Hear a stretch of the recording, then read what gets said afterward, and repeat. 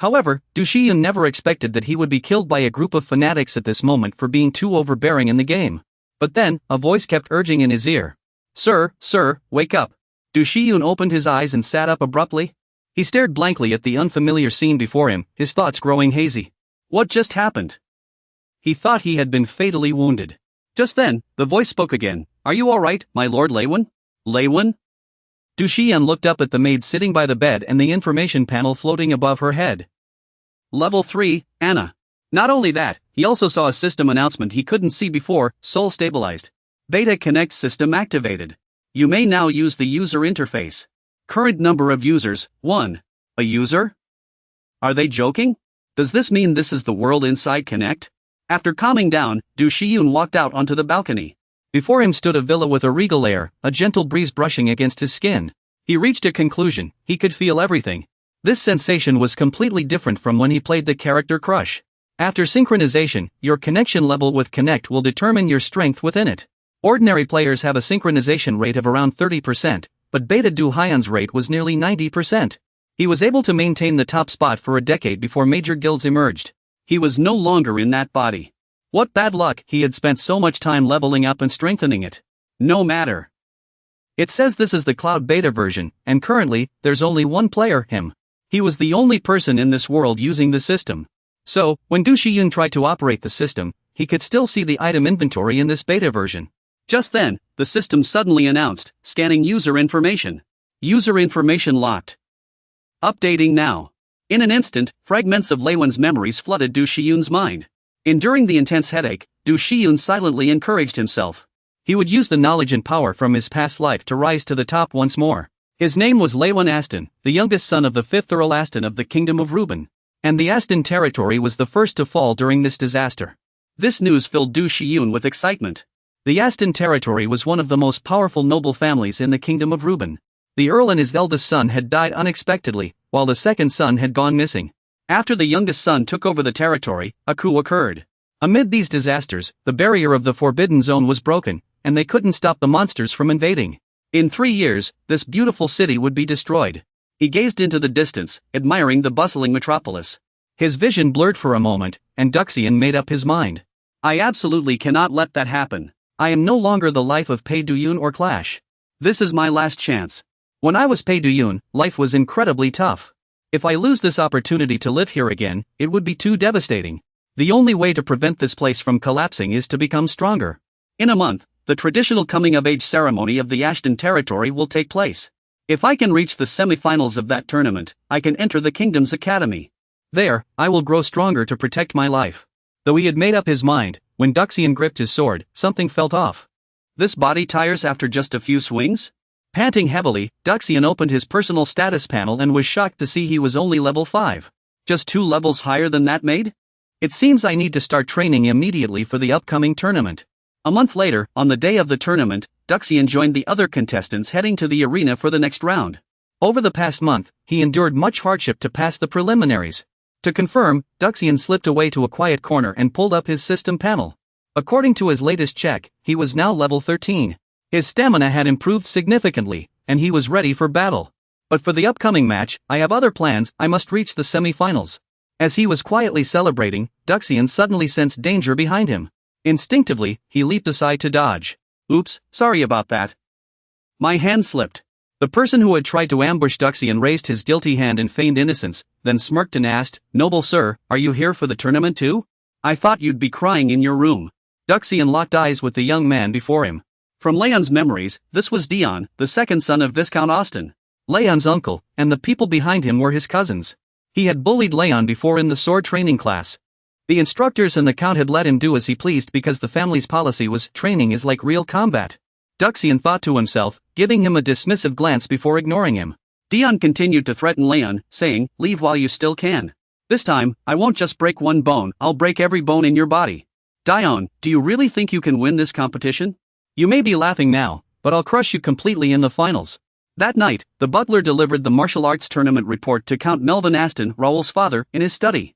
Count Melvin took the report and casually asked if there were any promising talents. The butler hesitated, unable to answer directly. After reading the report, the count understood why. Where is Raoul now? The butler smiled and replied that the young master had retired to his room after dinner. I suppose he exhausted himself in the preliminaries and is resting now? Hong, that's enough. You may leave. Melvin gave the order sternly, but as soon as the butler left, he couldn't help bursting into laughter. That boy actually made it to the official team competition. I never forced him to learn swordsmanship because he was weaker than his brothers. But a month before the competition, he started training on his own. At first, he could only last 10 minutes before collapsing, but he never gave up. I knew he was bullied during training because of his frailty. But if I interfered, he wouldn't grow. He had to stand up on his own, and I had to wait until he found his strength. But this outcome truly exceeded my expectations. After the finals, I should go see him. On the day of the finals, as the match progressed, some spectators began jeering. Hey, what's going on? Stop dragging this out. Finish the match and take him down. Edmund was also frustrated as he watched his opponent. This guy talks big, but he's so frail, why won't he just fall? Fuming, Edmund launched another furious assault, but Raoul, as always, blocked every move steadily. The audience's boredom gradually turned to amazement. Look! He blocked it again. How many times has that been now? He's lasted so long. He can do this. You worthless little rat, stop running. As a member of a Count's family, aren't you ashamed of just dodging like this?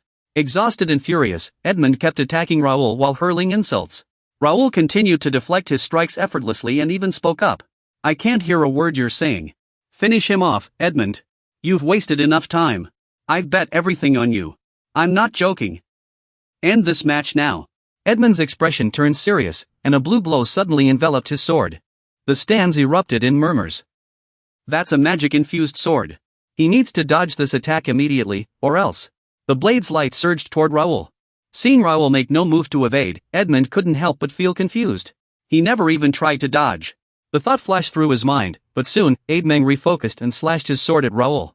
A deafening crash echoed, and the dust that rose obscured everyone's vision. The entire audience fell silent, holding their breath for the outcome.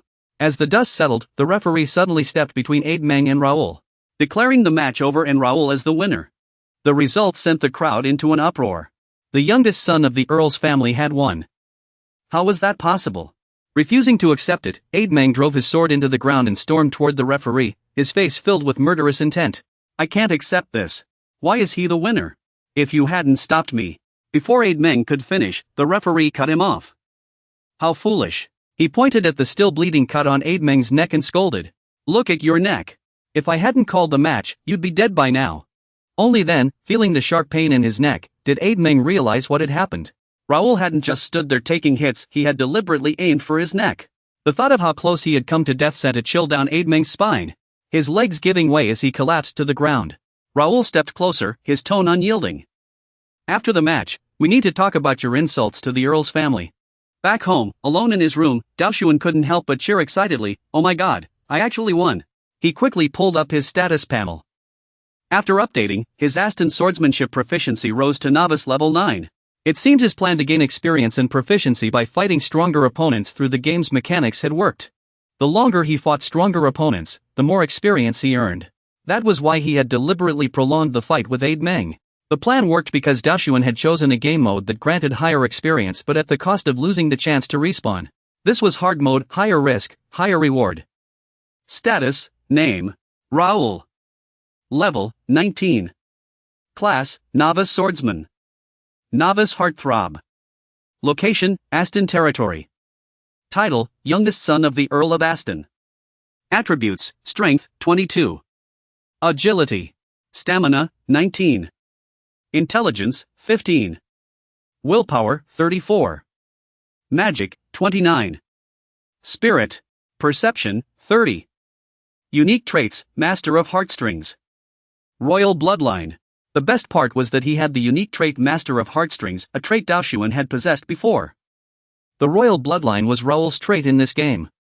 Other traits would unlock upon leveling up. After a moment's thought, Daoshuan tapped an option on the screen. Why not test this out in the next match? Over the next few days, Raoul won battle after battle, advancing straight to the finals. Along with the praise, there were also whispers and rumors. Regarding Raoul's victory, some say he was lucky, while others claimed he cheated. Raoul heard all these whispers but paid them no mind. As a connector citizen, he knew players' true power was still unknown in the early stages, so it was best to keep his mind control abilities hidden until other players arrived. Thinking back to his flawless acting, pretending to be breathless from battle, Raoul couldn't help but chuckle to himself. With his acting skills, he could fool anyone. Just then, a voice called from outside the door, "My lord, Ivan is here." "Ah, come in." With permission granted, the steward Ivan entered, his face etched with concern. "Are you injured, my lord?" "I'm fine. Even if I were, the prison of spirits and healers are always on standby." Ivan suddenly grabbed Raoul's shoulders and warned. "That may be true, but you mustn't let your guard down. Remember, some wounds cannot be healed." "Ah, right. I'll be careful." Watching Ivan's gentle smile, Raoul answered awkwardly, a hint of confusion in his heart. This was the first time he'd felt such genuine concern, something he'd never experienced in his past life. Changing the subject, Raoul asked, "Did you look into what I asked?" "I've already taken care of it as you instructed." Ivan handed Raoul a piece of paper, then hesitated. "Are you sure about this?" "Go ahead," Raoul said firmly. "Don't worry. I'll win. I believe in you." With a bow, Ivan turned and left. As he walked away, he couldn't help but reflect on Raoul's earlier expression. His confidence reminded Ivan of the young master from years past. But the final opponent was Lord Dion. No matter who faced him, they'd be left battered and broken. Meanwhile, in the room, Raoul glanced at the numbers on the paper Ivan had given him and felt a surge of joy. Just how much had he won? The Aston territory's personal betting system. The territory had established a legal gambling system tied to the competition's outcomes, and the winnings had fallen into the contestants' hands. This was enough to secure his standing in the family. All that remained was defeating Dion. The day of the finals had arrived. Raoul strode confidently into the arena, meeting Dion's usual condescending gaze. The referee announced, "The finals begin now." The final battle had begun. "You can do it, young master, prepare to be crushed by Dion. This time, win with real skill. Raoul. Raoul. Raoul." Amid the cheers, Dion looked at Raoul and sneered, "Hey, you. I don't know how you made it this far, but you'll regret crossing me. Those cheering for you will soon see how pathetic you are. I can't wait to see you beg for mercy." Facing Dion's threats, Raoul merely yawned and asked, "Done with the monologue?" Dion's rage flared, his magic surging as he glared at Raoul. "You arrogant fool." The crowd gasped. "Look at his power. Raoul doesn't stand a chance. Raoul won't respond." He was focused on something else. Dion, level 42. Class, Master Swordsman. Weapon, sword. Affiliation, Austin Viscounty. Title, The Viscount's Comet. Sword Prodigy. Attributes, Potential, B rank. Strength, 52. Speed. Darn it, this show-off, Raoul thought to himself. The guy's stamina was far worse than he imagined, and his skills were nothing special. As the two continued their duel, Dion kept swinging his sword, but not once did he land a hit on Raoul. The reason was simple: Raoul saw every move coming. Finally, spotting an opening, Raoul tripped Dion, sending him face-first into the ground. Raoul's mind began to doubt. His swordplay wasn't bad, but he clearly lacked real combat experience, which made him so easy to handle. Raoul had been bullied by this guy before. Dion clutched his nose as he stood up, gritting his teeth and snarling, "You're going to pay for that. I'll make you regret it." Raoul watched Dion calmly, thinking, is this guy only good with a magic sword? Then, under the shocked gazes of the crowd, Raoul swiftly disarmed Dion, knocking his sword away. He said, "How boring. I'm so disappointed in you. You're nothing, Dion." Enraged, Dion charged at Raoul again, only to be tripped once more. Raoul continued, so reckless, making the same mistakes over and over. "You're an embarrassment to Viscount Austin's name." Dion was nearly losing his mind. He got up and lunged at Raoul, screaming, "I'll kill you." His words were cut short as Raoul landed a heavy punch to his head. Dion collapsed, unconscious. A few people who knew Dion gasped in disbelief. "No way, Dion lost? Dion?" Turning to the stunned referee, Raoul asked, "Referee, my opponent is down. Should the match continue?" The referee snapped back to reality and announced loudly, "The winner of the Ashton Adult Tournament, Aston Raoul. Young Master Aston, I knew you could do it. That weakling Raoul! Raoul! Raoul! As the crowd cheered, Raoul suddenly felt all his strength drain away and collapsed. He thought to himself, I'm happy I won, but my stamina is terrible. Seeing this, someone below shouted, Young master, call the healer. While receiving treatment, Raoul checked his system panel. Adult Tournament, Quest complete. View rewards. Quest, Adult Tournament. Rank, D. Objective, reached the semi-finals. Additional rewards based on final ranking. Result, Champion. Completed. Rewards, Experience, 300 gold coins. Player Shop, Random Skill Book, E-rank or below. Bonus rewards, Extra Experience, 5 D-rank attribute points. Random Skill Book, D-rank or below. Meanwhile, in an observation room, Ivan stood behind Melvin and suddenly spoke. I'm proud of the young master. In just a month, he's grown so much. Melvin mused, that boy actually outplayed Dion. If he really did that in a month, then he's a genius. However, during the match, Raoul had noticed Melvin watching him. He waved cheerfully at his father, thinking, Father is watching. He must know I'm qualified for the academy now. That night, Melvin sat in his room and said calmly, I won't allow it. Raoul demanded, why not? Melvin explained, it depends on the circumstances. From what I've seen, Raoul, you need to stay by my side a little longer. You seem a bit too confident. Stay a while longer. Raoul interrupted, learning the sword is a lifelong journey. Hasn't father always said that? I want to go to the academy, just like he said. Father can't stop me. Ha, this kid really has grown up. Melvin sighed inwardly, slowly stood up, and pointed his sword at Raoul. Alright, if you really want to go, you'll have to defeat me first. I won't back down. What's your move now? A month later, Raoul sat in the carriage, lost in thought. Sigh. Finally free, when father was desperately trying to stop me. I just charged at him, and he knocked me down in one hit.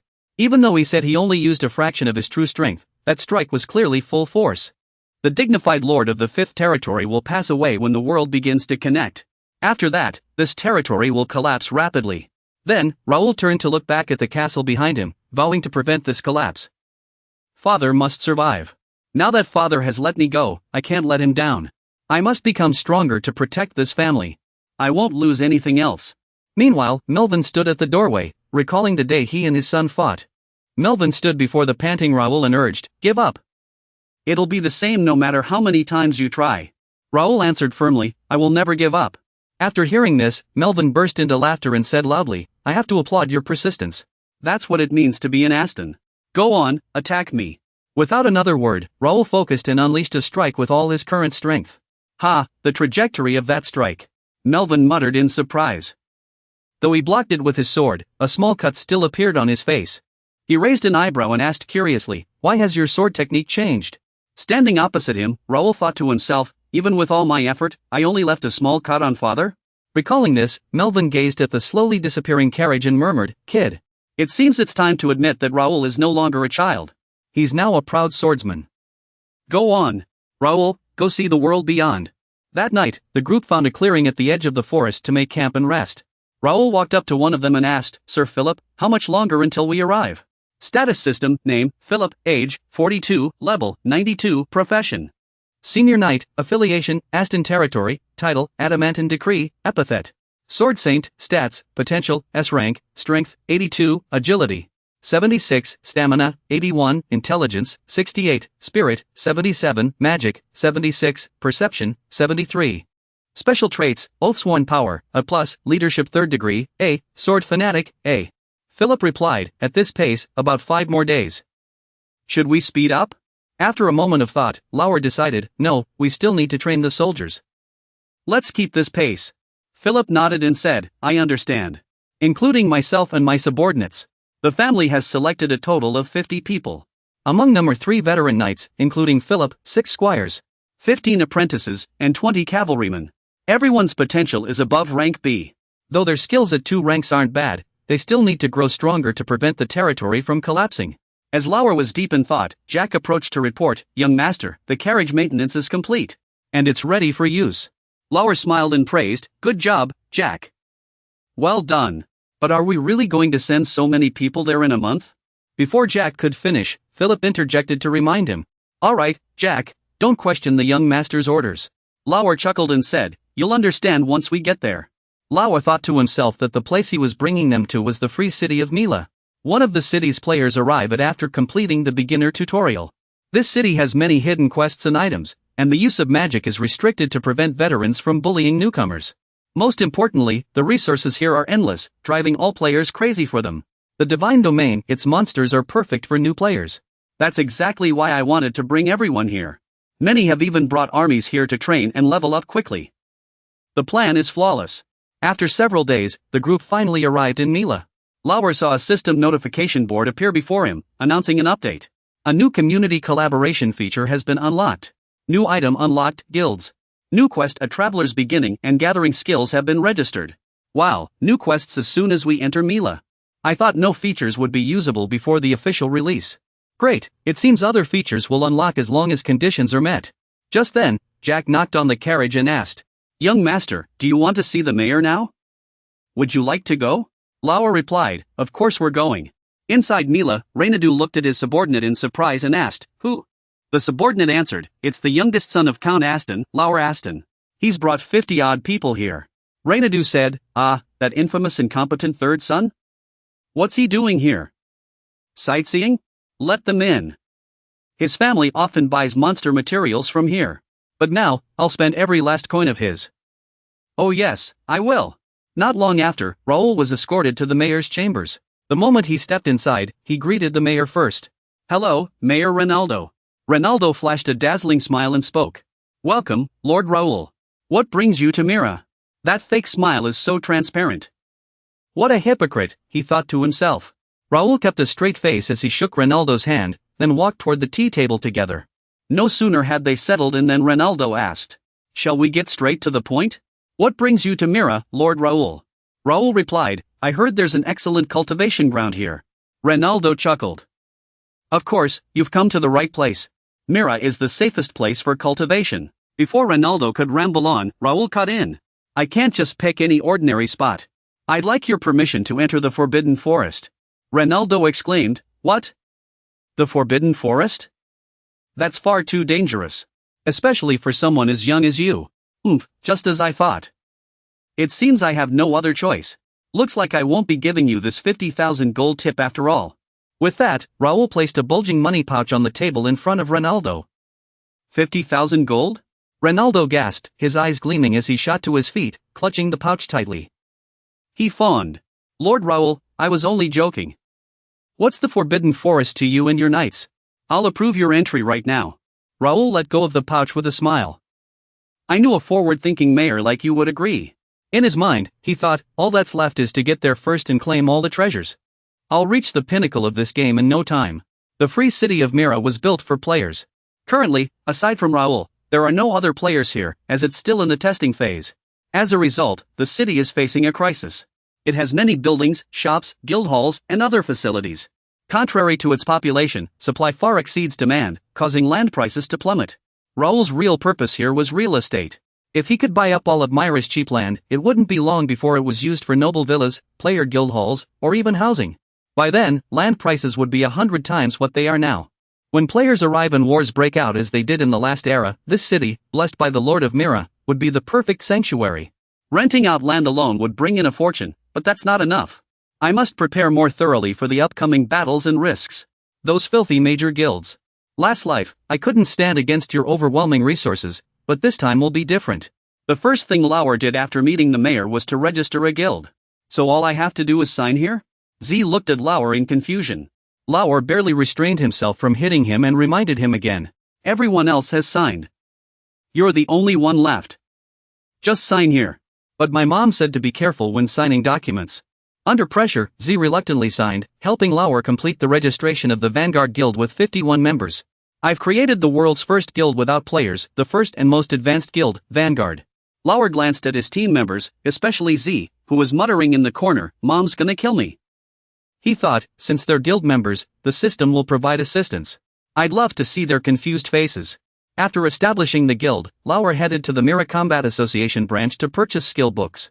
Skill books contain various abilities, just read them carefully to learn. Skills range from F to S rank, but at the Mira branch, only C-rank skill books are available, and only VIPs are allowed to buy them. What are the requirements to become a VIP customer? Lauer asked the female clerk. Complete missions or make multiple purchases, but the second method costs a lot, around 10,000 gold coins. It's not that much. Let me see the D-rank skill books first. As he spoke, Lauer placed a large bag of gold coins on the table, shocking the clerk. The clerk immediately beamed and asked, "Which type of skill book would you like to see first? Swordsmanship, archery, magic, or shields? Those are for kids." "I'll take them all." Jekka couldn't help but complain, "These ridiculously expensive books are so heavy to carry."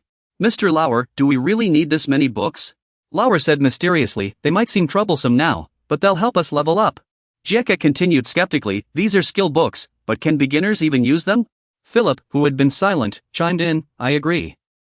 We could have used the money for armor and weapons. You'll see tomorrow." "Don't worry, just be patient." After returning, Lauer saw the piles of books everywhere and started to think Jekka might have a point, maybe he did buy too many. A player can't use skills endlessly, there are limits, so usually players cannot use multiple skills simultaneously. Sensing something, Luoer quickly opened the quest window and checked his inventory. When Luoer woke up in his body, there were already 2 unidentified items in his inventory, which couldn't be clicked or used. However, after accepting the quest yesterday, Luoer could finally use these 2 items. One of them was a sealed skill catalog. Skill collection quest. Level, undisclosed. Objective, collect at least 10 skill books and add them to the skill catalog. Additional rewards will be granted based on the types of skill books collected. Reward, activate the skill catalog. Additional reward, unlock traits. Gain skills. It seems he had to open the catalog and hold the skill books. Luoer held the catalog in one hand. With the other, he grabbed a random swordsmanship book and said, "Add." The skill book immediately opened on its own. A surge of mana flowed from the book, flew into the catalog, and vanished. Done. Seeing the once blank catalog now displaying the swordsmanship skill, Luoer cheered with joy. But when he turned and saw the mountain of books in front of him, his smile vanished instantly. Adding all these books would take until tomorrow. Is there a way to add them all at once? No sooner had Luoer spoken than the skill books flew into the air and opened automatically. Mana was released and automatically absorbed into the skill catalog. Did it understand what I meant? It must have. Sure enough, many new skills were added to the catalog. Immediately after, the system sent a notification. Skill collection quest completed. Rare skill catalog activated. Additional trait skill collection unlocked. Additional reward obtained, mimicry, S-Rank. Without hesitation, Luoer clicked to claim the rewards. Then, the system continued with another notification. Skill collection, rank, S. Effect, activates the skill catalog. Mimicry skill, slightly enhances the ability to learn skills from skill books. Mimicry, rank, S. Proficiency, beginner level 3. Effect, copies the target opponent's skills. The targeted skill will be added to the skill catalog. Higher proficiency allows learning more advanced skills with greater power. Current rank, B. Even the former top player of the server, Lauer, couldn't help but be shocked after reading the new skills description. It was just too powerful. I can mix and use other people's skills. Skill catalog, level, rarity, upgradable, with restrictions. Description, a replica of a mythical item. The skill catalog records ancient abilities. After being lost during spatial traversal, it can restore its original power as long as certain conditions are met. Current number of skills, 525. I already knew this, it was a mythical item I obtained before my death. Some traits and items from my past life, like perception abilities and artifacts, followed me here. But many of my skills are lost, and this is just a replica. All that remains are 3 X-tier traits and an item in my bag. I wonder how powerful it is. The next morning, just as Lauer had predicted, his followers, those who had spent 2 hours in the first guild, suddenly saw the system. Seeing such a thing for the first time in their lives left them utterly confused. What is this guild framework? Priest, I must see the priest. Lauer had spent the night studying the skill catalog, emerging from his room with dark circles under his eyes, exhausted like a panda. A servant was already waiting at the door. As soon as Lauer stepped out, the servant bowed and greeted him. "Good morning, young master." "Good morning, Bernard. Have you explained things to them?" "Yes, I have followed your instructions." "What about the skill book? Have you tried it?" Lauer asked eagerly, his eyes filled with anticipation. Bernard nodded with a smile and demonstrated a few basic movements for him. This young man is Bernard, a servant of the Aston family and Ivan's stepson. He had worked for the family since childhood and was personally mentored by Ivan. He had a sharp memory and high efficiency, but Lauer chose him for another reason. Bernard possessed the ability to control wind. Seeing Bernard conjure wind with his hands, Lauer couldn't help but praise him. "Excellent. I knew you could do it." Bernard replied humbly, "You flatter me." Lauer's system immediately displayed Bernard's information. Data, name, Bernard, age 27, level 21, occupation, servant. Apprentice wind controller. Affiliated with Aston, FOSF, with roles in talent, management, and execution. Attributes, potential, A rank, strength 17, agility 18, endurance 24. Intelligence 53, willpower 46, magic 23, perception 4. Traits. Strict management, A rank, calm mind, B rank, like the wind. After skimming through Bernard's attributes, Lauer thought to himself, his stats aren't outstanding, but he's sharp and excels in management. The preparations were complete. Lauer immediately ordered Bernard, prepare to depart. Once the knights grow accustomed to these novelties, we'll set off at once. To the Lord's domain, the cursed forest. As soon as they entered the forbidden woods, a towering green orc immediately greeted Lauer. It expressed its hospitality with action, lunging straight at Lauer's position. Too slow. With a scoff, Lauer dodged its attack effortlessly and threw a punch, sending the orcsy flying. Then, he looked in a direction and taunted, "Come out, all of you." An army of over 100 orcsies charged at Lauer all at once. But Lauer showed no fear. Instead, he smirked confidently and said, "Go ahead, try your best." The cursed forest, divine domain. Specifically, the divine domain isn't just a beginner's area. It covers the entire city of Mila. If players are injured, they receive healing. If players are killed, they respawn in the blessed city. That's why this city is the best sanctuary. In the forest, however, the blessing only applies to monsters, so even if they're killed, their numbers don't decrease. Humans cannot respawn in the cursed forest, nor can they take items obtained from slaying monsters out of the forest. If taken out, those items will turn to ash and vanish. This means you must not touch the god's property. But this rule only applies to ordinary residents. Players like Lauer or members of the Blessed Guild, however, can take items obtained from monsters out of the forest. The entire orcsy army numbered over 100. Yet, within just a few minutes, only the orcsy chieftain remained. Only then did it begin to panic and demand answers from Lauer. What kind of power is that? What do you mean, human? The scattered orcsy weapons suddenly lifted into the air. With a gesture from Lauer, they flew toward the orcsy chieftain, knocking it back. Thus, the orcsy chieftain never got to hear Lauer's explanation about the skill that destroyed its entire army, Heart's Desire. Jack and Philip watched the entire battle from the sidelines. As soon as the fight ended, they rushed over to collect the spoils. This is a really handy ability. Jack couldn't help but remark. "Jack, enough talking. Keep skinning those orcsies." Philip reminded him. All right, Jack sighed in resignation. "I didn't come all the way to Mila just for this. But I guess this training session has helped us improve quite a bit." While Jack and Philip were busy skinning the orcsies, Lauer sorted and packed the loot into his bag. He said gratefully as he worked, "Thanks, everyone. We couldn't have done this without all of you. If we learn from the skill books, we'll all get stronger." Philip didn't say anything, but he agreed with Lauer in his heart. Just now, he also tried attacking an orcser.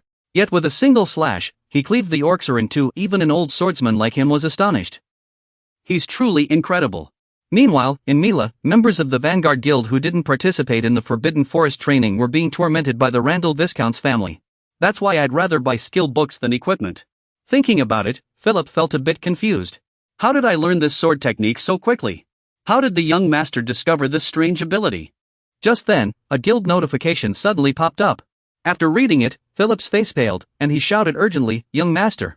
There's trouble with part of the guild's assets." "I saw it too," Raoul said grimly, ordering, "We're heading back to Mila now." Meanwhile, in Mila, members of the first guild who hadn't joined the Forbidden Forest training were being abused by the Randall Viscount's men. "It's about time we did this. Seeing those Aston brats loitering in the city, I just couldn't hold back anymore." Ramon, the eldest son of Viscount Randall, said as he drove his greatsword deep into the back of one of Raoul's soldiers, a twisted pleasure on his face.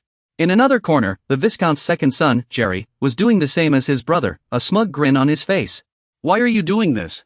A battered soldier from the Aston family protested, only to be silenced by a club to the ribs. The Viscount's third son swung his hammer straight at the soldier's face. "It's simple, we just don't like you. You're unlucky to have run into us in this city. You'll regret this soon. Our young master." Before the soldier could finish, Ramon twisted his blade deeper into his flesh, ending his suffering. Ramon laughed even harder, crazed as he shouted, "Hurry up and bring him back. We've got a score to settle with that little brat too. Though it's weird, they keep coming back to life." Ramon watched as the soldier he'd just killed revived. Then resumed torturing him the same way. Jerry chimed in, snickering, "Let's do the same to Raoul. I thought noble families weren't allowed to attack each other within the free city? Keller asked cautiously. Ramon shrugged. So what? Just say it wasn't us. What can they do? Think about it. This is a rare chance to run into them here. Might as well take the opportunity to put the Astons in their place. Grandfather might even praise us for it. No sooner had Ramon spoken than his head flew off, leaving his men stunned. Jerry and Keller turned toward the surge of magical energy that had just killed their brother. A golden-haired youth stood there, radiating power, staring them down. Your eyes hold no fury, yet every word questions, how dare you offend the Aston family? You will pay dearly for this. Your deaths alone won't satisfy me. Have you lost your mind? How could you lay a hand on the young master of the Randall family? Jerry shouted in outrage, while Keller turned to berate his subordinates. What are those knights doing? How did he even get this close? A Randall family soldier, trembling with a sword pressed to his neck by Philip, answered Keller. I believe they're the main forces of the Aston family. We have surrounded all of Landauer's knights as per the young master's orders. After confirming there were no civilians nearby, Philip reported the situation to Raoul. Good work, Raoul praised before using heart movement technique to transfer 3 soldiers tortured by the Landauer family to Bernard. He ordered Bernard to take them to the temple, then took the sword from the chest, and declared in a broken voice, I will personally deal with this trash. The Landauer and Aston families are 2 of the 5 great military families of the Reuben kingdom. Unlike the Aston family, however, the Landauer family is not a family with a long history. The 4 great military families were reorganized into 5 because the current head of the Hudson family, Landauer, reached the Swordmaster realm. Due to their short establishment time, they used various means to consolidate their position. They formed a heavy cavalry regiment, achieved numerous great feats, and crushed all enemies. And now, their target is the Aston territory. Due to the long absence of a Swordmaster, the Aston territory is no longer as powerful as it once was. This situation has persisted for quite some time. The 2 families have clashed multiple times across the kingdom. Most conflicts were provoked by the Landauer family, and due to their many swordmasters, Viscount Landauer was always seen as the victor. Landauer's army originally thought the outcome in Mira would be the same until they encountered Raoul. Jerry watched Raoul closely, silently assessing what that unnatural power could be. He drew his sword from the void. The soldier controlled by Philip had secretly drawn his sword when no one was looking, but before it was fully unsheathed, Raoul cut him in 2. Seeing this, the soldiers from the Landauer side tried to charge forward but were surrounded by the Aston family's soldiers with their weapons. Philip then gave the order. The young master said he could handle himself. Everyone, lay down your weapons and do not interfere. Upon hearing the command, everyone immediately lowered their weapons. This action shocked Jeremy, the captain of the Landauer family's night escort. They really all laid down their weapons? Are they insane? Regardless, this works in our favor. Do you really think you can take us all on alone? This isn't a drill. Kina suddenly swung her spiked mace at Raoul, but before she could strike, Raoul cut her down. It was a grim sight. Jerry roared and turned to scold his men. You useless lot, just standing there watching? Looks like I'll have to step in myself. I stood here initially because I didn't want to bully a 15-year-old, but when a comrade falls, I can't just stand by. I was standing here because I didn't want to take advantage of a 15-year-old, but if I don't draw my sword when a comrade falls, that wouldn't be right. Jeremy slowly stepped forward, drawing his longsword as a declaration of challenge. Raoul's vision immediately displayed Jeremy's information panel. Status, Jeremy, 37 years old, level 65, profession, Knight Escort Captain, Junior Swordsmanship Expert. Relations, Viscount Randall, Randall Knights. Stats, Talent Potential, B rank. Strength, 66, Agility, 72. Stamina, 68. Intelligence, 48. Willpower, 63. Magic, 70. Perception, 55. Unique trait, Burst, C rank. Randall watched as Jeremy and 3 soldiers pointed their swords at him, making a silent assessment. The Randall family's main weapon is an A-rank sword. I assume they're all elite soldiers. The commander is level 65, and the other elite soldiers are level 60. I'm only level 45 right now. I can't win through conventional means. Seeing Raoul suddenly fall silent, 2 of the 3 elite soldiers from the Randall family, thinking he was scared, spoke arrogantly. Aren't you going to stop now? We think you've had enough fun. Even if you're the young master, we won't care. Before the other soldier could finish speaking, Raoul cut him down with a single strike. He then used a powerful slash to drive his sword into the ground, obscuring the enemy's vision and successfully taking out the second elite soldier. Just as Raoul was about to deal with the next opponent, Jeremy darted forward like a gust of wind, his sword pointed at Raoul. Fortunately, Raoul's instincts were sharp, and he managed to block Jeremy's attack with his sword, though the force sent him staggering back several meters. And just like that, 2 elite soldiers were lost. I heard he was weak, barely able to lift a sword. Thinking this, Jeremy drew another sword from his side and said to Raoul, "The rumors don't match the reality. From now on, I'll take you seriously." Raoul responded fearlessly, "Bring it on, you jerk." Meanwhile, Raoul deduced, a dagger block with a sharp rapier? He planned to use the Randall Viscount family's sword technique, meteor sword style. Jeremy suddenly grinned. "Ha, I like your courage. But you know that in Mira, all wounds heal, right? You can't take us all on alone." Raoul shot back, "I think you've got it wrong. I bet since coming to Mira, you and your knights haven't trained at all." Jeremy's heart skipped a beat. How did he know? Seeing Jeremy's expression, Raoul explained, "How do I know? Even if your wounds have healed, those soldiers, like dried-up dogs, are living proof. They still aren't used to death. This guy isn't just skilled in battle, he sees through everything. He's a threat." After making this judgment, Jeremy immediately ordered his subordinates, "Cover me from behind." The subordinate replied, "Leave it to me, sir." Under Jeremy and his men's combined assault, Raoul's face and body soon bore numerous small wounds. Suddenly, Raoul seemed to make a mistake, his face showing panic, which made Jeremy's men's eyes light up. "I see it, a flaw in his defense." Overconfident, one of Jeremy's men forgot his earlier orders and lunged at Raoul without hesitation. "No!" Jeremy cried out, but it was too late. Raoul swung his sword mercilessly, cutting the man clean in two. Jeremy gritted his teeth and cursed under his breath, "Idiot! Damn it, we can't waste any more time." After a quick thought, Jeremy decisively used the sword technique Randall Meteor. Raoul was slightly taken aback but quickly raised his sword to defend, muttering seriously, "Here it comes." The moment he engaged Jeremy's attack, Raoul immediately felt an immense pressure. Just as expected, this was a powerful skill renowned in duels. Even with full concentration, he was already pushing his limits to keep up with its variations. With that in mind, Raoul gritted his teeth and held his ground. Jeremy's expression wasn't any better. How is this possible? I clearly had the upper hand in this fight. I had already forced him back, yet. Unable to contain himself, Jeremy roared in fury, "What's with that arrogant look?" Raoul replied, 100%. Immediately after, Raoul responded to Jeremy's challenge with a lightning-fast sword strike, knocking his weapon into the air. System prompt, opponent's skill detected at 100%. Ready to use copy. By precisely replicating the movements, the skill is added to the skill list. Copy, activate sword technique Randall Meteor? B rank. No. After activating Meteor, Raoul seized Jeremy's weapon and charged forward. Jeremy exclaimed in shock, "How is this possible? This has to be Meteor, who? Who betrayed us and taught this swordsman the technique?" "The very person who taught me," Raoul replied. With that, Raoul drove Jeremy's own weapon straight into his body, taking his life. System status, synchronization rate 100%.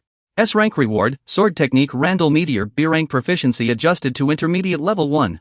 Successfully added sword technique Randall Meteor B-rank to the skill list. Equip the skill in the skill list to continuously use Randall Meteor B-rank. Raoul took a deep breath and muttered, "It's over. S-rank copy is too powerful, it's difficult to use. Copy is a skill I learned alongside my skill list, but I can only capture one skill at a time, and once activated, I can't look away from the target. If the target leaves your line of sight, the detection probability returns to normal. That's why I didn't blink once when he launched his attack. Also, if it's not a one-on-one fight, I can't use my skill levels." Then, Raoul quietly ordered to display skills. Display user skills. Activate default skill. 1. Sword technique, Aston Crush A, intermediate level 2. 2. Heartbeat S, intermediate level 2. 3. Heart technique, Aston A, intermediate level 1. 4. Photography S, beginner level 6. 5. Basic meditation E, beginner level 8. Open skill catalog selection. Flash C, beginner level 6. Randomly open skill catalog. Iron Fist D, intermediate level 1. Thanks to the skill catalog, I can use 3 additional skills. After selecting, I can freely use 2 skills from the catalog. I'll use it here. After a moment of thought, Raoul turned to Jerry. Jerry, frightened by Raoul's gaze, asked fearfully, "Who are you? How do you know Randall's sword technique?" Raoul spoke calmly. "Ah, so you're still here. Lord Philip, kill them again every hour after they respawn." Philip bowed respectfully and replied, "As you command, my lord." Then, Philip ordered, "Everyone heard the Lord's command. Kill them." Understood. Jerry, seeing Philip approach with his sword, fell to the ground in terror and begged for mercy. "Please, spare me."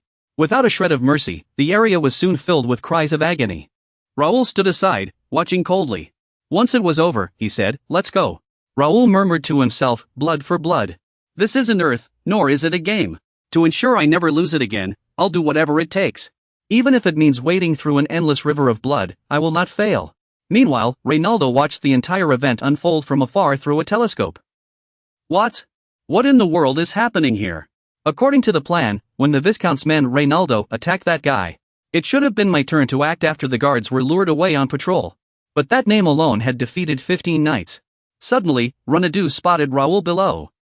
When Raoul abruptly looked up in his direction, Renadu panicked and crouched down, clutching his head in shock. What's going on? How did he notice me here? Isn't that guy just a good-for-nothing playboy? How is this possible? Could he be a hidden swordsman from the Ba district? If that's the case, he might have already seen through my entire plan. It seems I'll need to show more goodwill toward the Aston district from now on. After a while, Raoul returned to his residence. He pulled up the mission panel to check. Hidden quest. Challenge a rival family. Result, successfully rescued and punished. Rating, B. Reward, experience points, 30,000 copper coins, usable only in the player shop, and a random B-rank skill inspection voucher. Raoul chuckled softly, thinking he might have gone a bit overboard this time, but the rewards weren't bad. Most importantly, he had gained about 5,000 gold coins, a magical storage bag with plenty of space, a one-of-a-kind sword, and the left arms of Viscount Reno's thugs. Raoul took out a voucher and smiled. This B-rank skill inspection voucher was quite interesting. Then, Raoul muttered to himself, am I doomed to get useless skills every time? Just thinking about it is boring. This time, don't give me something too strong, just something normal, please. No, anything but trash will do. I'm begging you. After clasping his hands in prayer, Raoul immediately tore open the B-rank skill inspection voucher. System prompt, acquired Commerce Art Riviera inspection skill, B-rank. Seeing this, Raoul clenched his fist and pumped it in excitement. Perfect. Commerce art was exactly the skill he needed for his next destination, the capital of trade. Haha, looks like Lady Luck is smiling on me. Next, there was still an important matter to attend to in Mira. This task would require a full month of focus, it had to succeed. A week later, in the forest at night, Raoul had just successfully slain a monster. Condition, level up. Player Raoul has reached level 51 and met the requirements to claim rewards. Available upgrade options, Swordsman, Beginner Heartthrob. Related skills, Inherited Aston Sword Art Surge, A+, Randall's Meteor Sword Technique, B, Heartthrob, S, upgraded to Intermediate Level 2, meeting upgrade conditions. Profession, Swordsman upgraded to Swordmaster, Beginner Heartthrob upgraded to Intermediate Heartthrob. Just then, Philip and Jack walked over. Oh, that's amazing, young master. So cool, becoming a Swordmaster at just 15. Raoul didn't respond to them right away. He raised a hand and activated his Heartthrob skill. In an instant, the small pebbles on the ground suddenly. In an instant, they flew toward the central area, circling above Raoul. Go, Raoul said softly, then pointed toward the nearby woods. The rocks swirling above his head seemed to receive the command. Hurtling densely toward the trees and snapping many of them in half. Raoul didn't stop, drawing his sword and leaping high to strike a boulder with full force. The boulder shattered into countless fragments in an instant. A deep fissure was left on the ground. Raoul said in surprise, Has it really reached this level already? Philip stepped forward and praised, that was incredible, young master. Can you perform it on your own now? Well then, we should take a break. Before Z could finish, Philip grabbed his hand and scolded, what are you relaxing for? Look how long you've been sleeping, you've fallen behind the young master. Z cried, I was joking, just joking. It's because the young master trains so hard that I suggested taking a break. You're all talk anyway. Raoul smiled and said, jokes aside, we can't rest just yet. Philip asked, what do you plan to do now? Z also asked, should we contact the family? The madam will surely worry. Raoul replied, I'll report to the family myself later. For now, keep it a secret. Alright, let's head back. Yes, young master. Raoul thought to himself eagerly, I've hunted enough magical beasts and leveled up. I've set all the bait. Now, I just need to wait for the fish to bite. Go ahead, hounds of the empire. At a street-side shop in Mila City, take care. After seeing off the last customer, the alchemist Nikia stretched and smiled, work for today is done. The medicine has been selling really well these days, thanks to the supplies from Aston territory. Refining elixirs requires byproducts from magical beasts. Since some magical beasts rarely appear in Turtle Shell Forest, I haven't been able to gather all the materials lately. But now that people from Aston territory are bringing them, I can refine elixirs every day. Not only that, people from Aston territory stop by the shop every morning to ask about what happened the night before and if I need anything, as well as how the shop's business is doing. After locking the shop, Nakia walked down the street, Raoul's image appearing in her mind. She murmured, "Is it Raoul? He's a little odd, but I'm grateful to him, and he's quite handsome too." Nakia's face suddenly flushed red, and she lightly slapped her cheek, scolding herself. "Oh my, what am I thinking? Phew, Nakia, he's only 15. 8 years younger than you, and he's a noble too." As soon as she got home, Nakia called out at the door, "Nikki, sister's back." No one answered, and Nakia suddenly had a bad feeling. "Nikki?" Just as she was about to call out again, Nakia's expression changed abruptly when she saw. "There's a note pinned to the bed with a dagger. We've taken your sister. If you want to save her, don't tell anyone about this. Wait for our next instructions." After reading the note, Nagia immediately burst into tears. "No. Please, don't hurt Nikki." Nagia ran wildly through the streets, her mind in chaos. "No, it can't be Nikki. If she leaves the city, it would be too dangerous. There have been many reports of kidnappings lately. So many that even the royal family has stepped in to investigate. If the rumors are true, where should I go now? I can't go to the city authorities. The kidnappers might be watching me. The guards won't leave the city just because of my word. If I go to the mercenary or adventurers guild, they'll act too slowly. What should I do now?" Lauer's figure suddenly flashed in Nagia's mind. He once told her, "If you're in trouble, come find me." Finding Lauer is the only viable option right now. So Nagia ran to him without hesitation. Pierce immediately sent word to Lauer, "Nagia is heading your way. It's come to this." Lauer pondered silently, then gave the order, "Everyone, take your positions. Keep the target in sight. Report any changes immediately." Lauer exited, opened the system window, entered the connection community, and then accessed the Connection Cafe. Connection Cafe, this was the exclusive high-tier intelligence hub I ran in my past life. As a well-known player, I could gather useful information from fans and intel collectors. Thus, this cafe became an information vault, containing nearly all of Connect's classified data. It's still here, what luck! I can use it to fill in the gaps in my memory and devise a better plan. Seeing the search results for the free city of Mira, Lauer felt a flicker of hope. Alright, I've checked all the available missions. Hope everything goes according to plan. Just then, a soldier came to report. "Sir, Nagia has arrived." "Good. Be polite to her," Lauer instructed the soldier. His heart couldn't help but feel a pang of unease. Can I change her future? The mad alchemist, the bloodthirsty sorceress, the forbidden destroyer. Nagia, the one burdened with these terrifying titles, struck fear into everyone who heard her name. She conducted experiments on humans without hesitation to seek revenge against the Empire. The Empire was the primary target of her chemical weapons.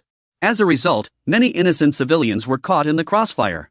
But now, the uncorrupted Nagia stood before Lauer. "I earnestly ask for your help." Seeing Nakia in a panic, Raoul grabbed her shoulders and gently reassured her. "Calm down, she'll be fine. I'll help." "Explain the situation to me. My sister was kidnapped. She was supposed to be home 2 hours ago, our neighbor was looking after her. Please, you must find my sister. She's just a poor child, and it's all my fault. Don't worry, I'll find her. I think I already know where she is." "Really? Please save her." Raoul smiled and promised, "I'll notify you as soon as I find her.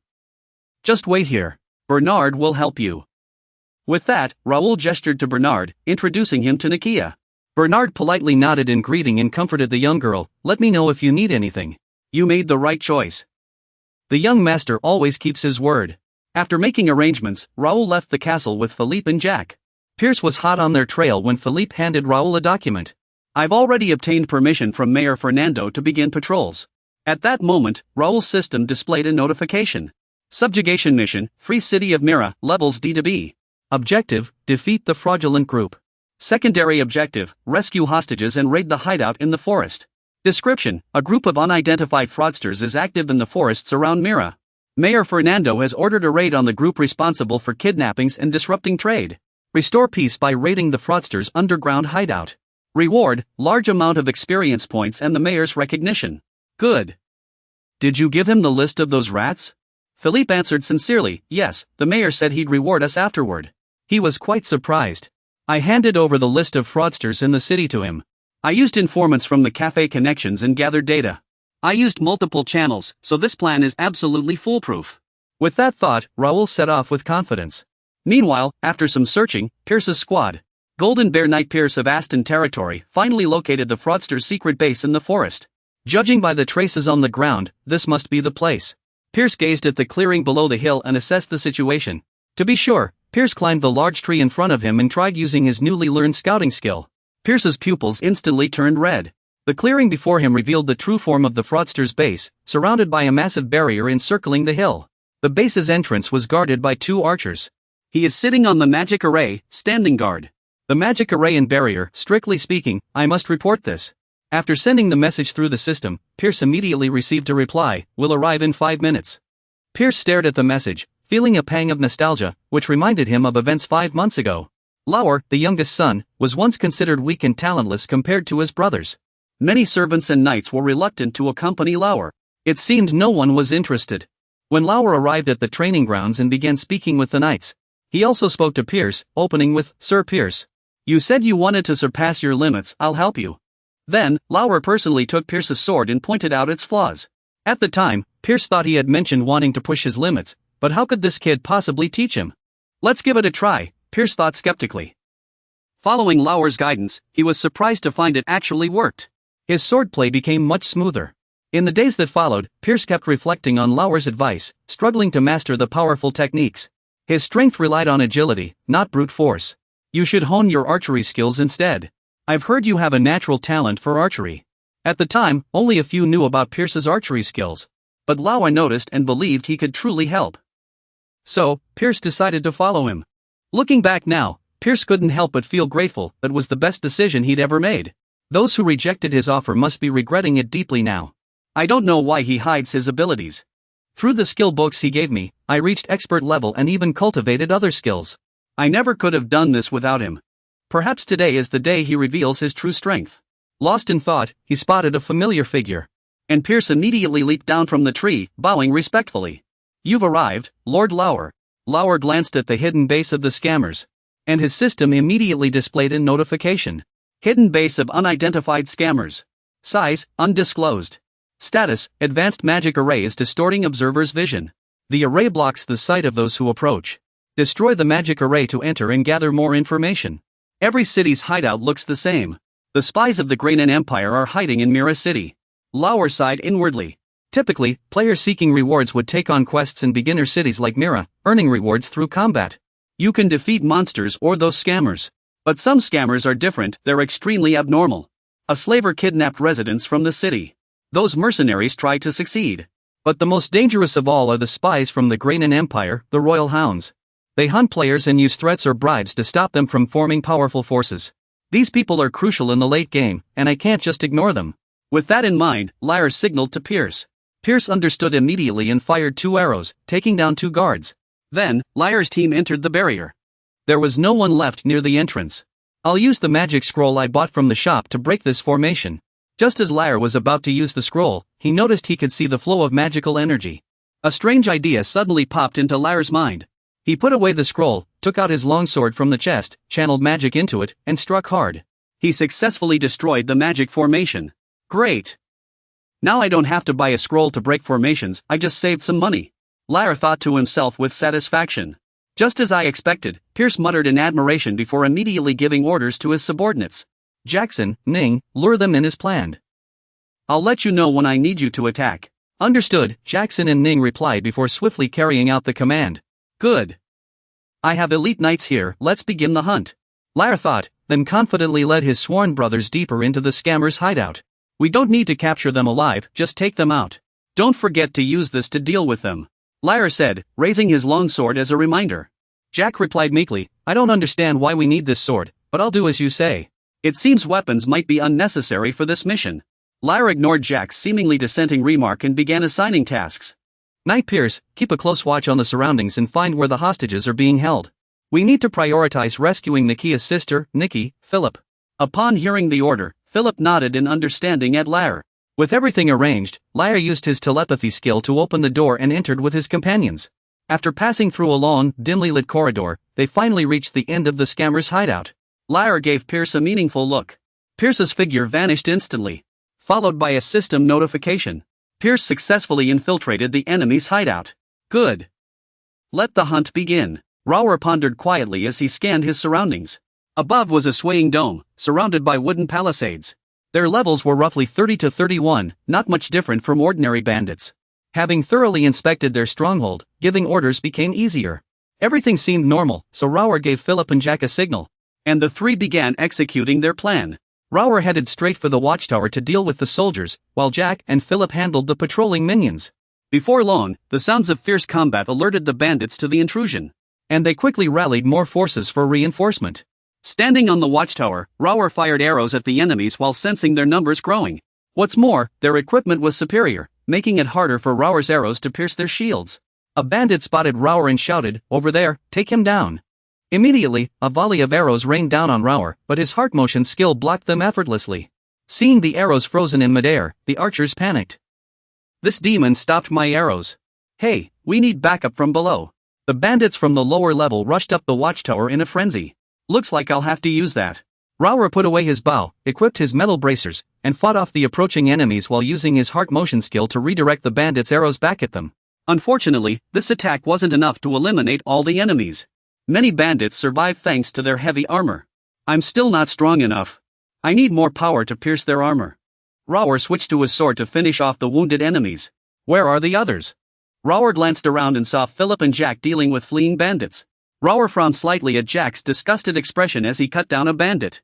"This idiot, he acts like someone wronged him just because I asked him to use sword energy. He doesn't need to waste so much mana on these weaklings. I've reminded him multiple times not to leave traces of his swordsmanship during covert missions. Forget it, no point dwelling on it." Just then, Rower noticed a soldier sneaking up on Jack, attempting a surprise attack from behind. Pierce appeared just in time and took care of the soldier. "Good, the small friar dealt with," Rower thought with satisfaction. "Sorry, teammates, we've searched every corner, but we still haven't found Nikki," Pierce reported with a sorrowful expression. "It's all right. Did you explain things clearly to those who were captured?" Raoul patted Pierce on the shoulder and asked. "Yes, we gave them clothes and food and told them to stay put until the fight is over." At this point, Jack began to have doubts and asked, "Do you think there are other enemies? Aren't they just a bunch of bandits?" "That's true, but don't you find it a bit odd?" Raoul began to analyze. "First, Nikki was kidnapped, but there's no sign of her here. Second, while there are many of them, they're all just insignificant lackeys. Finally, we found a magic circle at the entrance.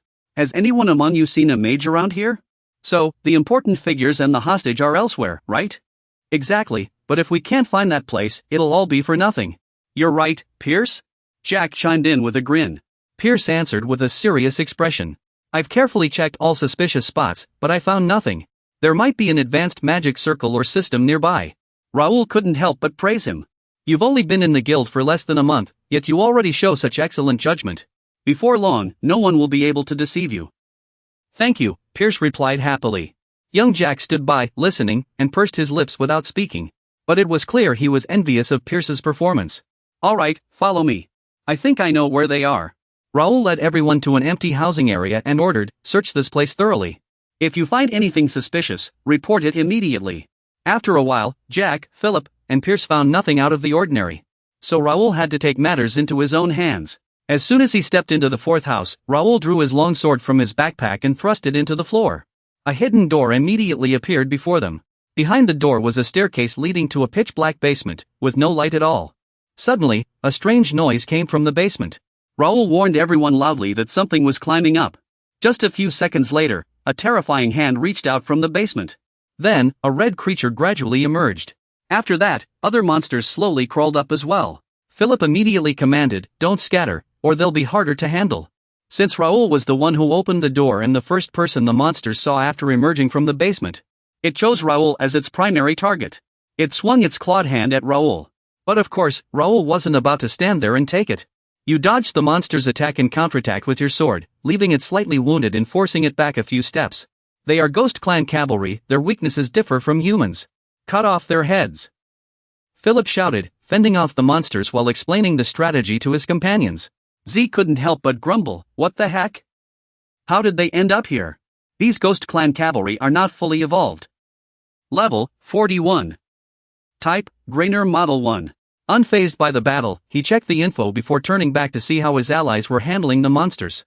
Raoul couldn't help but sigh. What was he even expecting from them? He'd been tormented by them enough in the past. In his past life, Daoshuan had launched an attack on the Empire's barracks in the Origin City 6 months after the game began. As per the mayor's request, once the top players were nearly at max level and dozens of the most talented had already dual-classed, They formed an expeditionary force and, alongside hundreds of guild alliances, stormed the city. But when the real Ghost Clan cavalry emerged in secret, most players were instantly killed. Only a few high-level hunters, including Daoshuan, managed to escape in the chaos. For the next 6 months, no one could get near the Empire's barracks. Those Ghost Clan cavalry were fully evolved, averaging nearly level 50. Of course, players just hitting level 50 stood no chance. What about now? This monster isn't fully evolved, and its level is lower. My companions are all high-ranking knights, some have even reached level 80. More importantly, Raoul spotted a blue mark on the monster, allowing him to identify their weaknesses. So, all we need to do is strike those weak points. Before long, Raoul and his companions successfully eliminated all the monsters. Why would Ghost Clan cavalry appear in a place like this, near the kingdom's outpost? What should we do now, sir? I think going in directly would be extremely dangerous, Philip said with hesitation. Raoul answered firmly, we have to go in. There's no turning back now. Pierce suggested, at least call for reinforcements if we're doing this. No need. The longer we wait here, the more dangerous it becomes. We must eliminate all enemies before they threaten anyone outside. Then let us handle the enemies, sir. Stay back. You and Pierce focus on searching. Philip made the suggestion and immediately rushed to the basement with Jack, leaving Raoul no chance to refuse. What a shame, but now isn't the time to be greedy for experience. If I don't kill them myself, I'll only get partial experience. This is a chance to let others take the lead. They need to level up too. It's great to have such reliable subordinates. I'll have to rely on them in the future, Raoul thought. We should crush them before they grow stronger, Jack said, but when he looked toward the room at the end of the tunnel, he fell silent. A laboratory is filled with dozens of cultivation tanks for growing shadow cavalry. Mutated assassins and dismembered body parts are scattered across the floor in a gruesome display. They have no fear at all. How dare they research and create chimera monsters within the kingdom's territory? Those Ghost Clan knights we just encountered. They were clearly civilians abducted and experimented on. I never imagined they'd go this far, Pierce said angrily. Lauer examined the monster corpse on the operating table. His mind was flooded with thoughts. I've seen this kind of scene too many times in my past life, yet I still feel rage toward those people. When I was reincarnated, I once considered joining their faction because, in 10 years, they would seize the highest power on this continent. But their leader, the king, is a madman. Serving under him is no different from seeking death. There are many rumors about the king. But one thing I'm certain of, he doesn't see others as human. Those without royal blood are divided into different classes based on their value. They suffer exploitation their entire lives, and when they become useless, they're either turned into test subjects or fed to the Ghost Clan cavalry. Of course, even the upper classes aren't safe. If they dare defy the king's will, they'll be executed. Once, a general spoke out against the king's atrocities. Before he could finish, the tattoo on his shoulder glowed red, and he exploded on the spot. I still remember it vividly because I was there. Following such a man leaves me with no chance of survival. Besides, I can't stand by while innocent people are turned into test subjects. Just as Lauer was lost in thought, Philip's call brought him back to reality. Come take a look at this. Lauer curiously approached Philip as another door opened. Behind it lay the hideout of these deceivers. A mage was setting up a spell formation while giving orders. The time has come. Prepare to invade this land. You all get ready. I'll open a portal to create an escape route for us. Pierce quickly assessed the situation with his observation skill, 3 knights, 4 mages, and 10 Royal Ghost Clan cavalry. It seems the mages are casting defensive spells up ahead. Philip immediately devised a plan. Those knights are mine. Pierce, you handle the mages. Jack, the Ghost Clan cavalry is yours. Also, cover our rear.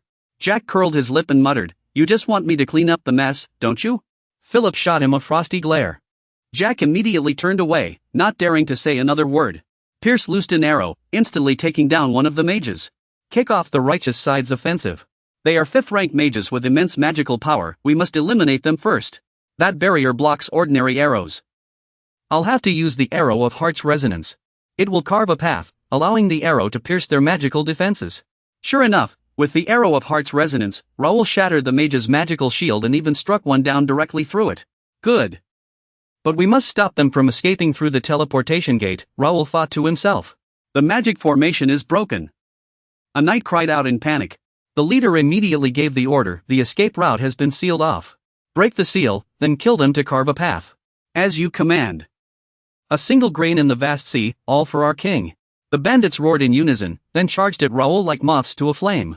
Philip instantly appeared, shielding Raoul with his shield. But the bandits' attacks were too much for Philip to handle. Seeing Philip frown, Raoul couldn't help but worry, was Philip not strong enough to face them? A high-ranking knight, over level 90, yet unable to match them? Thinking this, Raoul immediately used his observation skill to analyze his opponents.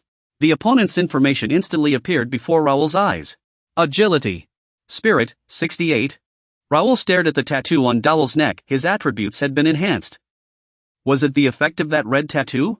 What is this? Are they all fighting with everything they've got? Centipede impatiently shouted, then messaged Raoul privately, Master. Let me cut them down with my sword. This little stick is too much of a hassle. Raoul feigned disappointment, covering his face. Sir Philip and Pierce are doing fine, but this seems a bit tough for you, Sir Jack. This plan was based on my trust in your abilities. Looks like there's no other way, is there? I only said that because I thought Sir Pierce was struggling too. The reverse psychology worked. The reverse psychology worked. Jack, as if fired up, cut down a bandit in one strike.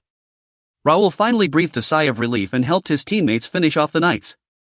Seeing Raoul take down a knight with a single basic sword technique, Jack couldn't help but wonder how could he so easily find their weaknesses.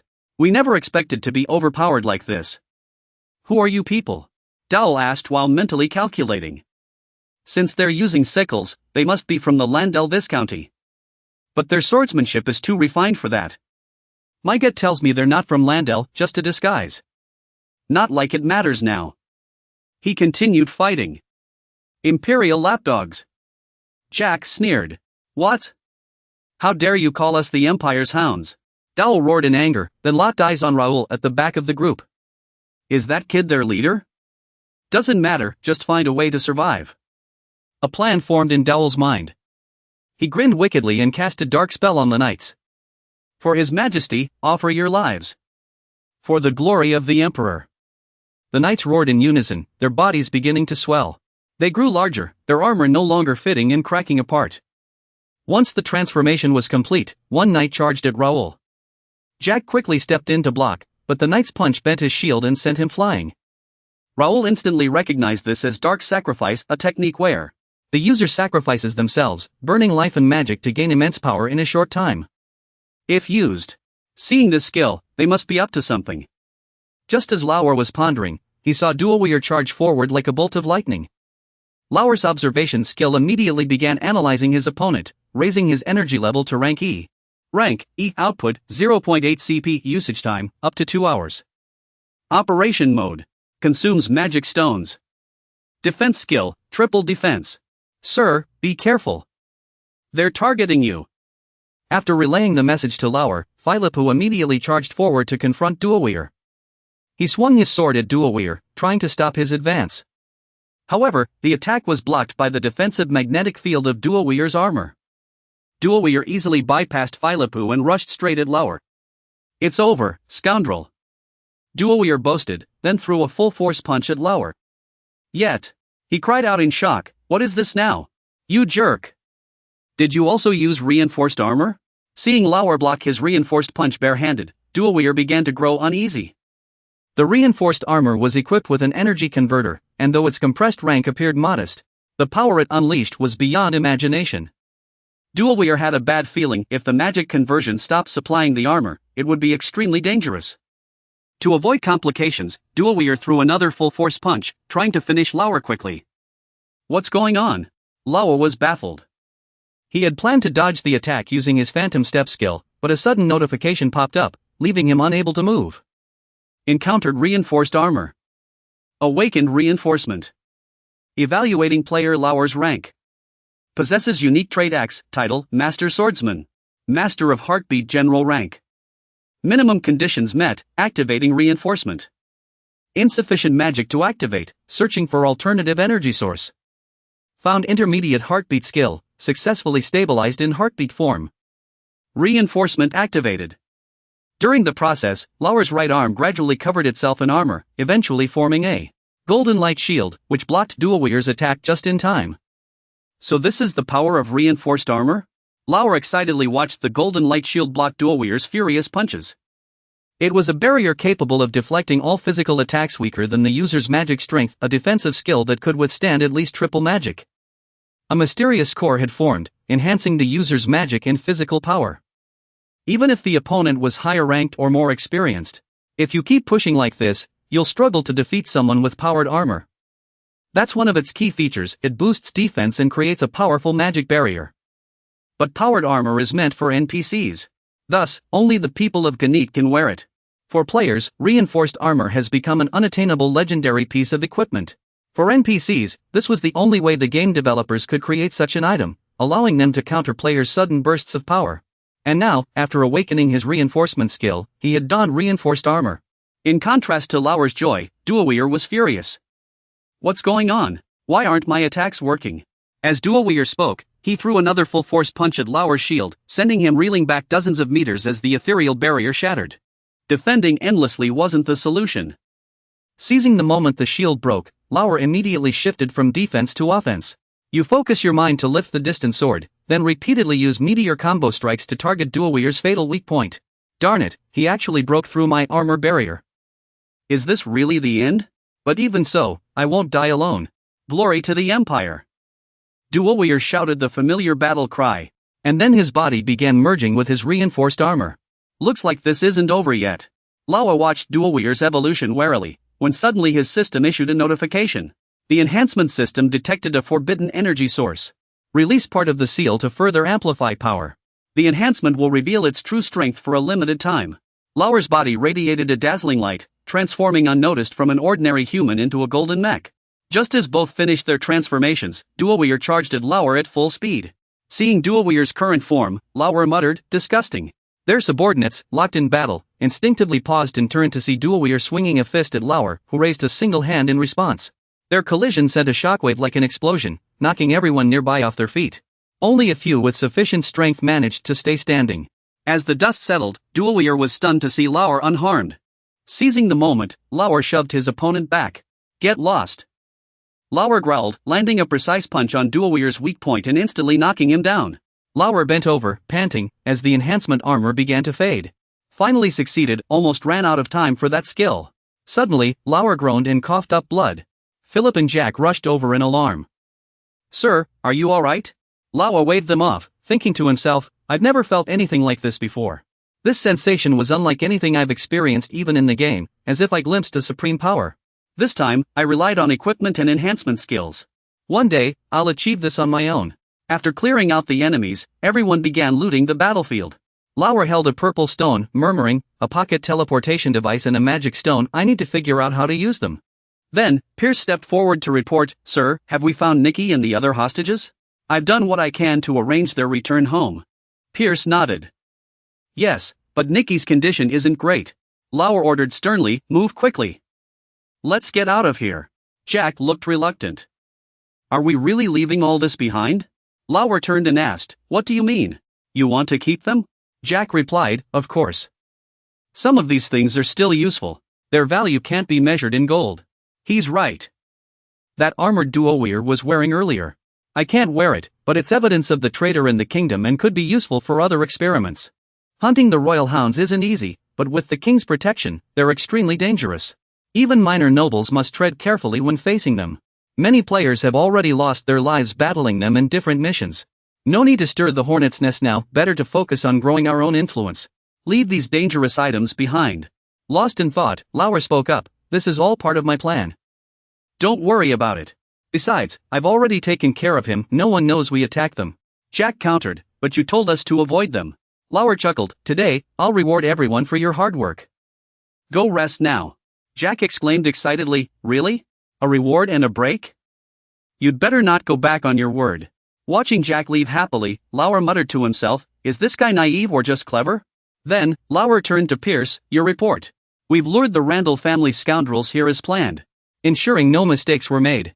After hearing this, Lauer smiled, eager to see how these greedy fools would react. "It's not hard to guess, I'm just curious how they'll look when the royal family discovers these are the hound's belongings. Then, they'll face the king's wrath. Once trapped, they'll have no way out." A moment later, a roar echoed from the forest, "How much farther are we going? Hey, guide! Are we even on the right path?" Thinking of Lauer, Ramon felt a surge of frustration. "Damn it, we've chased him deep into this forest and still haven't found him. Not only did we have to restore our energy at the temple, but we also spent all our money. It's just because we can't use certain skills in the city. Otherwise, he'd never have stood a chance against my 12 knights." Commander Jeremy has powerful armor, we must strike while he's not here. Suddenly, the guide pointed at a cave and shouted, over there. Standing before the cave, Keller asked, where?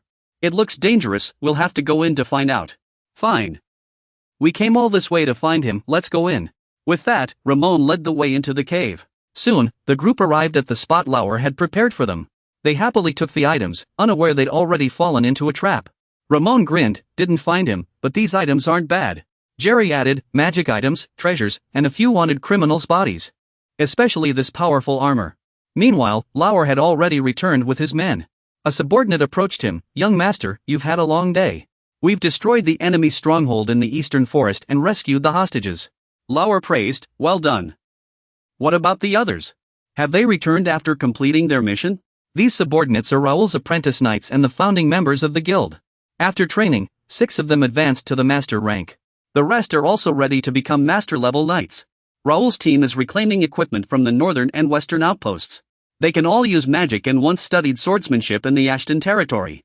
Now we have over 100 people, those ragtag mobs stand no chance against us. After muttering to himself, Raoul gave a loud command. Everyone is assembled, let's move out. Understood? As time passed, Raoul's group neared Mira City, and the guards on the wall spotted them. One guard shouted, you're from the Ashton territory, why so many of you? Raoul entered the city with his subordinates and hostages, seeing many townsfolk gathered. He turned to a soldier and asked, are you the commander here? The soldier replied, yes, my lord. We've brought the townsfolk here as you requested. Raoul nodded. Well done. Where are the hostages? At last, the children are here again. Amid the murmurs of the crowd, Nakia silently watched the person Raoul was holding. She wondered in her heart, could it be her sister? Nakia walked toward Raoul. When she saw the face of the person he was holding, she cried out in excitement. Nikki! Nakia, Nikki is here. Smiling, Raoul handed the unconscious Nikki back to Nakia. Trembling, Nakia took Nikki and kept thanking him. Thank you so much, truly. She hasn't recovered yet. I'll treat her at the manor. Then, Raoul turned to the side and called out, Bernard.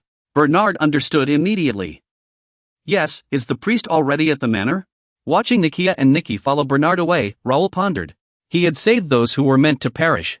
If something had happened to her sister, the potions and items she created might never have existed in this world. For the future of the territory, he still needed Nakia. Ever since he returned to the past, everything had begun to change. He didn't care how history would unfold. If he had to seize or alter someone's future, he would not hesitate. He was no longer a good man. If he had acted faster, he could have saved even more people. But instead of focusing on saving lives, he chose the mission and used it to catch Nakia's attention. Still, he had completed the mission as perfectly as possible and saved as many as he could. Then, Raoul looked at the townsfolk and thought to himself, seeing their joy at their loved one's return eased his mind somewhat. Now that the city was safe, the merchants would arrive at dawn with gifts, but for now, he was, so tired. In the crowd, an old woman clutched a pair of gloves and wept, my son will never come back. Witnessing this scene, Raoul mused to himself that those who were once common folk could never live like this. Many don't even get the chance to think about the future. Looking back, everything I did was for missions and promotions, that was all that mattered. I never spoke to anyone who wasn't relevant to my tasks. I told myself to live in the moment after reviving. Yet, I still acted with the same mindset. This is just a game, not my real life. Life tied to the system isn't so bad. But is blindly following the system's tasks really the right thing to do? Even now, I plan every move through the lens of a Bedouin player. But does that limit my perspective and choices? If I can't find something only Raoul, a noble in crisis, can do, something players can't, I might repeat my past mistakes. What about those people with weary faces? Sorry, could you look into their personal situations and report back to me? Philippe asked skeptically, everyone? Raoul nodded. Yes, and provide compensation to those who've lost family or have missing relatives. Help them find work too. He felt a pang of guilt, he was here to fight, after all. And now he had all this extra work piled on. It was too much. Despite his exhaustion, Philippe smiled. I never thought you'd do anything that didn't benefit you. No one else will refuse, so don't worry. Then, Philippe glanced at Jack and sneered, though some people always will. Jack fumed. What are you looking at me for? I don't mind doing good deeds. But then Jack leaned in and whispered to Raoul, though, you will give me a few days off, right? Raoul shot Jack an exasperated look and ignored him. Following Raoul's orders, his subordinates began distributing relief bags to the people. The crowd was deeply grateful. Holding the relief bags, they cheered for Raoul. Long live Count Aston. Long live Raoul's retinue. Raoul turned his horse, smiled at the crowd, and thought to himself that aiding Mila's people would be a huge advantage against other guilds later. Though he'd planned it all along, their joy made it a win-win. Staying here to level up and gain combat experience was the right call. As Raoul left with his men, he didn't notice an elderly figure in a black headscarf watching them from the crowd, smiling faintly. The next morning, in the mayor's building, Reynaldo sat across from Raoul and said with a smile, "You've done so much for us already." "Thank you." Raoul replied humbly, "Xiong, you would have handled everything just fine without me. No, ever since I learned that Mila had caught the Dark Empire's attention, I haven't been able to sleep peacefully. If not for your warning, we might have already caused a catastrophe." Raoul raised his teacup and said, "I was also shocked. Who would have thought the Empire's dark forces would blockade all roads to Mila? That land is clearly under the sovereignty of the Reuben Kingdom. Judging by their covert operations, it's clear they've been acting in secret for a long time and have trained extremely powerful dark soldiers." Reynaldo lowered his head and sighed. "Actually, this isn't the first time such disappearances have happened. But due to the treaty, we can't restrain them. According to the treaty, Mila can only station guards but cannot form an army. They can't even deploy half their patrol guards outside the city." After explaining, Reynaldo turned to Raoul and said, "Ah, right, speaking of which. Someone from Reynaldo's territory has arrived, just as you mentioned. They claim to have destroyed the spy's hideout and are demanding heavy compensation. If not for your request, we would have already turned them away. Just as expected, but as I said earlier, this matter." Before Raoul could finish, Reynaldo interjected, "Yes. Let Reynaldo's territory handle this. But don't you think this puts you at a disadvantage? You could gain great prestige and even receive the Emperor's reward." Raoul smiled and said, "Thank you for your concern, but please follow my request." Reynaldo sighed, "Honestly, you're far too cautious. At your age, it's understandable to be careful. Regardless, I'll handle this properly." Raoul mused, dealing with the Empire's hideout will be a tough task for Reynaldo's territory. This action will draw the Empire's attention. Then, Reynaldo spoke up, I still haven't thought of a gift for you. Money might not be enough. Do you need anything else? I can bring it to you." He finally voiced his own request. After some thought, Raoul made his demand. "Then, I hope to gain a special privilege. I've heard your estate has a library with a vast collection of books. If possible, may I visit it?" Reynaldo pondered for a moment before saying, "That library? No problem. But what kind of books are you looking for? If you'd like, you can take some with you.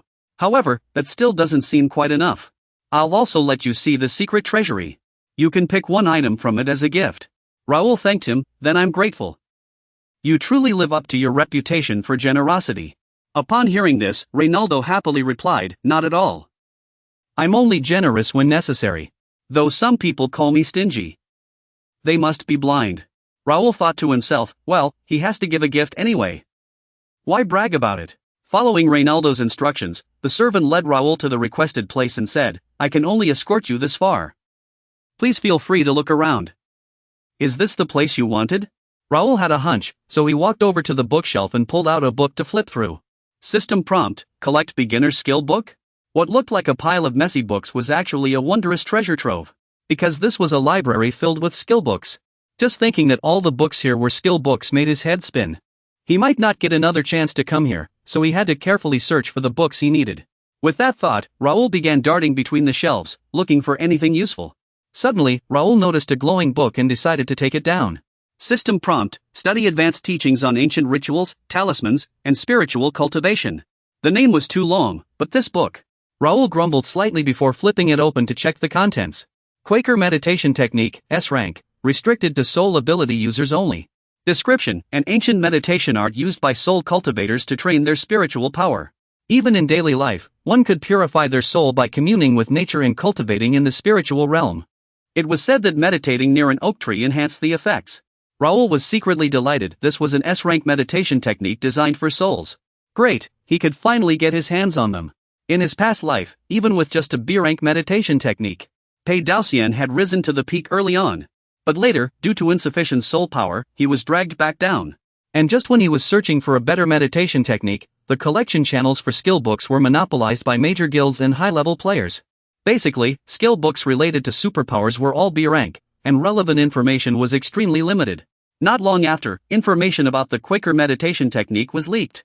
According to a high-level Japanese player, Sakata Shigeta, who used fire magic, every starting city's market hid an S-rank skill book, and he had obtained his superpower from the Mila library. In his past life, he had also obtained an S-rank skill book, Burning, in a starting city. It was purely a magic skill book, completely useless to him. But now it was different. With the automatic accumulation effect of the meditation technique, his spiritual power wouldn't run dry. Most importantly, while soul abilities might not be too strong at first, their power and capacity would increase significantly as his level rose. With enough spiritual power supply, improving his abilities would become much easier. If he could return to the level he had before the full-scale war broke out in his past life, he would truly have the power to turn the tide. He looked forward to that day. Not long after, Raoul left the library and headed toward the secret vault. Raoul looked at the new ring on his hand and murmured that he had chosen a magic suppressing ring from Jeannon Duo's vault. After all, he had even better things at home. Now, it was time to continue the cultivation he had put off earlier. I completed 70 assigned tasks in a single night, along with some C-rank and below skill books and a few rare items. I also saved up 50,000 gold coins for the players. Raoul ordered to check the status window. Status name, Raoul, level 55. Oh. Class, Knight, Novice Swordsman Expert, Intermediate Heart Toucher. Affiliation, Aston Territory, Blessing Guild. Attributes, Strength 66, Agility 67, Stamina 65, Intelligence 58, Willpower 71, Magic 70. Spirit 72, Perception 71. Unique Skill, Skill Collector, S-Rank. Developer's Analytical Eye, S-Rank. Heart Touch Master, S+ rank. Royal Bloodline, S-Rank. My physical attributes all reached 65 a month ago. My magic and spiritual energy have also surpassed 70. Now I can start training my skills. Those called Sword Saints or Advanced Heart Touchers have attributes around 90. In my past life, my willpower and perception even reached 90. Now, I aim to raise all my attributes to 90. If possible, I want to become the first player to reach 100. It sounds like a pipe dream, but now I have many opportunities to make it happen. Saying this, Raoul looked at the yellow item on his wrist. Enhancement, Energy Armor, Level, Beta. Attribute, Current Holder, Raoul. Some functions are sealed. Capacity, 1.5 CP, Energy Core. Runtime, up to 5 minutes. Operating Mode, Auto Recharge. Defense Technology, 6 layers, Intermediate Magic Grid Force Field. Attribute effects reduced to 50%. Description, a replica of mythical energy armor. Over time, most functions were sealed, and some special features were converted. The seals will be lifted upon meeting specific conditions. Special function, Condemnation, 200% effect amplification on target. Saturation Conversion, can absorb energy and simulate low-tier armor functions. This is one of the 2 items that have been with me since my rebirth. My skill list has also been unlocked through quests, and now I can activate the energy armor's enhancement function. Regarding the skill list, I can continue unlocking it through quests. I must complete 50 tasks related to random skill slots. But there's no clue about the enhanced armor. Perhaps it's because the current output power is too much to handle. Additionally, I just unlocked a new unique skill. Saying this, Raoul looked at a unique skill. The developer's Analytical Eye rank, Efficiency, allows you to steal system-related information through a developer's perspective. This creates the conditions to analyze special energy flows. Lauer guessed this was probably why he could always observe NPC information in mana flow. It was just a hypothesis, but he likely gained that ability after defeating the Empire's demonic hound pack. When unlocking a unique trait, this quest would appear. Main quest, Dark Chant Energy. Level, Objective, collect magic chant stone fragments. 1/5. Side objective, Description, quest not yet unlocked. Please wait for the next update, Lauer mused while checking the quest. Usually it would appear after leaving the starting city, but this time it seemed like an error caused by attacking the Empire's stronghold too early. If he continued following his past life's path, he would have to keep defeating the Empire to collect magic chant stone fragments. He had always followed the plot to find the gems, only to be interfered with by them. But now, he didn't have to because he was both a player and a local in this chaos. He could choose any plot or quest for himself. Now, he was no longer a puppet acting on the developer's will. If their ending didn't align with his wishes, he would do as he pleased, even if it meant breaking the plot or quests. The next day, Bernard came to report to Lauer, "Young master, are you inside? Nikki has woken up. Miss Nikia wishes to see you. What do you think?" "Of course, I should go see her." "Let's go." With that, Lauer set off with Bernard to Nikia's residence. As soon as he saw Nikia, Lauer asked with concern, "Nikia, how is your sister?" A servant stepped forward and bowed, "Young master, you've arrived." "Young master." Nakia gasped and knelt before Lauer, saying, "Thank you, young master. I don't know how to properly thank you." Lauer helped Nakia up and replied, "There's no need for that. But Nikki hasn't fully recovered yet. You need to be stronger." Then, Lauer turned to check on Nikki's condition. Nikki, seeing Lauer look at her, spoke up, "Thank you for saving my life, young master." Noticing Nikki had gone silent, Nakia quickly explained, "Please forgive her. Nikki is just shy. It's fine." "She's still young," Lauer replied with a smile. "She hasn't recovered yet. Poor thing. Should I check her again more carefully?" As he hesitated, Lauer suddenly noticed Nikki's eyes seemed to hide a storm. "What was that? What happened? Did no one else notice? Maybe my eyes were glowing. Looks like I'll have to use the developer's analytical skill again." After deciding, Lauer used the skill to observe Nikki once more. This time, Lauer's expression changed completely, exclaiming in disbelief, "Impossible. I thought she was just a child." The information panel updated: status, name, Nikki, age, 13. Level, 5, class, none, faction, Free City of Mira, talent, potential index. Failed. Magic, 62 to 61, perception, 52 to 45. Seeing these traits, he couldn't help but feel stunned. SS potential, but her attributes declined due to illness. But what if he could cure her and help restore her attributes? Du Shishuan couldn't help but sink into thought, unable to imagine how far she could grow. Nakia turned her head in confusion. What's wrong?" He stammered, "It's nothing." Du Shishuan silently regretted that he had to. He gazed at the girl lying there, carefully observing Nikki. Time passed quietly. A few days later, Du Shishuan was on the phone. "All right, I've gathered all the necessary information." Several photos lay on the desk. He hoped Mira's situation had also been resolved smoothly. The news had spread, several scammers and slavers had been found, and over 50 people had been successfully rescued. Now, Mira was the safest place. The guild headquarters had been built, and some members were now living there.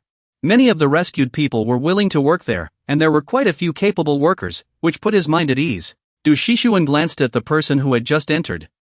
The rest could wait. Nakia greeted him politely. "Please excuse me first." He had been observing her since she walked in. Du Shishuan's first concern was Nikki's condition. She reported, "The girl is doing better. Thanks to the priest's efforts and these past few days of rest," he thought to himself with quiet relief. He took a sip of tea and casually remarked, "Good." Du Shishuan knew full well that while he said that, Nikki's condition hadn't truly improved. Holy power had no effect on her from the start. He cut to the chase. "I called you here because I have something to say."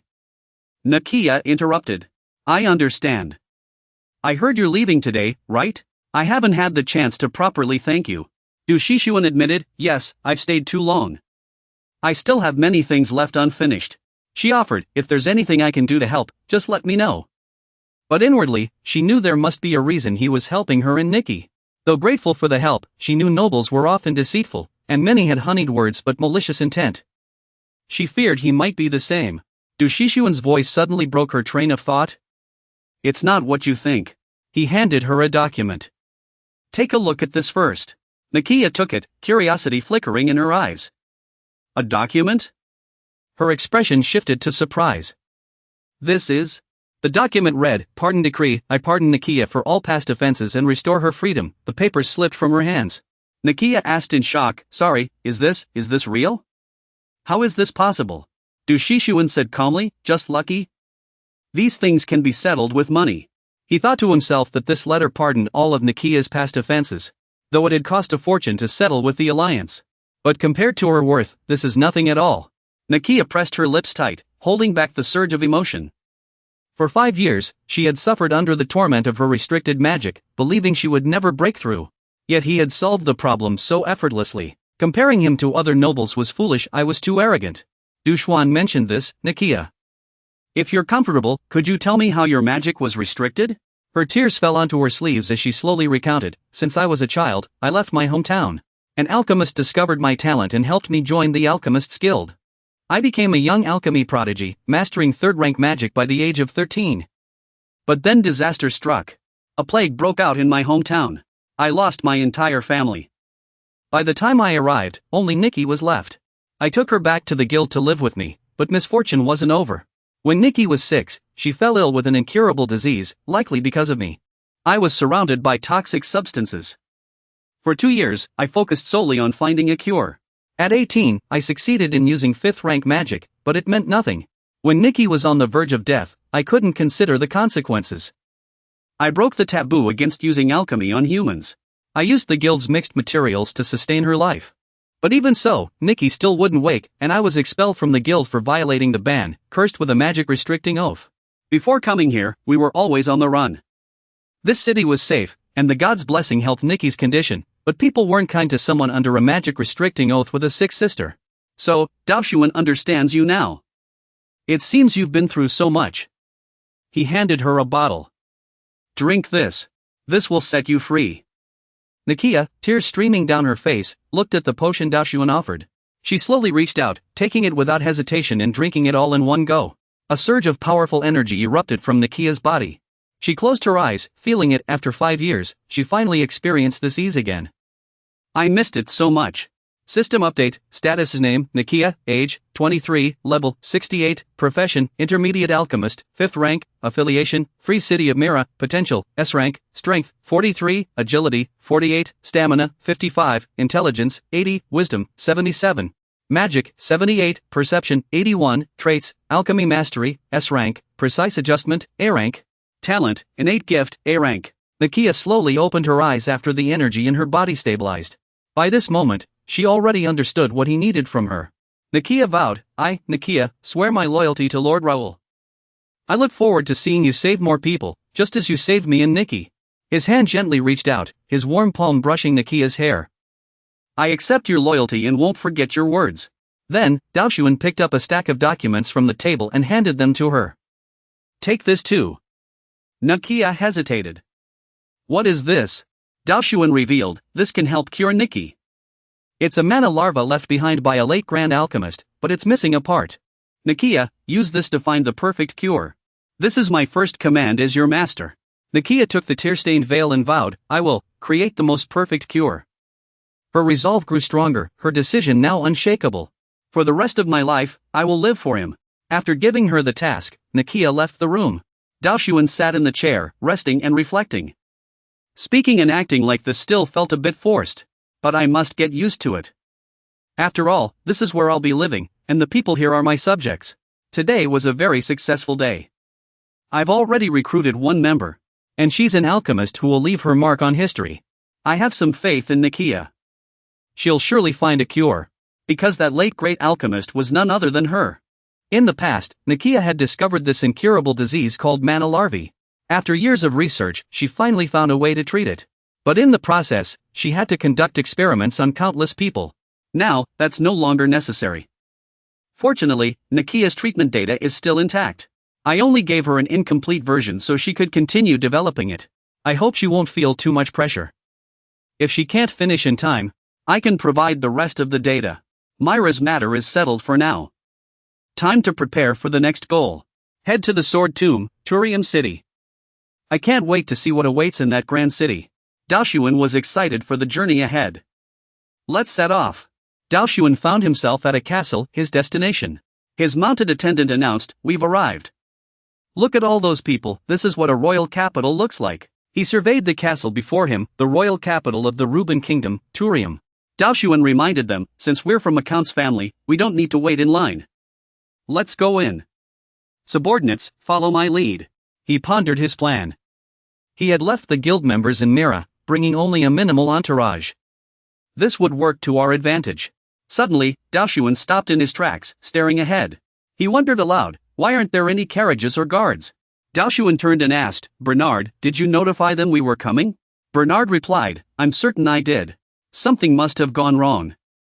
I'll go to the estate and bring back some people. He asked, do you know where the estate is? We can go together. Bernard asked a passerby, do you know where the Aston Count's estate is? She was taken aback. Aston Count? I don't know. He asked others, and the response was, the Aston Count's family, the warrior family? Is there an Aston estate in Turium? Why not check the noble district? When he asked the gate guards, they also said they didn't know. Sorry, I've never heard of an Aston Count's estate in the noble district. You can't go in. Daoshuan thought to himself, I didn't expect my family to be that well known anyway. This is so unexpected. He cursed in frustration, as the soldiers were risking their lives to hold back the monsters in Aston's territory. You're actually asking where Aston is? Don't you even know who's maintaining the peace? This guy, the young master thought. It's understandable that commoners don't know about our family. We live far away, and father rarely comes to the capital. But even so, how could no one know about the existence of this manor?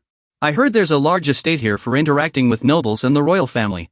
Duo Shihuan admitted that this was indeed inconvenient. Bernard, could you go to the public office and look up the address? Bernard volunteered, leave it to me. The patrol soldier was shocked when he saw the address slip. Are you sure this is the correct document? I'm certain this address belongs to Lord Jidanan. Duo Shihuan exclaimed in surprise, isn't Lord Jidanan the Earl of Aston? He confirmed, yes, Lord Jidanan has lived there for over a decade. We can go there for now. He glanced at Bernard, who was reading the information. Lord Jidanan, a southerner, 50 years old, is your distant cousin and handles diplomatic affairs. Duo Shihuan continued, I see. Let's go to the manor. I want to see it for myself.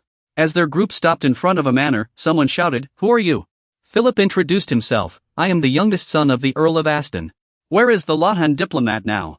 The patrol soldier asked sternly, Earl of Aston, do you have an invitation? He asked in surprise, invitation? What invitation? The patrol soldier was stunned, you're here for the banquet without an invitation? The patrol soldier pointed to the side, please wait there. I'll be right back. Duo Shihuan was skeptical about what he heard. A banquet? Jack trembled with anger. What? Just as he was about to lose his temper, the soldiers blocked him. Jack grabbed a soldier by the throat, demanding, what's going on here? How dare you make the master wait outside? I don't care who Jidanan is. Tell him to come out. The patrol soldier blew the alarm and shouted, intruders! Intruders! The spears in their hands suddenly clattered to the ground. Jack was subduing one soldier while the rest fled in panic into the manor. He was utterly confused. What just happened? Are they running away? Duo Shihuan ordered, let's go inside. Someone behind them blocked their way, stop right there. Jackson shouted, you are not allowed to enter. Who are you? He introduced himself, I am Philip of the Golden Eagle Knights of the Earl of Aston's family. Where is Lord Jidanan? The man asked in surprise, what do you intruders want with the Southern Lord? Chen Jackson realized, wait, the Earl of Aston's family? The man and the remaining patrol soldiers bowed their heads. I'm terribly sorry. I heard you were coming, but the message arrived too late. I'll report to the Baron immediately. The order has come down, what are you dawdling for? Take them to the reception hall at once. The newly appointed Duke Doxy exclaimed in surprise, what in the world is going on here? As the rumors suggested, this place is truly vast. Even by carriage, it would take quite some time to circle it. You stare blankly at what's before you, could that be?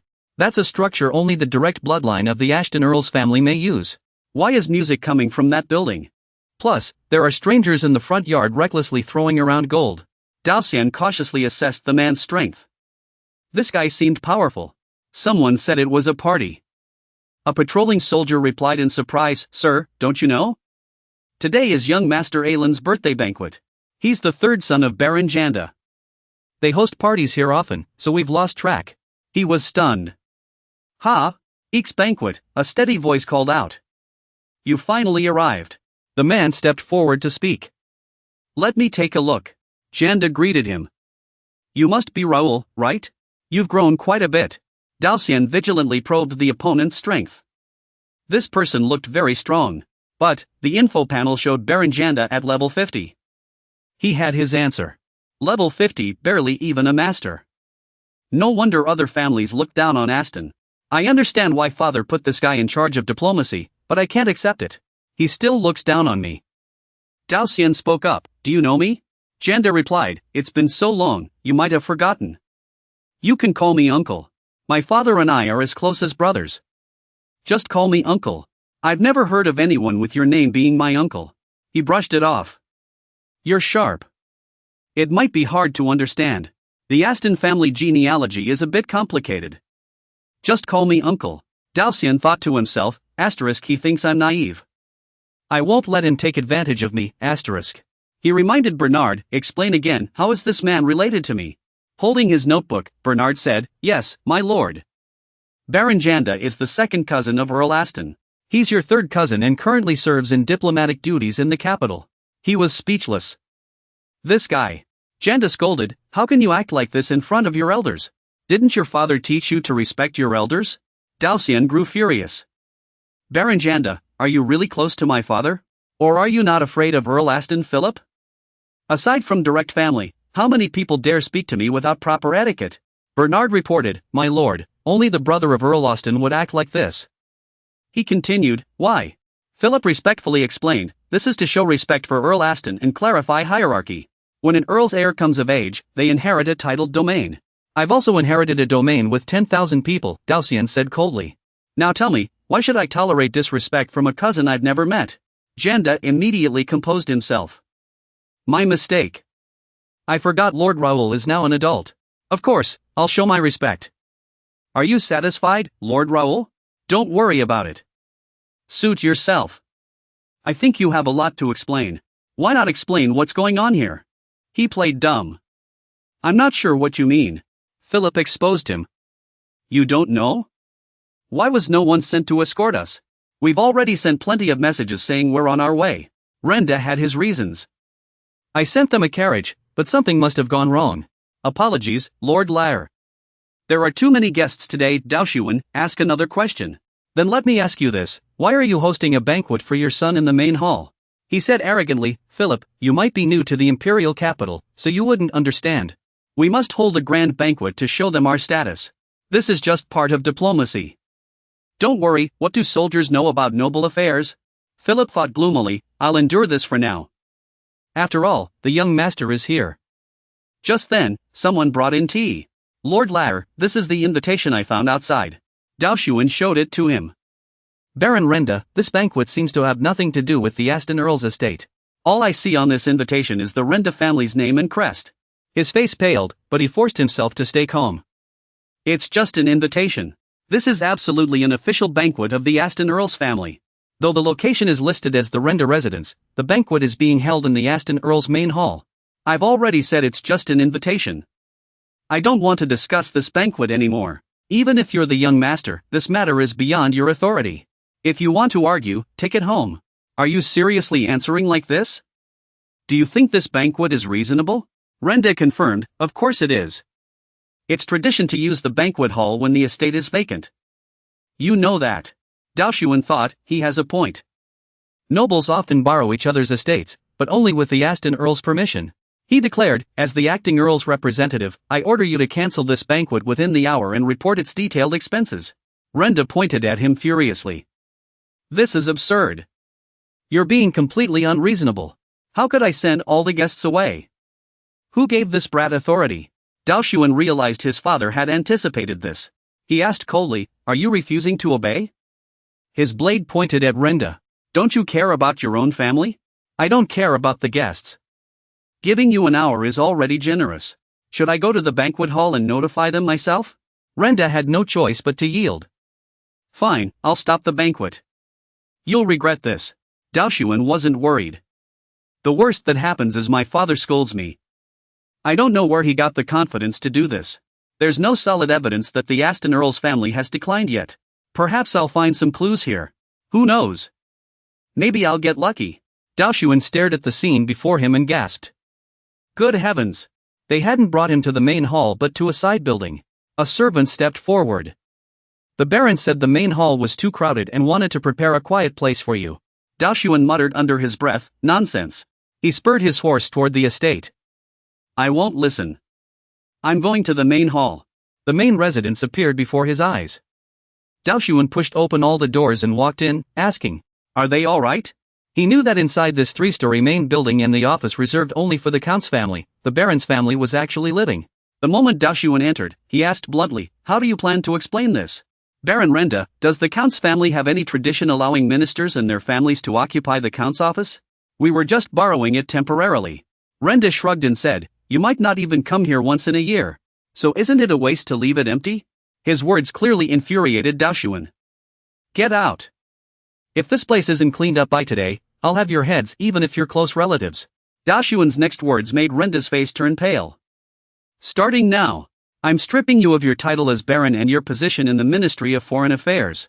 He commanded coldly, if you have any objections, bring proof of your duties in your current role tomorrow. Renda gritted his teeth in anger after hearing this. He turned and left helplessly, as he had no other choice. Daoshuan stood on the higher ground, watching Renda's retreating figure, thinking to himself. Because he was still in the preparation phase.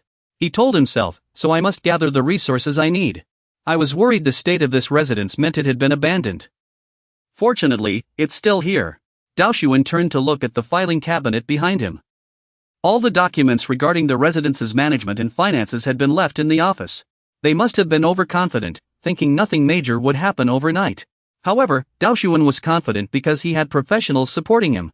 In his past life, he had studied business administration and worked at a trading company. When it came to matters regarding the residence, Bernard was an expert in this field. Philip entered from outside and reported, "My lord, the Baron's family has left." Daoshuan asked for details. Really? Did they leave peacefully?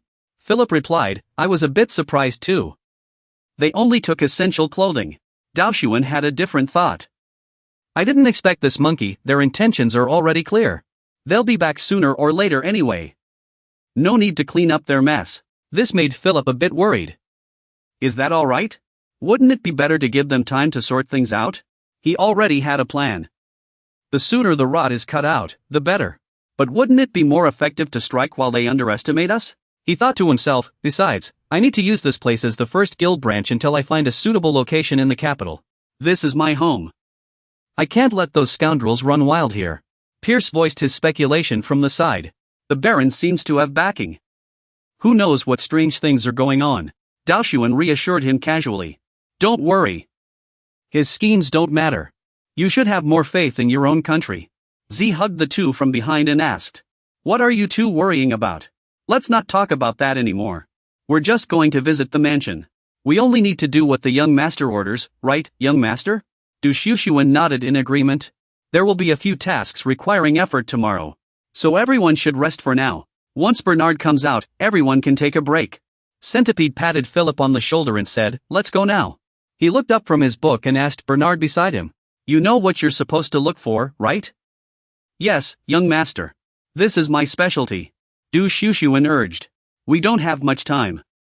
Let's begin. The next day, the crisp sound of clashing swords rang out. Daoshuan commanded the swords with precision. Once again, two swords surged forward under his control. The other two swords trembled suddenly, and Bernard conceded. Two swords clattered to the ground. Daoshuan praised him. You've improved a lot this time. I didn't expect you to control two swords so well, he said with a wry smile. I still need more practice. He gazed at the sword in his hand, lost in thought. It had been a month and a half since he awakened his ability through a skill book. He never imagined he'd be this skilled. He was no ordinary talent. A wind mage controlling weapons with such precision wasn't simple. At this rate, he'd reach the intermediate level in about 6 months, becoming a rare multi-talented adept. Then he gave the order. Let's practice martial arts next. I've told you before. Relying on just one ability to showcase power is difficult. Combining multiple skills from the start will make progress easier and more effective. Are you ready? Bernard, of course, agreed. Yes, I'm ready. Noticing movement behind him, he tensed up. Looks like we have a visitor. Daoshuan looked over. It was indeed a wind mage. I simply can't keep up with this kind of long-range perception ability. You point over there and say, let's go. As the host, I should properly entertain our guests. Bernard receives the order. All right, I'll bring over what we prepared yesterday. You confirm? Yes, bring everything. Daoshuan smirks to himself, thinking that after yesterday's events, he deserves a reward. Bernard prays silently. Whenever the young master makes that face, something always happens. I hope he doesn't do anything troublesome. Baron, there are already many people gathered at the mansion gates waiting. Wright asks cautiously, does that mean you've hidden some kind of treasure or something? I'm not sure either. I don't understand why so many people have gathered here. He scans the crowd and thinks, among the guards and knights, there are even a few intimidating figures, not to mention the soldiers outside the mansion. Wright glances at Daoshuan, thinking this matter might be too much for them to handle alone. Does the young master already have a plan to deal with this? The elder Jiande appears very confident, believing everything is going smoothly. That young master has already taken the bait. He hasn't even started yet but already thinks the outcome is decided. Once he leaves, everything will be over. And I'll be able to secure a position for myself. Jiande notices the people around him, the Aston family's relatives in the capital. They must have gathered here because of what happened last night. Jiande thinks indifferently that being dismissed from the position of foreign minister and expelled from the mansion wasn't just his own problem. After all, The relatives in the capital had also used the Baron's territory funds to host banquets in the mansion hall. Even the mansion's management fees had gone into their pockets, so those who suddenly found themselves empty-handed couldn't possibly stay silent. It was his own fault for hosting banquets in his name and using the office. But they didn't know about this. He had just acted like a noble, an idiot who didn't realize what he had gotten himself into. He says smugly, "Brother, I don't know why you handed the seal to your son, but I'll make good use of it." Du Shishuan strides toward the gathered crowd, whispers spreading around him. Are these the beautiful faces of our relatives? But blood alone can't spark a flame. I heard he's already 1.8 meters tall at just 15. Isn't that the troublemaker who harassed Baron Jiande? Someone can't help but ask, did he really win the swordsmanship competition? Du Shishuan confidently steps onto the stairs and announces, I didn't expect to stand before so many people. Everyone gathered here must be because of Baron Jianda's matter, right? Jianda arrogantly points at his face and says, yes, our family is outraged by your disrespectful behavior. That's why we've gathered here. Now, how do you plan to apologize and clean up this mess? Du Shishuan counters, does that mean Baron Jianda speaks for everyone here?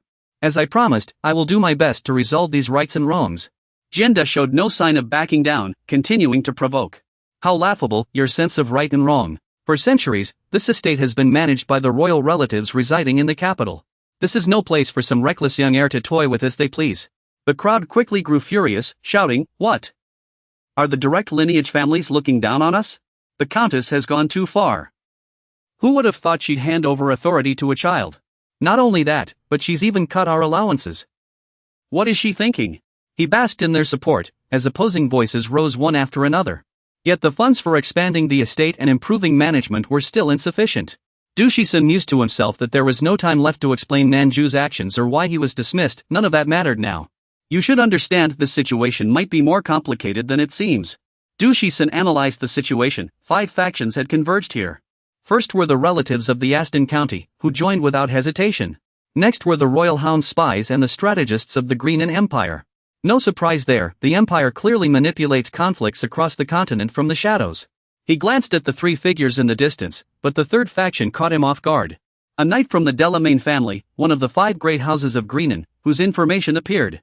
Status windowed name, Graham, age, 45, level, 88, profession, senior swordsmanship expert knight, affiliation, Hoare Southern Duke of the Reuben Kingdom, Greenan Republic. The Delamain family, also known as the House of Thought, potential ability index, A, strength, 82. Agility, 72, Influence, 84, Intelligence, 62, Willpower, 68, Magic, 71, Perception, 76.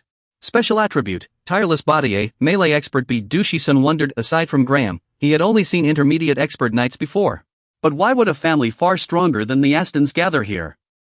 This was troublesome. He glanced at the remaining crowd, those troublemakers. Knights from the Landon Viscountcy. Status windowed name, Raphael, age, 26, level, 61, profession, apprentice swordsmanship expert knight, affiliation, Landon Viscountcy, alias, 4th young master of the Landon Viscountcy, potential ability index, B, strength, 61, agility, 65, influence, 58, intelligence, 61, willpower, 53. Occupation, trainee swordsmanship expert knight, affiliated to Landon Viscounty, also known as the 4th young master of Landon Viscounty, potential ability index B, strength 61, agility 65, power 58, intelligence 61, willpower 53.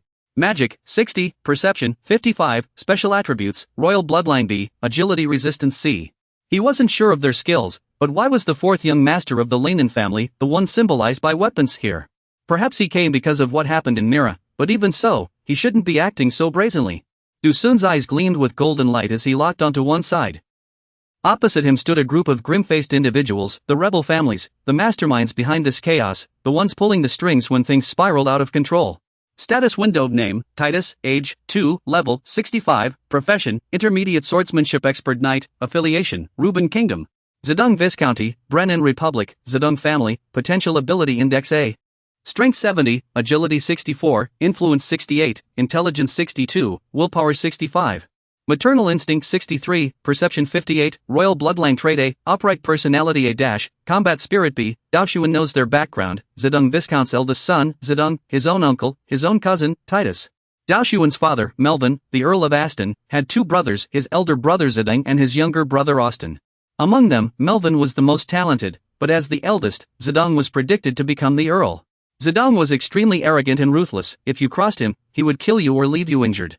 One day, Melvin became an ordinary stage master and gained support to become the Earl instead of Zedong. Consumed by jealousy and a sense of threat, Zedong attempted to assassinate Melvin. However, Zedong was later captured and stripped of his rights. Time passed, and Melvin became the Earl. He sold his shares to the rival McNeil Marquette and left the kingdom with his followers.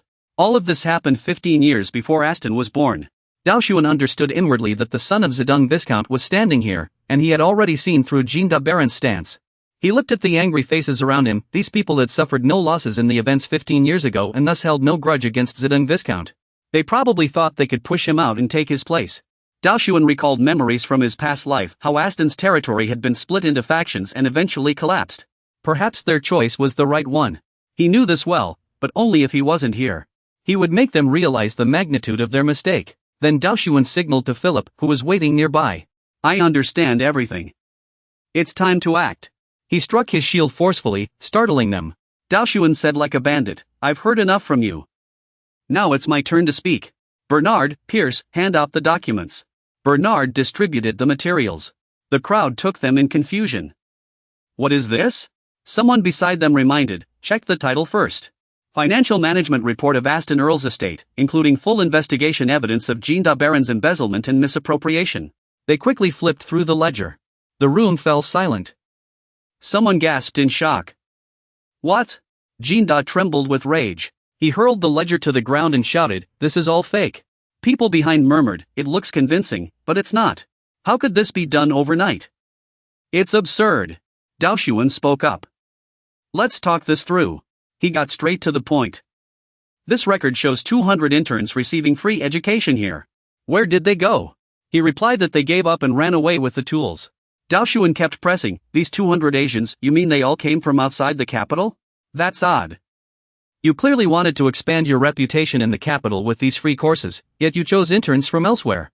Renda said arrogantly, they all fled, and I'll choose whoever I want. You set the question aside for now. Alright, here's the address. After investigating, we might find more. What's next? You laid it out one by one. Here, it says he gifted 100 golden swords to other barons, but according to reports, they only received 10 imitation swords. And here, it claims he hired 100 C-rank mercenaries for guard duty. Where are they? Doesn't he only have 20 F-rank soldiers? Daoshuan's words left him speechless. Every piece of evidence was exposed. And yet, in the main hall, they're still holding banquets celebrating the young baron's birthday. The Baroness's birthday, the hunting festival. What do any of these have to do with finances? Daoshuan made a mental note. Looking at it again, it's truly shocking. I stayed up all night to dig this up. He recalled, last night, I found some documents were forged, so I snuck into his home. While Daoshuan searched, we used my judgment and Pierce's observations to find the real financial ledger. Bernard organized it into another account book. And then I made dozens of copies. Seeing everyone's grim expressions, he knew they all likely realized how much the Baron had embezzled. Daoshuan spoke up, everyone has seen it. It appears half the finances of this estate have been embezzled. Does anyone oppose expelling Baron Renda? Renda clapped his hands. Well done. He said angrily, you've shocked me. How long did you prepare all this? A year? 2? You're quite the schemer, nephew. Daoshuan glanced at him. What's he planning? Renda struck back. Does anyone smell a conspiracy? He declared loudly, I've never seen such a detailed last-minute report. 2 or 3 pages would be fine, but this is a full 30 pages. Renda accused, my nephew claims he did this in a day. That's completely unreasonable. Indeed, there must be a political scheme here. Ashton wants to keep the money. Some believe that if Baron Renda were expelled, they'd cut funding to other families. Jackson reported, yes, this is our list of demands. If you sign and leave, we'll let today's matter slide. Daoshuan ordered, Elder Suo, take a look. The elder stepped forward. All right. Z examined each item carefully. Let me see. First item. The ownership of the estate must be jointly transferred to Baron Jandi and other members of the family. 2. The management rights of the estate will be decided by the family members in the capital. The more he spoke, the more visibly upset he became. The news spread through all branches of the family, and seeing this, he flew into a rage. What kind of nonsense is this? Z could no longer contain his fury and roared, have you all gone mad? You used the money we earned from slaying monsters to throw lavish feasts, and now you want ownership too? Your swordsmanship is mediocre. Back off. Someone retorted, rather rudely. You have no right to speak to us like that. Does the family head really want this? He crumpled the document in his hand and gritted his teeth, saying, so what? I've already said it, back off. We will never hand this place over to you. This is the most absurd thing I've ever heard. Those scoundrels. Humiliated beyond endurance, he reached into his coat. How dare they insult us? Jean de gripped a blade in his hand. How dare they disrespect us? Philip's side was ready for battle, and Raphael also prepared to draw his sword just in case. They had to face numerous opponents below. Dao Xian shouted, young master, let it go, and threw the paper to the ground. Clearly, Jean de was frightened. Despite drawing his blade, he only meant to intimidate him. He looked toward Philip's group, who held gleaming swords. Those three were the family's strongest knights, he stood no chance against them. Jean de demanded, Lao heir, he insulted us. If you don't execute him and apologize, I'll assume you're in on it. If you don't want bloodshed, then apologize. Dao Xian sighed. The young master was right. He laid his cards on the table and asked, why not just back down? Dao Xian snapped angrily, I never expected this document to escalate things like this. I thought at least you'd feel some shame. He drew his sharp sword, its blade radiating a chilling aura. Dao Xian pressed the tip of his sword into the ground, kicking up dust. It seems your faces are thicker than I imagined. He stated bluntly, you know I'll never sign that document.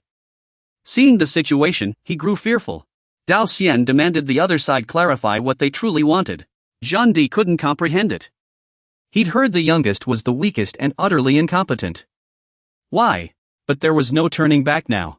He declared resolutely, stop mocking us. If you don't sign, you won't leave here. The situation was now extremely tense, with everyone on high alert.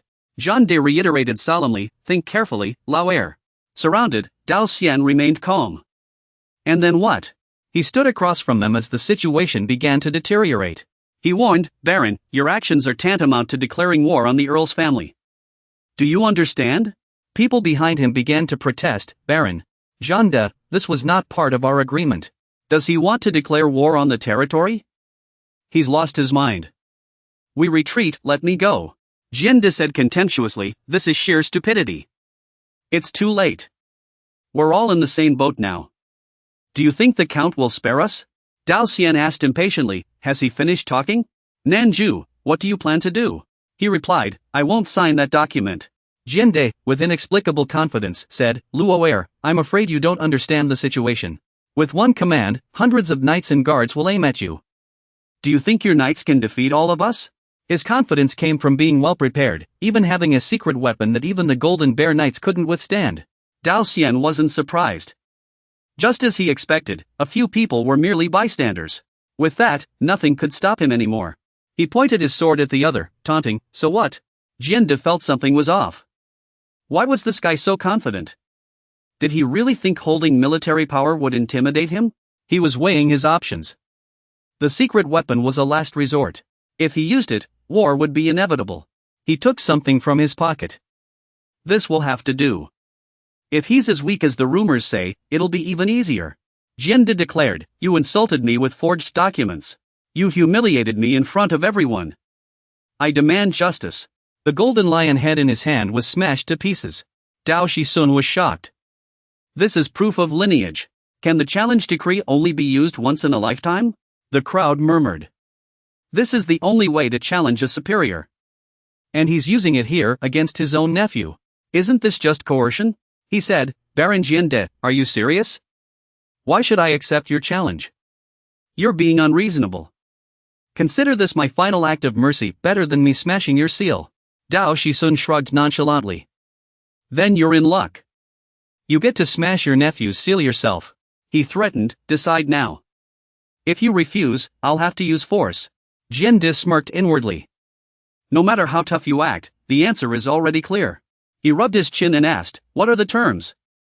I assume you won't be fighting yourself. He demanded, each side sends 3 fighters for one-on-one duels.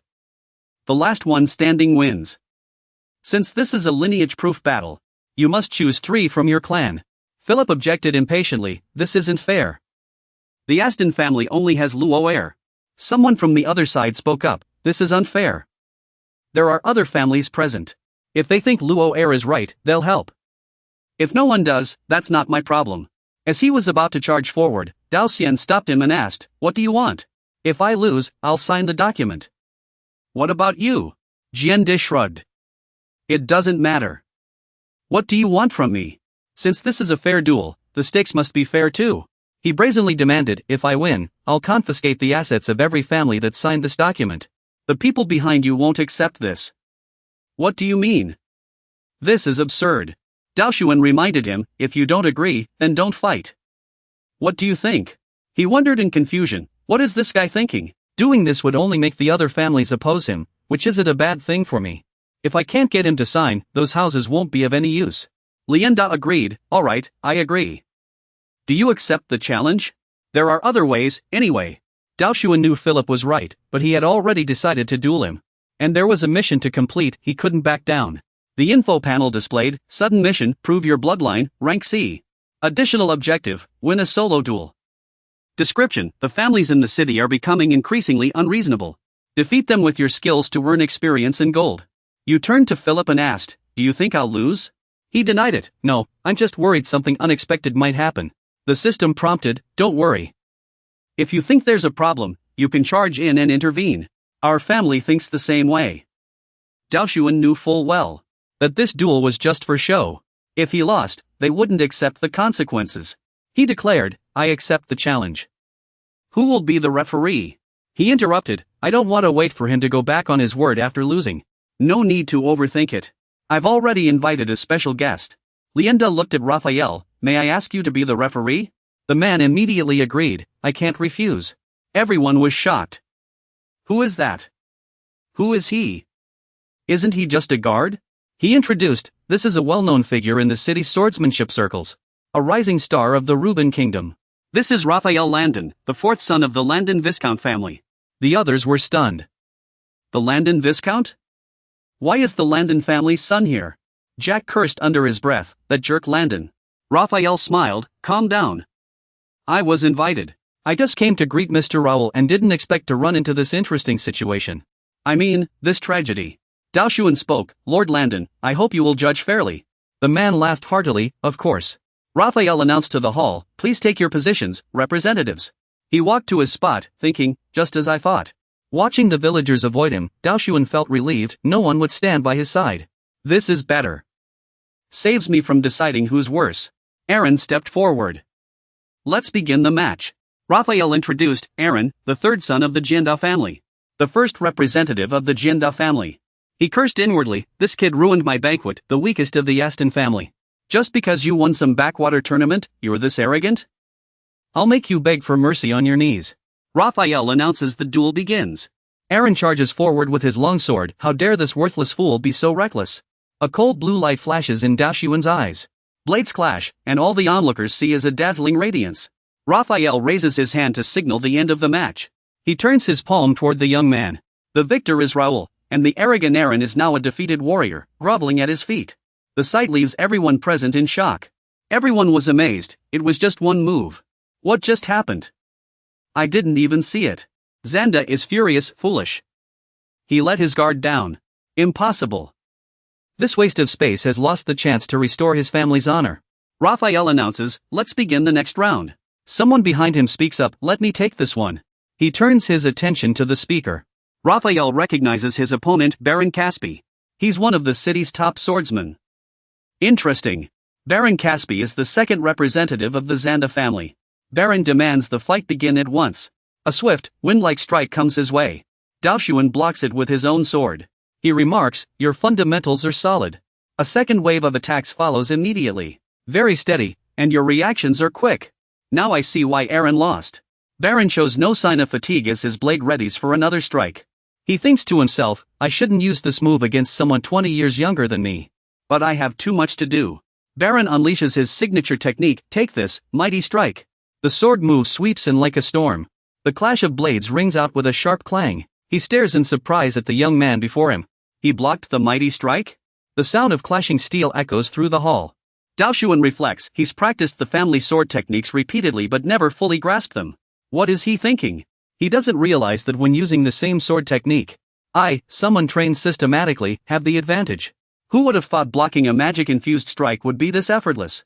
Baron snaps, this move didn't work? You're nothing but a failure, how did you do that? He presses on with another ultimate technique. How about this one? The young man crosses his sword to block the attack. Daoshuan thinks, looks like he's using another technique he learned from the capital. He's put in the effort, at least. Others, seeing the young man falter, begin to.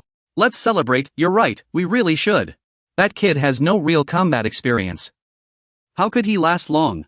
Does he really think his family's sword techniques would stand out in this talent-filled capital? He sneered at them. How ridiculous, these people abandoned everything and fled their homeland to scrape by in the capital, all out of insecurity and envy. Though Daoshuan couldn't deny it. Of course, there are also some talented blood relatives who come to the capital with greater ambitions, not content with just swordplay. But people like them wouldn't be here. Unlike these failures. They're just trying to distance themselves from their past families, pretending to be respectable folks in the capital. His hand tightened on the hilt, and with a flash of his blade, he slashed at the Baron. Daoshuan scolded, honestly, you're pathetic. If you had delved deeper into your family's sword techniques, instead of haphazardly mixing different styles, you'd have broken through your limits long ago. The Baron felt humiliated. What did some wet behind-the-ears kid know? How dare he criticize my swordsmanship? He channeled all his strength into his grip. The Baron's eyes widened. How dare this brat lecture me, a master of the mighty strike technique for 15 years? The frenzied wolf sword technique erupted with overwhelming power, transforming into a ferocious wolf that lunged at him with bared fangs. Daoshuan stood calmly before the wolf's maw. They celebrated too soon. The Tianbadun family's frenzied wolf sword technique. He must have learned this advanced skill during his time in the guard. With this move, he should win, right? Prepared for his opponent's frenzied wolf technique, Daoshuan's eyes gleamed with resolve. A single slash shattered his opponent's attack. The Baron stared in disbelief as his prized technique crumbled to nothing. He gaped for a long moment. Daoshuan reminded him, I don't care what sword technique you've learned. What matters is how well you've mastered it. The Baron roared and raised his sword to block the strike. Fool! You think this basic crimson blade can defeat me? Just as Daoshuan's blade tip struck. Though the Baron blocked the attack, the sword's energy still severed his foot. Gritting his teeth in pain, the Baron wondered, what was that move? His opponent had shifted the blade's trajectory in an instant to strike him. He was in disarray. What was this now? Mighty strike, fifth form, despicable blade. No. The Baron recognized the technique, eighth form, horizontal slash. These unpredictable shifts left him bewildered. What should he do now? Third form, blazing blade? No, was it the sixth form, vertical slash? The Baron lost all sense of direction, unable to predict the next move. His swordplay changed so rapidly that he couldn't react. He was gradually overwhelmed. The Baron was stunned. How could someone combine so many sword forms like this? From what he knew, sword techniques consisted of many forms. Forms were combinations of basic moves like vertical slashes, a horizontal slash and a straight thrust. Even so, these sword techniques are still easy to see through. That's why it's normal to chain multiple sword techniques together when using them. Balin cursed under his breath, but those combinations came so fast and frequently. Not only that, they were flawless, unpredictable. Was it because of the gap in talent between them? Damn it! A sword slash cut across the man's wrist, drawing blood. The heavy longsword clattered to the ground. Daoshuan's indifferent voice rang out. Did you see that, Balin? The tip of the sword pointed at his opponent. All it takes is combining a few standard sword techniques. After this, do you still think there's anything lacking in the family's swordsmanship? Balin broke out in a cold sweat. You're a damn monster. He knew full well that if you had that kind of vision, reflexes, and decisiveness, sword technique wouldn't matter. Balin's body slumped to the ground, losing consciousness. Raphael announced, "You win, Raoul." Applause erupted as Balin Caspian was defeated. And the situation was becoming stranger than ever. According to a source, I heard this guy hasn't even properly studied swordsmanship. After calming down, Janda said, don't worry. Even so, he's just a kid with a few tricks. Has everyone forgotten who that kid's last opponent was? They relaxed again. That's right, if it's that person, no matter how skilled the family's swordsmanship is, it won't matter. Raphael announced, now, let the final contestant step forward. He said excitedly, this has been a fascinating match. Seeing the Astons humiliate themselves and finally removing that thorn in his side was deeply satisfying. I wanted that kid to lose, but it doesn't matter who wins now. The opponent strode forward with his sword, saying impatiently, finally, it's my turn.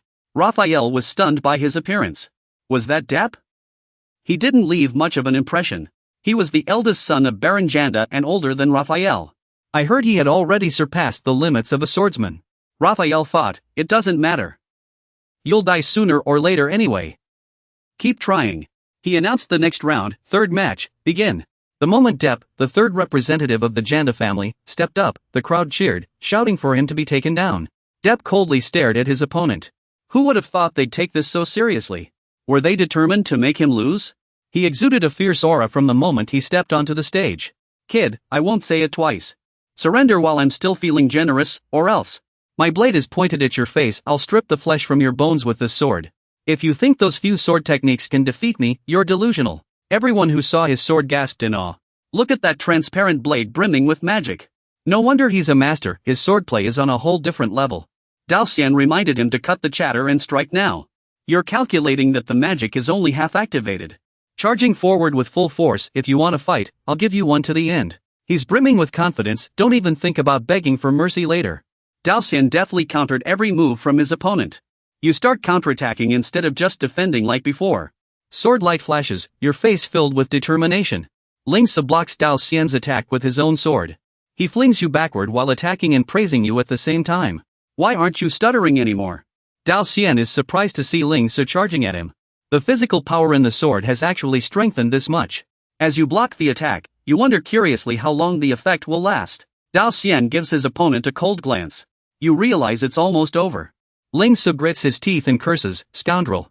He raises his sword and slashes down. Stop focusing on defense. Sword light flashes as it swings toward Dao Xian. You're still calculating when the sword shatters. If an intermediate magic sword clashes with an advanced magic sword, a regular sword would surely shatter under the pressure. Dao Xian knows it's time to reveal the truth, but as expected, it wasn't a real magic sword. There's nothing left to see. Let's finish this. Ling Su stands frozen in shock, seeing you unharmed. Dao Xian instantly moves beside his opponent, his cold voice ringing in his ear. This ends here, imposter. Or more accurately, the Empire's lapdog. Ling Su can't believe his own hands. What? You arrogant fool. Dao Xian raises his sword with a solemn expression. Your sword is shattered by your opponent's strike. Ling Su presses his advantage, ready to charge again. You raise your fist, preparing for close combat. A powerful punch strikes like lightning, hitting his face. Ling Su's face swells up as he stumbles back. Dao Xian raises his fist, ready to deliver the final blow. Rest now. His face meets your fist. Dao Xian throws his full strength into the punch, sending his opponent flying. Ling Su's body rolls heavily down the stone steps. He immediately spits out a mouthful of blood. Dao Xian dusts off his hands and calls out, referee. Ling Su on the other side can no longer move. Raphael, drenched in sweat, announces, Lao Air, victory. I declare Lao Air the winner. The entire hall falls silent, no one uttering a word. Dao Xian picks up the broken sword and sighs. What a shame. I really liked this sword. Fei Li bows and raises his sword in admiration. You performed exceptionally well. You reply calmly, it wasn't that difficult. Dao Xian reminds Fei Li. After this is over, let's settle the score with that guy we just defeated.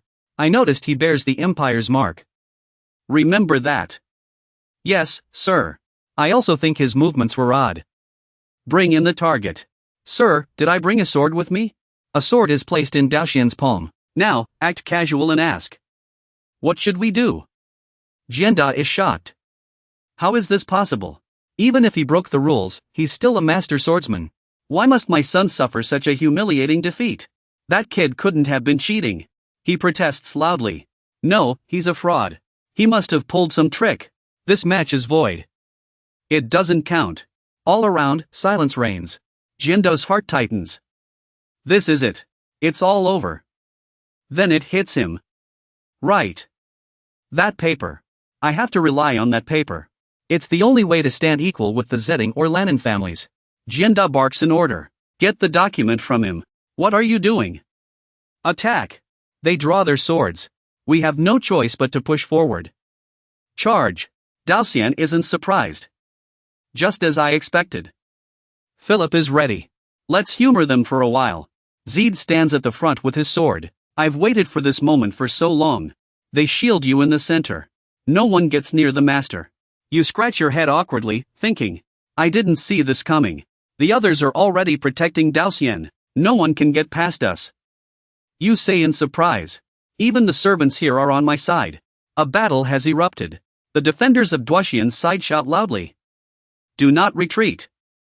We cannot let them pass. They won't let anyone escape the encirclement. Those bastards, no one is allowed near him. He thought to himself. I must figure out what's happening here. Understood. It seems I've stumbled upon a treasure by accident. Leon scolds them furiously. You worms. How dare you stab me in the back? Is this how you repay kindness? A bunch of ingrates. One retorts. Kindness. You thieves, stealing our relief funds. We despise the domain baron only because we didn't know he was a thief. If not for Lord Raoul, we would have been enslaved by him for life. Did anyone here get recommended by Baron Aston to the Royal Academy? They performed exceptionally in the youth division competitions and received scholarships from the Baron to enter the academy. Since the academy dorms closed during breaks, they had to stay at the manor.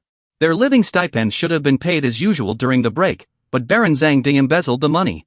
He even treated them like slaves to cut down on hiring servants. Zeke couldn't believe it.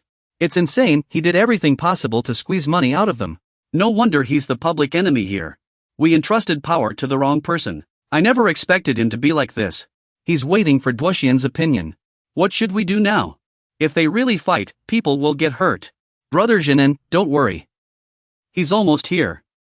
Zeke asks curiously, who? The commotion outside draws everyone's attention. The gates have opened. A figure strides in with confidence. A commanding voice rings out. Move aside. Who do you think I am?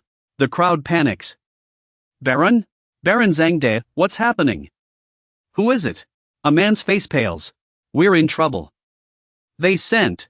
The person's footsteps land on a traitor. Dylan demands justice. Who is it? Who dares to wield a sword in the Aston Earl's estate? Everyone is in a panic. A giant. That's him. His arms are as thick as a grown man's waist. That's Dylan. How is the Earl's heir here? Heavy footsteps approach the hall. Behind him, a group of intimidating knights follow. Dylan leads them inside. A guy stands trembling before him. Dylan glances at him. The man is too terrified to even breathe. With one punch, he sends the guy flying out the window. He raises his muscular arm and scoffs. Get lost. The people behind him murmur in shock. How is this possible? He is the strongest in the empire. Dylan asks coldly. Where is that kid? Someone points and shouts. Here he is. His bloodstained sword slams into the ground, splitting it open. Dylan rushes forward excitedly. My little brother. He lifts him up like a child and asks. How are you? Has anyone bullied you? Are you eating well? Sleeping well? Are you okay? Daoxian pleads. Bro, I'm dizzy. Put me down. Only then does Dylan notice. Oh right? I was complimenting you. It's only been 2 months, and you've grown so much. But not enough. If you're a man, you should have muscles like your brother. Daoxian says shyly. Bro, did you come all the way from home dressed like this? He replies. Of course.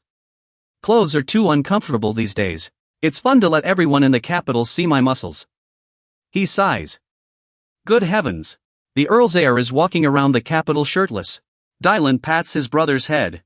Whatever. A real man should be strong. Remember that? I'm sure if you had a body as perfect as mine. Dylan glanced at the cowards behind him. Those clowns wouldn't dare swing their swords in front of you. I'll make them pay for this. Let's settle this now. How dare you draw your swords in Aston Manor, you bastards? Dylan's personal guards moved to block anyone from getting close. Despair overwhelmed him. It really is over. I didn't expect him to bring the vice captain and the entire Knight Corps. 25 mid-ranking swordsmen. Crushing a baron's family would be child's play for them. He cursed under his breath. Damn it, I was hoping to turn the tables. But now, it's all over. Landa glanced at Raphael, who was hiding behind the wall. The fourth son of Landans was still cowering in the corner. He shot a look at the trio behind him. His secret weapons. The knights of the Landans kingdom turned away, pretending not to see. Useless bunch. Dylan strode over, sword slung over his shoulder. Let me see. His cold gaze swept over those hiding in the corner. Dylan pointed directly at him. You're Landa, right? Come over and say hello. The man shuffled forward nervously. Long time no see, Lord Dylan. He slapped Raphael's shoulder hard. Long time no see. You haven't changed a bit. Which son are you again? He answered meekly. The fourth, my lord. Dylan sneered. The fourth, huh? You used to bully other kids with your third and sixth brothers, didn't you? Raphael denied it. No. That was all in the past. Sensing the hostility in his tone, his expression darkened. You dare put on airs with me? The man trembled all over. Of course not. Dylan slapped him across the face. Looks like you're in a good mood today. Keep this up, and you won't get a chance to chat with me anymore. From now on, this is a family matter. You'd better stay out of it. He asked with a smile. What do you say? Or do you want to stay and keep talking? Raphael was too scared to retreat. I have things to take care of at home. Do as you please. Dylan let him go for now. All right, go. He suddenly remembered. Also, tell your big brother directly if he wants a fight, come find me. I need to finish dealing with this first. Dylan ordered the bystanders. Everyone, get out of here. This is a private family matter. He hinted to Yanda. Whoever drew their sword stays. We need to talk. Dylan asked with a smile. So, what now? His towering figure loomed over them. Where are the documents you want to sign? Night gradually fell.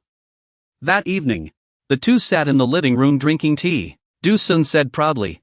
Thanks for coming, but isn't this a bit much? He replied. You think so? You little brat, you reminded me. You even brought a squad of knights and a bunch of others. What about your wife and kids? Dylan smirked. The favor you asked of me. As your older brother, of course I have to do everything I can to help you. This made Du-sun a bit uncomfortable. This really is a bit much. You know that. Because you wrote to me late at night. So I had to rush to the imperial capital. He continued. You know the reason. Why do you think father gave you the seal? That's reason enough for me to be here. Du-sun had no rebuttal. He's right. If it weren't for the heir stepping in personally, things would have been even more complicated. And he was able to get here so quickly, all thanks to the teleportation gate. I bet he spent around 3,000 gold to let everyone use the teleportation gate. Anyway, let's not talk about that now. You ask curiously. What do you plan to do with them now? There are as many as 30 of them, Dylan announces. They must pay the price. I won't spare a single one. You hesitate, because they are still father's brothers, after all. Do you think father would agree to this? Dylan reveals. Father didn't say a word. So this is our chance to get rid of them. We've forgiven them too many times already. The loss of income is all because of them. Daoshuan understands his meaning. It seems like it's brother handling this, not father. The records say Dylan Aston is a master at strategy and planning. You can't help but admire him. Strong and smart, impressive. Dylan ruffles Daoshuan's hair as usual and asks, why the long face? Is it because you think I'll kill them? Don't worry. I'm just making them pay a price. You did great today. I'm so proud of you. You frown. I didn't do anything. I'm just dealing with them because they're a nuisance. He hugs his beloved brother tightly and praises, so cute. How come you don't have any credit? You exposed them. And you even won the battle. Amazing. Go hug Livy. You've grown up. Dylan sets him down in a chair. I'd love to. But your sister-in-law won't let me touch Livy. After all, I'm the child's father. Why? You'll understand soon enough. I don't think you should use those big hands of yours to hold that child. Then, Daoshuan got to the point. I have something to discuss with you. You slide a document across the table. This is the blood contract between me and Count Janda. What should I do now? Dylan picks it up to read. According to this document, the family of 27 members now belongs to you. It's yours now. You can do whatever you want with them. Do you need my help? Daoshuan asks in surprise. They're all yours now? You think to yourself. It's about controlling the family, right? He reminds you. This is your reward for winning a fair and just duel against them. Now they belong to you. Don't worry about me or the family. I've already said my piece. A man must have confidence. Dylan mentions your identity. And you're a descendant of the Aston family. That's all the more reason to be confident. You deserve this. Daoshuan suddenly brings it up. I understand. Then I'll try to be more confident. Can I ask you a favor? Dylan agrees. What is it? You shove a stack of documents toward him. Can you handle this for me? Also, I'd like to use Count Janda's estate. Because Daoshuan knows full well. The value of this document depends on who holds it. If you want to sell them all, it won't be easy. Dylan takes the documents. All right, I'll take care of them. I won't let you down. As a reward for you, I'll teach you something. Come find me in the courtyard tomorrow morning. Daoshuan looks puzzled. A reward? He flexes his muscular arms. That's right. I'll teach you how to train your muscles to perfection. When AFA swore, the teacup on the table trembled. Dylan asked how he felt. Are you interested? Can't wait to learn?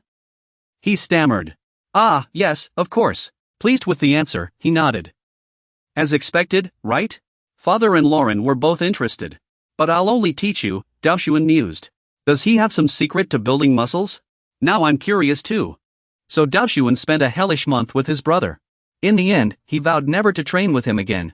The day of the academy's admissions finally arrived. Bernard saw him off. Safe travels, young master, he reminded him. I hope you do well in the placement exam. Daoshuan boarded the carriage and replied, I'll do my best. Those kids' exams aren't worth stressing over.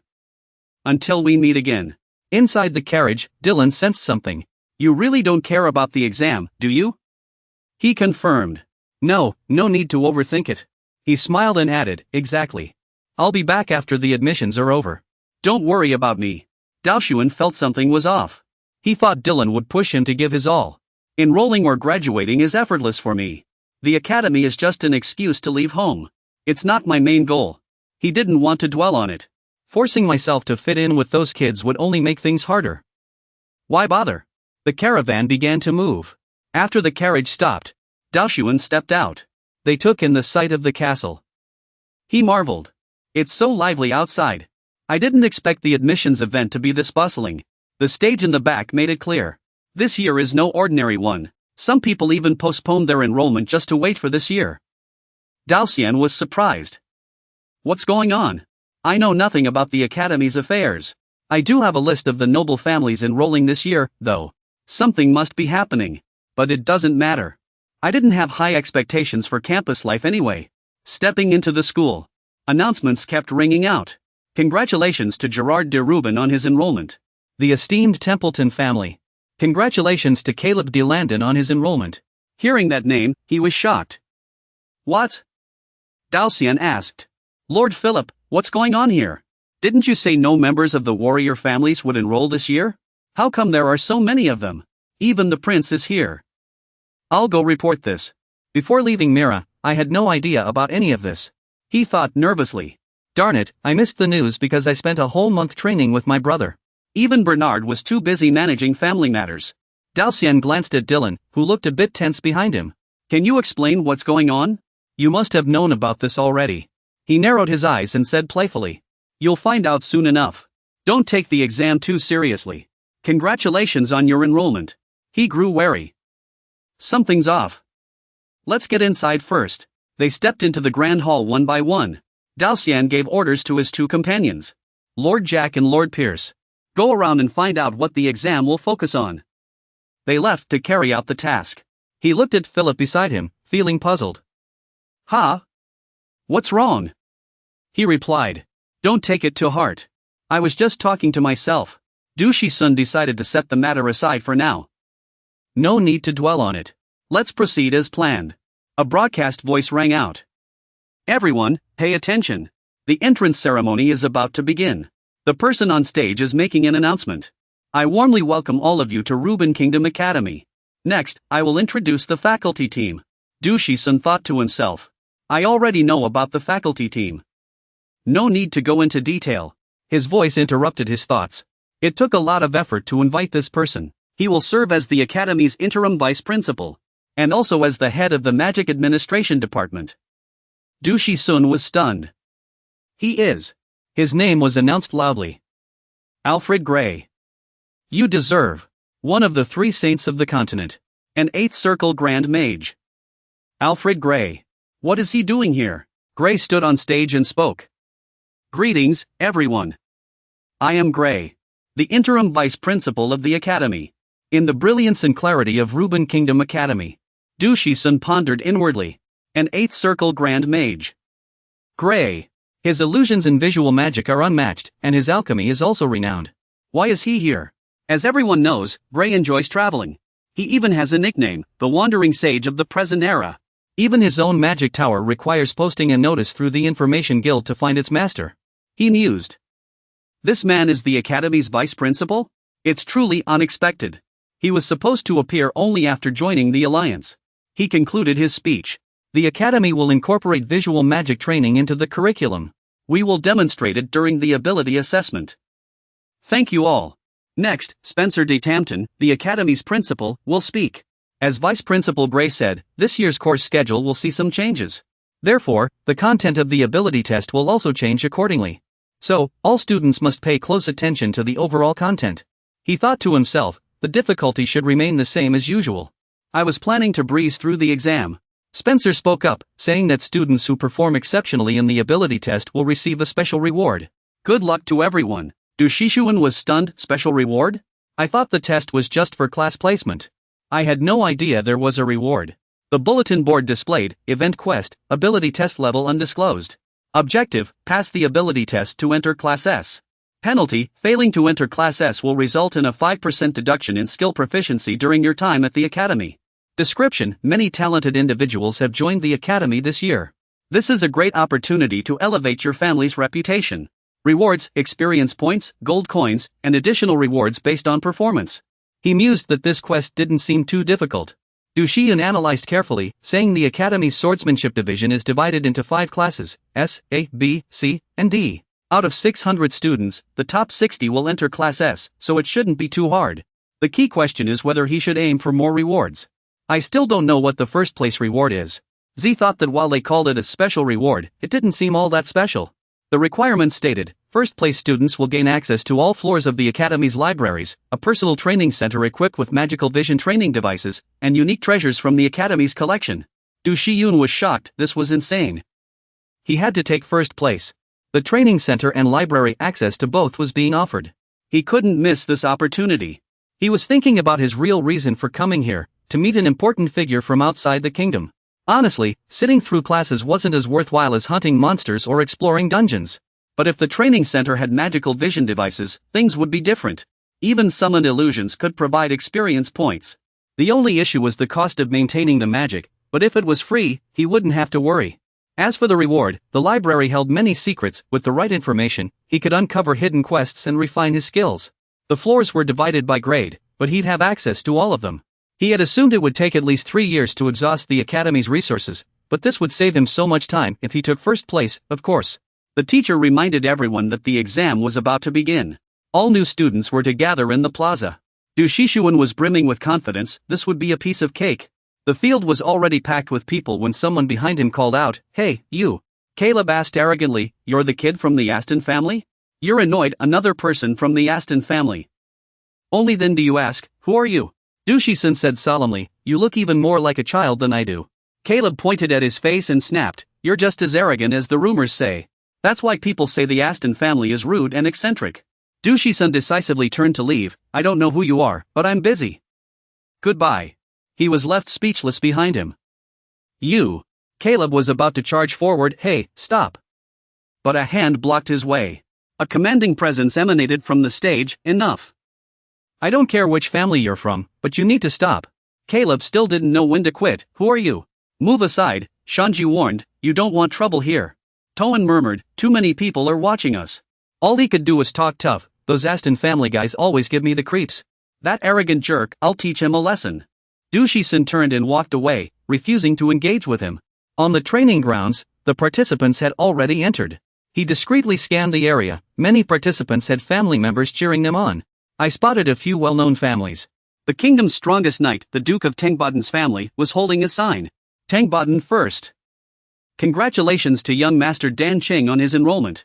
Next was the Marquis McNeil's family, known for their mastery of resonance kites. Marquis Clifford, from the up-and-coming Landon family.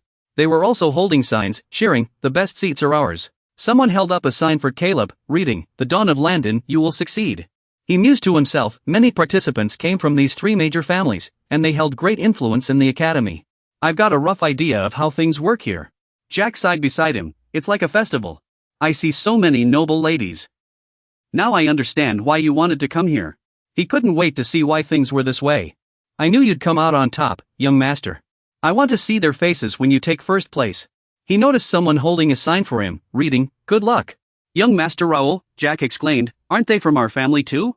He reported, "I can't believe they're cheering for others instead of us in this situation. Sir, I'll go take care of them." "Good luck to you." Dao Xian replied, "See you at home." He focused on the documents in his hands, first checking the exam guidelines and the list of new students. Seeing those names, Dao Xian was taken aback. How are they all here? In his past life, they were all very famous. He noted a few standout figures, especially Dan Cheng from the Tengbotan family and James from the McNeil family. They would become masters in their fields within a decade. Surpassing them wouldn't be easy. An announcement sounds, the first exam is about to begin. Please move to the small lecture hall.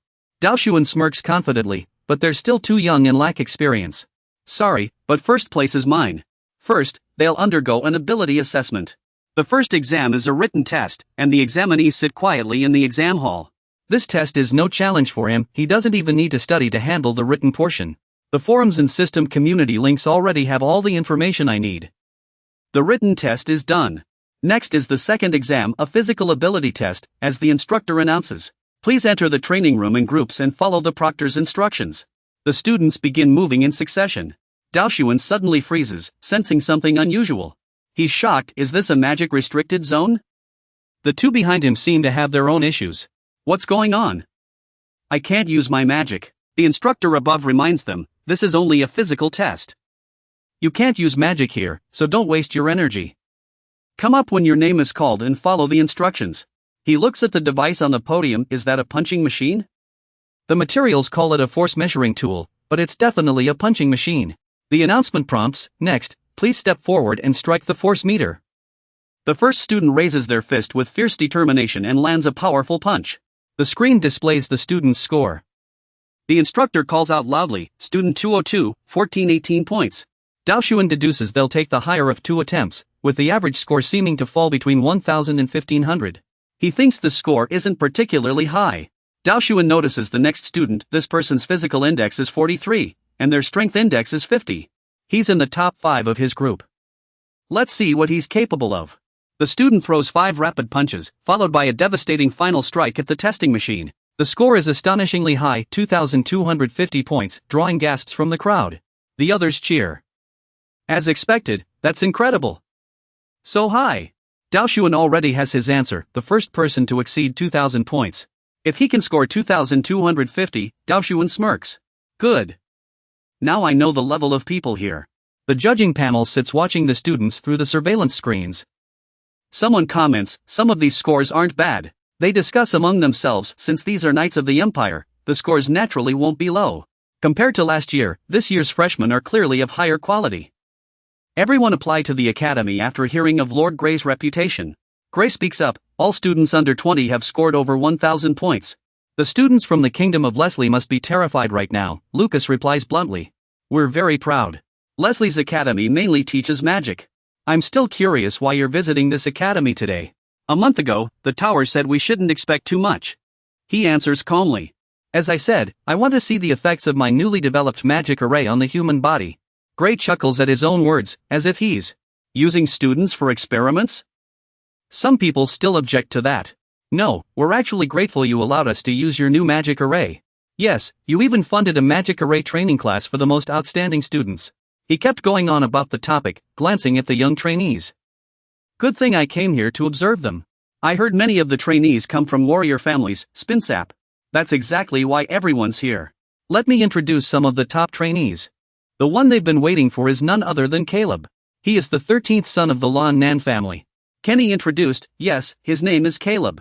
The family head has taken special care to nurture him for his outstanding talent. The boy asked me to let him enter the academy. Lei said he already understood. I see. I'm really looking forward to this. Caleb is outside preparing for the test. His fists made the testing machine tremble.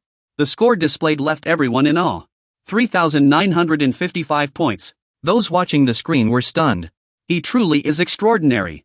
Now I understand why Count Lan Nan favors him so much. Some thought to themselves, they really are on a different level. Catching up to them is still a long way off. Spencer was eagerly anticipating what would come next. This is going to be interesting. Next up is James from the McNeil Marquis family. He is the current direct grandson of Lord Clifford. Someone asked curiously, is James the only one from the Knightley family taking the test? He confirmed it. Yes, it said his talent has already surpassed the academy's level. This man's fists are even stronger than Caleb's. A single heavy punch made the testing machine smoke. The muscles on his arm bulged one by one. The score jumped to 3,600 points, leaving everyone in admiration. He had already surpassed 3,500 points twice. 3,612 points, isn't this a new record? Someone wondered, isn't this the highest score for a newcomer? Lei clapped in congratulations. That was amazing. Ever since the strength testing machine was invented, even knights could only reach nearly 3,000 points. He was very excited. Next up, ready to take the stage. As they looked at the next contestant, murmurs filled the air. He struck the testing machine 5 times with heavy punches. The displayed score was 2,900 points. Victor exclaimed in surprise, 2,900 points? Even Julian looked closely again. What's going on? He was confused. This was lower than the previous student's scores. Noah panicked. He was only punching with one hand behind his back. The energy frequency image appeared on the big screen. Seeing his true strength, everyone was left speechless. The final score displayed was 3,008 points. Spencer smiled as he explained. I've already forced it into the academy. So it doesn't seem too happy about it. This has left everyone in awe. He scored that high with one hand behind his back. If he really went all out, who knows what would happen? As expected of the Tianbadun family. As expected of the strongest family. Kenny stood up, fuming. Let's go grab something to eat. We already know the rankings. No need to look. Lei stopped them. There's another prestigious family. The guy's name is, he retorted. We don't need to see it. Kenny revealed some info about him. Word is, he wouldn't even be here without his family's recommendation. He's only 15. Everyone was shocked. 15 years old. Most freshmen here are around 19. How could he possibly beat them? He explained. I mean, some students don't have the skills and only get in because their families pull strings. They're just here to learn a thing or two. It's a shame for someone from a warrior family to do that. Dylan held back for a while before speaking. I was planning to stay quiet. He saw him and shouted. You are. Gray looked over. Are you the one from the Aston family mentioned earlier? You seem quite refined. Nothing like your appearance suggests. He walked in at a leisurely pace. This is my honor. Vice President Gray, he replied. How could I forget that perfect figure and terrifying face? Gray's expression turned serious. I'm curious what you're laughing about. Care to explain? Kicked someone multiple times. It's funny listening to those old guys talk. Believing what others say is considered arrogant. If I recall correctly. Kenny snapped. What did you say? He explained the situation. That kid's just here to gain experience since he enrolled at 15. Has anyone considered this from another angle? Perhaps he enrolled early because his family had nothing left to teach him. The guy never misses a chance to argue. Stop talking nonsense. No one can pull that off before 20. How could a 15-year-old kid accomplish anything here? Dwoluan retorted. Really? There's no guarantee it won't happen just because it never has before. Kenny couldn't take it anymore and snapped. This guy is too full of himself. You mean your brother could make history at the academy? I shrugged. I don't know. I'm no prophet. Dwoluan felt uneasy inside. To be honest, I'm curious too. What is he even thinking? He gritted his teeth and cursed. It's all baseless nonsense. No wonder he's from the Aston family. Spence cut in. Enough. Stop embarrassing us in front of our guests. He's looking forward to it too. Let's see what this kid can do. Someone recognized him. It's him. Daoxian approached the testing device with a youthful and gentle expression. This made them start comparing. His face was radiant. Are they really brothers?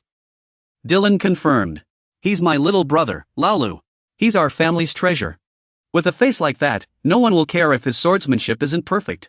Someone couldn't help but ask. Does your family have any singles left? Kenny chimed in. Everyone, shut up. What's there to discuss about a man's looks? You'll see at a glance. That old man is really going all out. He already knew Laolu's strength from the Janda Baron incident. That Caleb guy is trying to shift attention to his 13th son. How ridiculous. All we can do now is pray. Can Lauer pass easily? Given the situation, I hope he can give it his all. I think I might have been too harsh just now. I'm really worried. Outside, Du Shushuan walked calmly to the testing area. He took a deep breath and closed his eyes. As he raised his fist, Du Shushuan opened his eyes, his gaze firm. His fist struck the detector with a force far greater than the previous testers.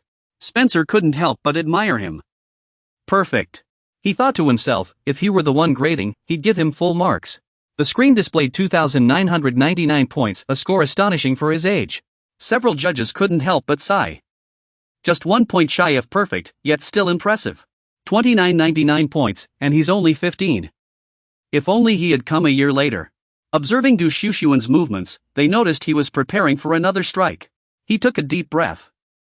Everything was going according to plan. Everyone cheered for the young boy, certain he could do it.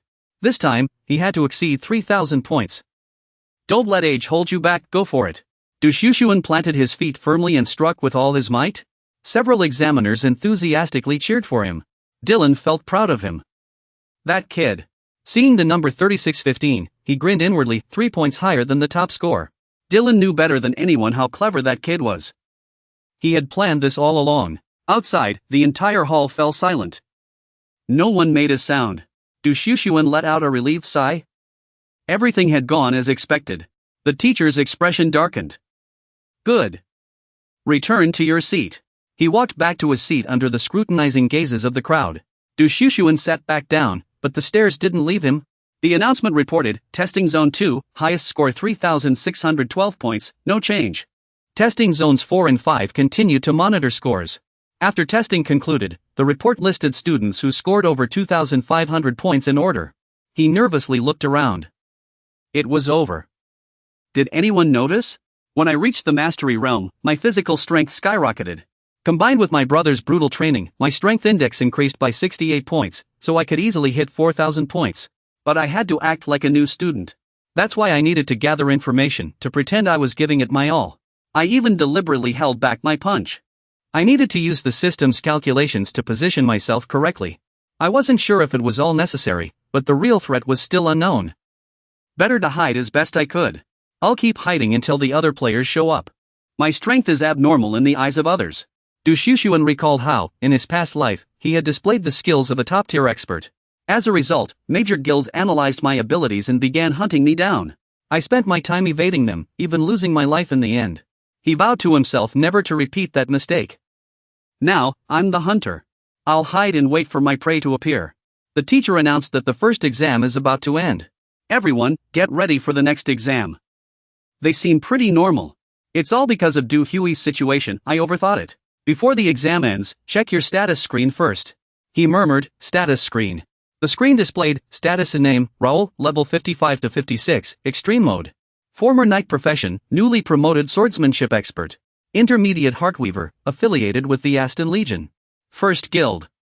Attributes, strength 66 to 68, agility 67 to 68, stamina 65 to 66, intelligence 58, intelligence value 71, magic 70 to 71, spirit 72, perception 71. Special traits, skill collector monk, developer's analytical eye. S-rank heartweaver bonus, A-rank warrior bloodline. Du Shihao thought to himself, the next exam is an obstacle run, testing strength and speed. He had to control his body well. He hoped Denton and James would perform well too, wanting to see how far he could go. Being the descendant of a swordsmanship master and a member of a ducal family was indeed a blessing. But in return, they had to bear an incredibly heavy responsibility. The Duke never forced his descendants to practice swordsmanship, but his children always did their best to uphold this supreme honor. They were always told, work hard so you don't tarnish your grandfather's name. As the grandson of a swordsmanship master, you must win this competition. Denton didn't feel happy at all. Because of his talent, he was always pushed to be the best. Though he was already much faster than his peers, for someone who valued freedom, the pressure was too much. So he chose to enter the academy to escape those tedious training sessions. Denton grumbled to himself on the first day of enrollment, there was already an exam. If I'd known, I might as well have stayed home and slept. Why is everyone so noisy? The leaderboard displayed the names, first place was Daoshuan, second was James. And Song Gu, this really surprised him. James was only second? Though I always beat him, he was clearly the strongest opponent I've ever faced. Is there someone even stronger? Denton found it amusing. The teacher reminded them, we're heading to the next exam area. Everyone, line up and follow. He glanced at Daoshuan beside him. First place was Raoul? Have I seen him somewhere before? Denton stepped forward and spoke, you're Raoul, right? He curiously sized up the other. And who are you? He exclaimed in surprise, I'm Denton. Inwardly, he thought, I just saw a flash of light, this guy looks good, but still not as good as me. Daoshuan turned to leave. If there's nothing else, I'll be going. Denton stopped him. Wait. He recalled, it's been a while since someone ignored me like that. Impossible he hasn't heard of my name. Usually, people initiate conversations after hearing it. This reaction is really odd. Denton's lips curled slightly, his curiosity piqued even more. You're curious, what kind of expression would this guy make when he loses to you in the exam? The second test is a physical endurance challenge. Everyone moves to the outdoor training grounds. Duo Shiyun sees right through it, the test is simple. They just want to see how fast we can clear the obstacles. You realize the problem, we have to run in full armor, and there are traps along the way. An announcement blares, anonymous candidates are being eliminated. Another one is cut, sparking murmurs among the crowd. What? How could so many have already failed? Duo Shiyun strokes his chin thoughtfully. They were all lower-ranked students, but over 100 failed this test. Unbelievable. Rumor has it Vice Dean Goulet showed up and tweaked the test. What could they have changed to make it impossible to pass? The timer beeps 13 minutes 33 seconds, 12 minutes 52 seconds. You're surprised. Someone actually passed? Just look at that speed. A moment later, the results are posted, 9 minutes 12 seconds. Duo Shiyun scoffs. That's the best time so far, it hasn't changed. You stand up, ready. They finished fast. Dan Tan is still dozing in the back. Your turn is coming up, get prepared. He yawns as he steps forward. Is it his turn already? You ask via message, has anything unusual happened? The reply comes, not yet. The best time so far is 7 minutes. Duo Shiyun orders, double check everything. Keep me updated on the team's progress. The other confirms, understood. You ponder, with so many testing zones, timing is tricky. I'll do my best to keep an eye on them. The instructor calls your number, 285. Levine, let me explain the rules. All traps and obstacles are illusions, but the damage is just as real. Damage will be recorded. If it exceeds your armor's limit, you'll be disqualified. Duo-sun replies, got it. With the start signal, 285, sprint. You're already bolting forward. You realize this armor is ancient, heavy and cumbersome. Now you understand why so many failed. Duo-sun's steps never falter, but it's not too difficult for you. After reaching expert rank, you've grown much stronger. You reach the first obstacle, a raging river. Duo-sun steps onto the rocks. Even though it's an illusion, it looks incredibly realistic. How many magic stones did they use for this? Did they really prepare all this just for an entrance exam? You leap high. What a waste. The second obstacle is a forest riddled with traps. You enter it. Duo-sun's steps land steadily on a hidden pit. A volley of arrows shoots out. You dodge to the side. Next, Duo-sun dashes out of the spike zone, leaving it behind. You brace for incoming daggers. Duo-sun muses. Looks like there'll be news soon. The screen lights up, and at the same time, Daoshuan successfully blocks the flying daggers. Here we go, let's see how things unfold. He sheaths his longsword behind his back, and Daoshuan leaps forward at lightning speed. He dashes like the wind, the ground cracking beneath his feet. As he sprints, Daoshuan taps the screen to check updates. James and Denton are making rapid progress. They'll clear the trial in 5 minutes. Daoshuan asks, anyone else worth keeping an eye on? The system displays that Kelebo from Landon is also advancing quickly, though not at the same level as James and Denton. A few others with decent skills are still casually dodging every trap. Apparently not too concerned about their performance. He orders, log everyone's status and keep me updated on James and Denton's progress. Daoshuan's steps halt before a wooden bridge. To his surprise, a suspension bridge spans a cliff, and cannons are in place. Trouble's here, but it won't stop me. Daoshuan's hand tightens around his sword hilt, the blade gleaming with a sharp, cold light. Without hesitation, he leaps into action. Daoshuan's footsteps land steadily as he sprints across the bridge, covering half its length in an instant.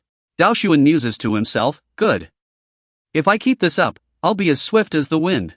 The bridge sways violently in the gale, making it hard to keep his balance as the wind batters him. Gunfire rains down on Daoshuan. Trapped between a rock and a hard place, fireballs and cannon shots block his path from all sides. He knows their power all too well. If hit by one of those fireballs, he'd plummet into the abyss. He must tread carefully. Without hesitation, he swings his sword, shattering an incoming fireball into nothingness. Daoshuan hesitates. Blocking the fireballs with his sword's energy would be easy, but he can't reveal his full strength yet. He decides to rely on his agile swordplay to push forward step by step. Finally, Daoshuan clears the bridge, though it explodes behind him. He's made it across, but the challenges ahead remain. Cautiously, he enters a pitch-black cave, where traps lurk in the darkness. Dao Xuan charges forward bravely. The traps are dangerous enough, but in this pitch-black cave, the risk is even greater. But to complete the trial, no obstacle will stand in his way. He prepares to draw his sword, there's no other choice. Elsewhere, arrows rain down like a storm. James blocks them with his shield. Frustrated, he thinks, this is so annoying. I don't even know what I'm doing here. Pushing his shield forward, James grumbles. He thought getting into this academy would be simple, but it's proving far harder than expected. This whole thing is driving me crazy, especially having to compete against people I don't even want to fight. With a record of winning multiple major and minor tournaments by the age of 20, plus years of experience from countless missions in the National Security Force. For someone about to be appointed as a probationary knight in the National Security Force, working here feels like a complete waste of time. At this moment, he was starting to regret it. If it weren't for his master's orders to enroll in this academy, he wouldn't have bothered taking the exam. But since Dun Tun has already enrolled here too. Of course, James hasn't forgotten about Du Xian either. And that brat from the Raoul Aston family is here as well. Now, the mission his master assigned, getting into the academy, doesn't seem so important anymore. He could handle it, but if he lost to those guys in this exam, it would be humiliating. Staring at the light at the end of the cave, he wondered, knowing this, how much longer would he have to endure this trap-filled tunnel? James kept moving forward. Who cares? He'd just pushed through. A volley of arrows rained down, but he cut them down and charged ahead. James finished in 5 minutes and 15 seconds. Confidently, he thought he had aced the challenge and would surely have the best time. James was about to leave, certain that with his speed, first place was in the bag. Then someone behind him gasped. Look at those scores over there. James had a bad feeling and turned around. He was stunned to see the board, Dun Tun, 4 minutes 58 seconds, James, 5 minutes 15 seconds. He couldn't believe his eyes, what was going on? Someone marveled, a 4-minute time? Even if I just ran without obstacles, finishing this fast would be nearly impossible. Dun Tun let out a sigh of relief. Finally over. He needed a break, this exam had drained him. James glared at him fiercely. That jerk had ruined his plan to take first place. People around whispered, unbelievable. He didn't even look tired when he finished. Dun Tun didn't care. Instead, he looked around for Du Xian. Where is he? I haven't seen Raoul either. Where did he go? James figured it out from behind. Was he looking for that brat from the Aston family, Raoul? He glared at Dun Tun's back with resentment. Did that guy think beating him was a given? He clearly didn't take James seriously at all. What about Raoul's results? They haven't been posted yet. Why was he so obsessed with that brat Raoul? What was he planning? At this moment, Dondon was asking the people around him. Hey, Raoul, have the results for this round of exams come out yet? The other person replied that they hadn't seen them yet. James thought to himself, whatever. What he thinks or does has nothing to do with me. He had already done his best in the exam earlier. He finished only a little slower than that jerk Dondon. As for that kid Raoul, it would probably take him much longer to finish. A 15-year-old with no experience, how could he possibly pull off a miracle here? He would end up in second place, but there would be future chances to compete. It wasn't too late to concede now. That guy bumped into him, what the heck? Dondon turned around and stopped, exclaiming, what happened? Dao Xian's name was ranked first, but the top spot went to Raoul, who finished in 4 minutes and 55 seconds. Everyone else was left in fourth place with a time of 6 minutes and 22 seconds. The crowd was stunned, unable to believe Raoul had surpassed Dondon's time by just a few seconds. This was completely unexpected, how could he have done it? Dao Xian scratched his head, thinking the timing seemed about right based on his estimates. I'd never believe it, how could a 15-year-old finish the exam in such a short time? That kid didn't even have much experience with this kind of test. Dondon felt he hadn't misjudged him, this kid was indeed interesting. He had thought academy life would be boring, but now it seemed the future was worth looking forward to. Through the surveillance screen, an examiner gasped. It looked like the final results were in. With such a score, Raoul would take the top spot in this selection exam. He turned to the person beside him to offer congratulations, young master, on your outstanding performance. You did exceptionally well in this round. He laughed heartily, it's nothing. Thank you all for the encouragement. Spencer commented, he showed an incredibly high level in this round, especially those dodging moves, it was like he knew everything in advance. I wonder if he had received similar training in his family. I'm not exaggerating, Raoul's performance in dodging those traps was even more impressive than a seasoned expert. After comparing, it reminded someone of this young master's performance. He looked a little embarrassed. You're too kind. The child had always been doted on in his family, he truly was a gifted youngster. As for training and guidance, we only provided the basics, nothing special. Diluan nodded thoughtfully, that should make things clear.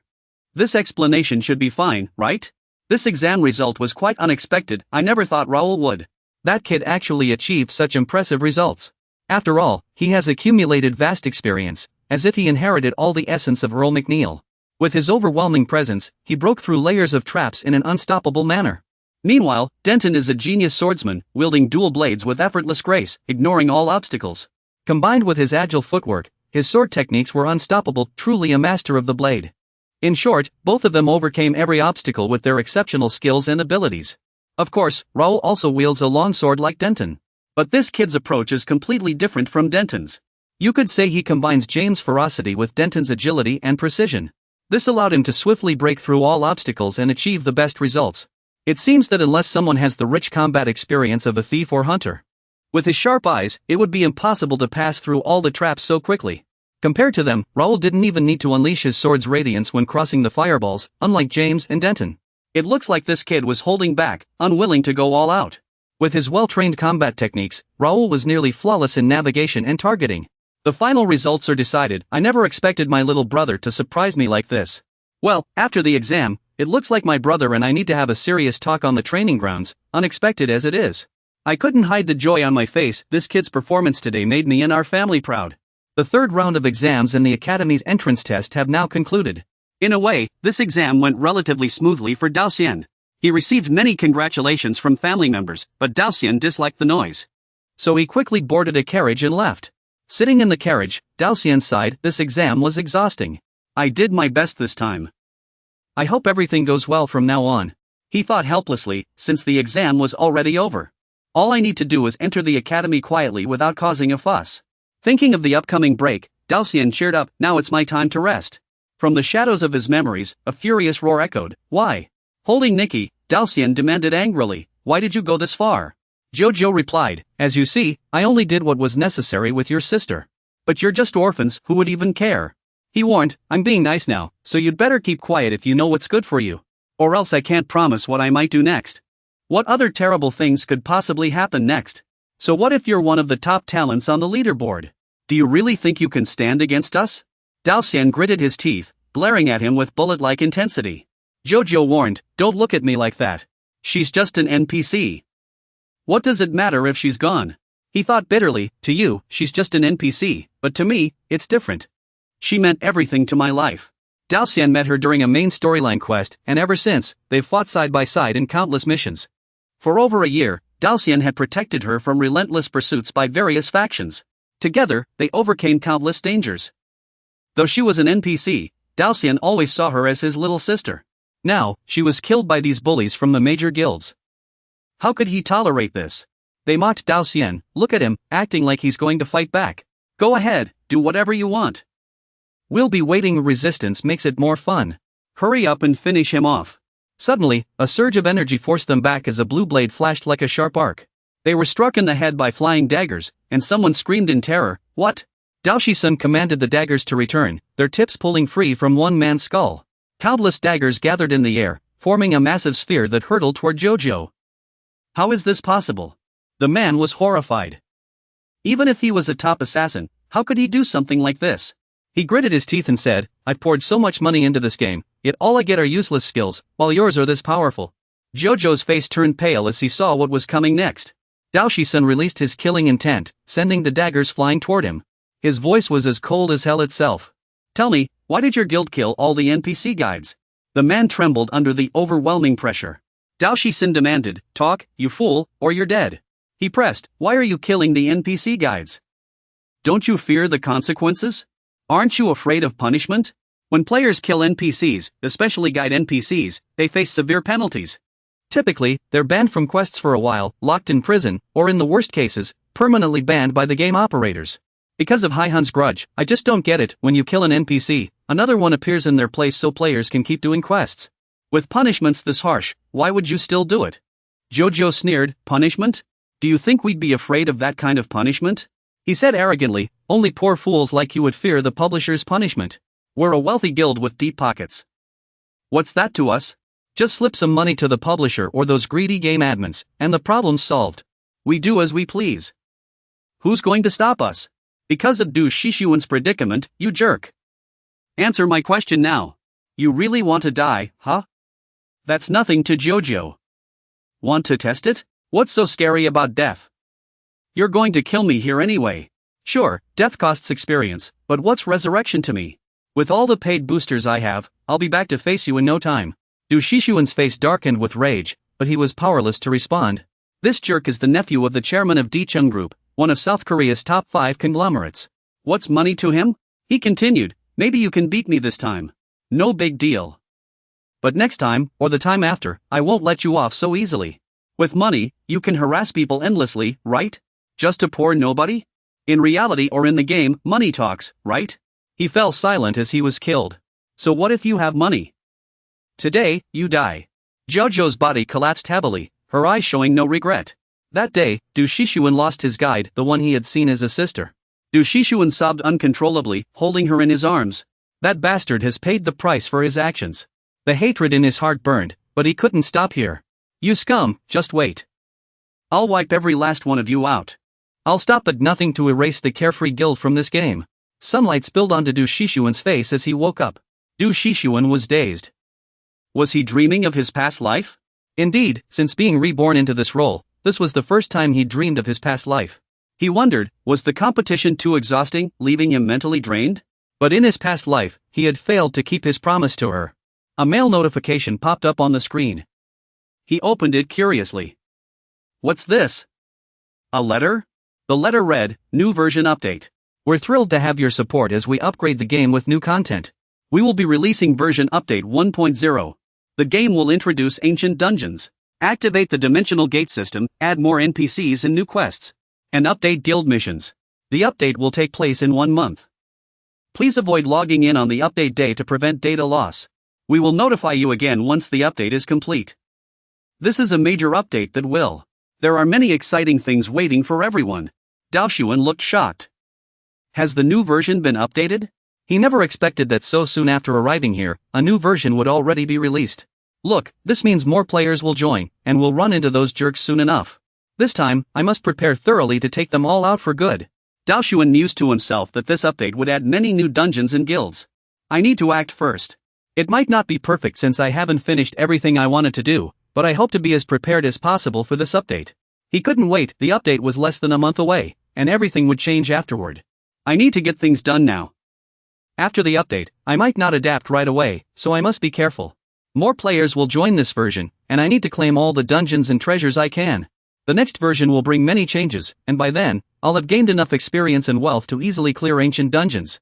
The choices I make in this version will affect the next, so I must proceed with caution.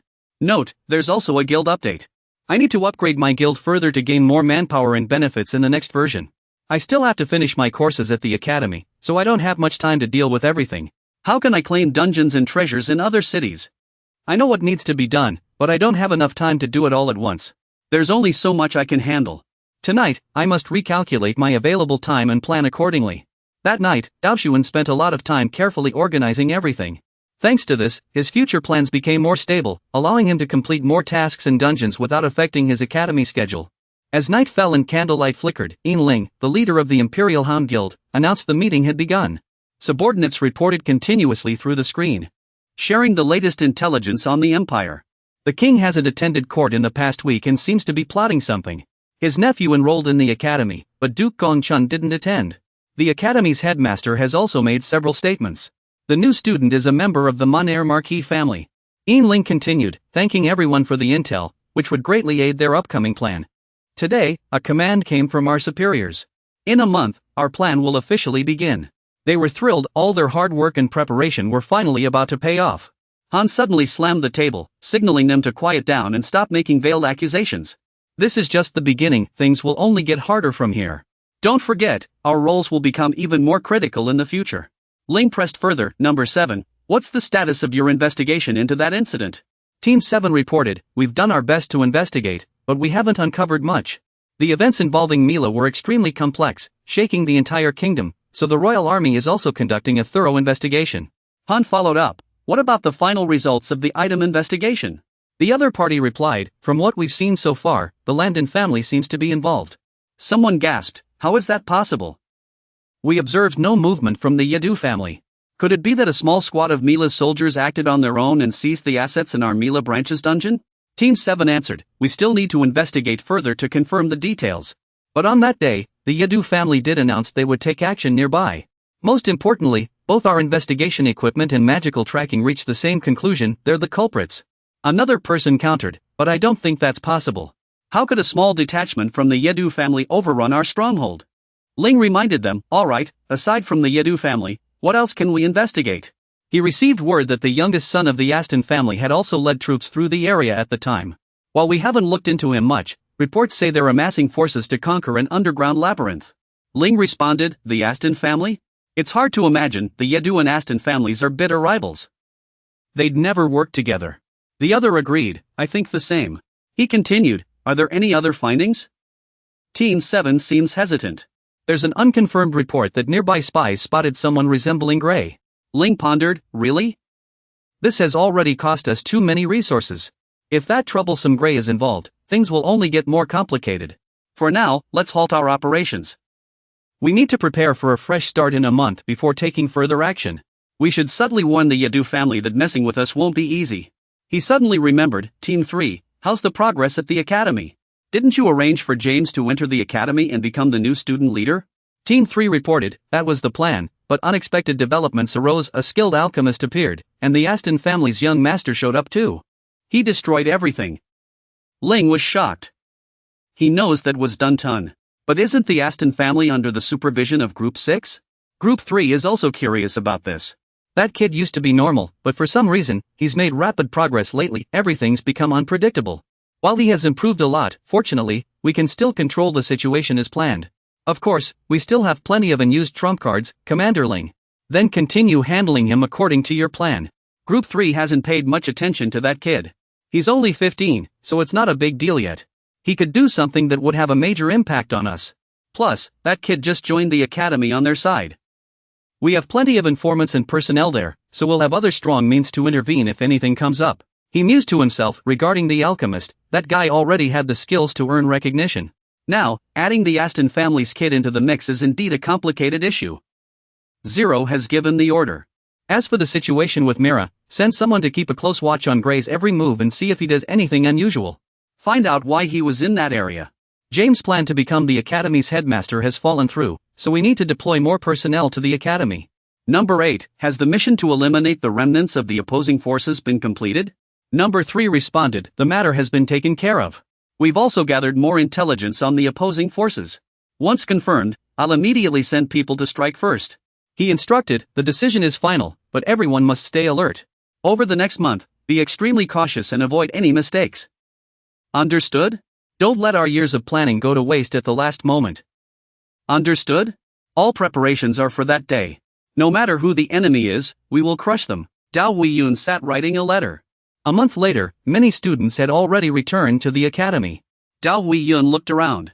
Though he had worked hard, these preparations would benefit him in the future. Academics weren't easy either.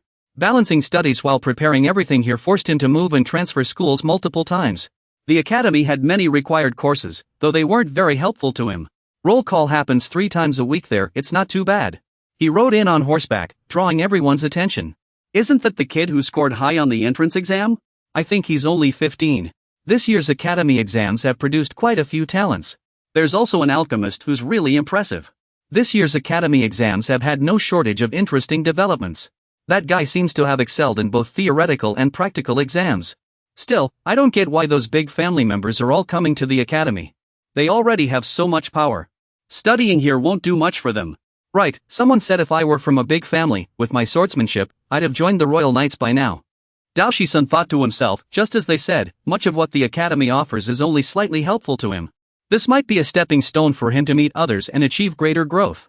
He paused, looking at what lay before him. Of course, he was different from them. Most importantly, I need to achieve something in this academy for my future goals. What's the matter? The S-Rank exam results announced the top 3 rankings. Lauer, Jiamu, Dangtun. Shishuan was surprised, as the exam rankings determined the A-Rank division.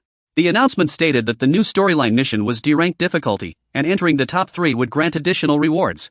The reward is 500 gold coins, but the additional reward is still unclear. Shishuan was curious. He had already received the first reward, but what was the extra one? He set the matter aside for now. After all, it was just a D-rank mission, so there was no need to stress over the extra reward. He headed to the classroom first. By the time the teacher arrived, the students were already seated. Shishuan took notes diligently. As expected, the lesson wasn't very helpful to him, but he had already mastered the basics. He glanced at the person side-eyeing him, but none of his classmates bothered him. Only that guy named James caused him a bit of trouble, but it didn't matter. This was the kind of life he wanted. If things stayed peaceful like this, he'd achieve his goals soon enough. Shishuan stood up from his seat. Today's classes had ended smoothly, and he hadn't expected much anyway. Just then, Oscar walked in and asked, "Is Student Lauer here?" He stepped forward. "It's me. What's the matter?" The other person had come to deliver something to Shishuan. "This is your certificate for placing first in the entrance exam. It'll be very useful during your time at the academy." He added that Vice Dean Alfred J. Gray was looking for him. Shishuan was startled. The Vice Dean? The extra reward turned out to be a meeting with the Academy's Vice Dean, Alfred J. Gray. Shishuan realized, was this the additional reward? He was shocked. Gray was a sage and a brilliant strategist who led the Allied forces to defeat the Empire's brutal army. Shishuan hadn't expected to meet someone of this caliber so soon. He walked toward the office, where 2 guards stood at the door. He was filled with anticipation for the meeting. Shishuan politely knocked on the door, and a voice from inside permitted him to enter.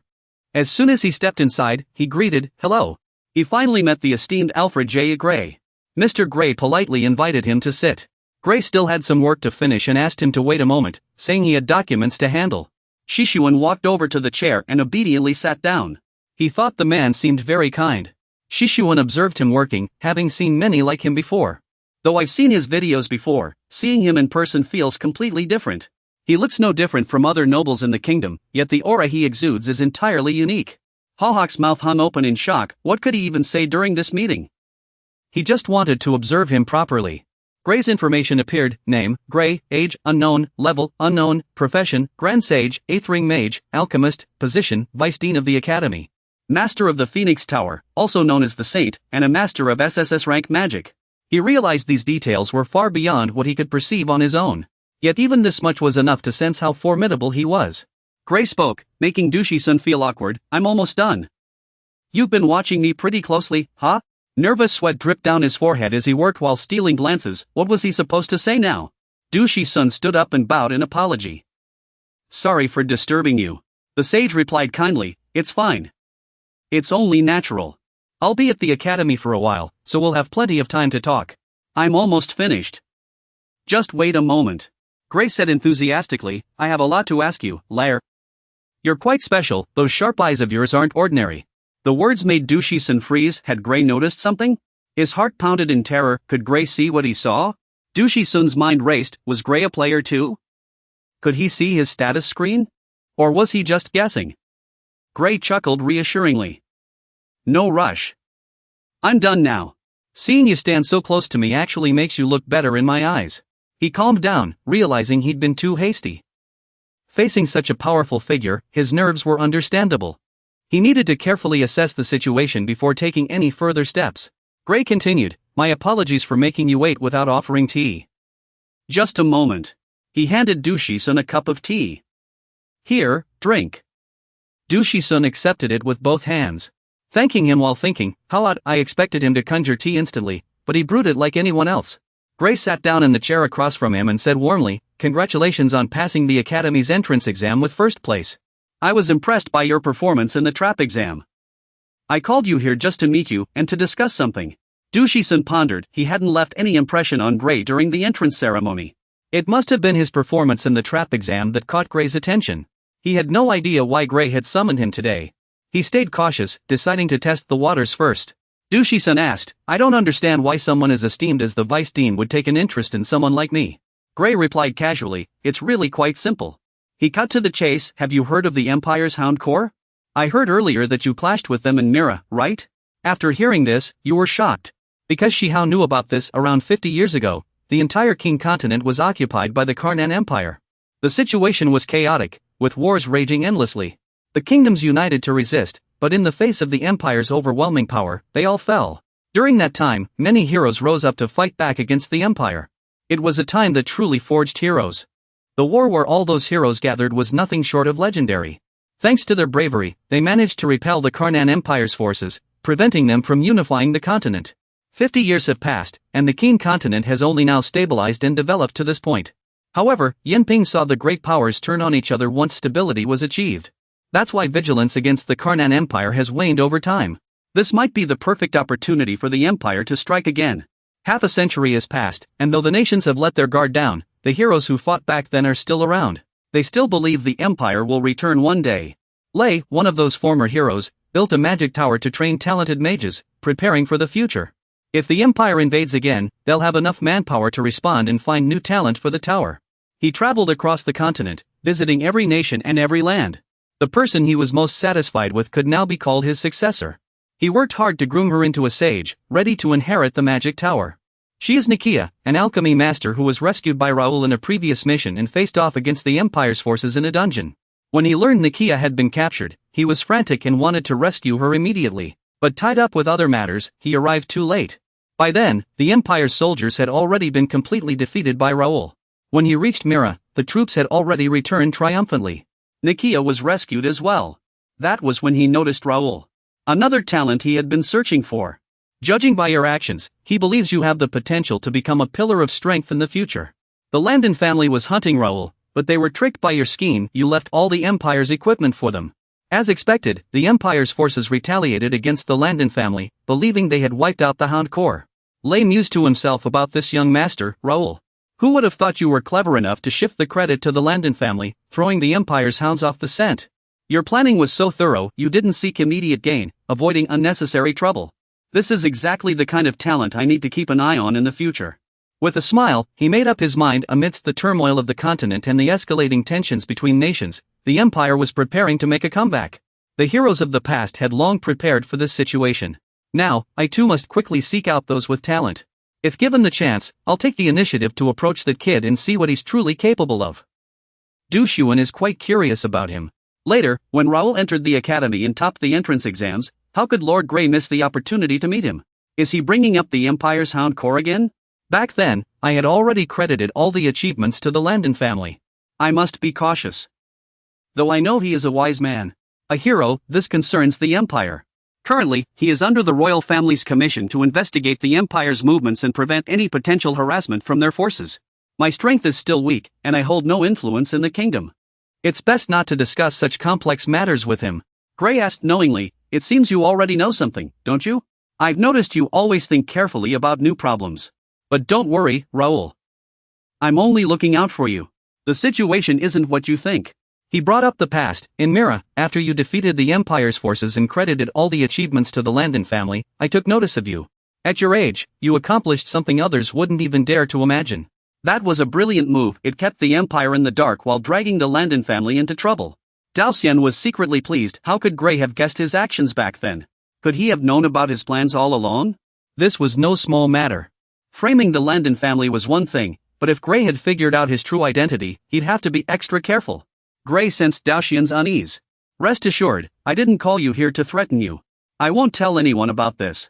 At your age, achieving such feats is truly admirable. Don't you understand? So, you already know everything I've done? Why did you call me here today? He took a sip of tea. I assume you've studied history. The Empire has always been a terrifying force. But what else do you know about them? I replied, I only know they tried to conquer the continent 50 years ago. In that battle, they used dark arts that seemed incredibly powerful. Grey confirmed, those spells were indeed formidable. They also have elite troops. But that's not all. Think about it, how did the Empire, with its small territory, manage to invade the entire continent? Dao Xian pondered silently. The land was barren, and the population sparse. The Empire has received no support in any aspect. The Empire's commercial activities and development affairs are extremely difficult. This situation has never changed from ancient times to the present. Grayson chimed in, stating that all books about the Empire record this. But what you don't know is that the Empire possesses an extremely sharp intelligence network. This is precisely their strength. We are always seen through by them, and all our plans are exposed. Yet we know nothing about them in return.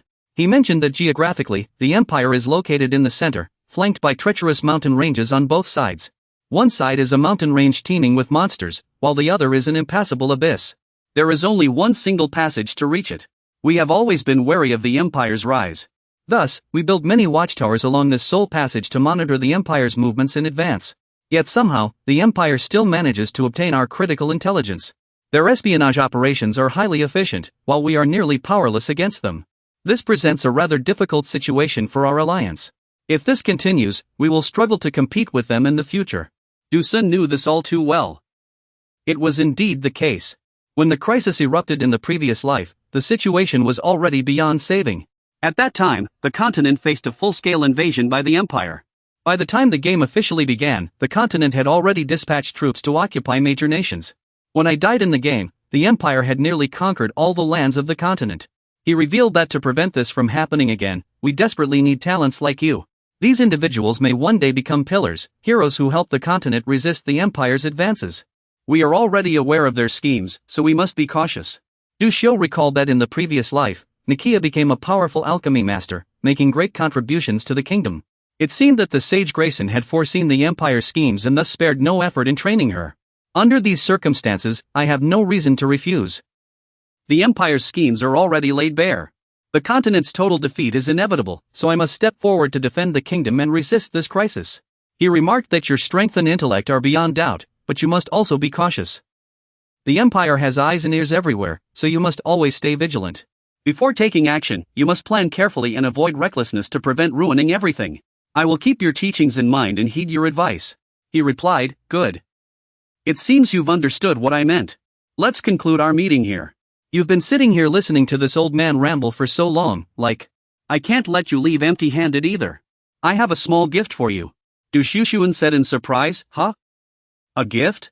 Lei handed it to him. This is what I prepared for you, just in case you need it in the future. There are instructions inside. Take a look first.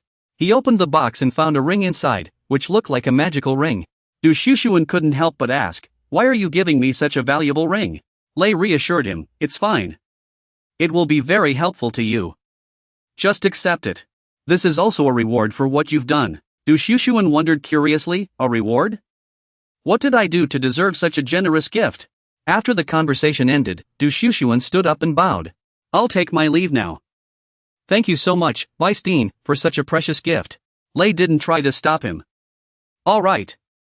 I also appreciate you coming to see me and listening to what I had to say. You'll need to work even harder in the academy. We'll have many more opportunities to meet. Holding the ring box, he left the room. It was his first time meeting such an important figure, and he had been a bit nervous. Du Xuxuan discovered the ring's function, magic? This ring was enchanted. The information displayed read, Great Thief Gray's shapeshifting ring, unique, effect, can transform the body at will. Limitation, loses 30% of attributes while transformed. When magic is depleted, the form reverts to normal. Unique effect. Can summon Great Thief Gray once? Du Xuxuan was overjoyed. This was exactly what he needed. The shapeshifting ability would be incredibly useful for doing things without being noticed. Thinking of those people, he let out a cold laugh. With his current identity, there were many things to do, but there were also many restrictions. He couldn't let other forces find out. Especially the Empire's people. Every time he went out, he needed a large escort, which was quite troublesome. This ring would help him conceal his identity, and he would have many opportunities to use it in the future. Du Xuxuan put it on his finger. However, to use this shapeshifting ring, one needed to be at least a sixth circle spellcaster, and there were many restrictions. Not everyone could use it. He gave me this ring, clearly anticipating what I would need to do in the future. Additionally, in critical moments, he could summon him for help, though only once. It was a life-saving opportunity. Having received such a precious gift, he knew he had to work even harder. He focused his mind and left. First, he needed to be more careful in the academy. Even with his backing, many things still required his own effort. Especially since the Empire had already started taking action, he would wait for the right moment to use the ring in the most effective way. Time slipped by quietly, and before I knew it, 10 days had passed. You were satisfied with this period, as life at the academy had been nothing out of the ordinary. You had kept a low profile, avoiding any reckless actions and not drawing anyone's attention. As a result, no unexpected major troubles had arisen. Dan Xin's constant presence made Dao Xian uncomfortable, but there were also some inescapable annoyances. He asked, Do you want to go to the weapon shop with me today? I heard they have new weapons, Leon. You refused. I've said it many times before. I'm busy at school today with a lot of work and need to focus on my studies. Dan Chin wouldn't take no for an answer. Come with me. I don't really understand those weapons. You know more than I do. Can't you help me out? Just think of it as helping someone in need. You had hoped life at the academy would pass peacefully since Dao Xian didn't want any trouble. But things didn't go as planned. For some reason, Dan Chin clung to you like a shadow. Whether in class or after school, he barely had any friends in the academy. Perhaps due to his personality and talents, he kept sticking to Dao Xian. You realized that while having him around caused some trouble, there were also benefits. With him by your side, almost no one in the academy bothered you anymore. He teased from the side, how can you be so busy? You're already doing great in your studies. Those classes are a breeze for you. Everyone knows that. Why do you only focus on studying? I never see you talk about socializing or anything else. Dao Xian retorted sarcastically, I'm not like you. I don't have your brilliance or talent. I'm still worried about passing. Now, I'm off to the library to study. Dan Chin replied, the library? I hate that place, but since you're going, I might as well check it out. Dao Xian reminded him, sure, if you're bored, you can go read there. Just stop bothering me. Dan Chin finally left, I'll go if I have time. Not now, though. I'd rather go practice my swordplay. Reading too much gives me a headache. You sighed. Thankfully, he finally got tired of it and left. Dao Hao walked toward the academy's grand library. He looked up at the upper floors. Having ranked at the top in the entrance exam, he already had free access to the library. But he could only read books up to the 4th floor. Higher floors were still off limits. The 5th floor and above seemed to be accessible only to academy teachers and a select few. Still, Dao Hao was more than satisfied. Having access to the 4th floor already felt like more than enough. From what I know, only 50 students can enter the 3rd floor. For now, I'll see if there are any books here I can use. Lavina flits around the library. Her wings shimmer brightly. It seems Lavina is sizing up the people here. Everyone in the library today is a bookworm. I know all these students. I've already read all the books on this floor. Nothing special. Her tiny frame flies toward a listless female student. Let me see what this little girl is reading. See if there's anything new. Lavina thinks she's just studying as hard as usual. The books aren't anything special either. She sprinkles magical dust on the girl, giving her a little energy boost. People who work this hard deserve some motivation to keep going. Lavina notices a male student dozing off nearby. Is this idiot here just to sleep? That won't do at all. He rubs his sore spot in alarm. What's going on? Terrified, he bolts away, screaming. There's a ghost. Lavina declares. This is a place for studying, not sleeping. I won't let anyone get away with such foolishness in the library.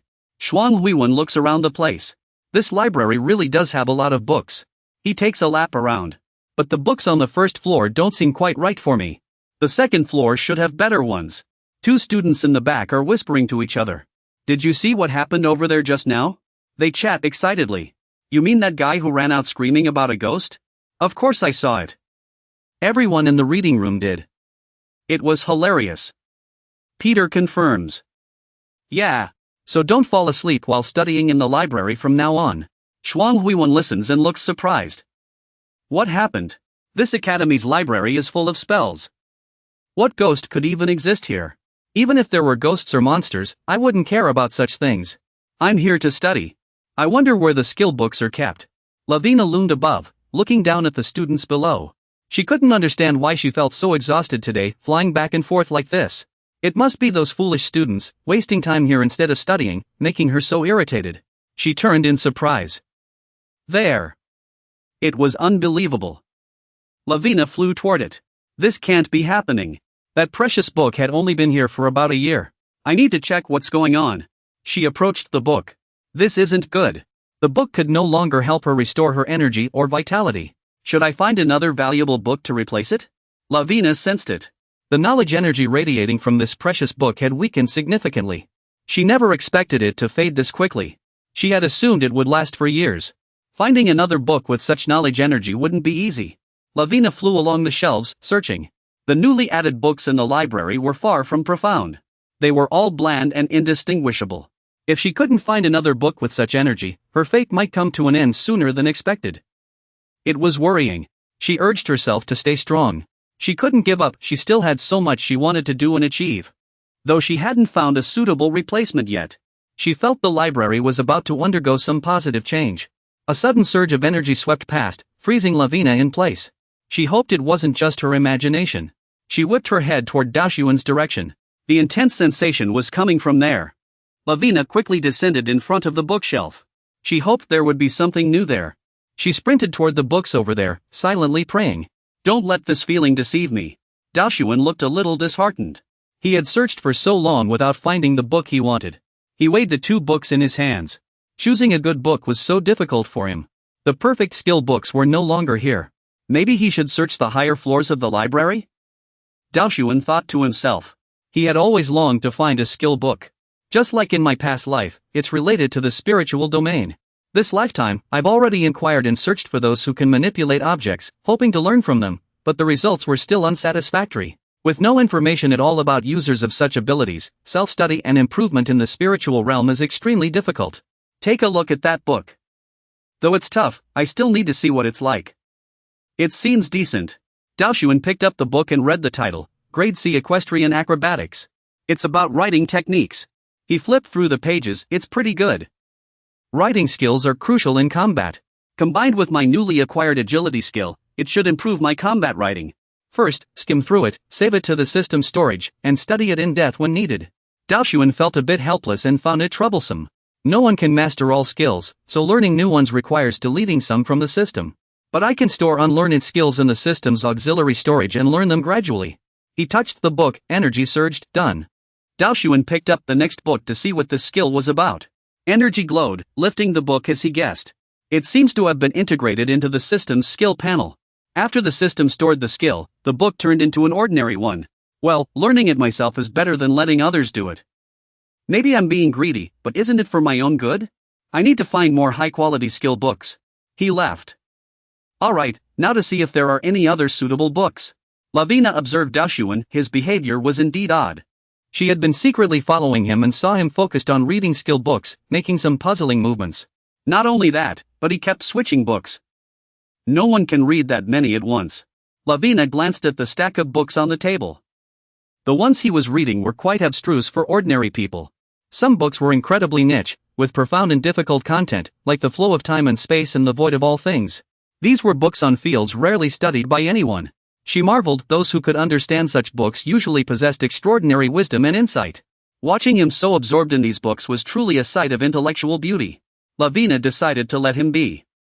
He could do as he pleased. After all, it wouldn't help her. Right now, she needed to find valuable books to sustain her life force. Besides, to communicate with her, one would need to reach the sage realm. Even if communication were possible, it might not help her. She was releasing her energy. Her life was forged through countless sacrifices and coincidences. This moment of harmony has shaped this form. But now, sustaining this life has become incredibly difficult, just thinking about it is exhausting. If that's the case, there's no point waiting for help. I'll have to rely on myself. After leaving Lavina, she still followed Su Daoxian, but finding those special books has become nearly impossible. Even if she found them, without a high enough cultivation level, they might as well not exist, like that strange sensation she felt from him before. But now, that sensation seems to have faded considerably. She wondered why he no longer read the books but instead pressed his hand against them for so long.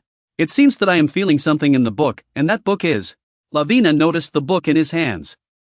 It looked ordinary, but the patterns on it were remarkably intricate. Yet she felt as if something in the book was calling out to her. After finishing, Daoxian closed the book. Lavina was curious, was he absorbing the book's knowledge and energy? But after watching closely, the books didn't seem to change at all after he absorbed their energy. This was the first time she'd seen something so strange. She'd have to observe more. She decided to take a closer look after he left. Lavina glanced at the stack of books on the table, books she'd never seen before. Were they special? Were they the ones she'd been searching for? Who was he, to have such baffling and inexplicable behavior? She reached out to touch one of the books on the table and gasped in surprise. Lavina couldn't believe it. After touching them, the books showed no reaction at all. How was this even possible? Whether they were literary works or books on religious beliefs, whenever she touched them, their stories would flood her mind. But with these books, nothing happened. She pressed her hand against the cover. What was going on? Why weren't they responding at all?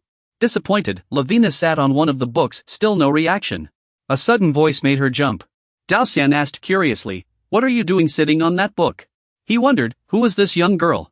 Daoxian studied Lavina's appearance. She looked like a celestial being, but he wasn't sure.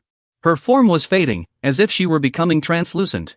She floated to his eye level and asked, "How can you see me?" Then Lavina tried to flee the place. Daoxian thought to himself, he had no idea who she was. Since she had run off, there was no need to dwell on it. It seemed she was very interested in the books he was reading. She'd probably be back soon enough. The most important thing right now is to find more valuable skill books. A new notification popped up. Equestrian rolling skill, grade C, has been recorded in the system dictionary. Your proficiency in this skill has increased by 10.5%. He checked and saw that the skill had been fully stored in the dictionary. Let me see what skills I've learned from earlier until now. Daoxuan's towering figure had an astonishing number of skills. His dictionary of memorized skills had grown from 530 to 700. Just looking at them makes my head spin. Even the great sages in this game couldn't read and memorize this many skills. Though there are many skills, rare grade ones are still too few. Most are just common skills. I wonder how many more books I'll need to read to regain the power I had in my past life. Lavina called out to him again. "Hey, you!" she asked curiously, "what are you doing with those books?" Daoxuan was surprised she had returned way too quickly. He decided not to be too friendly for now and see what her intentions were first. A cold voice rang out. "You touched my books first. Now you're turning around and questioning me? That's not how someone reasonable should act." Lavina admitted her mistake. "It's true, I touched your books first. That was my fault. But I didn't expect you to see or hear me at your age. At your age, that's nearly impossible, so I was shocked." She stepped closer. "Let me introduce myself first." She gracefully lifted her skirt and gave a slight curtsy. "I'm Lavina. You can call me Laviel. I'm a book-loving spirit, always friendly to others." Daoxuan replied, "I'm Raoul, a new student here. You do look like a spirit. But there's something strange about you I can't quite explain." Lavina praised him. "You're quite perceptive. Though I'm a spirit, I'm more like a soul. I've been in this library for a long time. The sages even call me the soul of this library." He nudged his foot. "So, you were the one who scared that student earlier?" Lavina looked shocked. "What ghost? Why would you call me a ghost? I'm a very clever spirit, you know." He changed the subject. "Well, are you interested in these books?" She confirmed. "The books you've read do feel different after you touched them." Daoxuan pointed at a book. "You mean this one?" Lavina quickly said, "This book is special. Now, when I touch it, I can't sense its contents at all. So, can you tell me why this is happening?" He suddenly understood. "Ah, I see." She could identify the contents of books using her own skills. This can be used to analyze whether the book is special. This is great. With this skill, I can quickly find the books I need. This way, I can swiftly restore my strength and upgrade the skill dictionary library to a new level. After all, this skill dictionary library will stay with me until the end of the game. Since Daoxuan agreed, fine. I'll tell her about this, but she must also tell me what I need to know. Lavina agreed. "Alright, I'll tell you what you need to know." She casts a spell on the book in your hands. There, Lavina immediately touches the flowing energy emanating from it. She exclaims happily that the knowledge energy has increased significantly. Lavina feels astonished. What's inside is about transformation and emotion. This is too strange. How could this be? A powerful surge of energy blasts her backward. Lavina panics. How is this possible? How did you find such a bizarre book? This book appearing here is a serious violation of this world's principles. Daoxuan asks Han with concern, "Are you alright?" Lavina's eyes light up with excitement. "Where did you find this book, Roar?" Daoxuan reassures her, "Take it easy. Tell me slowly, what information did you get from this book?" Lavina excitedly explains that the book contains all knowledge about the creator god. This isn't just any god, it's an ancient deity believed to have vanished thousands of years ago. Daoxuan is stunned. The ancient creator god? This is the first time he's heard of such a concept, the power of an ancient creator god. Contained within this book? Daoxuan isn't very interested. He doesn't know what it is, but he doesn't feel it's that special. Lavina stammers, "You're not interested at all?"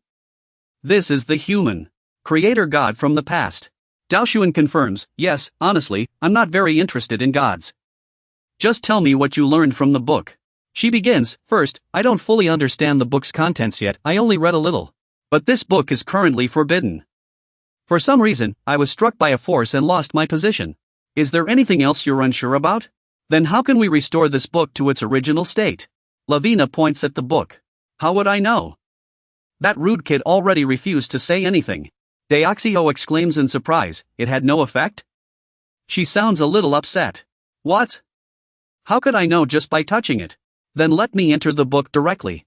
A system notification pops up, emergency request, skill book management. The forest elf Lavina's soul requests entry into the skill book.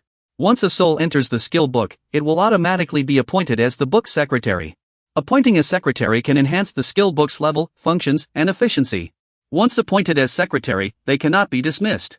Unless they agree, do you wish to appoint Lavina as the skill book secretary? On Shiwa's orders, I see this kid deliberately clinging to the skill book. The terms aren't bad, but you can't just let a kid you just met become the secretary without any cost. As you closed the book, Lavina widened her eyes. What's with that look? Dushihao said calmly, on second thought, I don't need to hear anything else. I also know this skill book is banned, and I think I can handle this problem myself. You suddenly snap back to reality. It's too late, I should head back. Lavina stammered in panic, how could this happen? She flew in front of you and pleaded, no, please. Don't be like this. Just let me in for a little while. Go ahead, Dushihao replied. Let me think, I did say I was busy. We'll talk next time, though I don't know when that'll be. Lavina clasped her hands together, begging, are you mad at me? I'm really sorry. It's just that I haven't spoken to a human in so long, so I acted this way. Dushihao knew what he had to do. Alright, this negotiation needs to be firmer. His tone grew more serious. Didn't I say I'm busy? I can't listen to your problems right now. Lavina pleaded desperately, I'll help you, I swear. This book is really important to me. Can't you let me in just to say a few more words? Dushihao assessed the situation. This should be enough for now. Let's take it slow. Suddenly, she burst into tears. Why won't you believe me? Seeing her face streaked with tears, you panicked. No, that's not it, it's not like that. Calm down first. Lavina shouted. Lauer was too much. Dushihao had no choice but to compromise. I apologize. I didn't mean to disturb you, she said. It's fine. You reminded her, no matter what, I still can't let you into this book. Because it's extremely important to me. So tell me about your situation first, why you become like this and why you're so attached to this book. I'll hear you out before making a decision. Though saddened, Lavina understood. Alright, I'll trust Lauer and tell you. It's a long story, but... She began slowly, I might not remember everything clearly. A long, long time ago, a great war erupted across the continent. Many races and supernatural beings were seen as gods and demons. This war between races pushed the continent to the brink of destruction. Even my people, the forest elves, faced extinction. We forest elves used a mysterious magic to seal me, the last heir of our clan, inside a book for protection. But due to unstable magic in space, I could only exist as a soul, trapped within the book. All my clanspeople were swept into a spatial rift. After that, I fell into a long slumber. When I woke up, I could only survive by moving between different books. And every time I wake up, I lose many memories. I don't even know how long I've been alive. But there's one thing I must do, Dushihong asked curiously, what is it? Lavina revealed, to find my scattered family. Clearly, other elves survived. I must carry on our legacy. Pass on the family's wisdom and essence to them. Until I do that, I can't rest in peace. But the reality is, I can't leave this library because I'm bound to these books. And now, it seems no book is willing to accept me anymore. She pointed at the mysterious leather-bound book. The aura it emitted was just like the first great magical tome that had accepted me. No, the power hidden within this book might be even greater. So, roll. Please help me enter this book. I beg you. Dao Xuan weighed the amount of information he had just heard. Alright, that seems about right. He said, fine, I'll allow you to enter it. But the condition is that you must become the book scribe and may be under my command. Is that alright? Lavina jumped up excitedly. Of course, if you allow it. But before that, may I ask how you plan to use the power contained within this book? Dao Xuan stated his goal, I want to protect my family and hometown. You might think this reason is too ordinary, but to me, it's very important. Lavina was very interested in this topic. I see, that's a noble reason. Then, she placed her small hand on his sincere one and said, from now on, please take care of me, roll. Lavina merged into the book, but she said, I can't help you right away because I need time to adjust to this new environment. She added, I'll probably need to sleep for about a month, but the book's functions won't change, so don't worry. Dao Xuan wasn't too worried. Take your time. I just hope you wake up safely. After waving goodbye, Lavina settled into the book. Thank you. If I wake up, I'll do my best to help roll. See you in a month. Her eyes slowly closed as Lavina fell asleep inside the book. Thus, Dao Xuan gained a companion like a little spirit. After meeting Lavina, time flew by, and only a week remained. He was nervously preparing, as there was so much to do and so little time left. Dylan sat across from him and spoke, Little Roll, you've been working hard these days. I'm proud of you, brother. He revealed, anyway, you were right. There really is a prophecy from the ancient temple. This kid is amazing. Do you want to know what the oracle said? Dylan spoke seriously, this is a bit hard to understand. But in a week, what has disappeared will reappear, and what was severed will reconnect. It said that to prevent the demon's revival, one must open the gate and enter to harvest the hollow fruit. Dao Xuan thought, this must be a prophecy, which is why it's so vague. But even so, it can't be ignored. He needed more information. What has the temple done in response? He replied, nothing special, just preparing the highest level army to deal with the great crisis. So, what was the reaction of Huang Qi and the nobles? I could more or less imagine it, but the marshal's answer was just as I expected. Almost everyone thought those words were meaningless or just a veiled criticism under the guise of prophecy. Well, if I hadn't known from the start, I'd have thought the same. There have been precedents before. Dao Xian understands this, there are plenty of precedents. In this online world, the Sacred Empire is ruled by the Pope. The Sacred Empire is a federation of small cities centered in Gandalia, where temples and mid-sized towns are located. Though small in scale, it holds the title of an empire due to its religious influence. It's designated as a permanently inviolable region and spreads vast faith. You expressed your concerns, I'm too worried. Once things happen, it'll be too late. The marshal reassured you, saying there's no need to worry. For now, just focus on what's necessary. We've already conveyed the methods for managing our territories and made promises to allied families. He's so relaxed, so stop worrying like an old man and just take it easy. You mean that strange ability will be used more aggressively, right? Deoxyho concluded. Anyway, if his family notices anything unusual. I mean, his father and brother are the same way. But when you provided information related to the latest updates, he no longer brushed it off with a laugh but took it seriously. Not that it's a bad thing.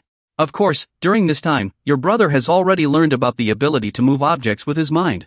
Still, he often calls Deoxyho to train whenever he has time. On the training grounds, Dylan's fragrant voice rang out, next, use your sword to block my attack. Dylan stood across from you, holding a practice sword, sparring while giving advice, don't rely solely on that strange power, focus on physical training too. Deoxyho thought he'd never get used to this kind of training. No matter how many times he did it. Sweat poured down his body. Though the training started because of Dylan, thanks to it, his muscles had improved somewhat. At least he had elevated his object manipulation skills to a level unimaginable in his past life. Though different from ordinary people, he still had many weaknesses in combat techniques. Mingman pondered, if the world were swept into war, we wouldn't be able to handle the enemies that followed. To survive that crisis, we need to make Dylan stronger. If we could equip that extraordinary body with proper combat skills, Deoxyho believed Dylan must have felt the gap between their strengths narrowing after so many battles.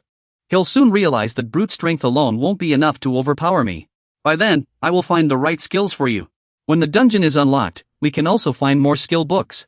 Du Shihao is very interested in what comes next. Not just the villains, but the people around him are becoming stronger too. Future plans are going to get a lot more interesting. At this moment, you have set off in a carriage, riding through the town. You are planning your next steps. Now, all the tasks that needed to be completed before the update day are nearly finished. Though the prophecy has been announced, nothing has actually changed. It's a bit unsettling, though. Du Shihao is well aware of this. Of course, no lord would prepare for something that hasn't happened yet. Will anything really happen? The people from the temple just keep spouting nonsense all day. Unfortunately, as the story progresses, the kingdom's strength will become crucial in the future. For example, monsters invading through portals, chaos when forbidden zones open, wars with the empire, and so on. In the future, situations requiring large armies will keep arising. To handle these, we must minimize the kingdom's losses and preserve its strength. Du Shihao knows his own weaknesses. But even with knowledge of the future and being born into a prestigious family, what he can do is clearly limited. After all, he's still just a 15-year-old boy with no special reputation among the many noble families. First, he decides to focus on what he can do. Du Shihao attends classes at the academy and searches for skill books in the library. Additionally, when he has no classes, he uses portals to visit the other 3 free cities. He notes the free cities of the Ruben Kingdom, Juz, Keshen, Bulai, and Mila. There are 4 locations. Mila is in the south, Keshen in the east, Bulai in the west, and the last one is in the north. With this, Du Shihao takes a letter of introduction from the mayor of Mila to meet the other 3 mayors and propose investment plans. The other cities are similar to Mila, so the work goes smoothly, and the investments are warmly welcomed. Afterward, he begins large-scale construction in the prime areas of cities where the FOS Association has just established branches. It's worth it. They must do their best to complete construction before players officially join. Du Shihao also posts mercenary recruitment notices on the roads of the 4 cities and other free capitals. The recruitment targets are private mercenaries of C-rank or higher and small mercenary units of no more than 10 people. The contract offers double the usual payment for their services, typically calculated based on a month of update days. Those who perform meritorious service will earn the chance to become probationary knights and receive recruitment opportunities into the guild. Due to his exceptional comprehension, many applied, and he ultimately recruited 50 B-rank mercenaries and 950 C-rank mercenaries. The C-rank mercenaries are all elite warriors with over 3 years of experience. The B-rank mercenaries are either master swordsmen or mercenary captains, making the current military strength quite solid. Of course, recruiting these people has already cost 30,000 gold coins, and maintaining them in the future will require even more expenses. Even so, it's worth the price. At this level, even if a territorial battle breaks out, I won't have to worry. The townsfolk are buzzing. This is insane. The prophet isn't trash at all. What if nothing happens? Could he be hiding other plans? Dusin turned to Philip and asked how the gathering of the various guilds was progressing. Philip reported that, aside from the management staff, 45 people had arrived and were divided into 10 groups for training.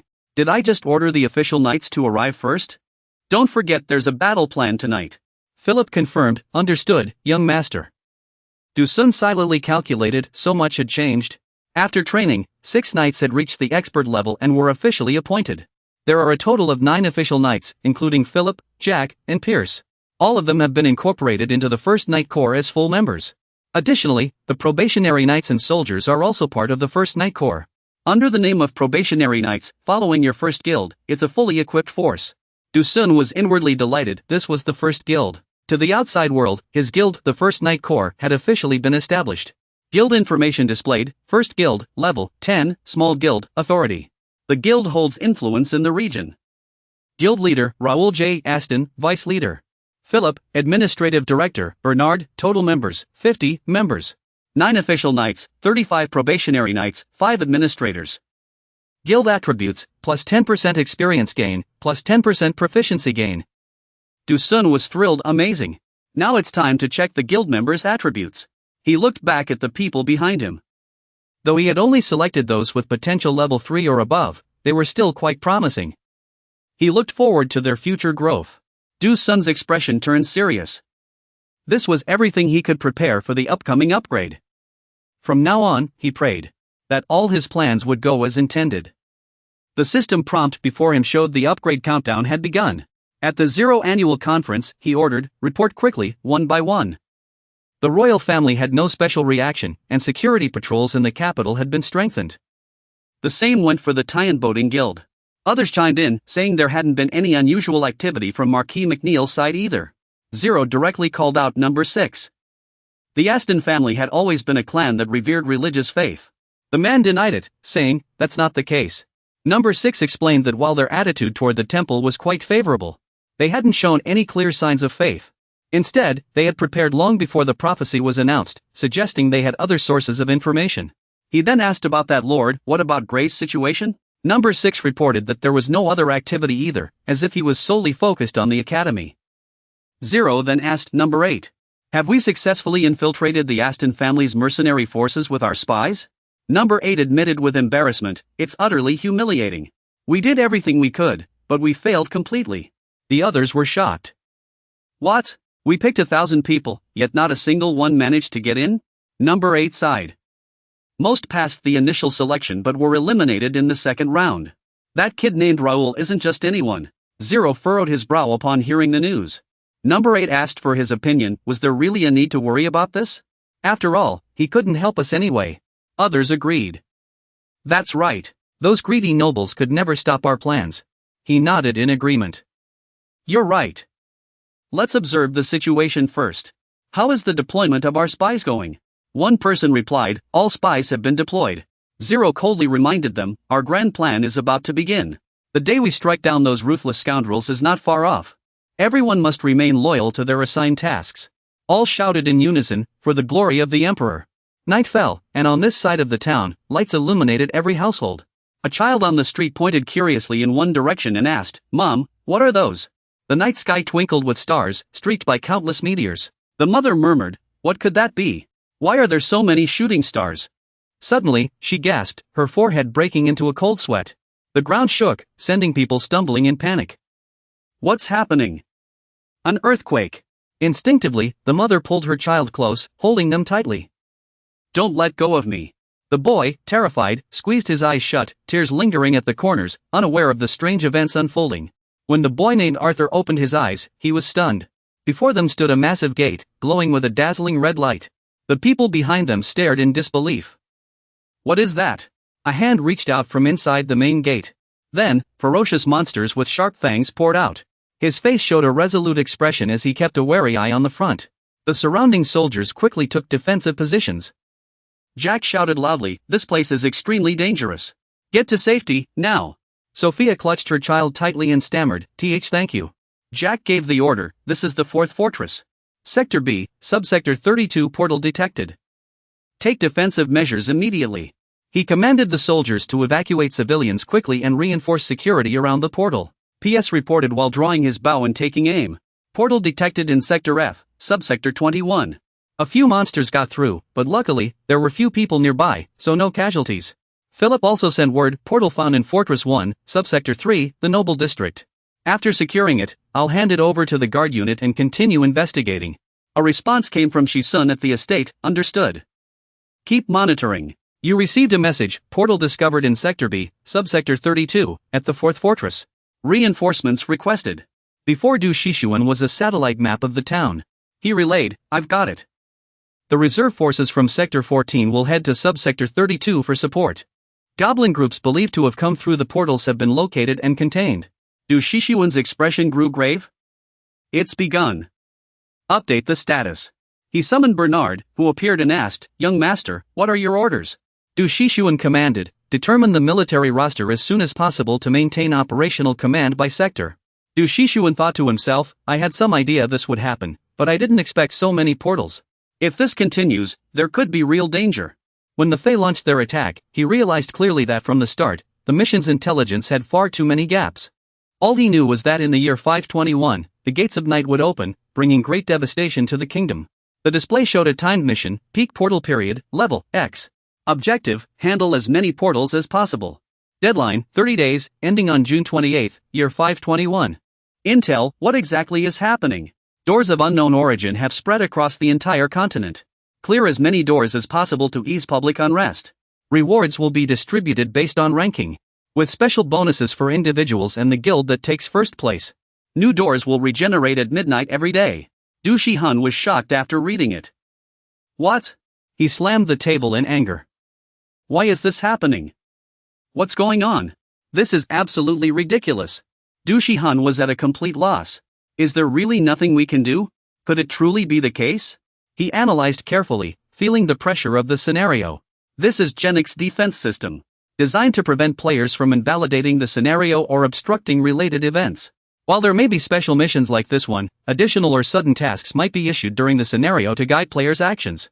Du Shihan felt a pang of disappointment. In other words, even if we destroy these doors, it won't make a difference? He had to pull himself together.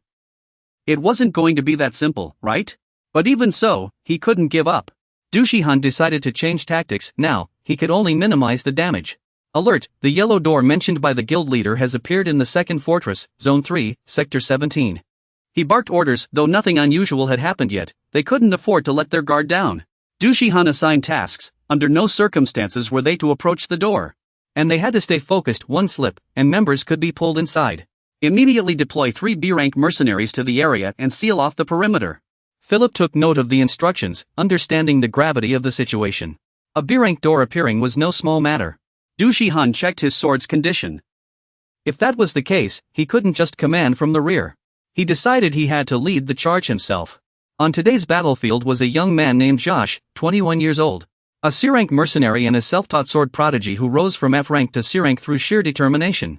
A kind noble had given him the chance to become a squire, hoping he'd forge his own legend. When they recruited for the mercenary team, Josh joined without hesitation.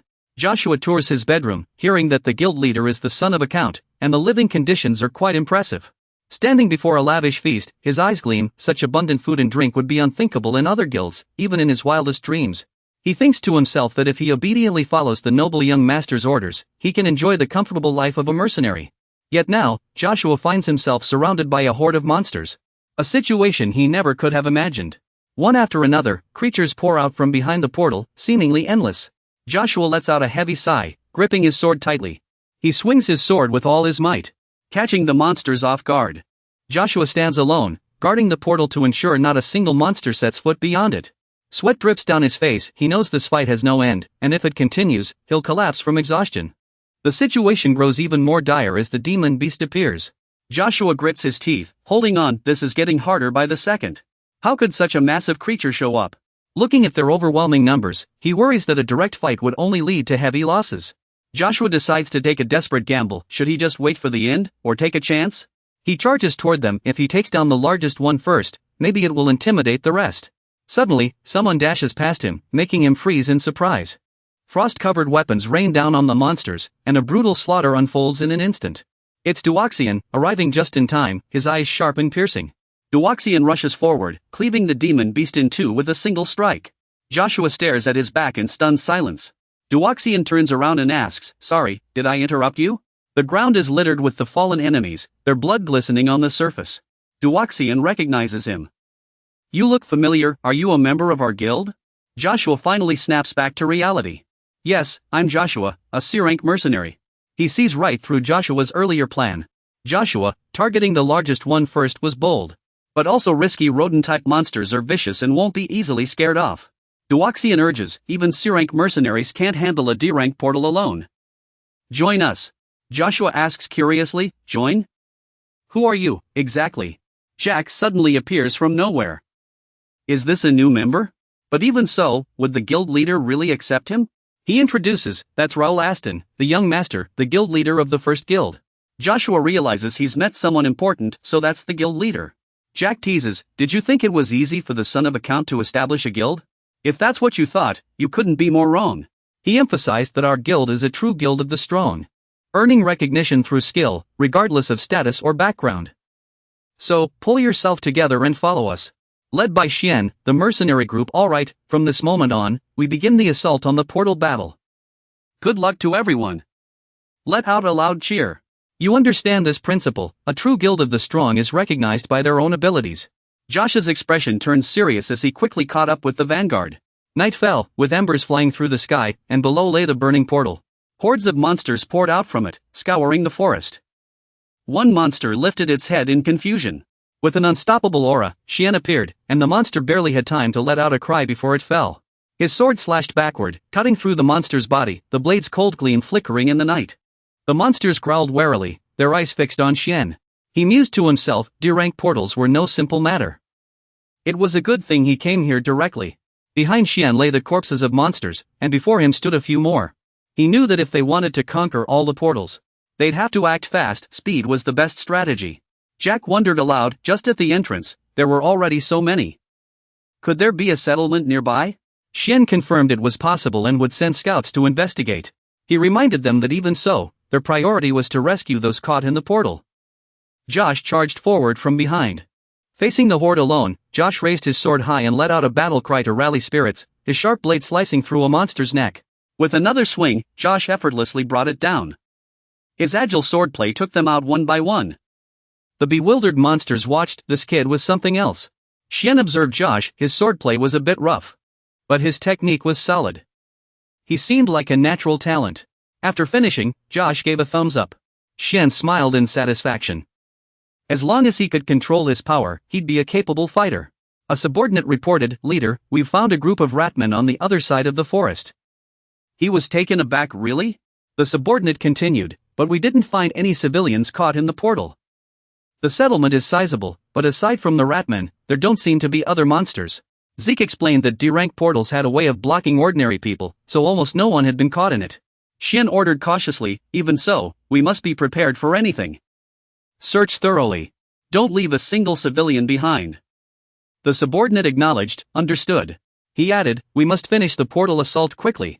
But never overlook the mission to rescue civilians. Daoxian turned his head and asked, Josh, right? Want to come with me to the residential area? He replied in surprise, of course. You're here to boost everyone's morale. Tonight will be a long night, everyone. Stay strong. A new day dawned, sunlight spilling over the town. In Daoxian's room, his voice rang out, little brother. After just one night, you already look so exhausted. I asked Han through the communication orb, were you drained from battle last night? Looks like we'll have to step up our training. You look terrible. Now's not the time for jokes. What's happening over there? Duolan answered, what are you worried about? I've gathered all the necessary information, so I'm fully prepared for battle. Daoxian asked about the numbers. How many portals does the family have in total? He stated bluntly, around 100. 10 of them are rank D, it's not too bad. He was shocked. Only 10 out of 100 are rank D? Things are worse than I thought. Don't you get it? Daoxian said with concern, you should go help me over there. Duolan cut in, I thought you were expecting fewer. His face was blank, not understanding what was going on. Duolan reminded him, what are you talking about? I've already dealt with those portals. Took me about a day and a half. He continued, father's relaxed a bit now. Family head Jinxiang Trevor and Commander Ernest. They're all excited like it's a festival. Daoxian could only give a bitter smile. Duolan was too used to it. They'd long grown tired of a peaceful life. Watching those old guys running around excitedly was kind of amusing. He suddenly remembered he'd almost forgotten how unusual their family was. Daoxian still had concerns. I know it's all wrapped up, but this still feels too reckless. Didn't I tell you to leave a few rank D portals? Those are dangerous. Duolan froze for a moment. Leave them for what? So your team can use your mysterious power to solve them? Junin, listen to me. Raoul, the Aston County territory is strong. Duolan's tone turned serious. Father and I aren't weak. Don't worry. Junin still felt uneasy. We're always ready for battle. The number of portals isn't the issue. Duolan emphasized again, the Aston family isn't weak. We don't need your knight's help. We can handle a few hundred portals with ease. Seeing his hesitation, Duolan called out, Raoul. Duolan reminded him, don't worry about things at home. Do what you want. Father and I will pave the way for you. Hearing this, Daoxian took a soft breath and smiled faintly. He replied, yeah, you're right. I was being arrogant. Duolan chimed in, you've got a long way to go. Don't try to act tough in front of me. Duolan suddenly remembered, oh right, I forgot to tell you, after we cleared them, a few portals didn't disappear. Why would that happen? Daoxian was curious. Those portals didn't disappear? He gathered everyone into the meeting room. A question arose from inside. Isn't clearing them supposed to destroy them? Just give me a quick rundown of what happened earlier. My brother said the several E-grade and D-grade portals within the family territory haven't disappeared, but fortunately, it hasn't caused too much damage. However, Daoxian closed his eyes and said sadly, the thing we feared has still come to pass. Z exclaimed in shock, isn't this a huge problem? We can keep an eye on it, but only to a certain extent. We can't monitor it forever. Philip suggested, if we deploy personnel to monitor it, our combat forces might be stretched thin. We need to find a way to destroy these portals as soon as possible. Daoxian stated his goal, I want to investigate why these portals aren't disappearing and see if there's another solution. Bernardson entered and asked, should we prepare some personnel? You refused. No, this time I'll only take a few volunteers me. Philip, Jack, and PA. Philip worried, isn't that too few people? Daoxian revealed, the elders at home are already panicking. We can't just stand by.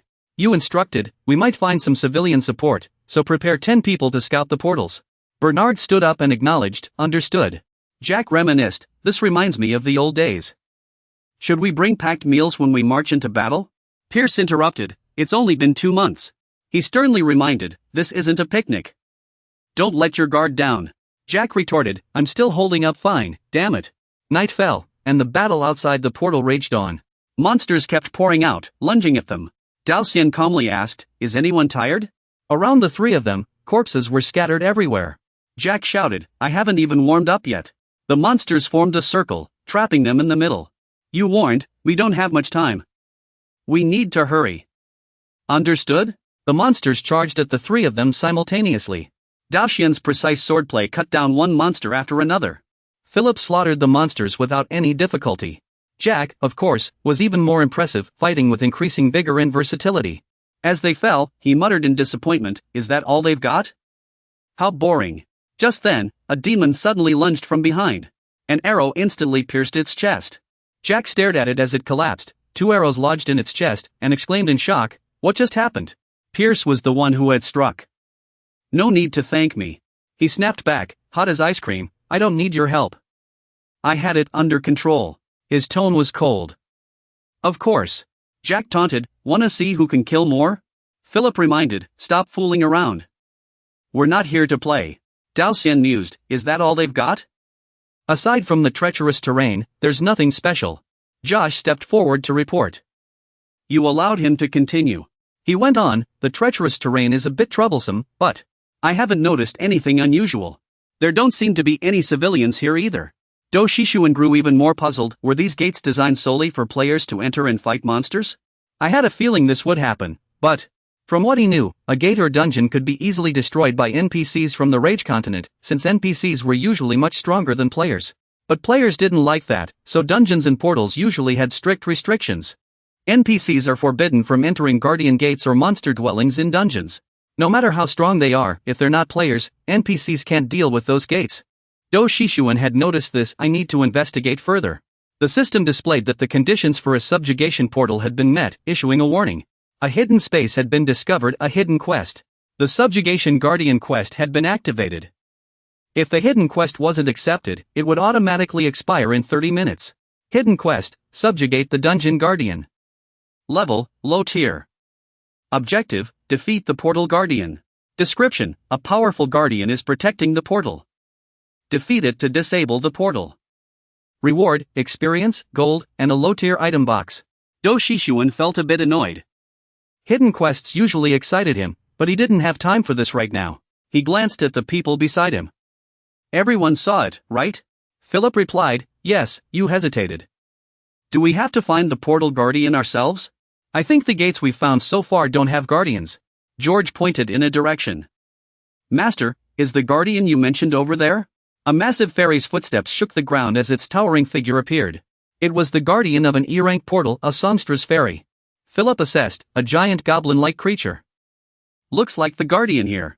The songstress fairy stepped toward them. Z said excitedly, "Well, since it's blocking our way, that works out perfectly." Philip stepped forward. "This way, we don't have to search other portals for it." "Let me handle this thing." George interjected, "I'll take care of this monster." Suddenly, someone spoke up to stop him, making him freeze. Daoxian suggested, "Let me deal with it." George immediately stepped back and complied. "Yes." Z asked curiously, "Master, why are you taking this on yourself?" Philip frowned. "Why do you say that? The master always handles the most important matters." "What's strange about that?" Daoxian hesitated. "How should I put this? If you're an NPC, defeating it won't give you any rewards. Though I don't expect much from an E-rank portal monster, something is better than nothing, right?" He walked up to the creature. "Come on, let's go." Daoxian decided to take a risk. "I'm not sure if the portal will disappear after defeating this guardian, but I have to try." The goblin's song turned into a roar as the massive iron tree crashed down. He swiftly raised his heavy iron hammer, and sword clashed with hammer, sending sharp metallic echoes ringing out. Daoxian sidestepped, dodging the goblin's empty lunge. He immediately launched a second attack, his sword slashing across the goblin's chest, sending blood spraying. Jack and Philip remarked how effortlessly the young master fought the creature. After all, he was exceptionally skilled, while the monster was merely rank E. Josh thought admiringly, *incredible. He took it down without breaking a sweat. Through observation, he had already spotted its weakness. He gazed at Daoxian with admiration, impressed by his dashing presence. No wonder he was the guild leader of a large mercenary group. He knew that an E-rank guardian wasn't difficult for him, but for inexperienced mercenaries, fighting it would be no easy task. Daoxian glanced at the bulletin board. "Strange, I already defeated it. Why hasn't the notice updated?" "Ah, there it is." The screen displayed, *guardian defeated. The passage guardian will disappear after being defeated. A forced reboot will occur after some time. The power core has been activated. The passage will refresh at midnight, *. He paused in surprise. What? Daoshuan handed them a black crystal orb, explaining, this is a flawstone, a crucial material for crafting reinforced armor.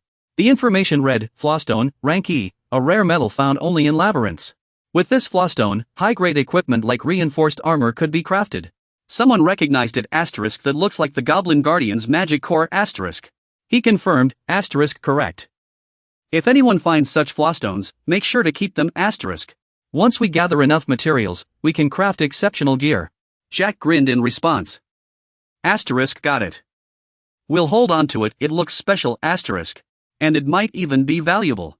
Pierce asked in confusion, didn't you just say we could keep it? Daoshuan glanced at the flame wreath passage. I already defeated the monster, but the passage hasn't disappeared. He guessed it might be part of the developer's scripted design.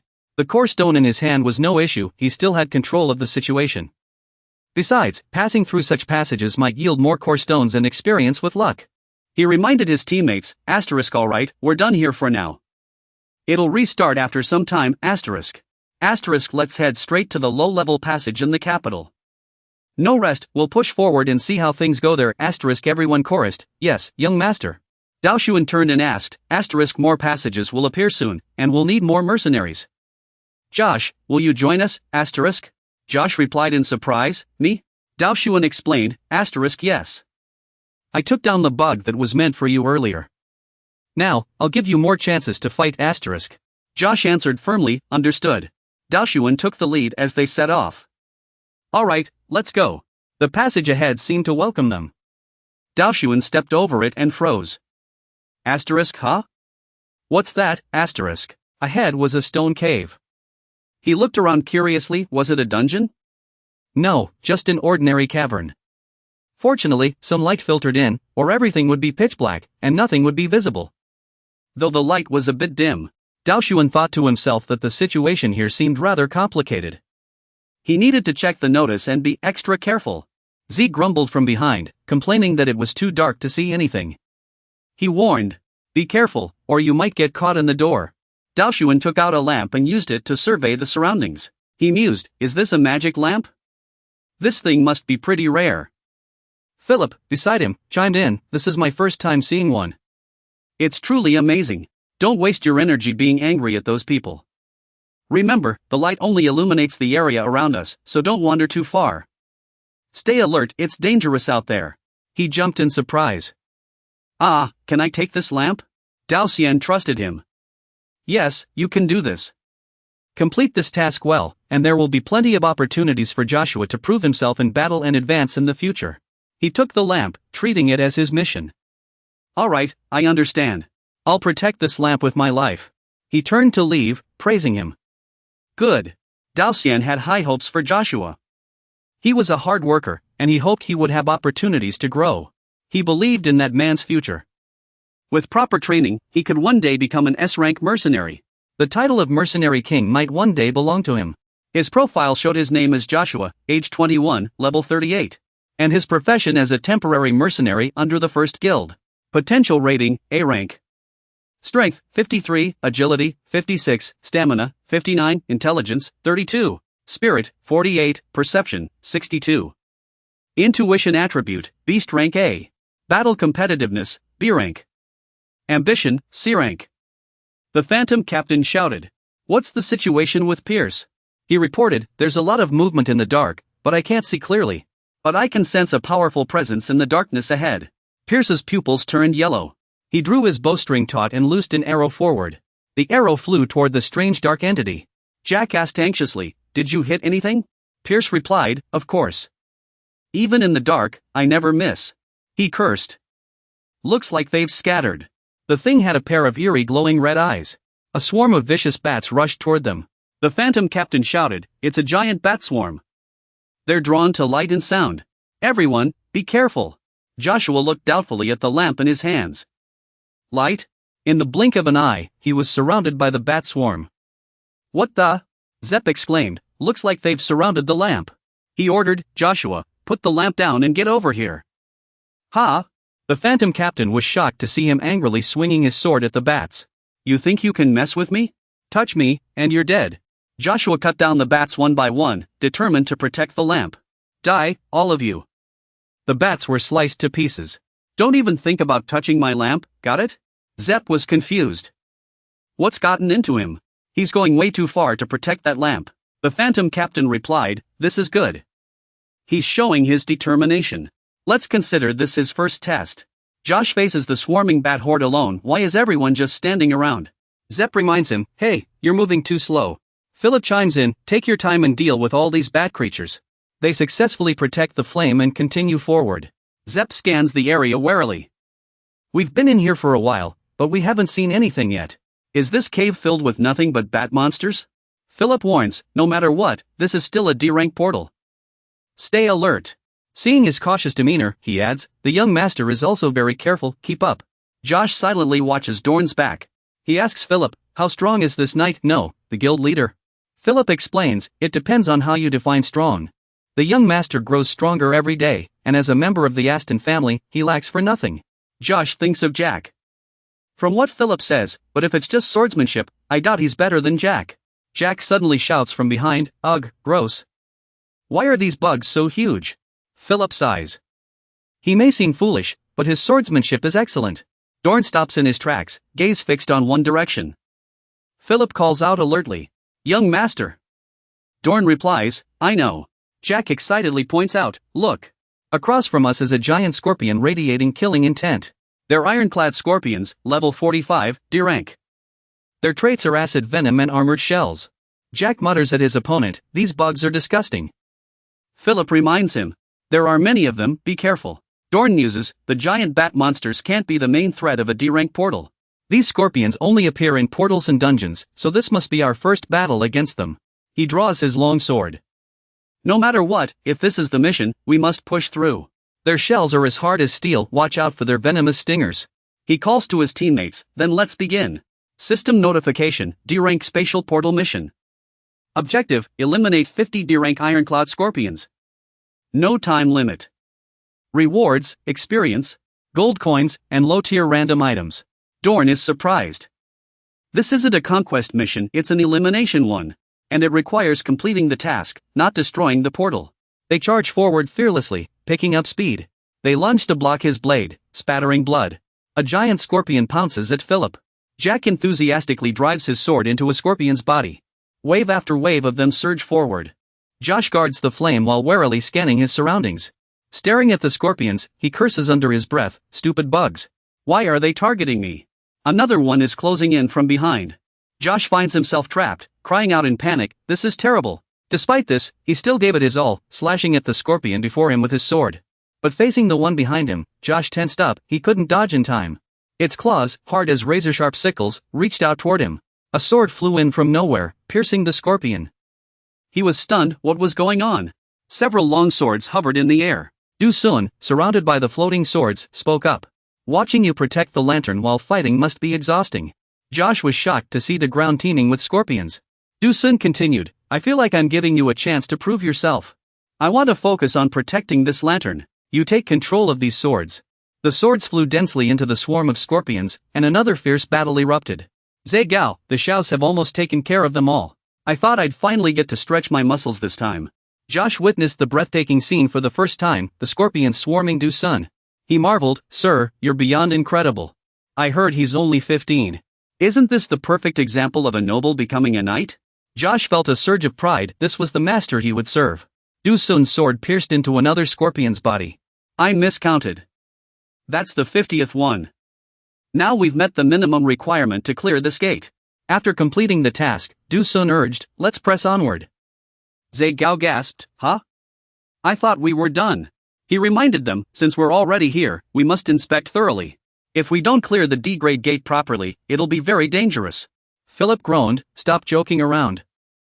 I thought we were finally leaving this cave. Du Sun thought, we've met the conditions, but the hidden task, destroying the gate, hasn't appeared. That means we'll have to find the guardian ourselves, Then I must find it. Suddenly, a voice rang out, Master, can you hear me? Du Sun recognized the voice. Ah, Pierce, have you found something? His voice was hesitant. I found the end of the cave, but Pierce thinks you should see it for yourself. Du Sun looked at the stone slab carved with a scorpion. A circular plaza lay at the cave's center, it was indeed a strange gate. Zhe Gao guessed, The one in the middle must be the guardian. He agreed, that's likely the case. Everyone was curious. Why isn't it moving? It's like it's waiting for us. Standing at the center was the D-grade Gates Guardian, the Scorpion King, level 64. The C+ grade Guardian sneered at them, as if it had been waiting for a long time. Dusun said calmly, how interesting. It's inviting us. We have no choice but to accept. Zeke caught up from behind, shouting, young master, you're charging straight at the Scorpion Guardian. Dusun stepped onto the cracked path, feeling a twinge of pity for the creatures, but he walked confidently along the stone path toward the Guardian at the center. As Dusun drew closer, he thought, I can't let it slip away. It can, and it's not just because of the reward. It still doesn't move, closing the 2-day gap between you. You remind it, I've already made you wait, so attack me with all your strength. The guard glares at Dushuan with gritted teeth, leaping forward to strike at its opponent. You suddenly leap up, delivering the first slash. It grins brightly as blades clash, sparks flying from the impact. The guard's entire body recoils, its venomous tail lashing upward. You quickly dodge the strike. Dushuan follows up with a second slash. But when you see the sight before you, you freeze in surprise. Its claw blocks its own blade as the guard counters with overwhelming force. Dushuan is forced back by the blow, coldly locking eyes with it. Your eyes gleam with a blue light. The guard presses forward, swinging its sword. You block with your blade, your expression turning grave. After a few exchanges, the space around you both shimmers with the brilliance of your duel. Philip watches from a distance, noting that the creature seems evenly matched with the young master. Jack remarks calmly, the insect guarding the city gates wasn't so easily defeated. Josh asks worriedly, should we help him? Jack replies in surprise, my lord, what do you mean? He clearly has the upper hand. He observes, the creature has the advantage in size and its agile tail, but the young master handles his sword with ease. They seem evenly matched. Jack notices the young master's faint smirk upon closer inspection, it seems he's merely toying with the creature. Daoshuan feels invigorated, realizing it's been a long time since he's felt this kind of battle. He's been preoccupied with external matters, cultivation, managing the guild hall, and academy affairs. Facing this guard, he feels this is the moment to fully immerse himself in combat, undistracted by anything else. Daoshuan plants his sword into the ground, but this battle should come to an end now. You remind it, I have many things to do, so let's settle this another time. Daoshuan continues, this fight has been amusing, but I don't have much time to play with you. The light from your sword intensifies, let's finish this. The guard continues leaping, a mocking smile on its face. It raises its crimson longsword. Daoshuan freezes in surprise at its next move, huh? From its tail, the guard sprays green slime. You feel an unexpected tension, you didn't anticipate this move. The glob of green liquid flies toward Daoshuan. It splatters across the ground in puddles. The corroded ground sizzles, even emitting smoke. Only now do you realize it was spraying venom. Daoshuan understands, it's challenging him. The guard's massive body leaps from the ground, longsword in hand. You react instantly, blocking its attack with your blade. Aftershocks spread outward from the clash. The strange knights above struggled to keep their footing. Josh exclaimed, what? Pierce couldn't believe it, even that monster could use magical combat. Josh was growing impatient. I think the young master might be in danger. We should go help him. Zexin interjected, no need to panic. While it can use magic to enhance its strength in battle, the young master is fine. He hasn't gone all out yet. Philip agreed. Rushing in to help would only distract him. All we need to do is trust him and keep watching. Daoshuan mused inwardly, even if their lives were different now, how could he ever forget? In his past life, he had been a top-tier assassin, fighting endlessly. Now, at last, he felt the thrill of giving his all in a life-or-death battle against a formidable foe. I need to go all out and see just how strong I really am.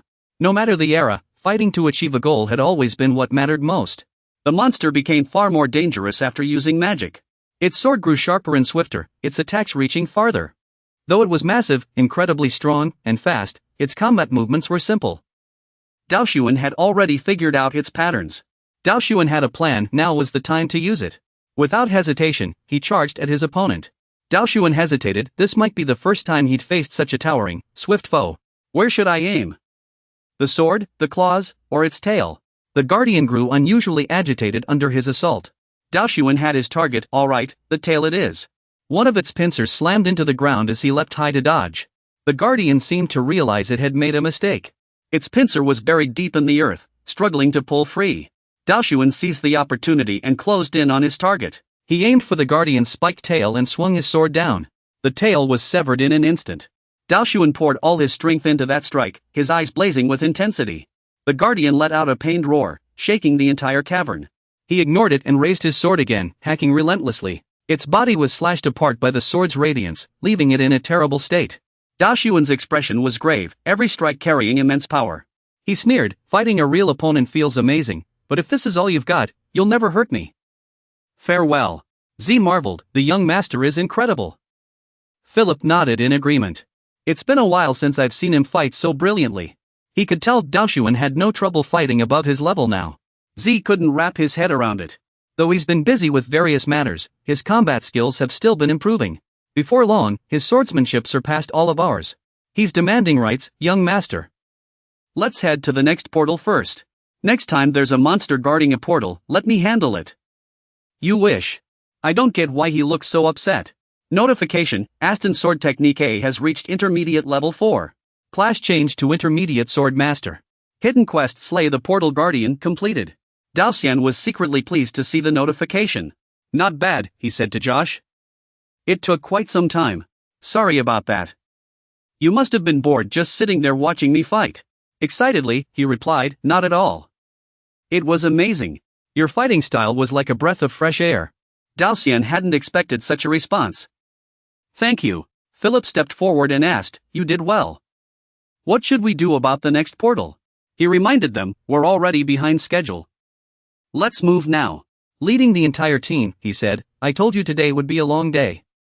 Be prepared and stay alert. This is what I wanted. They continued their relentless assault. The entire team cleared all portals without taking a single break. After spending 7 hours clearing E-rank portals, they went on to clear 4 D-rank portals. Meanwhile, the hired spirit masters, under Bernard's command, had rested sufficiently and were deployed to E-rank portals. The rescued civilians had safely completed all their tasks. This included every portal that appeared in the capital city of Tulium. Daoxian estimated from the map that around 500 people had been injured on the first day, while they had rescued about 700 civilians. Looking at each portal point on the map, most people thought it was over. But he knew this was just a small skirmish. The real battle was yet to come. In the city, civilians were buzzing with discussion. Did you see that? That portal or whatever it was? The other replied, of course I did. I even saw intelligent monsters running out. Heard some people were dragged in. In the tavern, everyone was talking about it. The server said, that's why I've seen so many mercenaries and technicians around. A customer exclaimed in surprise, they had already anticipated this and prepared for it. A group of women chattered excitedly, I heard they're from the noble Aston family. And their youngest son has taken charge. Is it true? So impressive. Curiously, they asked, what's the name of that noble? Someone answered, Lauer or something? At that moment, he was resting as Bernard carefully tucked him in. On an evening at the Landon family estate, Hudson said indignantly, all portals in the capital city of Tulium have been cleared. He said almost word by word, the warrior noble house, the Aston family, has returned. What Hudson was curious about was who Raoul Aston, the hero chosen by the people of Tulium, truly was. He clenched the documents in his hand and tore them to shreds. The Aston family's massive progress could be a signal of their entry into politics. The paper was quickly torn in half and crumpled into a ball. Hudson trembled with rage, this was utterly absurd. Everything we prepared vanished in just a week. Do you think this is reasonable, Brian? Brian lowered his head and said respectfully, Father, there's no need to worry. A fierce glint flashed in Hudson's eyes. Energy surged forth, making him look as grim as a demon. This filled Brian with sheer terror. The overwhelming pressure forced Brian to bend over, nearly breaking him. He struggled to resist, letting out faint groans. His hands trembled visibly as he clutched the ground. Hudson roared, I fathered over 30 sons before I turned 60, yet they're all worthless. Meanwhile, in his mind, the lights above the Aston family's sons flickered from the energy disturbance. The pressure dissipated, and everything returned to calm. Brian felt as if he had just escaped a disaster and slowly stood up. Hudson scolded, if you can't even handle this much pressure, how dare you call yourself a master knight? He could only stammer an apology, I was wrong, Father. Hudson commanded, report everything to me. We'll discuss it after I finish a month of closed-door cultivation. 15 knights and approximately 1,300 soldiers were lost or killed in action. The knight's fear of entering the portal led to increased casualties among the troops. All portals have been sealed and are under strict surveillance. Seeing Hudson's hands tremble with veins bulging, Brian paled and cried, Father. The door ahead was shut tight but shattered as Brian was thrown back. Brian looked at the grim-faced Hudson and pleaded, Father, please. Hudson ordered, leave. The Landon family has no place for you. Do not set foot in Landon territory unless I summon you. She gossiped excitedly, the young patriarch of the Aston family. I heard he and the knights made a huge contribution, and he's so handsome too. Amid the murmurs, Daoxian walked by, the youngest in history to reach that rank. Top-tier status, I heard his technician benefits are amazing. Caleb was fuming with rage, cursing, idiot. That guy didn't actually do anything. Others chimed in, saying it was all arranged by his family. Caleb claimed he pretended to save a few civilians escaping the city gates or something. And once my family's reinforcements arrive, I'll show everyone I'm stronger than him. Daoxian looked at the greedy crowd with annoyance. So exhausting. They stare at me like I'm some zoo animal. Why not just talk to me? Duntun suddenly appeared, slapping his shoulder to deliver good news. You became a superstar in just a week. He continued, I bet you did great. The whole city is talking about you. Daoxian replied, I didn't plan on telling you. Duntun probed, really? Are those rumors true? That you're the family's real heir? He was stunned, wondering who started such a rumor. Duntun explained, the rumors say, what family would send so many troops for a non-heir? He warned, stop spreading nonsense. My older brother is the heir, and I'm not interested in the position anyway. Daoxian clarified, to be precise, I recruited the knights myself. I didn't get any support from my family. Duntun was incredulous. What? How's that even possible? You're joking. Money? I have some money. Daoxian was speechless. Wow, that's impressive. Maybe I should go with you to that gate or whatever. Daoxian stared at him, and Duntun asked, what? Why are you looking at me like that? He thought happily, finally, I've got myself a sidekick. Daoxian's goal was to attend the academy, partly to leave his family behind. More importantly, at the academy, he planned to search the school's library for skill books and talent from the kingdom studying there. But when he arrived to study, Vice Principal Gray's appearance changed things. The admitted students list was different from before. The students he recruited through the coffee link system were gone, replaced by many new faces. He glanced at the guy next to him. This Duntun kid was one of the new recruits he had his eye on. Daoxian assessed, it's safe to say the strongest person I know in this kingdom is the swordsmanship grandmaster, Marquis D. Templeton. In this online world, people of low status rarely get to meet those of high standing. Meeting Duntun, nephew of Marquis D. Templeton, was a golden opportunity to achieve his goals. Daoxian pondered the situation. Now, all the newly appeared portals were guarded. To enter, you needed permission from the city authorities or the military. So, Duntun's plan to experience real combat through the portal couldn't happen. You think that even if he excels in combat skills during training and exams, he might not perform as well in real battles. Because of this, his desire to conquer the gate has grown stronger than ever. Daoxian smiled with satisfaction, having successfully lured another person in. He confirmed again, you mean you want to join me in conquering those gates? With your current strength, conquering those low-level gates shouldn't be a problem. Duntun was overjoyed. Really? Alright, I'll go with you. It's great to team up with you. I couldn't get in alone. Daoxian didn't agree easily, but if he wanted to come along, he'd have to meet his conditions. Duntun asked curiously, what conditions? He explained one by one. First, only you can come with me. You can't bring any attendants or guards, because it might put them in danger once we're inside. He agreed, I understand. Having too many people might not be a good thing. I just want to experience real combat in there. Daoxian continued, second, you can't tell anyone I took you inside. If word gets out, people might gossip or even speak ill of me. Duntun didn't mind. That's easy enough. The more secret, the better. I don't want my family to find out either. He thought helplessly, this guy really wants to fight, so he's not thinking too much about it. My first goal is to use him to get closer to the family's higher-ups. And in this kingdom, no one dares to mess with the D-Timber Marquis 8 lightly. Daoxian revealed, the last condition, you need the Marquis' approval. He was taken aback. What did you just say? Daoxian reminded him, think about it. Even low-level gates aren't dangerous, but who knows what's inside? Someone needs to take responsibility for your trip. If anything happens, I need to have an explanation. This is a real combat expedition, not just a casual visit. You'll be going in with my knights, so we have to be extra careful. He raised an eyebrow. I get it, you're right, but... Daoxian gave Duntun time to think. Alright, go ask for permission first, then let me know. He called out from behind, hey, wait a minute. He was stuck in a dilemma. How was he supposed to convince them? Daoxian returned to his residence and continued discussing with his knights. Inside the room, Philip asked, did something happen at the academy? Daoxian replied, nothing major. I've just been drawing too much attention, so it's a bit inconvenient to move around there. He continued, I've been following the plan. Hopefully, everything will go as expected. Bernard chimed in, you mean the public will focus on you, and then you can steer things in the direction you want? Daoxuan raised his glass and said, that's the situation for now.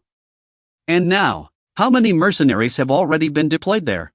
He reported that around 100 mercenaries have been sent on missions over the past 2 days. That still isn't enough. We've also sent an additional 10 soldiers to reinforce them.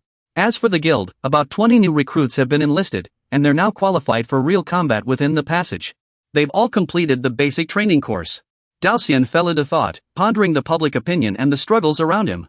Beyond the competition for manpower, the nobility has many other tactics at their disposal. Among them, the war of public opinion involves information that strengthens their position and control over discourse in the kingdom.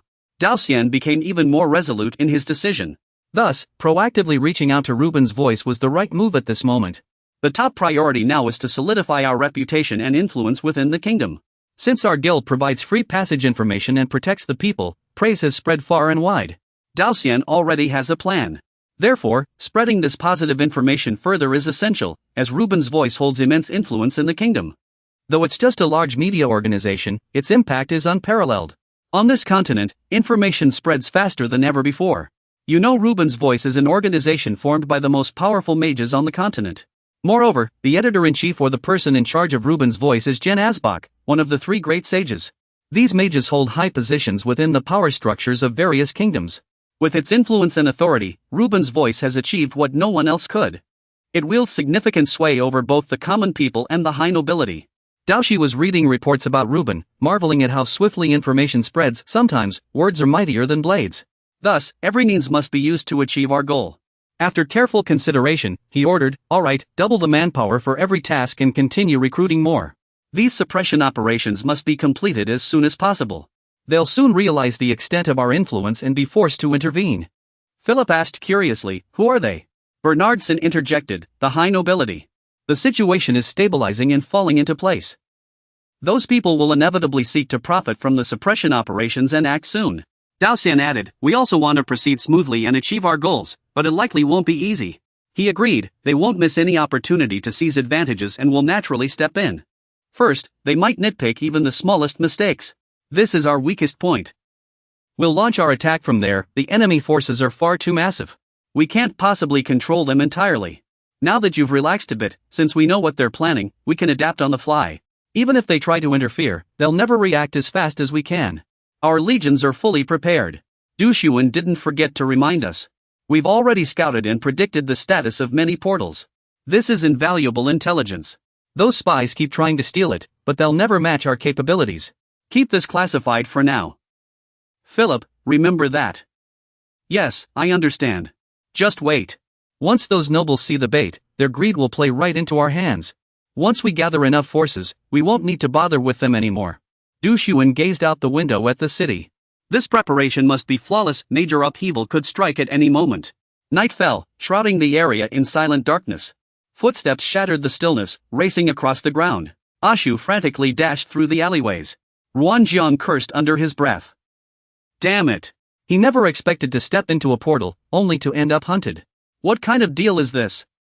Ashu had a mission to complete. I need to buy time so the others can escape. He stopped, spotting a group of black-robed figures ahead. The Nameless. The masked man spoke. Hello, kid. I'm the leader of the Free Wings Intelligence Organization. You can call me the Nameless. Pleased to meet you here. He demanded. You're the ones who've been hunting underground organizations in the kingdom for the past 6 months, aren't you? He sneered. I didn't expect you to find me so quickly. Ashu said cautiously. What do you want with me? The Nameless didn't mince words. Well, I originally planned to do one thing when I saw you. But you seem quite sharp. So, I'd like to make you an offer. The ring on his finger glinted as he asked. A proposal? The Han demanded. Surrender now. Killing you would be effortless, but that would be a waste of talent. A leader like you shouldn't throw your life away so easily. If you join our organization, everything can be discussed. Shu found this suggestion absurd and prepared to draw his sword. You want me to surrender? He charged at Wu Ming and roared. Don't spout nonsense. He raised his armored arm to block. Swords can't pierce it. Shu didn't expect this move from his opponent. Wu Ming flung him aside with force. Don't tell me that's all the strength you have. Shu was sent flying far away. He pointed at his foe. You scoundrel. So you're the Empire's hounds, huh? Wu Ming replied. How amusing. Knowing too much isn't always a good thing, you bastard. He ordered his men to attack. Since you know so much, there's only one path left for you. Kill him. Shu found himself in grave danger, surrounded. He gritted his teeth. His tension made him sweat profusely. Suddenly, the entire space was bathed in blinding light. By the time they regained their senses, the man was gone. They were stunned. He vanished. Is it an invisibility skill? One of the remaining men answered. He must have used some kind of artifact. Hurry, search for him. He can't have gone far. Shu hid on the rooftop, relieved. Were the Empire's hounds hunting down and eliminating small factions? He couldn't help but wonder. What on earth was going on? What were they plotting in this kingdom? In Dao Xuan's office, a subordinate entered to report. Access permissions for the first Night Corps Sector Gate F have been revoked. The impatient Jack asked angrily. What's going on? This is ridiculous. Aren't you surprised at all? Really? I suppose that's to be expected. How are the situations at Border E and Border D? Lei Wen, report. Still allowed to pass through. Dao Xian then asked about other matters. It's manageable for now. From now on, let's see who will handle the issue at Border F. He replied. I'm not sure yet. But many families are expected to get involved. You can confirm that already. Sure enough, Border F is less dangerous and easier to use for flexing power. If everything goes well, they'll make a tidy profit from it too. Lei Wen rubbed his head in confusion. I just don't understand how this could happen. The captain of the guard seems just as puzzled. If we can earn his trust here, it would make things much easier. Dao Xian said. Understood. If there's any trouble, come find us. We'll always have a team ready to help. He asked cheerfully. Really? Lei Wen took a deep breath. You're truly an honorable man. I wish the other nobles were like you. Dao Xian smiled warmly. A noble's duty is to protect the city and its people. Let's work together on this. He suddenly felt at ease. I must be careful about how I bring this up. But Lei Wen revealed a secret. There's a rumor that the Landon family is behind all of this. He shared his personal opinion. From what I see, the Ministry of Finance is their main backer. But that's just my guess. Many in that department are closely tied to the Landon family, including the minister. I'm telling you this because it all seems very suspicious. Dao Xian took note of his words. I understand. Thank you for telling me this. He reminded his companions. Did you all hear that? We saw this coming. So there's no need to be surprised. Zeke said indignantly. But even so, this is going too far. What did we even do to get our permit revoked? Dao Xian sighed. This is a direct order from the palace. So we have no choice but to comply. You've let it slip. There's no need to worry about this. We haven't lost anything.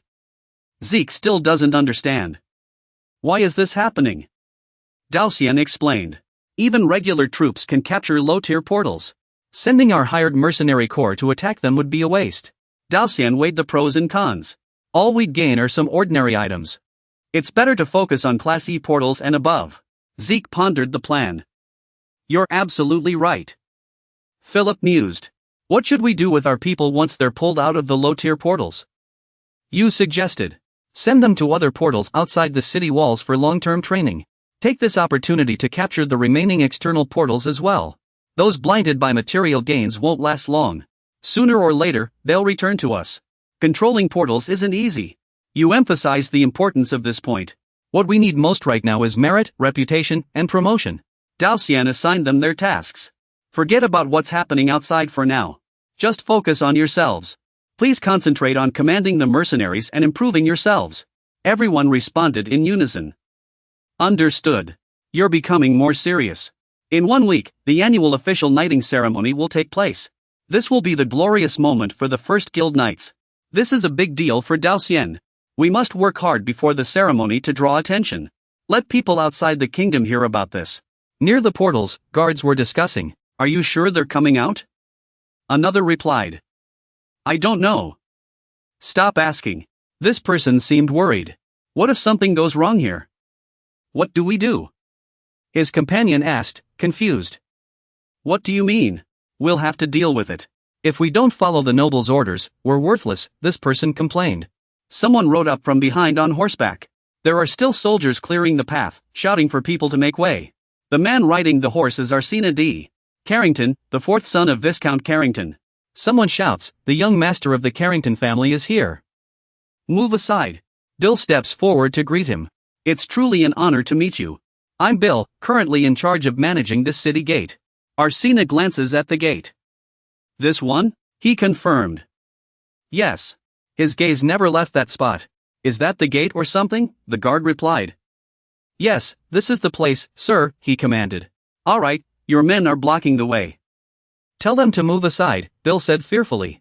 You mean we're going in now? Arsene announced. We're going straight in. You. Follow me, he added, addressing them. Sir. What about your horse? He whipped his head around. What? He snapped. If you haven't hired someone to look after your horse, leave it to us.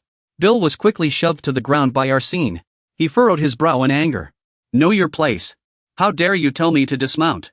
Bill sat up and explained, Sir. I didn't mean it like that. Inside the gate.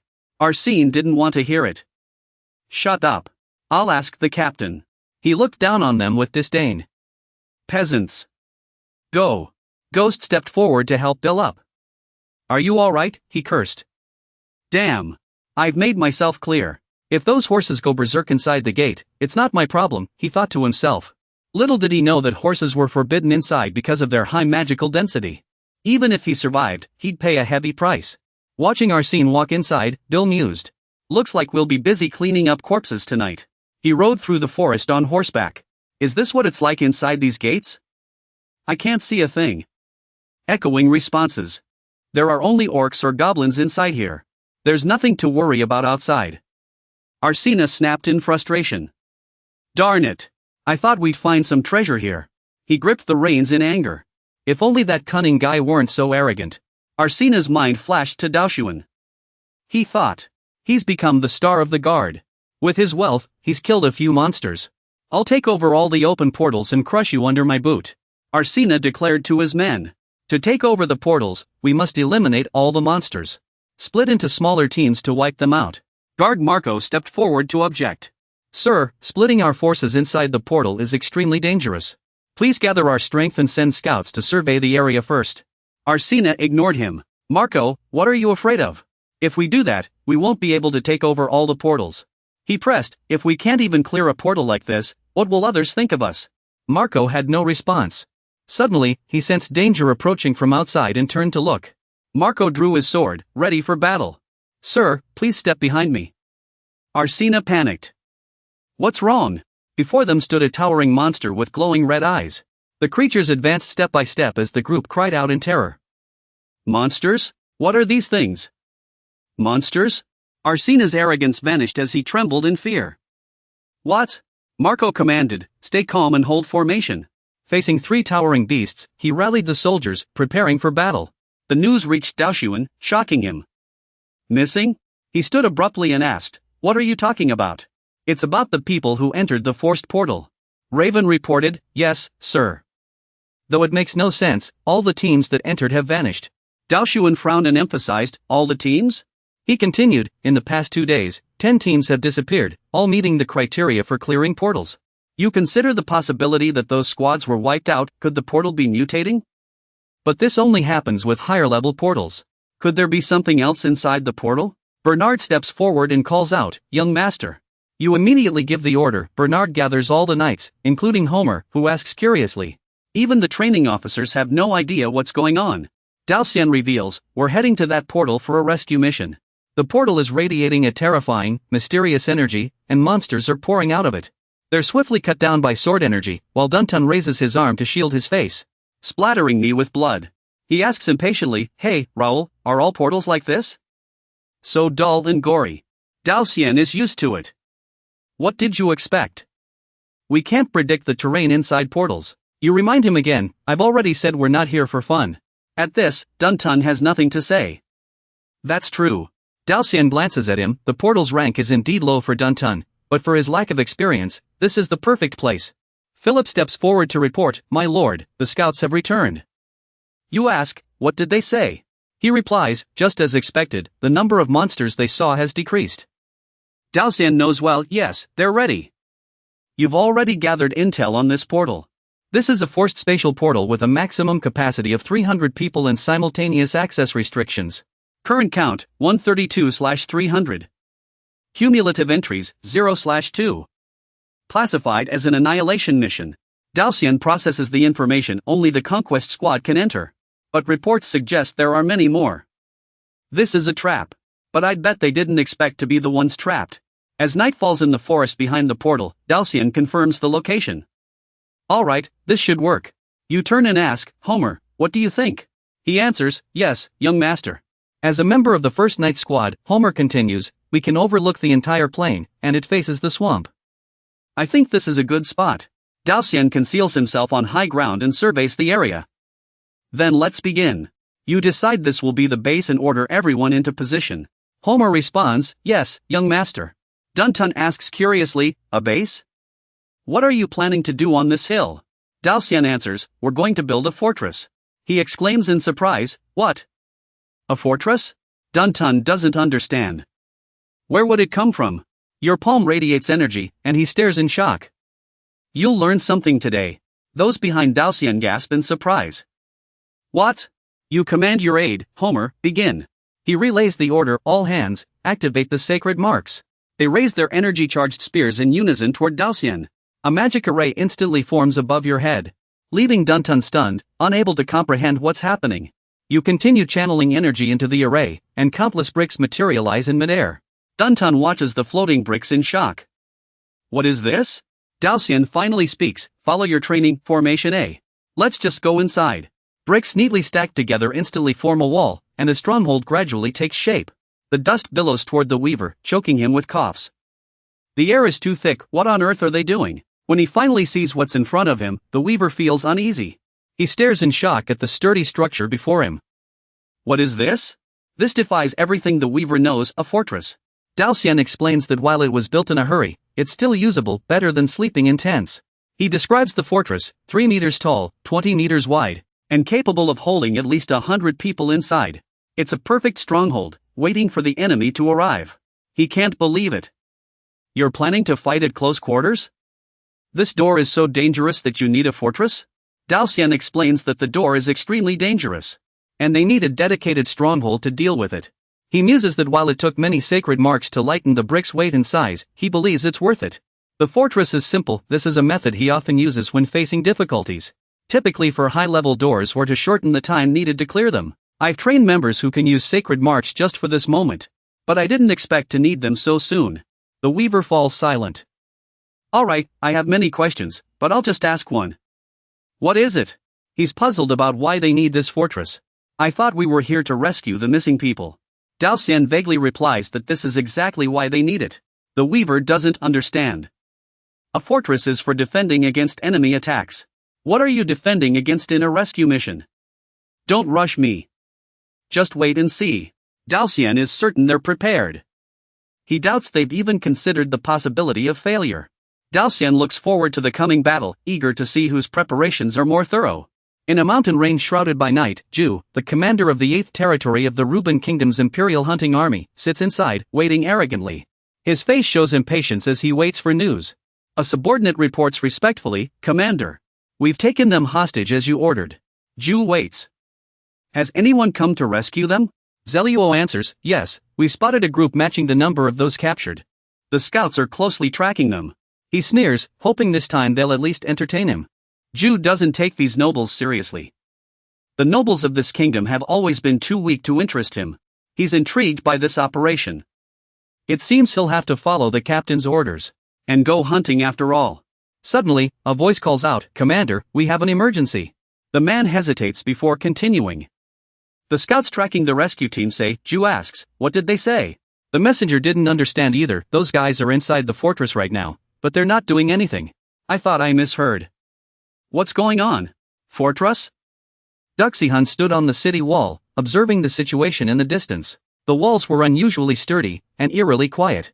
Danqing yawned, tears streaming from boredom. This is so dull. He lay there listlessly. You sure they're coming here? I didn't come here just to yawn. Duxihan stood solemnly beside him. Don't let your guard down, they could arrive any moment. He sat up hesitantly. Right, you must have your reasons for building this fortress, but... Danshin turned and asked, at least tell me who's chasing us. Duxihan was mid-sentence when he suddenly paused. Oh, no point hiding it from you now. He looked ahead. Perfect, why not just ask them yourself? Danshin barely had time to react before realizing what Duxihan meant. In the distance, Ju emerged from the forest with a group of people. The two stood on the wall, watching their movements. Danshin frowned. Is that them? Ju grabbed one of his men by the collar. What's with that fortress? How did they even build it? He stammered. I'm not sure. Duxihan knew at a glance they must have assumed we'd fall right into their trap. So now, they're definitely panicking. Your soldiers have already knocked their arrows. The moment they realize they're the ones trapped. Philip commanded them, everyone, take aim. Duxihan figured this ambush was a surprise for them. They couldn't have prepared for this, so they must be discouraged now. He glanced at Luo, who was lost in thought.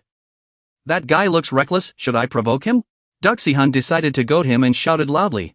Hey, the Empire's lapdogs. If you're really dogs, where's your leash? Luo gritted his teeth in fury at being called a dog. He put his hands on his hips and taunted, you must be out of your mind, lugging around that hunk of metal. Who in their right mind would do that? Don't you feel out of place? He scoffed. Ha! Bold for a newcomer. Are you from Aston? His blade gleamed, pointing straight at Duxihan. Arrogant, but brave. Luo declared, want to cut you down? I'd enjoy finishing you myself, personally. He ordered his men to seize the fortress and attack. Your decoy tactic worked, yes, they took the bait. Yoshi summons her sword, its form slowly taking shape. Danshin is completely lost. I still don't understand what's happening. But I'm sure they're from the Empire. You shout the order for the soldiers to open fire. They obey, drawing their bows and loosing arrows. Jui has men charge toward the target, ready to bring glory to the Empire. They push forward through the hail of arrows, closing in on the city walls. A soldier acts when he sees what's unfolding. Two gleaming blades appear before him. Just as he's about to strike the soldier, he's ambushed from behind. Danshin takes him down with his sword technique. Danshin swiftly deals with both of them alone. His expression darkens with displeasure. These filthy dogs from the Empire killed those frogfolk, disgusting. Ju seems even more intrigued. Another reckless young stallion eager to prove himself. This is getting more interesting by the moment. He raises his hand, signaling it's time to return the favor. Shusha obeys, raising a horn and sounding the signal. Duxian is momentarily confused, unsure of the enemy's next move. Heavy footsteps echo across the ground. Massive creatures emerge from the depths of the forest. Their eyes glow red, their appearance terrifying. Ju says confidently, let's see how long you can keep up this arrogance. Danshin gapes in shock. What are those things? Monsters? Duxian shakes his head. No, they're the Empire's magical soldiers. You think to yourself, since the last time you saw them, they've been modified. Whatever abilities they have, they're likely all on display now. Duxian smirks inwardly. His plan is flawless. 3 magical soldiers roar as they march toward the city walls. Soldiers on the ramparts gasp in fear. What are those creatures? Someone warns, they're the Empire's magical soldiers, stay calm and focused. The magical soldiers bare their sharp fangs and let out a deafening roar. Danshin frowns. That's a terrifying beast. The Empire has really gone too far. The magical soldiers pick up speed, charging toward them. Philip gives the order, don't let them near the castle. Everyone, fire. The defenders draw their bows and loose arrows, but the shafts snap like twigs against the creatures. Danshin realizes arrows won't work against them. Yoshi naturally understands ordinary weapons are nothing but an annoyance to them. He's already guessed what you're planning. You've got a countermeasure, right? You admit, of course, but I'll need some help. Yoshi asks the others, what do you think? Ready to fight? Danshin is ready. Absolutely. That's why I'm here. You sigh. Alright then. Let's do this. The magical soldiers roar, raising their arms high. His fist slammed into the ground, causing the earth to crack instantly. The soldiers on the city walls warned each other in fear, all moving with extreme caution. Feli had to stay calm to command his subordinates, holding their ground. Spearmen, advance. Ju's form was unremarkable. Look at them, do they really think hiding in the fortress will keep them safe? He declared, I'll show them the consequences of defying the Empire. I'll destroy this fortress. As Ju closed his eyes at the sight before him, Daoxian and Duntan leapt down from the fortress in unison. They slashed twice at the magical soldier's shoulder armor. Duntun was shocked to find his blade chipped, while the magical soldier remained unharmed. It turned toward him, letting out a low growl. Duntun tensed. My sword isn't working against them, they're too tough. Daoxian remained composed. Of course it won't be that easy. Zhu mocked them. Running out to fight instead of defending the fortress? Brilliant strategy. I admire your foolishness. He asked anxiously, that guy's sarcasm is worse than those monsters. Are you just going to let him keep talking like that? Daoxian replied calmly, of course not. The magical soldier across from them seemed to sense something amiss. He drew his massive sword, ready to silence it. Duntun understood his companion's intent, his expression finally relaxing as his blade shimmered with blue energy. He recalled the past. You said I could do what I wanted, right? This is what I need. The magical soldier roared in defiance as Daoxian's sword blazed with dazzling golden energy.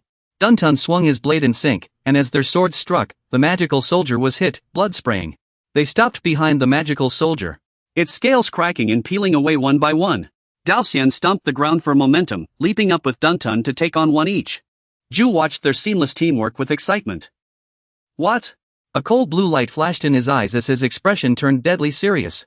The strike left the magical soldier gravely wounded, while Duntun successfully took down another. Zhu gritted his teeth as the situation slipped from his control. The soldiers on the walls cheered, he had defeated the magical soldier. He glared at the bleeding magical soldier behind him. Damn it, almost. He was ready to settle the score with that arrogant fool. Now you're quiet. Is this all you've got? Daoxian taunted, you're always talking about the Empire. I guess your loyalty depends on whether you have these magical soldiers, huh? Zhu struggled to contain his rage, glaring at his opponent. He burst into laughter. This is getting more interesting. I can have some real fun now. Zhu resumed his arrogant stance, pointing his sword at them. Daoxian, you will have no choice but to kneel before me. Through this battle, you will learn a lesson. Dan Pin asked, he is the Empire's commander, which means he's stronger than those monsters. Need help? You refused. No, I can handle him myself. Daoxian reminded him, and I think you have your own opponent to deal with. He glanced at the creature. A massive hunting beast charged toward the ground, shaking the earth. The magic soldier captain, fully armed, roared as he charged, crushing the lesser foes beneath him. Daoxian asked for his opinion, he's smaller than the previous monster. But he's better equipped, clad in heavy armor. Can you handle him? Dan Pin asked arrogantly, who do you think I am? Have you forgotten my family name? He added, don't worry about me. Just make sure you teach that fool a lesson. Daoxian silently assessed why he was still the nephew of the Duke of Tanboten.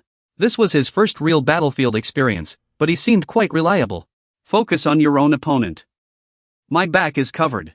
Let's end this together now. Daoxian declared, sorry to keep you waiting. Let's begin. Jiao suddenly asked, young master of the Aston family, what's your name? He replied, Lauer. I've heard of you, Daoxian. Your family is renowned in the Empire. I heard your family excels with great swords, but it doesn't seem to be the case. This irritated him. This guy talks too much, like a chattering ape. He carefully evaluated his opponent but couldn't underestimate his strength. His attributes and level are only equivalent to a master swordsman, but he's the strongest opponent I've ever faced. His information displayed, name, Zhao, level 81, Master Swordsman Knight, affiliated with the Grainan Empire, Royal Hound, 8th Division, Battle Commander, potential talent, A rank, Strength 79, Speed 77, Stamina 73. Intelligence 71, Sanity 61, Magic 73, Perception 68, Spell Power 65, Unique Traits, Narcissism C rank, Bloodlust A rank, Quick Wit B rank. He couldn't hide his excitement. Tomorrow, I'll have 2 young masters from noble families. Let's see what you can do to me. Daoxian raised his guard. His attributes are balanced, and his skills are excellent. I can't afford to be careless, but I have my own advantages. Daoxian knew his own attributes came from leveling up and investing in gear upgrades, nothing to scoff at. Let's see what a returnee like me, a former player assassin in my past life, can do in this battle. Jiao noted, sword aura? You seem quite skilled. Looks like you're not just some spoiled noble. The stronger the opponent, the more excited he became. This is thrilling. The blade in Jiao's hand ignited with crimson energy. He shouted, but don't think I'll go easy on you. Jiao's steps grew heavy as he gathered power, his excitement reaching a fever pitch. Don't cry after this strike takes you down, little noble. Daoxian is ready to face his opponent, his body enveloped in dark magic. Zhu swings his sword with full force, but Daoxian blocks it immediately. And the collision erupts in a dazzling burst of energy. On the other side, the magic soldier leader fights fiercely as Danshin crosses his blades to fend off the hammer's attacks. Yenran struggles desperately before finally knocking the iron ball away, gasping, "This guy is too strong." As he raises his sword to strike, the leader roars and blocks the attack with his shield. Danshin is stunned. He actually blocked it? Doesn't he know his sword energy would shatter that shield? "You've got some clever tricks, but this fight won't be easy." The leader snarls at him relentlessly. Danshin thinks to himself, but if he runs now instead of facing this head-on, how will he ever hold his head up in the family again? He glances at Daoshuan's situation. Is that kid still holding up? The leader over there seems even tougher than his own opponent. Their swords clash repeatedly, each trying to overpower the other. Ju grins excitedly, praising, "Kid, not bad at all." He's fully pressing Daoshuan now. "You've got some skill, but this is as far as you go." Daoshuan steps back, raising his longsword high, realizing his opponent is both fast and powerful. Daoshuan's footing falters, exposing an opening. Seeing Ju strike, he knows the slightest hesitation will be the end of him. Daoshuan raises his sword to block, as his opponent's blade descends with overwhelming force. He grits his teeth and braces against the blow. The sword energy grazes past, but Daoshuan somehow deflects it, still holding his ground. Then, he manages to knock Ju's sword aside. Ju's excitement grows. Yes. You're fighting well, better than I expected. It's a shame I'll have to kill you after this fight. What else can the weak do but grit their teeth and endure? Hang in there a little longer, kid. Daoshuan feels annoyed this guy talks too much, giving him a headache. He frowns, but that's not the main issue. Daoshuan knows better than anyone that the longer this drags on, the worse it is for him. He feels his enhanced magic surging violently. If he unleashes it, he could defeat his opponent quickly, but his allies might get caught in the uncontrolled power. That's why Daoshuan has been holding back. He needs to stall and keep them occupied here until the rescue plan succeeds. A transmission comes in. "Young master, can you hear me?" Bernard reports, "The situation is under control. We've successfully rescued our allies and eliminated the enemy. Jack and I have cleared the area. The plan is working. Time to counterattack." "Well done." Ju asks arrogantly, "What are you smiling about? Have you given up? What's the deal with your rescue plan? All I see are your companions cowering behind the fortress. Why aren't you focused on this battle?" You suddenly release a frigid blue energy. And he starts itching all over before he even realizes what's happening. Jack stands frozen in shock, while Daoshuan speaks up. "The rescue plan, hiding behind the fortress, has been in motion all along. Now that it's succeeded, why don't we start the real fight? Show some spirit, hounds of the Empire." Earlier, blades lay scattered across the ground, with bloodlust lingering in the wind. Marco gasps for breath, his body exhausted from the prolonged battle. A sinister voice echoes from afar, "I heard most nobles of this kingdom are cowards, only a few families are exceptions."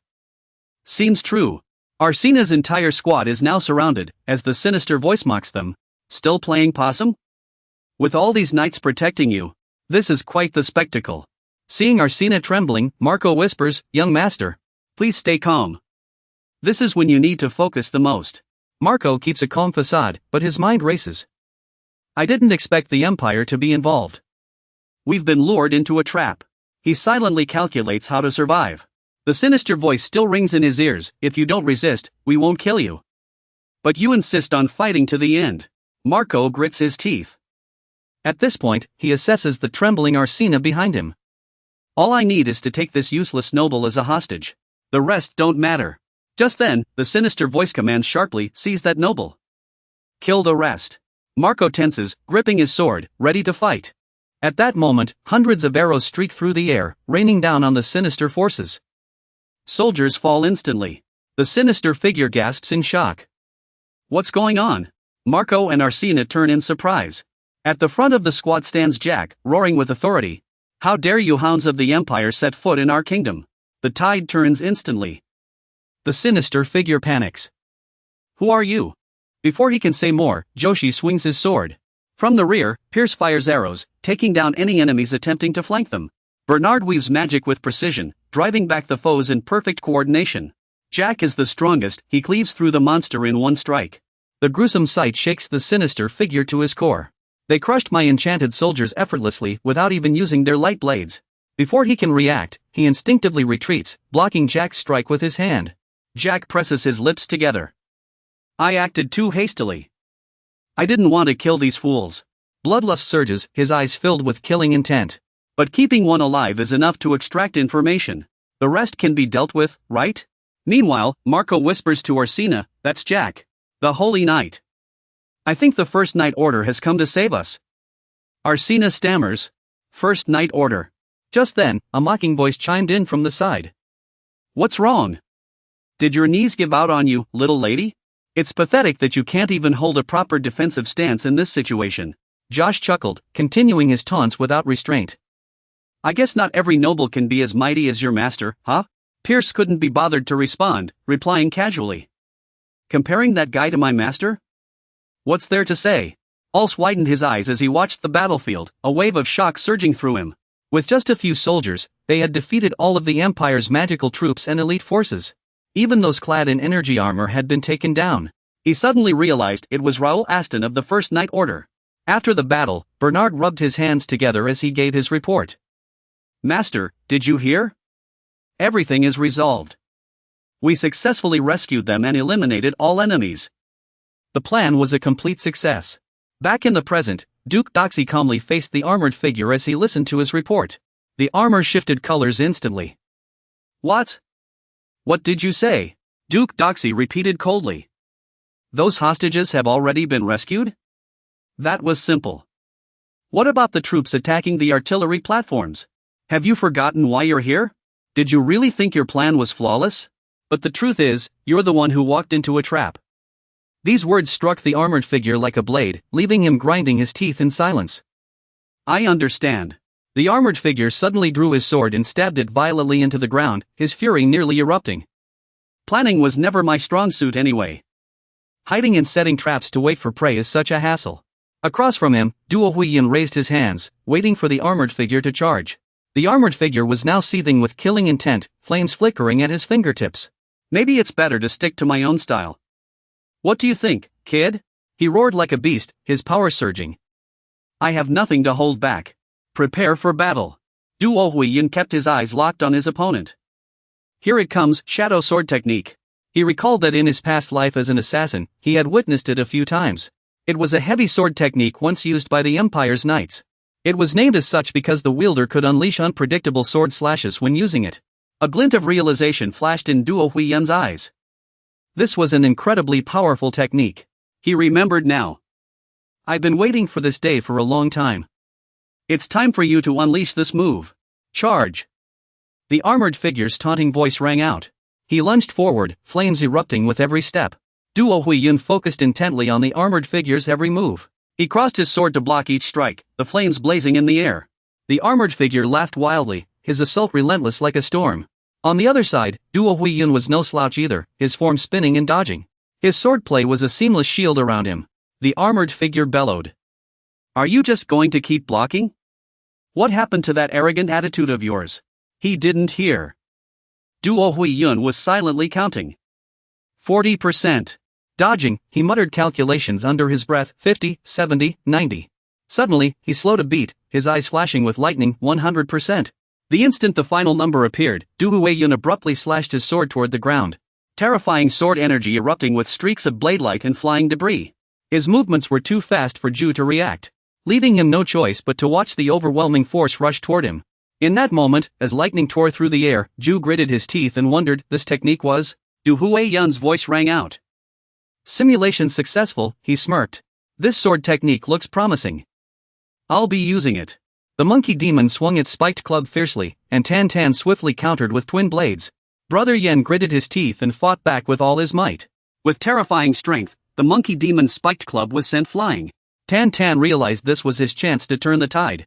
Moving like the wind, he unleashed a decisive strike only for the monkey demon to leap away just in time, the blade grazing its chained foot. With a sharp crack, the monkey demon broke free and stomped the ground hard. Tan Tan turned his head and cursed under his breath, useless. Wasn't that attack enough?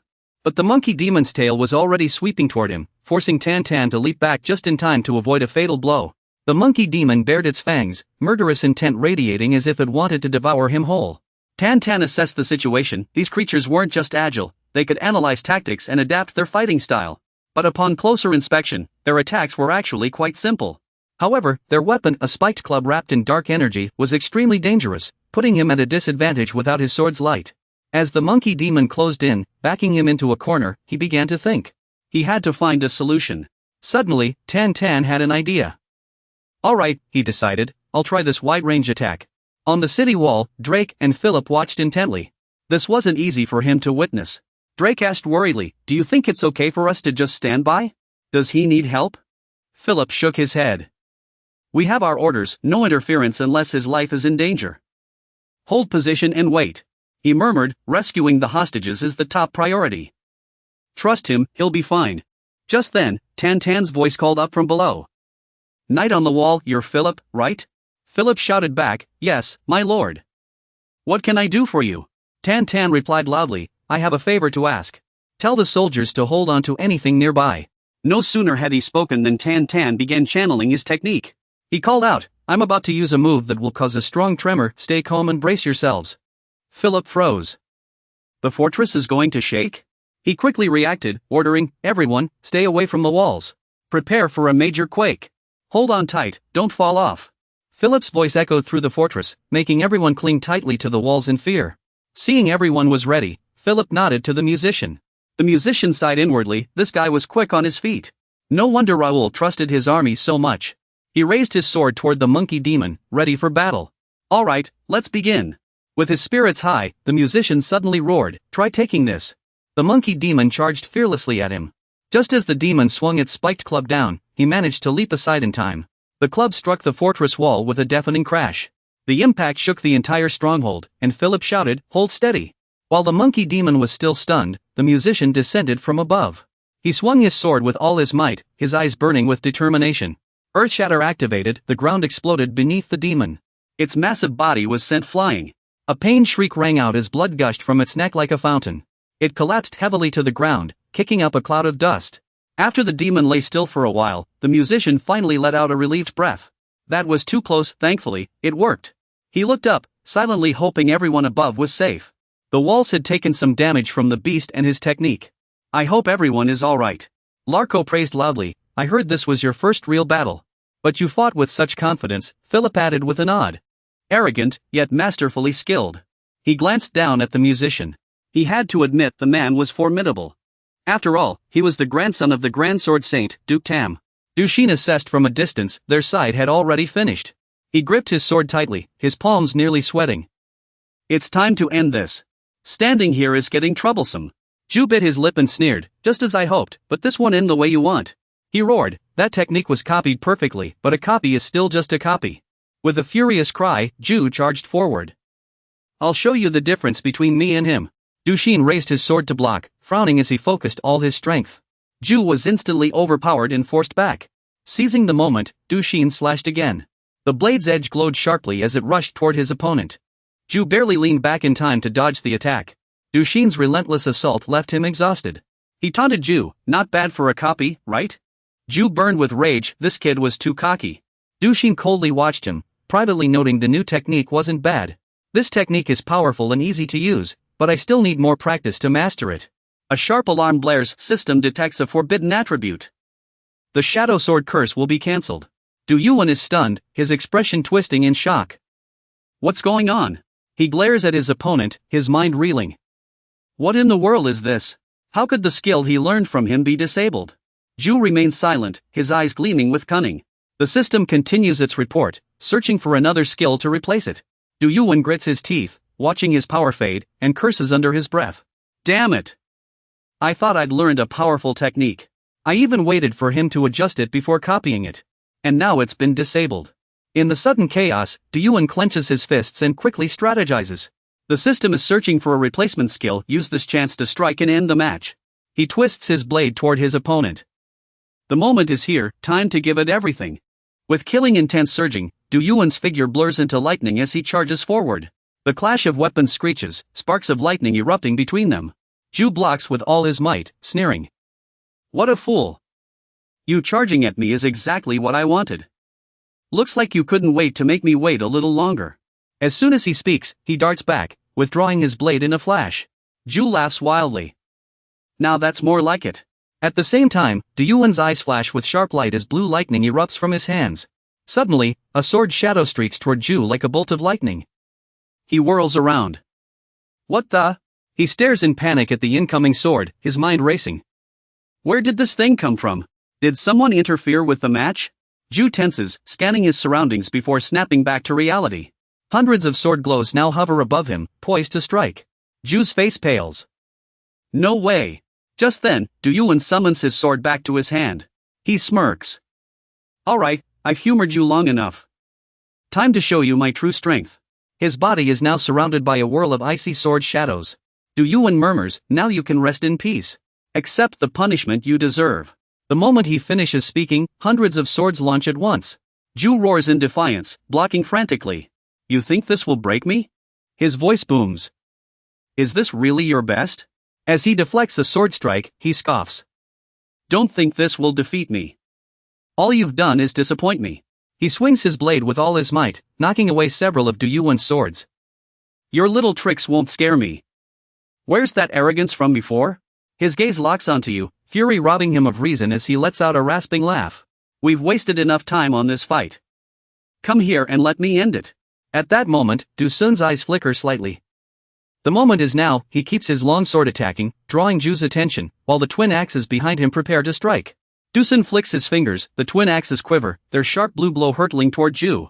Suddenly sensing the deadly intent behind him, Ju whirls around, raising his blade to block in an instant. He grits his teeth and sneers, do you really think such a cheap trick can stop me?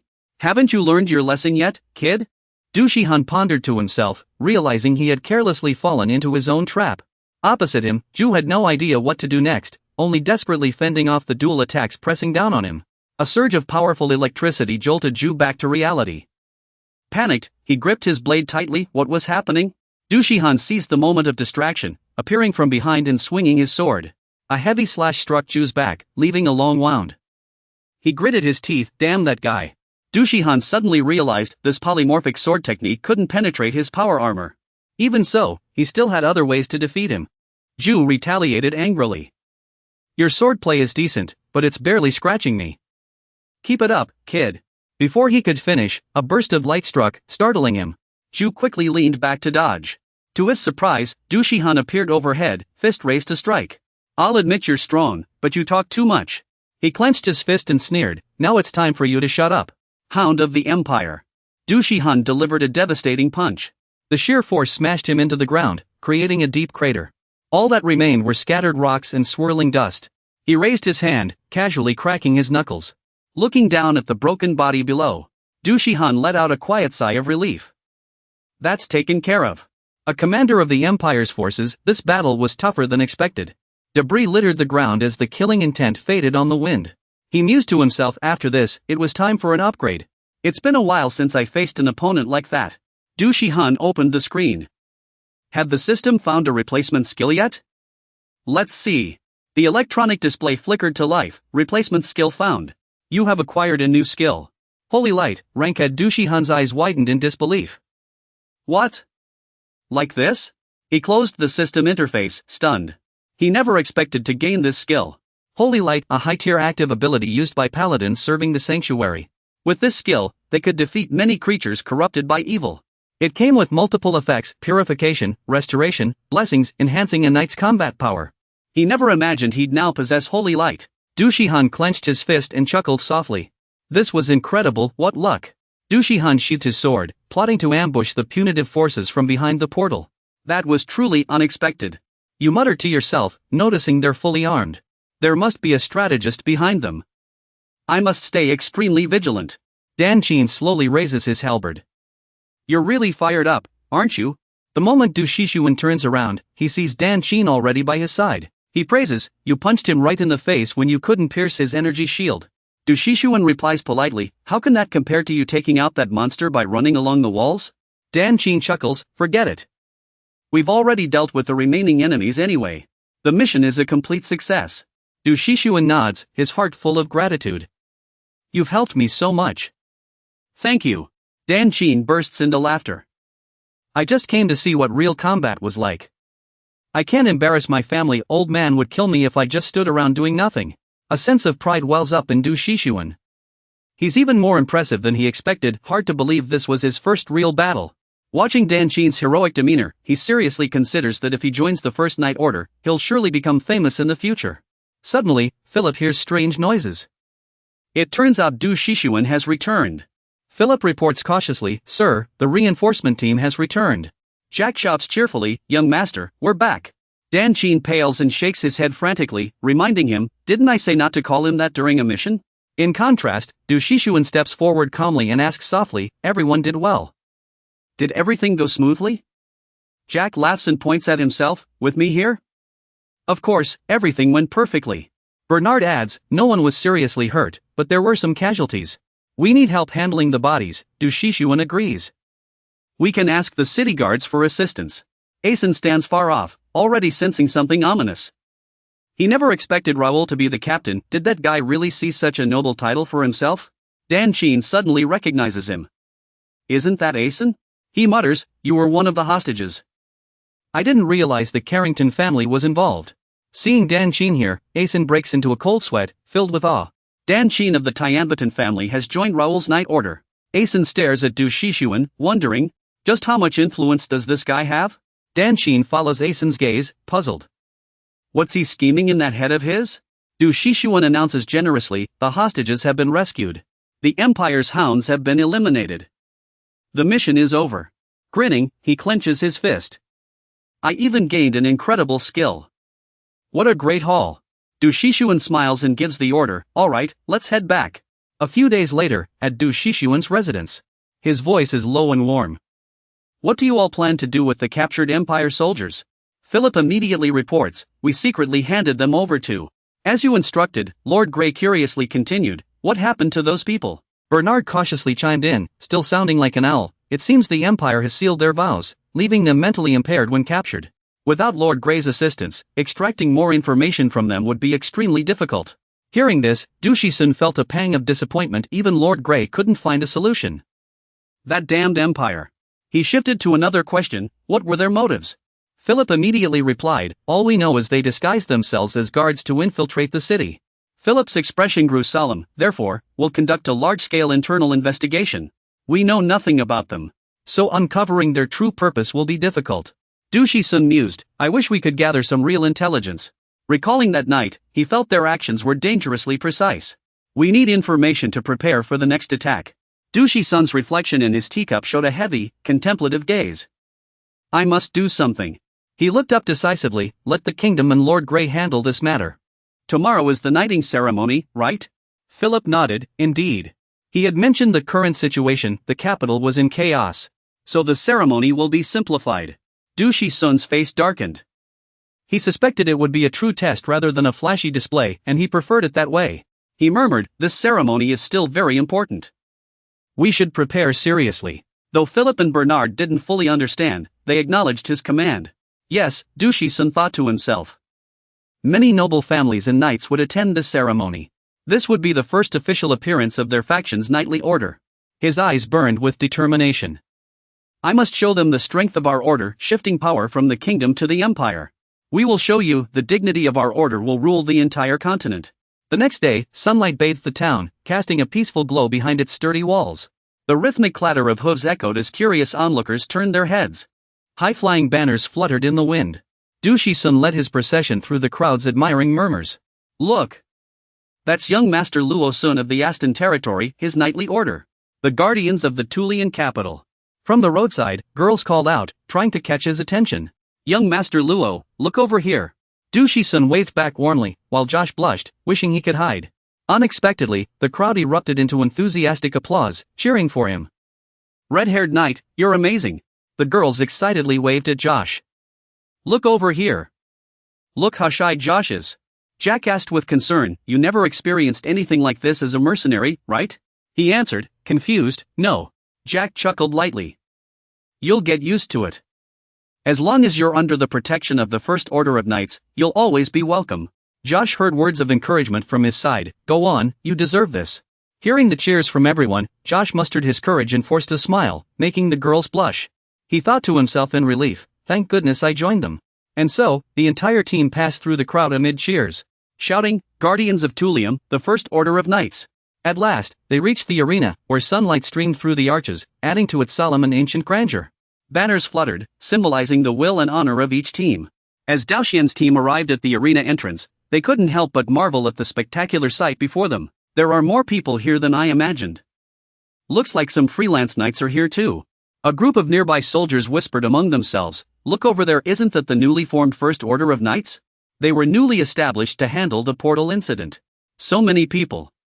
Did the entire order come? One of them muttered under his breath, ugh, what's so great about those guys? Another chimed in, a bunch of show-offs, while a third added his 2 cents. I heard there aren't many knights from common backgrounds among them. Meanwhile, Daoxian walked into the arena with composure, his mind filled with positive thoughts. No wonder we're drawing so much attention. It's only natural. Every step he took was firm and resolute, full of determination. We came here to show them what we're made of. The more attention, the better. Suddenly, a loud burst of laughter came from behind him. So this is how I meet the esteemed guardians of Tulium. Daoxian turned around and asked curiously. And you are? He gave a gentle smile. It's a pleasure to meet the young commander. I am Jerry D. Blank, the kingdom's Minister of Finance. Jerry's smile faded as he spoke. I've heard you played a key role in the recent portal incident. Might we have a private word? Daoxian furrowed his brow in thought. Jerry D. Blank, the kingdom's Minister of Finance. What could he be planning? Jerry gave a slight bow. At last, I meet the busiest hero in the royal capital. I've been wanting to meet you for a while now. But you're always so busy. He chuckled lightly. I heard you'd be attending the celebration, so I made sure to come see you. I believe this is my only chance to see you. Daoxian furrowed his brow, carefully analyzing every word. Jia Li's actions. He was deep in thought. He came to see me on purpose. What does he want? Memories flooded back. The captain of the capital's guard said most people in the Treasury Department were involved in the embezzlement case. He's no different from them. Watching the fake smile on his face, he pondered. And he even came to see me in person. He definitely didn't come just to chat. A flicker of wariness crossed Daoxian's mind.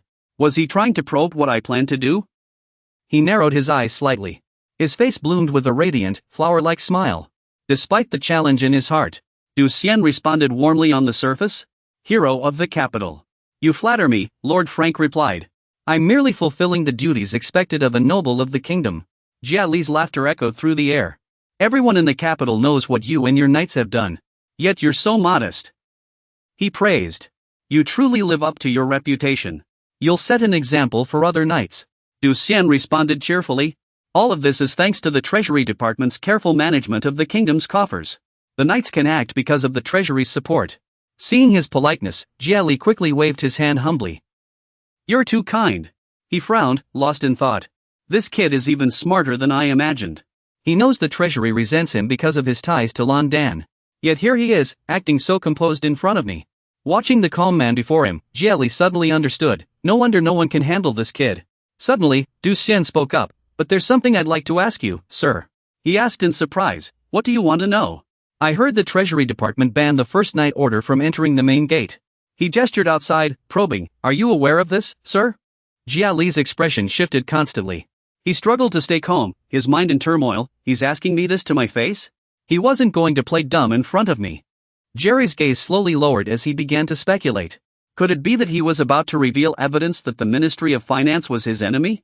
Jerry clenched his fists in anger. This guy was clearly not easy to deal with. He forced a smile and said, this is the first I've heard of such a thing. Such rumors can't possibly be true. The Ministry of Finance has no reason to get involved in this. Daoxian nodded in agreement. You're absolutely right. Jerry probed, by the way, have you found anything about the Empire's soldiers ambushing us at the city gates? Daoxian raised a hand to stroke his chin. They were fully prepared for any situation.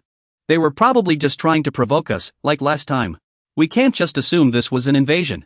Jerry began throwing out guesses to test him, while Daoxian responded calmly. Is that so? But they've already gone too far. And they got in so easily, as if someone inside the kingdom is secretly colluding with them. His icy tone made Jerry shudder. Daoxian suddenly burst into laughter. That's just my speculation. Something like that couldn't possibly be true, right? He cursed under his breath. This kid. Still, Jerry had to maintain appearances. His laughter echoed across the arena. Just as I expected. I see why they call you the Guardian of Tulium. It was truly worth meeting you here. As he prepared to leave, Jerry politely bid farewell. I'll take my leave. I hope Vice Principal Gray can extract useful information from those prisoners. Suddenly, a sharp glint flashed in his eyes. Daoxian had caught the flaw in his words. He stated bluntly, that's strange. The fact that Vice Principal Gray is handling the prisoners is classified information. Half joking, half probing, he asked, seems like the Ministry of Finance knows quite a bit, huh? Jerry froze at those words. Without turning back, he replied coldly. Of course. We oversee a critical part of the kingdom's affairs.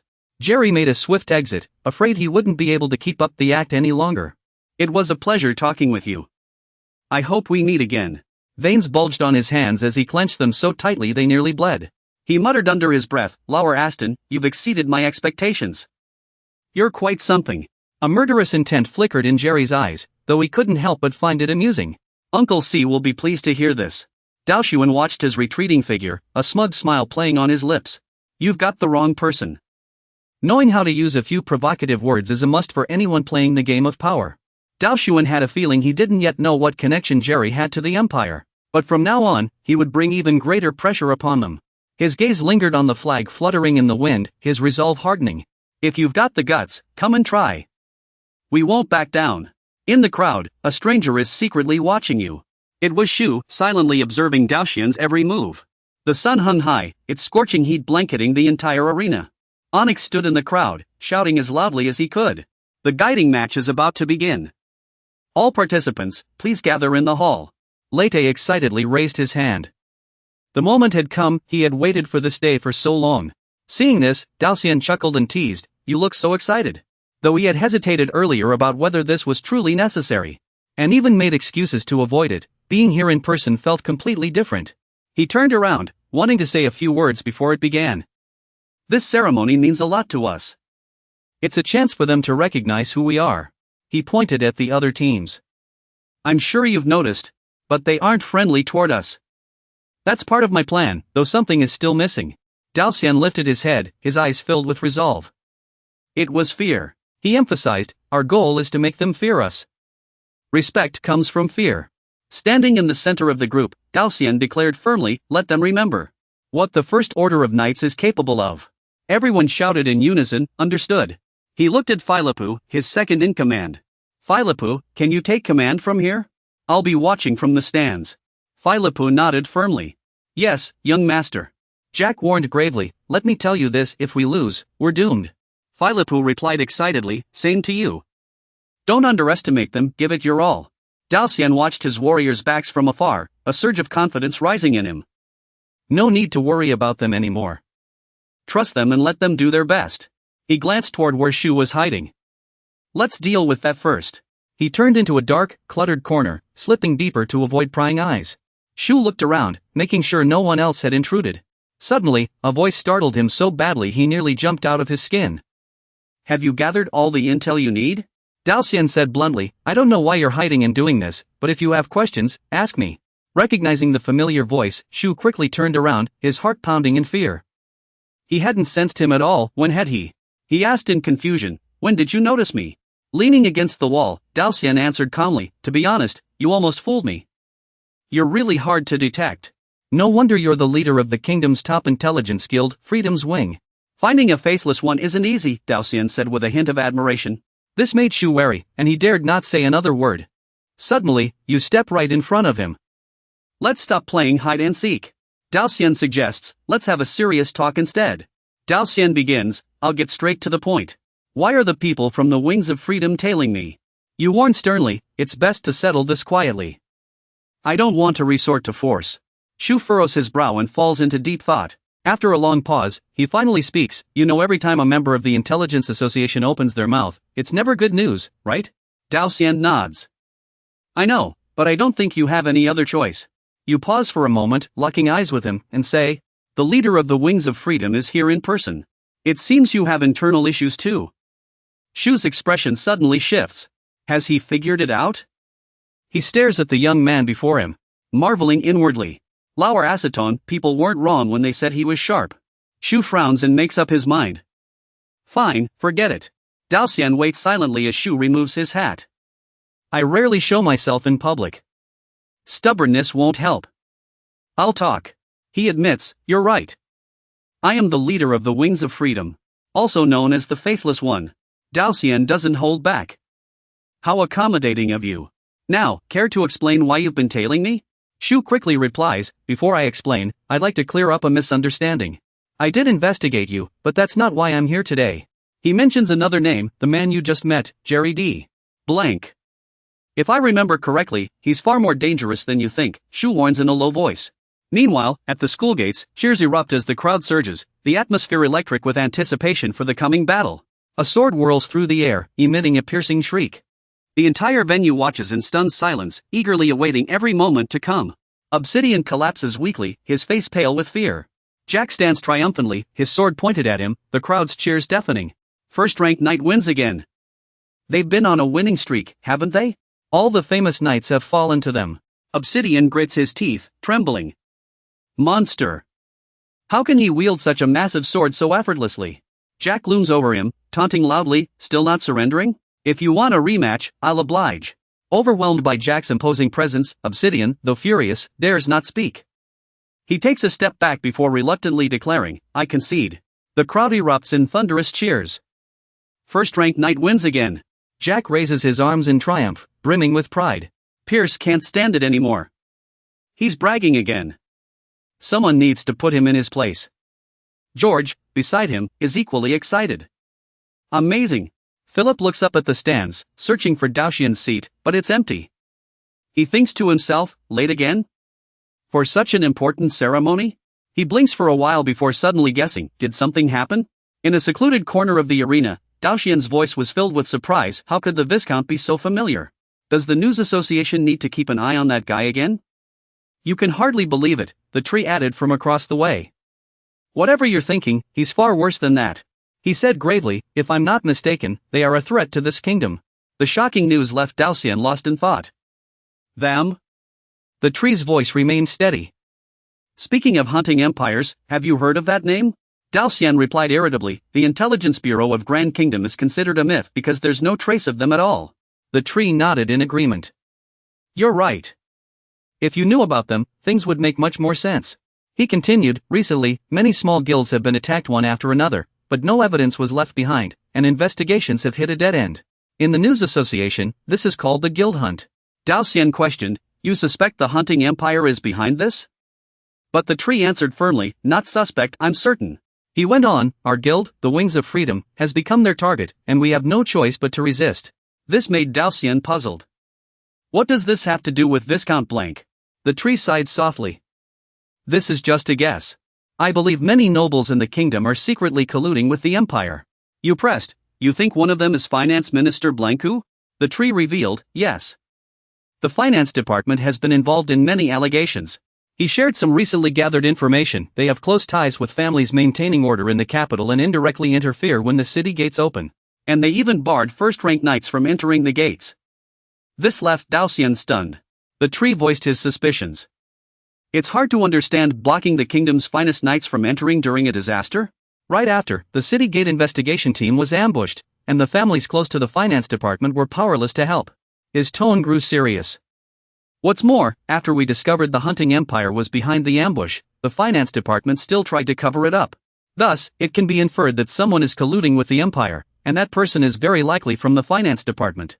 Daoxian listened carefully to all the information the tree provided and thought to himself, no wonder he's the president of the News Association.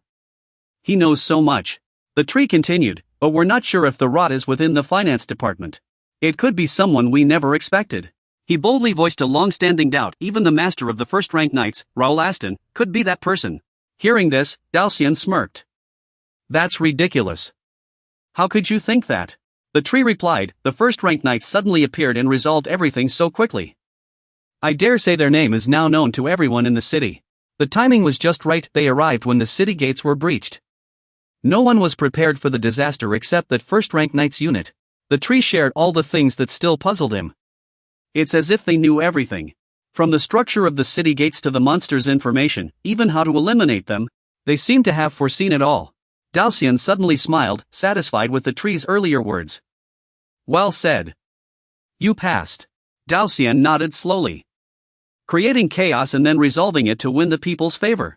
It's risky, but effective. I understand why you'd have such suspicions. Your tone softened a bit. Maybe you should let him see for himself instead of explaining like this. Daoxian reached out his hand and sincerely invited, join our knightly order. And then you'll see whether I'm shaking your hand or crushing the empire's lackeys from the depths of my gaze. Dao Xuan's eyes gleamed with resolve. Shu hesitantly asked, "Are you inviting me to join your night squad?" He said warily, "I think there might be a misunderstanding." "You're one of my suspects." Dao Xuan across from him laughed cheerfully. "Go ahead and suspect me all you want. You can decide whether it's a good or bad thing after joining my legion. I'm not forcing you. I'm just making a suggestion. The wings of freedom are gone, and I happen to need a skilled intelligence operative. I think this could be a mutually beneficial partnership." Shu stared at him, still hesitant and undecided. Suddenly, cheers erupted from the arena, making both of them turn their heads. Shu asked doubtfully, "Are you sure you can stay here this long? I thought this ceremony was important for you and your knights." Dao Xuan replied unhurriedly, "This matter is more important right now." Shu, still puzzled, gently reminded, "Your people are fighting to become official knights. I think you, as their captain, are being a bit too carefree." Dao Xuan looked up and replied confidently, "That's because I trust them. Whether I'm there or not doesn't matter, they'll win in the end." Seeing his arrogance, Shu felt a bit defiant. "This ceremony has renowned knights from all over the kingdom. I think you're underestimating them a little," Shu said, but Dao Xuan immediately cut in. "I know it's a tough challenge for them, but I trust them. We've fought side by side many times, they won't lose." His words struck a chord in Shu. Could he really trust his subordinates that much? So, he made a firm decision. "All right." Shu looked Dao Xuan in the eyes and said, "I'll cooperate with your knightly order first. If it works out, I'll consider joining officially." Dao Xuan nodded in satisfaction. "You've made the right choice." Shu felt there was nothing more to say. He quietly put on his hat. "We'll meet again later. I don't like staying in one place too long." Dao Xuan watched silently as his figure gradually melted into the darkness. Dao Xuan murmured, "I'll be waiting for you, faceless." Shu replied calmly, a faint smile curling his lips. "Just call me Shu, Captain." With that, Shu leapt over the rooftops like a squirrel, vanishing into the night. Only Dao Xuan remained, pleased with himself. Things were going quite smoothly. He needed a skilled intelligence operative, and now the leader of the Wings of Freedom had sided with him. Gazing toward the lively arena, Dao Xuan silently prayed that they'd understand his absence. After all, he had more important matters to attend to. But now that the matter is over, you decide, though you can't be absent the whole time, you should check on them. Screams erupted one after another, the atmosphere in the arena reaching its boiling point. Ares leapt into the air, his sword raised high, ready to strike. The remaining warrior trembled as he raised his sword to defend himself. Unexpectedly, Ares soared over his head and landed behind him, slashing horizontally to wound his back, sending him crashing to the ground in a spray of blood. The entire arena held its breath, waiting for the warrior to rise and counterattack, but he collapsed backward instead. Only Ares was left looking down at his fallen opponent proudly. Cheers sounded like a wave. Victory belonged to Landon. Landon had triumphed again. Wu's voice echoed in Hudson Landon's ears. They had secured another win with their meteor sword technique. No one could stop them. The spotlight of this grand event would be the Landon tournament, as they had already racked up multiple convincing victories. Zeed stood in the corner watching the match, puzzled. How could they be so ruthless? Wasn't this going too far? Philip whispered a reminder, this was for their sake. They were trying to make a strong impression on everyone here and suppress their rivals. Pierce stepped forward and asked, "Are we the only ones left who haven't been defeated by the Landon Society? Haven't we even faced them yet? Are they avoiding us on purpose?" Zeed was also confused. "Maybe not. These matches are randomly assigned." He warned everyone, the Landon Society is already ruthless enough. They won't go easy on us. Zeed's words made Josh feel a little uneasy. Someone asked with concern, "What do you think? Do you think you can handle it?" Suddenly, Tu Shishuan walked up from behind. "You must win." Tu Shishuan encouraged him, "If you overthink it, that's the real problem. Just give it your all, Josh." Josh whispered excitedly, "President." Tu Shishuan glanced at Roy and asked softly, "Is that guy your opponent?" "The so-called genius 10th son of the Landon family, Roy de Landon." He reminded him, "It won't be easy, but it's not impossible." Every word from Tu Shishuan resonated in Josh's heart. They must be so smug. Our first opponent was just a former farmer turned recruit. Tu Shishuan declared loudly, "Make them eat their words with your strength." At those words, Josh immediately steeled himself and replied firmly, "Yes, sir." He stood tall, his gaze unwavering, waiting for his moment to shine. Jack looked at Tu Shishuan with concern. "Are you sure? The Landon Society might really go too far in the match." He answered confidently, "Don't worry." Looking at Josh, seeing his fiery determination, Tu Shishuan couldn't help but feel a surge of pride. On the martial stage, as the tension spread across the arena, murmurs erupted. "Oh my, the Landon family and the first-ranked knights are really going to face off. An undefeated force against another undefeated force, this match would decide which society was the strongest. Roy arrogantly drew his sword, his words dripping with sarcasm. I thought I'd finally get to face you. I didn't even know I'd. Here we go again, another fight with a peasant. He glanced disdainfully at Josh. How boring. I could finish you in one move, kid. Josh's resolve wavered slightly. His opponent was a noble, from one of the 5 great families, far stronger than any he'd faced before. Josh tightened his grip on his long sword, steeling himself. He couldn't give up. Looking up at the flag fluttering in the wind, he felt his willpower surge. He was no longer a peasant or a mercenary, he was part of the First Knight Order. Josh raised his long sword, ready to fight. He swore to himself he wouldn't lose, not for his captain or his comrades. Roy didn't give him time to hesitate, charging forward with a swing of his blade. The wind howled as Josh sidestepped gracefully, dodging Roy's attack. He narrowed his eyes. I thought you could keep up with my last move. Josh blinked in surprise. Roy immediately spun and slashed downward from above. How about this one? Josh quickly blocked with his sword, sparks flying as their blades clashed. Roy pressed forward relentlessly, his sword tip flashing with deadly intent. The crowd erupted, pointing at Josh and shouting, "Look at him! He's blocking every attack like it's nothing. Who is he?" The murmurs only enraged Roy further. He roared, "Useless peasant!" As Roy charged recklessly, Josh swiftly tripped him, sending him crashing to the ground. Roy face-planted with a pained cry. He scrambled up, veins bulging, and cursed, "You bastard!" Josh was taken aback. Is that all you've got? He was surprised at himself, he could read every one of Roy's movements, finding his attacks almost effortless to counter. The moment Roy stood, Josh gripped his sword tightly. If this was all he had, then victory was certain. The crowd buzzed with excitement. Did you see that? That noble brat can't do anything. Is he really a mercenary? He looks so experienced. Roy gritted his teeth in fury. Damn it, you lowlife. How dare you humiliate me? Josh shot back without hesitation. Humiliate you? I wasn't planning to spare your feelings. Should I fight based on your emotions? He snapped. What? Do you even know who I am? Josh pretended to clap. How odd. I heard all knights at today's ceremony would be treated fairly. I have no interest in worrying about my opponent or observing any formalities. And the idea of dividing people into nobles and commoners from the start is absurd. Josh pointed his sword at his opponent, coldly reminding him that here, there are only the strong and the weak. Those words struck a nerve in Roy, sending him into a furious rage. How dare you! He charged forward with overwhelming force, the clash of their weapons ringing out as the entire audience held their breath. Leto wanted to take back his earlier assessment. I thought he could easily overpower a newcomer like Josh. Philip chimed in from the side, that's not it. In the Landon family, he's known for his exceptional skill and strength. Daoshuan interrupted, the issue is, Josh is already strong enough to overpower him. That's all there is to it.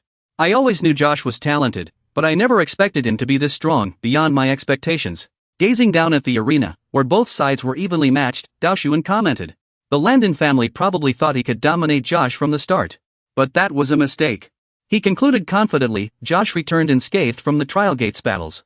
As a result, he's gained extensive combat experience. There's no reason he should lose this fight. Just then, Roy lunged at Josh like a gust of wind. But Josh was faster, blocking and counterattacking in one motion, sending Roy flying. The force of the impact made Josh grit his teeth. But in that split second of distraction, Josh suddenly struck back. What's the fun in just defending? He taunted Roy, now, give it your all. The young noble immediately raised his sword to block Josh's attack. But Roy was gradually forced onto the defensive by Josh's overwhelming strength. The moment he looked up, he saw Josh raising his fist high. Roy scrambled back, narrowly dodging Josh's punch. He roared in fury, you filthy mercenary. Using your fists in a sword duel? Do you think this is some street brawl? He leapt forward, trying to strike while Josh was off balance. But at the last moment, Josh countered, using his sword to overpower Roy's blade. Roy was left speechless with rage. You, Josh glared, scolding him. What do you think real combat is? In a real fight, there's no room for hesitation. Josh's words cut deeper than any blade, wounding Roy's pride. In a real battle, there's no right or wrong, only victory. Or else you die. If you're scared, surrender now. By this point, Roy was seething with rage. He slashed wildly, I'll make you shut up. And so, the two were locked in another intense standoff. The audience grew even more excited seeing Roy's sudden burst of energy. Huh, so that alchemy family's young master isn't so weak after all. This is just getting interesting, Philip. Looking down from above, I can't help but feel some admiration. He's truly steadfast, completely different from those cunning alchemists. Du Xian nodded in agreement. Perhaps that's why he's hailed as a rising powerhouse. He looked up at the sky and casually remarked, but determination alone isn't enough to defeat George. Sure enough, just as Du Xian predicted, George had now gained the upper hand. He grabbed Roy by the collar and forcefully headbutted him. The sudden attack threw Roy off balance, sending him stumbling backward. Dazed, he shouted, "What the hell?" George smirked. Sometimes in real fights, you've got to use your head. Literally.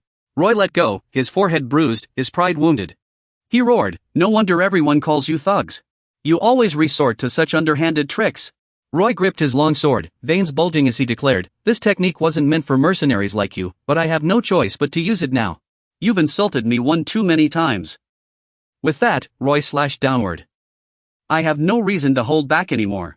Ross focused intently on his opponent. Here it comes, the Landon family's meteor sword. He remembered well how many knights in the kingdom had fallen to this strike. But in his hands, this move would be far deadlier, for he was a true master of the Landon family. Ross wondered to himself, could he withstand this attack? Roy's aura surged as he growled, "I'll wipe that arrogant look off your face." He charged like a beast, snarling, "Dying by a Landon blade is an honor."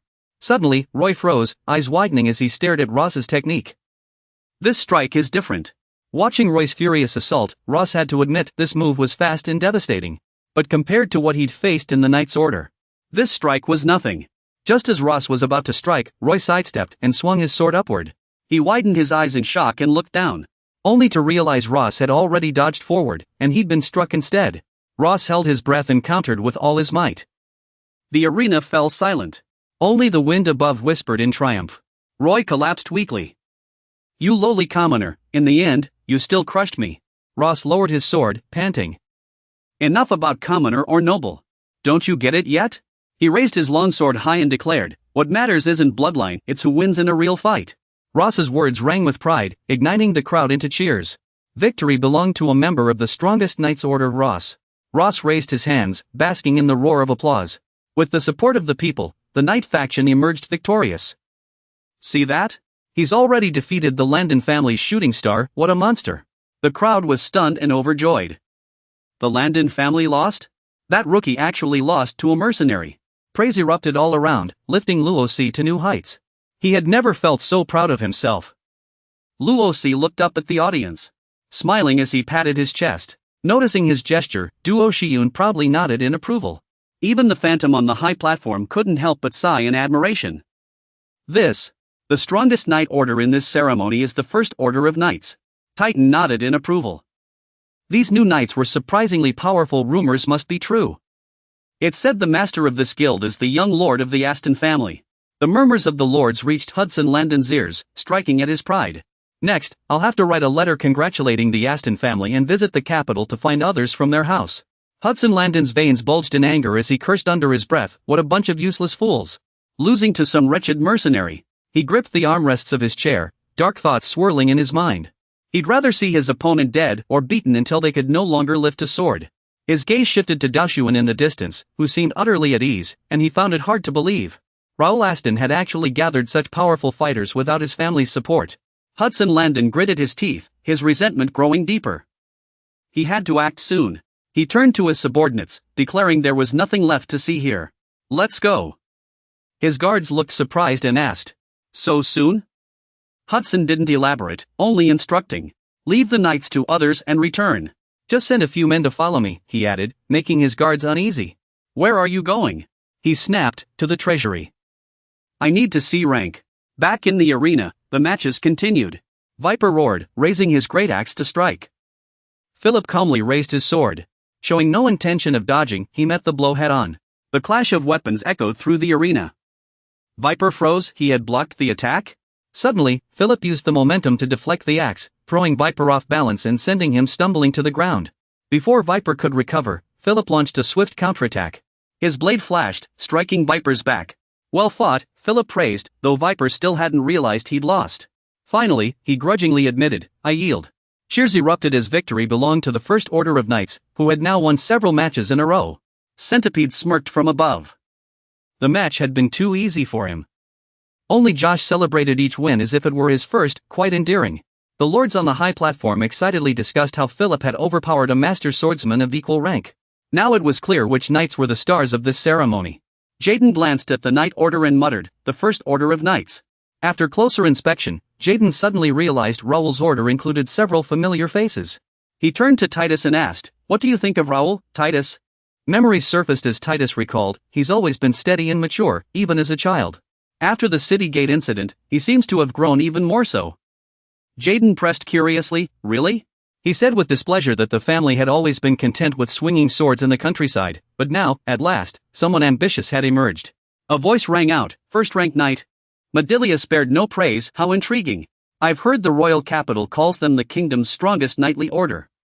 Now I understand why they fight as if it were a ritual before their campaigns." The crowd murmured in agreement, but the only major family participating in this ritual was Randall. The Knights of Templeton, Gale, and Aston's Golden Eagle did not take part. He said with dissatisfaction, "What's the point of calling them the strongest knightly order if the 4 warrior families aren't even involved?" Seeing this, Madilia found it rather childish and chuckled. The crowd turned to him and cautiously asked, "We've heard the master of the first-rank knights is studying at the academy. Do you know about this?" Gray responded with a friendly smile, "Of course. I've met him a few times." The crowd pressed curiously, "What kind of person is Raoul Aston?" Gray fell silent for a moment, pondering. He turned to the crowd and suggested, "Before I answer your question, may I ask one of my own?" Gray asked bluntly, "Do you believe this kingdom is currently at peace?" The crowd answered honestly, "For a knight of the kingdom, there is no such thing as true peace. We must always be vigilant and prepared for danger." Gray nodded with a meaningful smile. "That is an admirable answer." He said seriously, "To be honest, I don't know Raoul well, nor would I claim to understand the kingdom's safety better than you two. However, if one day a force threatens this kingdom, I can't help but think that young man might become our savior." Gray smiled confidently at Daoshuan. "This is just my personal opinion, of course." Medriel happily came to his defense, "If the great sage Gray praises him so highly, he must be your favorite student." After a moment of thought, the crowd decided to speak up, "Since you hold him in such high regard, I'd like to test him." He believed that a great knight is not made by honor or reputation alone, only true strength can forge greatness. Strength is the only measure of a knight's prowess. Therefore, I must see for myself whether his reputation is built on skill or mere illusion. Finally, as the competition ended, the host announced loudly, "Attention! We will now proceed with the kingdom's knighting ceremony." All eyes turned to Daoshuan, the representative and master of the first-rank knights, Raoul Aston, who was called forward. The crowd cheered in unison, "Young Master Raoul, he's so handsome." As the presenter stepped forward to begin, they turned to the mountain lords for approval, "May we proceed?" But he stopped them. "Wait." Gashang stepped forward. "Before the ceremony begins, there's something I'd like to ask of young Master Raoul." He cut straight to the point, "Would you accept this overreaching request of mine?" Daoshuan furrowed his brow, hesitating to answer. What could the current Knight Association president, Lord Yuashan, possibly want to say? He continued, saying that the First Knight Corps had performed exceptionally well during this ceremony, but it was slightly regrettable that only one warrior family had participated in this event. Yuashan slowly drew his sword and said calmly, "Therefore, as the president of the Knight Association, I wish to personally witness the strength of the First Knight Corps."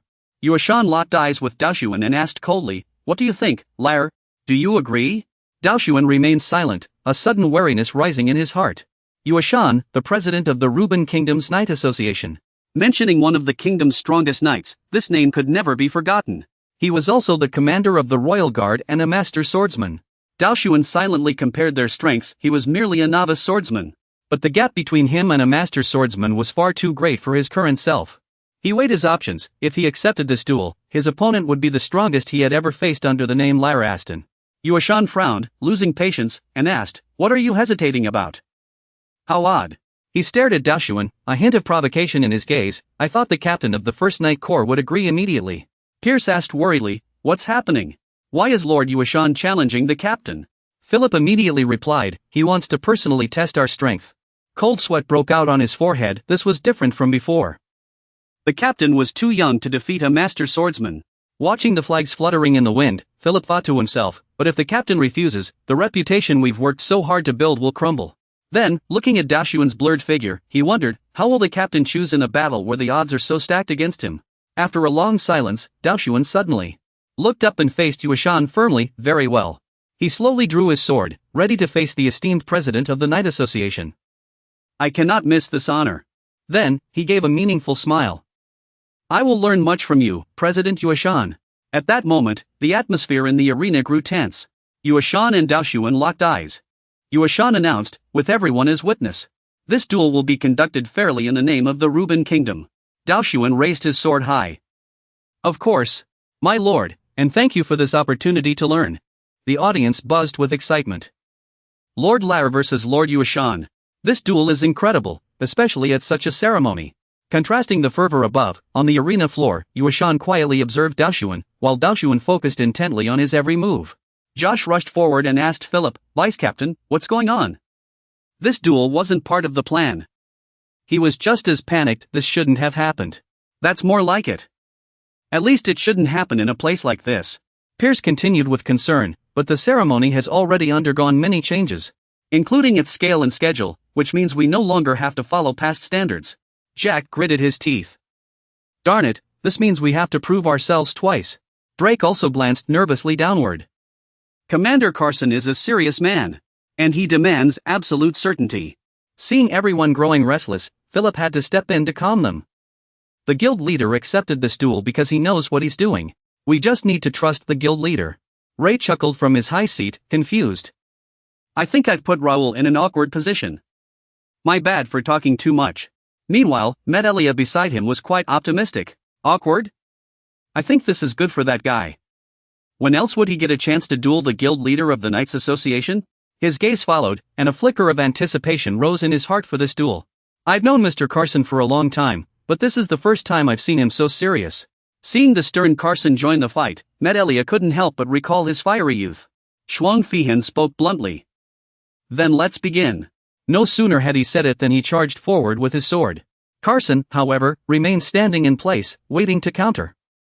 The clash of their weapons shook the entire arena. In the instant their blades met, sparks flew like lightning, dazzlingly bright.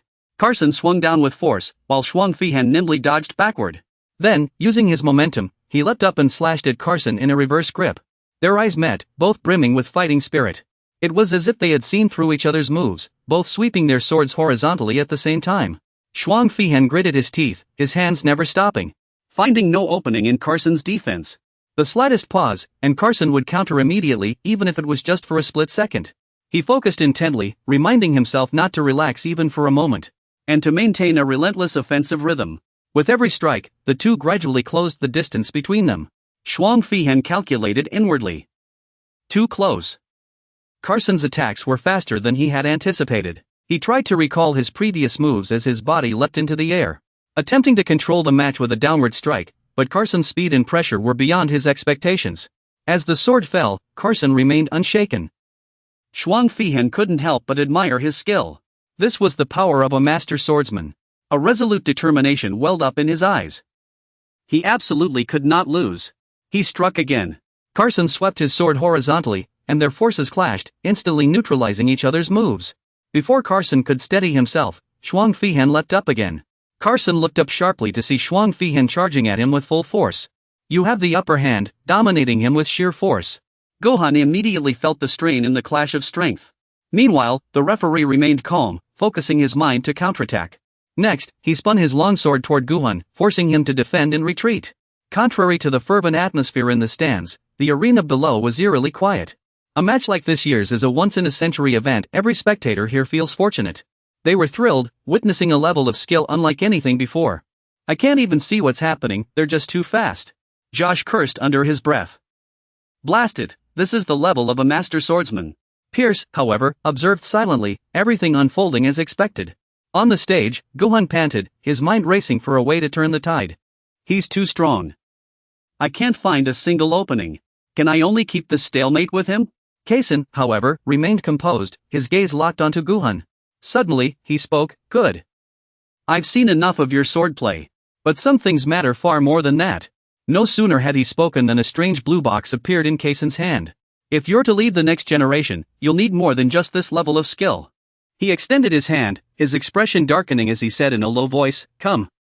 Round 2 begins. Kason on the other side said, You're not without skill. Now, let's move to the next challenge. He continued, Are you ready, Raoul? Gohan felt an odd sensation whenever he faced Kason, a strange premonition lingered. He glanced at the box in Kaysen's hand.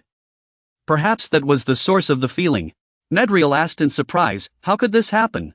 Ray also agreed, that thing looks downright eerie. It's certainly intriguing. Medriel exclaimed, that's a Chaos Dark Core, a magical artifact only high-ranking knights can use. The Chaos Core was originally designed to help knights detect the source of dark magic. Early on, it served its purpose, uncovering the Empire's mages. Those who had tried to infiltrate our kingdom in secret. Later, many accidents occurred. It exposed many people, leading to complications in its use, and was eventually banned. Yet, for some reason, it has resurfaced in this match. I never expected the Courtyard Knights to use something like this in a friendly match. Maybe we can piece together what's going on. Regardless, we need concrete evidence for any conclusions. The first-rank knights have done much good for the kingdom lately. But everything must be verified without any oversights. The Courtyard Knight said coldly, I'm using this for that very reason. I hope you'll cooperate, Raoul. Dense streams of energy erupt from the box. Dushour stands frozen, staring at the scene before him, as a earth-shattering explosion unfolds in the sky. Meanwhile, in the meeting room of the Internal Affairs Department of the Kingdom of Luan, voices can be heard. I never expected you to come here today, Uncle. What brings you? Jelly continues, I heard that Lord Gondan will also attend this inauguration ceremony. This should be correct, right? Then is it alright for you to be here now? Hudson replies, I was about to ask you the same thing. Aren't you attending that ceremony? He feels puzzled, unable to understand how the other can remain so calm. Has he already forgiven that kid from the Aston family? He sneers, Uncle, that doesn't sound very pleased. I suspect the First Knight Order did something at the ceremony that you didn't want to see. Hudson demands, it seems things have gone beyond our expectations. So, are you planning to step in and stop something like this from happening? Jelly replies carelessly, no need to worry, my lord. Even if those issues arise, I can ensure they won't cause any harm or impact to the plan. He finds it hard to believe, does he really think that kid from the Aston family and his lackeys are just minor problems? Jelly's tone turns icy. To truly disrupt the plan, the Earl of Aston himself would have to get involved. Only then would the problem be big enough to address. As for that kid Lar in the First Knight Order, I can still control the situation. Zyaston falls silent after hearing these words. He continues, even if the First Knight Order has made significant progress, they are still an independent organization outside the Aston family. However, if they continue to grow like this, I will take action. No force will be allowed to threaten the Polar Bear Knight Order. Zyaston asks disapprovingly, so you're just letting them do as they please? Jelly smiles faintly. They're just a bunch of mercenaries right now. How can they compare to the Polar Bear Knight Order, a renowned group of seasoned knights? While their growth does bother me. In the end, a weak faction without backing, especially one opposing the entire nobility, won't stir up any waves in this kingdom. All unexpected events lie ahead. The war has already begun in secret, whether against the Empire or within the kingdom itself, it will soon erupt. Back at Kazatang, he holds the mysterious box. The trainees ask worriedly, what's happening? Why is that sinister magic suppressing everything? Should this match be stopped immediately? It's too dangerous. Josh shouts anxiously, while the president, Gray, stares blankly at the scene, and Madilia watches intently, unable to look away. He muses to himself, the box doesn't seem to have changed, but I sense something. I sense an overwhelming surge of holy power here. What on earth is going on? Dao Sun exclaimed, war never ends. A true knight must always stay vigilant and be ready to face any evil forces opposing the kingdom. These words have always been etched in my heart, and they are the creed I wish to instill in every member of the First Order of Knights. Therefore, given your current doubts, I must show you something unexpected. And this surprise will put those unnecessary suspicions to rest. He mused to himself, now that holy power was spreading, he had proven his identity, having nothing to do with dark arts or the Empire's lackeys. But I wonder, where does this divine power come from? How could a mere knight possess such immense strength? Dao Sun confidently raised his arm, energy swirling around it. His fist clad in steel, Dao Sun's back unfurled a pair of massive wings. The crowd gasped in astonishment, their eyes wide with disbelief. Lai and Medilia stood frozen, speechless. Dao Sun remained standing there, power radiating from his fist. Energy erupted from his fist, bursting into a radiant glow, forming a pillar of light that shot straight into the sky. Feathers drifted through the air. The scene fell silent as the two faced each other. The onlookers were still stunned, unable to react. He spoke, the holy power I just displayed should be enough to dispel your doubts, my lord. He remained silent, beads of sweat rolling down his face. Some recognized it as the power of holy might. His excitement was hard to contain. Duke Raoul is a disciple of the Holy Divine, wielding immense holy power. He will aid us in our battle against the Empire's vile pawns. The murmurs grew. Someone with such holy power must be a holy knight. The crowd erupted in cheers. The First Order of Knights are indeed disciples of the Holy Spirit.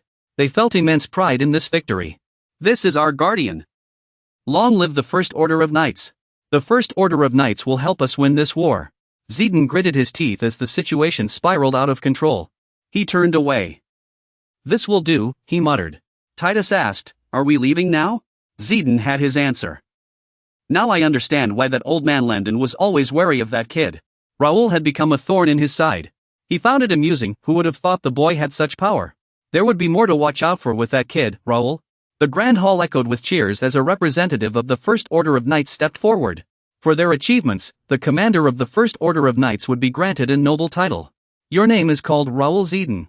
The crowd erupts in cheers. Amazing. Young Master Raoul is incredible.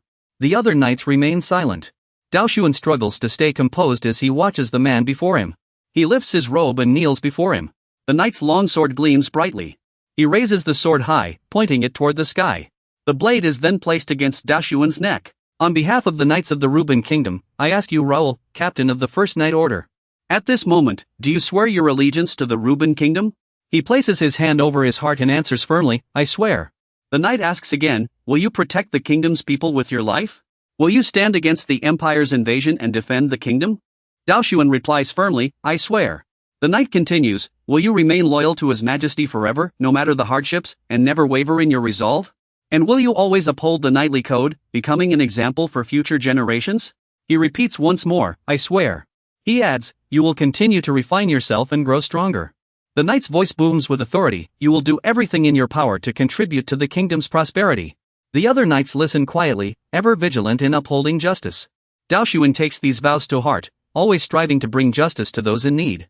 Finally, the knight declares, to uphold the spirit of the Reuben Kingdom's knights. By these oaths, I recognize you, Raoul, as a knight of this great kingdom. In the hallway, Medriel asks for his opinion. After facing him in the arena, what do you think of him? The knight responds, what did you just say? He repeats, what are your thoughts on Raoul after witnessing his strength? He remarks, he is indeed a formidable warrior, one of the finest among the younger generation. Medriel hints, there's more to it. You know what I mean. The knight replies, what do you mean? He presses further, forget about his strength for a moment. What else do you see in him that stands out? Hearing this, the knight falls silent before stopping to say, it's not that I'm overly fixated on him. He recalls, I was only verifying what Lord Grey said about that young man. According to Lord Grey, I've been more concerned about his recent worries. Will the Empire's invasion be stopped? Could Raoul possibly become the leader who steps up to lead the knights against the Empire? Finally, why does someone as young as Lord Grey place so much trust in that boy? In the past, no matter the situation, the wise Lord Grey always devised the right strategies. Yet in these turbulent times, I see worry in him. Thus, he has placed great hopes in the young knights, especially Raoul. If Lord Grey thinks this way, how can I, as the knight commander, not take notice? Medriel surmises this indicates the current situation is highly unstable. He agrees, yes, with the Empire's rise, future battles will be brutal. Medriel understands this well. From your earlier remarks, it seems you also believe Raoul could one day lead the knights and become the kingdom's savior, right? Cass asked hesitantly. However, what Medriel said next came as a shock. I can't be certain, but one thing is clear. He believes if things continue this way, Raoul will become a trustworthy ally. But if we let him fall into the Empire's hands, he could become a formidable threat. After my tests, though, I found no trace of magic in him. For now, we can trust him. But we must still keep a close watch on the First Knight Order. First, we need to gain his support. So, we should take steps to ensure both sides get what they want. Medriel crossed his arms, thinking, no wonder he's so shrewd. No matter the situation, he always makes the right call and acts with caution. He couldn't help but recall the name that had stood out that day, Raoul. Medriel remembered his imposing presence. This boy is indeed an unknown variable worth watching. Several carriages were parked outside the academy. In the training grounds, students were practicing their swordsmanship. Josh swung his sword with enthusiasm, showing no signs of fatigue. His opponent was the stern-faced Jack. Jack easily blocked Josh's strike. Josh was knocked back by Jack's forceful counter. Josh landed hard on the ground. His sword clattered to the ground with a sharp ring. Josh voiced his confusion. Why can't I land even a single hit? Jack analyzed, you're just fast and strong. But your swordplay is too predictable and easy to read. Against clumsy opponents, you might manage, but not against skilled ones. For those seasoned veterans who have survived countless battles, you're no match for them. Jack directly pointed out the weakness. Your bold and aggressive style is one of your greatest strengths. But on the battlefield, any mistake could cost you your life, so you must be cautious. He further reminded that while everyone's fighting style is hard to change, you shouldn't underestimate others out of overconfidence. Josh realized his mistake. Yes, I understand now. Zay revealed something ever since the last time the arena president was granted a noble title, and the Knight Order members competed there. It has caused a massive sensation across the entire kingdom. As a result, our Knight Order has attracted even more people who want to join. And you've played a part in that. Josh pointed at himself in disbelief. What? So, does that mean everyone already recognizes my strength? He confirmed, that's right, you're now a senior among the newcomers. Zay didn't forget to encourage him, so you'll need to work even harder. Don't let the new members surpass you. He replied, I'll make sure of it. The vice president doesn't need to worry. Duxian stood by the window, overlooking the training grounds, and took a deep breath. Bernard reported from behind, Young Master, the assessment you set for the new Knight Order recruits is ready. Duxian responded, thank you. He was satisfied with the current progress. The Knight Order has taken a strong new step forward. We must also improve ourselves to keep up with this growth. He fell silent for a moment, as if deep in thought. After a long pause, he finally spoke, but there's one thing I still don't quite understand. The Knight Order was only recently established, and its foundation isn't yet stable. Yet you're rushing to expand it and accept more new members. Is that really okay? He explained, it's necessary, we have to do this. Duxian mentioned the political situation, the kingdom's current state is highly unstable. And war with the Empire is imminent. He analyzed carefully, though the kingdom appears peaceful on the surface, beneath it, tensions are rising. This is a problem the kingdom's upper echelons have already noticed, and so have we. This calm is just an illusion, war is right around the corner. Duxian predicted that in 5 days, a special event would occur. So we must prepare quickly to handle these instabilities. The Knight Order must prove itself as the best shield to protect the great kingdom of Ruben. Seated in the main seat, Gerald spoke, You've worked hard today, Lord Fengyun. Thank you for presiding over today's ceremony to bestow knighthood upon our finest. With the emergence of numerous monster gates, royal affairs have become overwhelming, so external matters will largely depend on your execution. The Mountain Lords assure you that, as of now, the Empire has shown excessive provocation and schemes against us. Thus, protecting the royal family's safety is the top priority. Please rest assured, Your Highness. I will do everything within my power. He can trust in that. Your words put my mind at ease. Zora's mentioned recent rumors, it seems one of the newly knighted possesses extraordinary strength. He must be the commander of the First Knight Order, right? He reported that during the trials among young candidates from the great families, the First Knight Order performed exceptionally, led by their commander, Raoul. Carson recalled that it was truly impressive.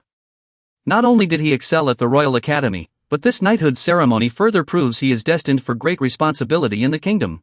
When the monster gates first appeared across the kingdom, he was the first to rally family knights and mercenaries to suppress the monsters.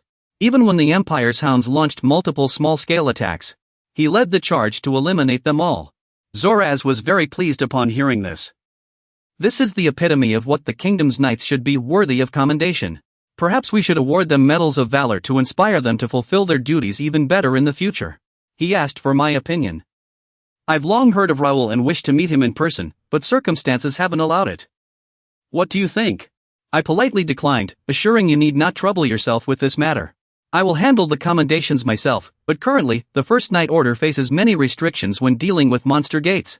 He asked in surprise, what restrictions are you referring to? They've rendered great service by eliminating monsters for the people.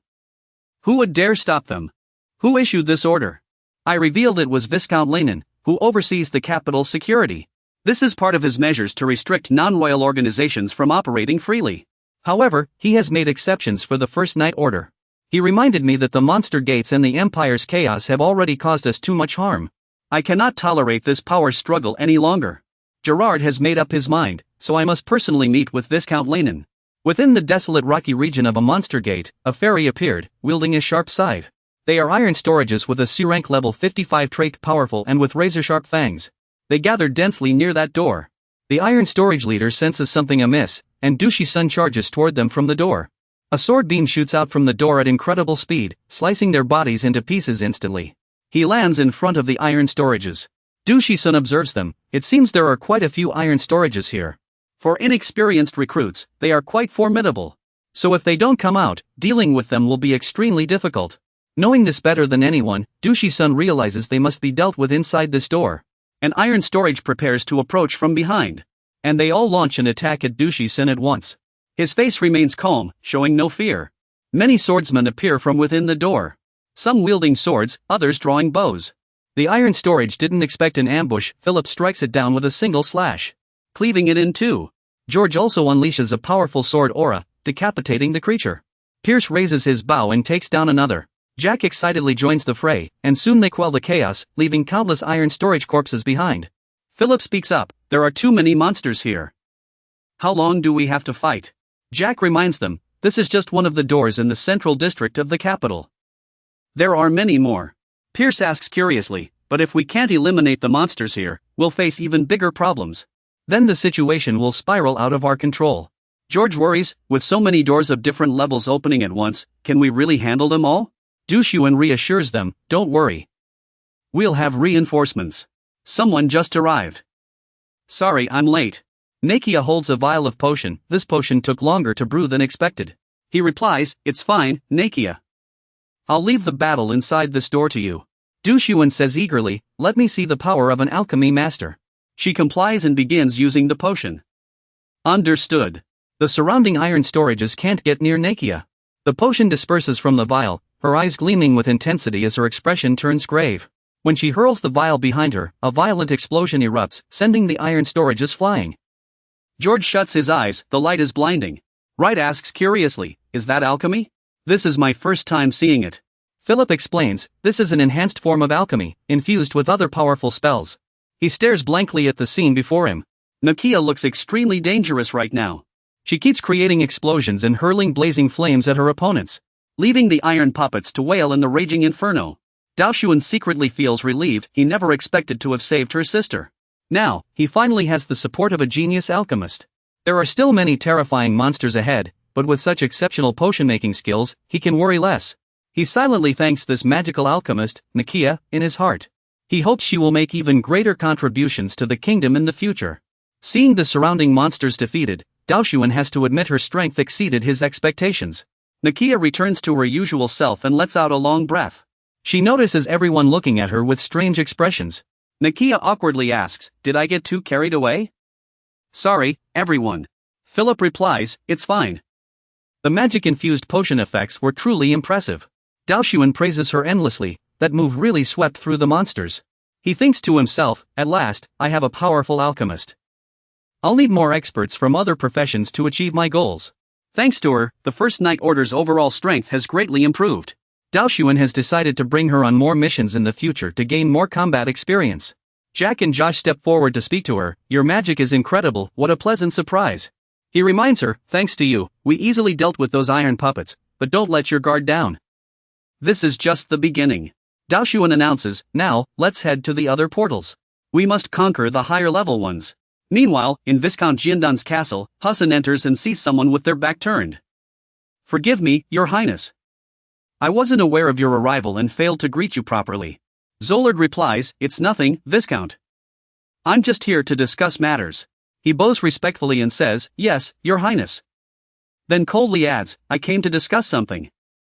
I'd have liked to chat more, but with pressing matters, I'll get straight to the point. Zollard mentions, I heard you've banned the First Knight Order from entering the capital's portals. Explain yourself. Hassan explains, this was to better control the portal conquests, your highness. The decision was made after consulting other nobles. He emphasizes, this is a ban on all guilds, not just the First Knight Order. Zollard reminds him, I understand you're doing this for the capital's safety, but the royal forces are currently stretched thin and can't cover all portals. He declares, therefore, the ban is lifted from now on. I will allow all capable guilds to enter the portals and eliminate the monsters to protect the capital. Zollard leaves with these words, I will announce this to everyone. Thank you for your efforts in safeguarding the capital, but from now on, control of the portals will return to the royal family. Hassan can only comply, yes, your highness. As he is left alone. He was left alone again in the empty room. He had anticipated that this time, that guy would directly interfere in his family's affairs. He remembered this grudge, this sixth prince, that scoundrel Raoul, and his knights.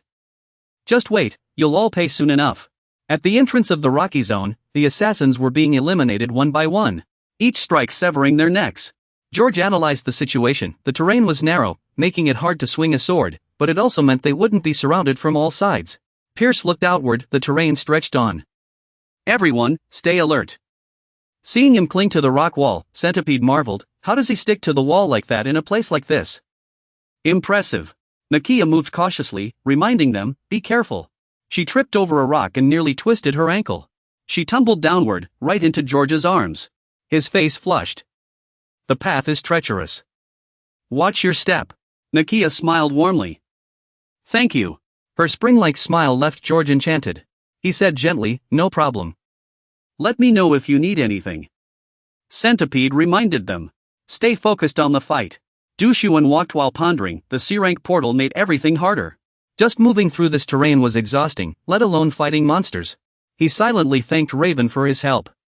Without the Imperial Capital Guard captain's assistance, he wouldn't have been able to enter this portal for his breakthrough. But the mission required stealth, so he couldn't bring too many people. Du Xuan glanced at her. Thankfully, Nakia's alchemy provided support, but the situation remained dire. He racked his brain. Resting in this terrain was dangerous, ambushes were likely. What should they do? Nakia called out, should we rest over there for a bit? She suggested, everyone looks exhausted. Let me help restore some of your strength. Philip raised an eyebrow in surprise. Restore? Nakia explained, I brought some essential medicines. She held up a vial. This is a stamina recovery potion. It's homemade, but it works well. Jack took it skeptically, then downed it in one gulp. Nakia gasped, slow down. Be careful. The potion took effect immediately, his eyes gleamed. Jack tossed the vial back to Nakia and brandished his sword. Perfect. I'm full of energy now. She sighed in frustration. It was supposed to be sipped, not chugged. As he recovered, Nakia breathed a quiet sigh of relief. Good thing I brought extras. Pierce chuckled. Cut him some slack. He's all brawn, no brains. Du Xuan hadn't expected her to have such skills. Alchemy could even produce priest-like potions. She was truly talented. Seeing Philip with the vial and their capable companions, he relaxed. Much better now. With Nakia's support, Du Xuan's confidence soared. He decided he'd bring her along for every battle from now on. He praised, great. Thanks to her, everyone's recovered and morale is high. Let's keep moving. He's so confident if that monster showed up here now, he could take it out in an instant. But since you reminded me, I'll stop while I'm ahead. Wouldn't want to be caught off guard later. Thanks to Shishuan's advice, that's enough. Let's not argue anymore. Just as they were chatting, a massive, ferocious beast appeared, wielding a sharp, enormous scythe.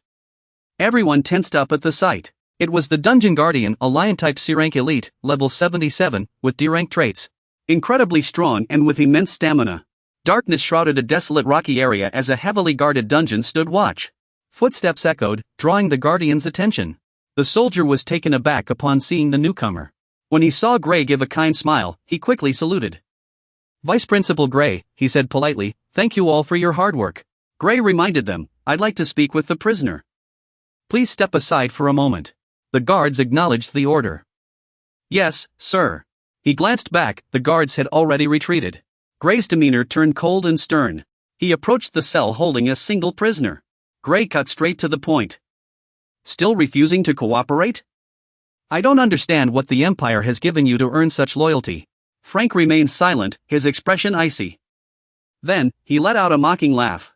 Enough. Spare me your pathetic attempts at provocation. Despite being tightly bound to the pillar, Frank remained defiant. You think I'm that easy to break? If you have something to say, show me your real strength. Gray's form gradually faded, reverting to the shape of a tree. Indeed, the Empire's forces are tougher than I expected. I've realized now why my guild was defeated by you. The tree spoke. Now, we can have a proper conversation. Frank found it utterly ridiculous. A conversation? A faceless one wanting to talk to a prisoner? What a joke. Stop beating around the bush. This doesn't suit you. What you're doing feels more like an interrogation than a conversation. Frank stood firm. Threats or torture. Do whatever you want. I'll never reveal our leader's whereabouts. The tree sighed. Of course, I could do as you say. But unfortunately, I can't. He got to the point. I'm no longer a member of the Freedom Wing Intelligence Association. I'm now an ally of the First Order of Knights. The tree emphasized, the First Order of Knights doesn't use torture, and I must uphold that principle. Frank scoffed. How laughable. He suddenly grew erratic. A faceless one becoming a noble's lapdog, pretending to be a knight? Those who died by your hands must be turning in their graves. His smile turned even more mocking.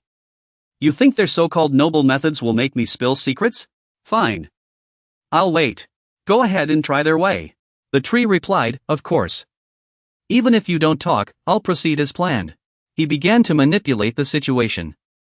During interrogations, the First Order of Knights doesn't threaten, torture, or intimidate. Aren't you curious? How do they make prisoners talk? The tree took out a star-shaped pendant.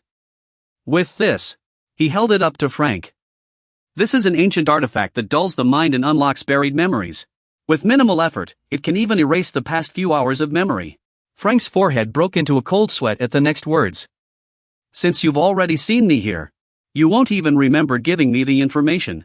The tree concluded, I get what I want, and you don't betray the Empire. How does it look? Seems fair, doesn't it? After all, what's the goal of you Imperial hounds? Meanwhile, at the rocky mountain where Du Shushuan and his group were working, Jin Wugong's voice was filled with panic. Are you joking, my lord? Gazing at the door where the light was fading, he felt confused. We barely made it over the valley, and now we have to enter a dungeon? What happened to this door?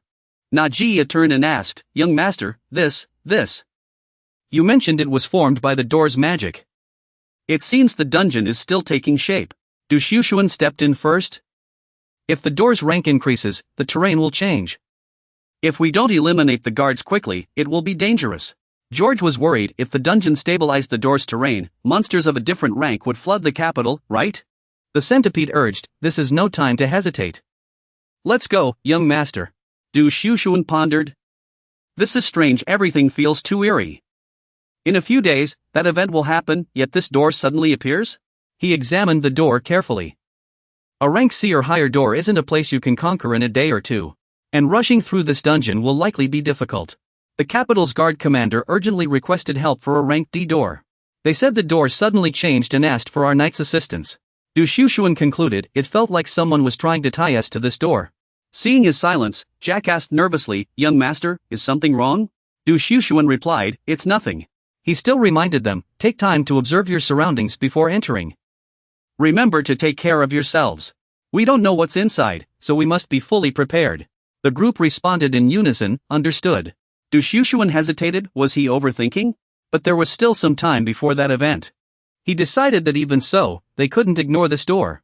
Since things have come to this, they had to resolve the door as soon as possible. In the distance, two people were watching Du Shushuan, subordinates of the Faceless, who had been waiting here for a long time. The group entered the dungeon one after another. Everyone looked around cautiously as Josh raised a lantern to illuminate the interior. Jack asked curiously, it's spacious, but too quiet. Is it because the dungeon is still undeveloped? He warned, don't let your guard down. Even if it's weak, you can feel its vitality. Josh asked, are all dungeons like this? Is this naturally formed? Philip explained from behind that there are many different types of dungeons, and this ruins-type dungeon gives a particularly realistic feeling. He shared some knowledge with him. Dungeons are terrains formed by the condensation of vast amounts of magical energy, so their shapes can change freely based on the flow of magic. Sometimes monsters are drawn by the magic, or the dungeon itself creates them. Philip said gravely, so we have no way of predicting what will happen in the dungeon. We must stay on high alert. Nakia excitedly shouted, everyone, look over there. Those pillars look amazing. I heard the moss here contains magical energy. Can I take a little as a sample? Molly smiled as she recognized the alchemist, who didn't seem worried at all. Philip explained, she's already very strong and probably doesn't have much to fear. The rest of us should keep being nervous, though. Du Hui hadn't let his guard down since entering. This newly formed dungeon was large, but its danger level seemed unusually low. Considering this was the entrance to a C-rank dungeon, it was indeed strange. He looked up at the high dome. The flow of magical energy here was too sluggish. Unlike a normal dungeon. It didn't feel natural at all, as if there was a core locked in chains at the center. Du Hui compared it and realized something was off. It was like the dungeon's magical energy was being suppressed. Josh raised his lantern to illuminate the path ahead. When he saw what was there, he gasped. He called out in that direction, leader, look over there. Josh wondered, was this thing formed in the original dungeon? Nakia said firmly, That magic formation definitely is. I can't believe it, the main body suppressing the magical energy. Why would something like this be in a dungeon? A thought flashed through Du Hui's mind. He shouted to his teammates, "Everyone, be careful! This is a trap." Right after, the faceless team dropped down from above. The knights never expected to be ambushed and froze in shock. When they looked up, Bia was stunned. What? A violent explosion erupted in the space. Nakia struggled to steady herself amid the aftershocks. Where did these guys come from? Jack realized the situation was bad, very bad. The leader of the group spoke, "Lucky for us, you came here yourselves." Sho added, "Thanks for saving us the trouble." Du Hui thought to himself, is it the Hunter Empire? Have they already infiltrated this far? They suppressed the dungeon's magical energy. What could they be planning? He drew his long sword warily. Those bastards. What are they scheming this time? Meanwhile, in the palace where the Reuben royal family resided, Zolart walked down the hallway.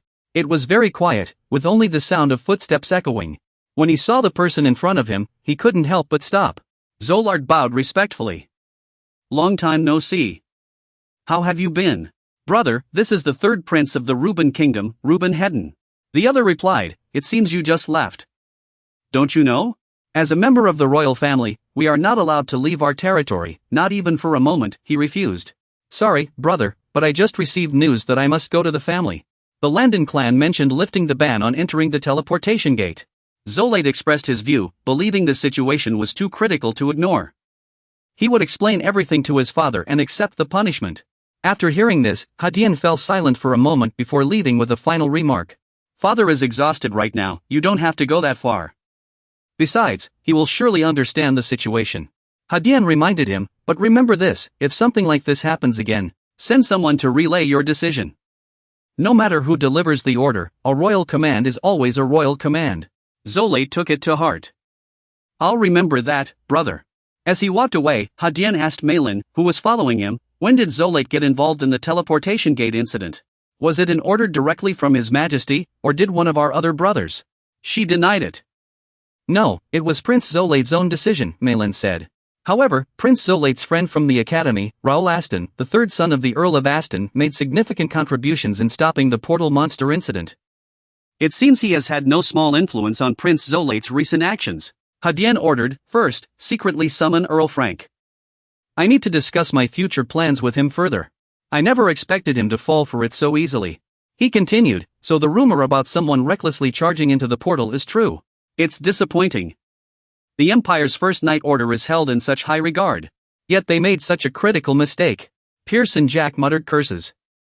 For the Empire's prey? Those bastards. I didn't think they'd be hiding here.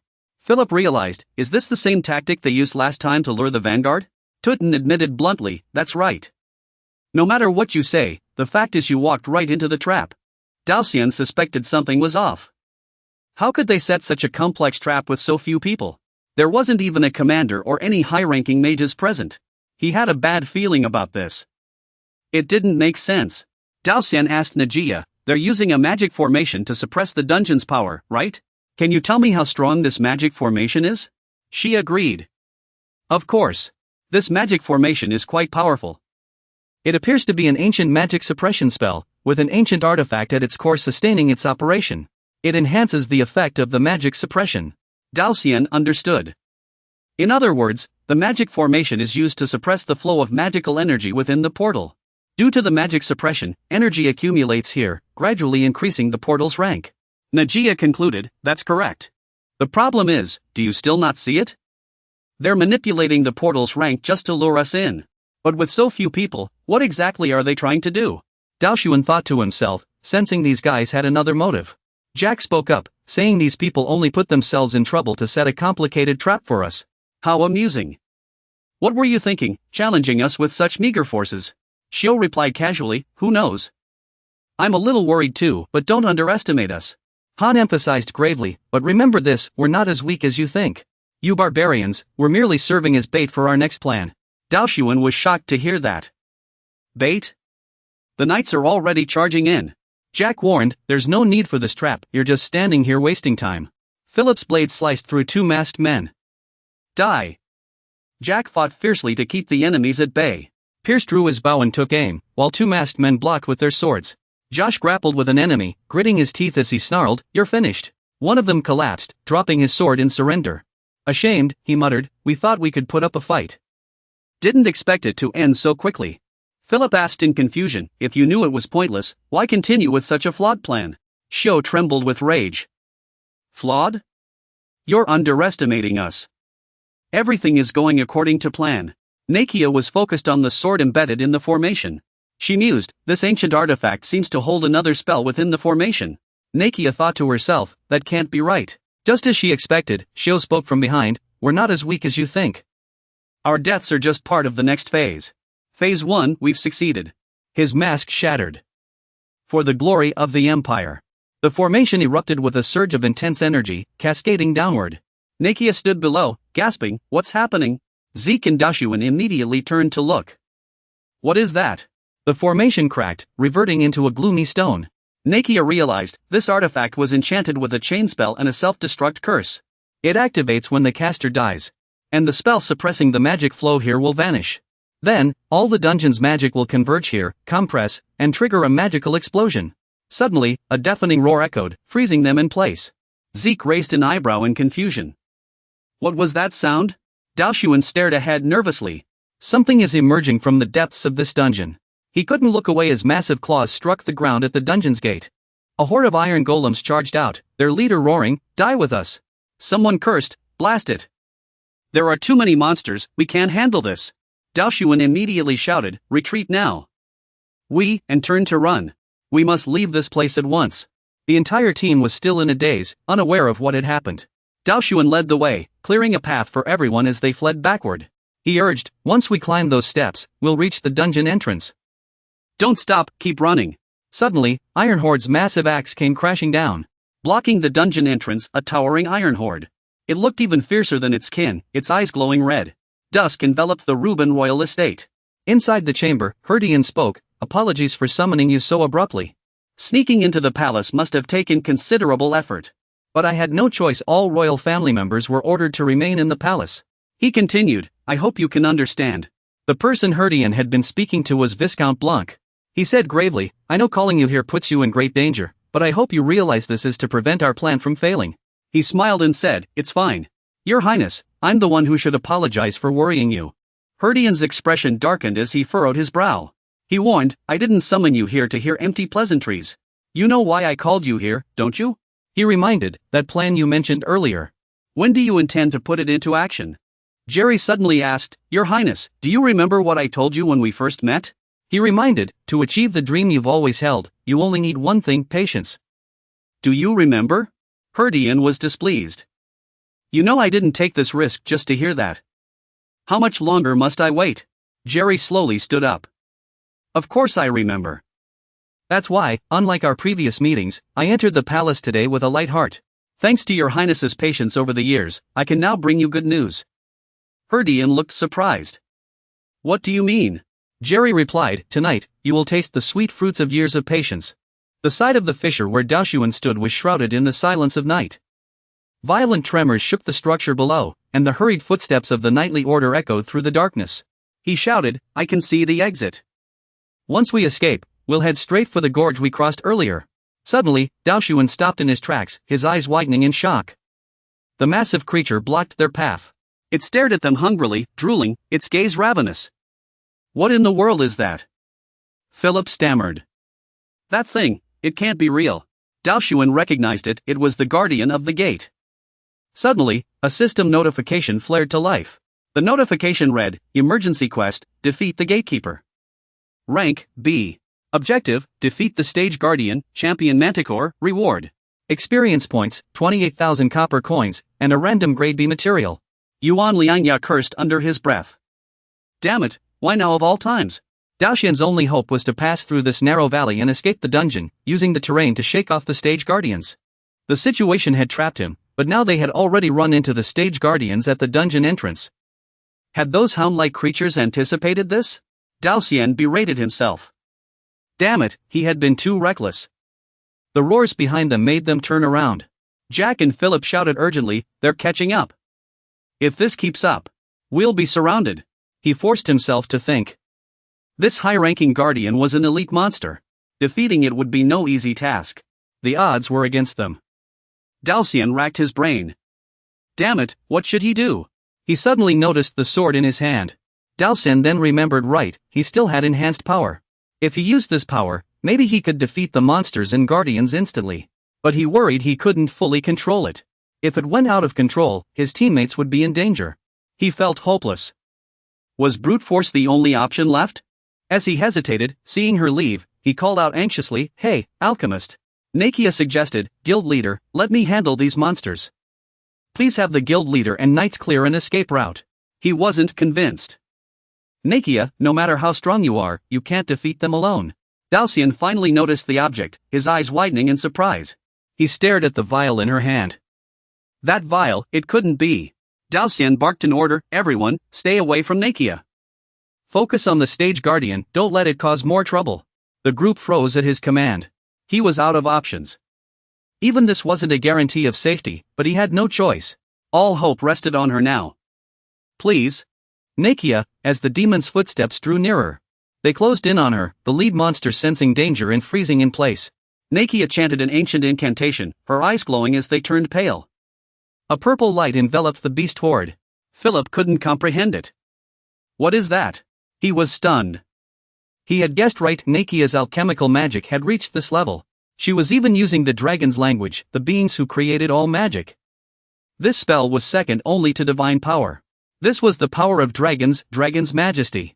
At another checkpoint, the guardians waited for their shift change. Someone yawned. "What time is it? Why hasn't anyone come to relieve us?" The person beside them replied, "What are you expecting? Who wouldn't? I know those guys from the Landon family are always late." The two continued chatting, noting that the Landon family's knights never do any real work when they show up. "But don't you think it's eerily quiet today? Those guys must be slacking off again. When have the Landon family ever done their jobs properly?" The Reaper wondered why they even bothered guarding this gate, given their terrible attitude.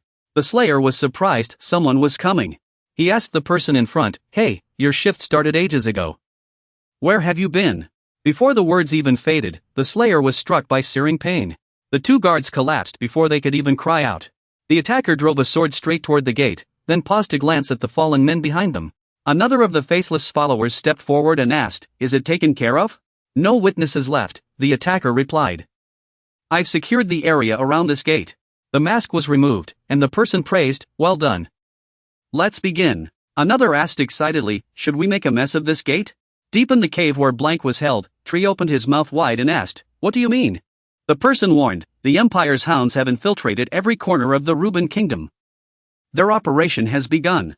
He mused, "Sneaking into the city gate and assassinating the guild inside. Isn't that just provoking a fight?" Blank countered, "Provoking? They'd never do that. Their goal is to eliminate all opposition."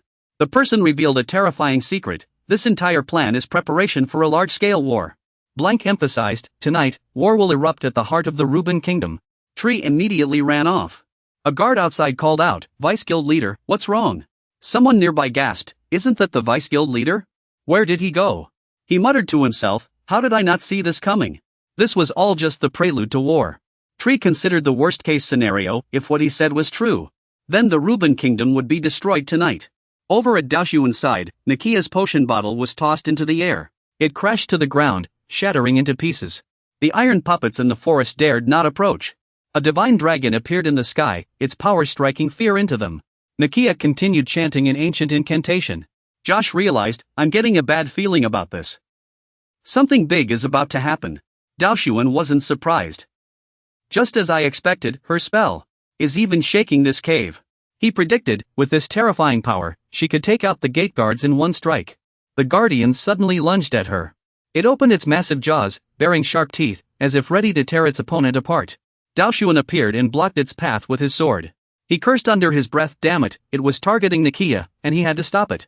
The guardian beast roared defiantly without pause. Daoxian shouted orders, "Don't give it any opening to attack, block it." The knight sprang into action, with Piers standing at the rear, drawing his bow. Under his companion's protection, Nakia continued casting her spell. The pack of iron boars let out a howl, calling for reinforcements. The three ahead charged toward her without hesitation. Daoxian, tangled with the guardian beast, shouted in alarm, "Watch out! Nakia unleashed the magic swirling around her. The spell radiated outward from her, carrying immense power. The iron boars recoiled in fear, mouths agape. The divine dragon roared in response, amplifying the force. Waves of magic surged forward like a tidal wave. It sent the charging iron boars flying. The energy surged toward the gate in rolling waves.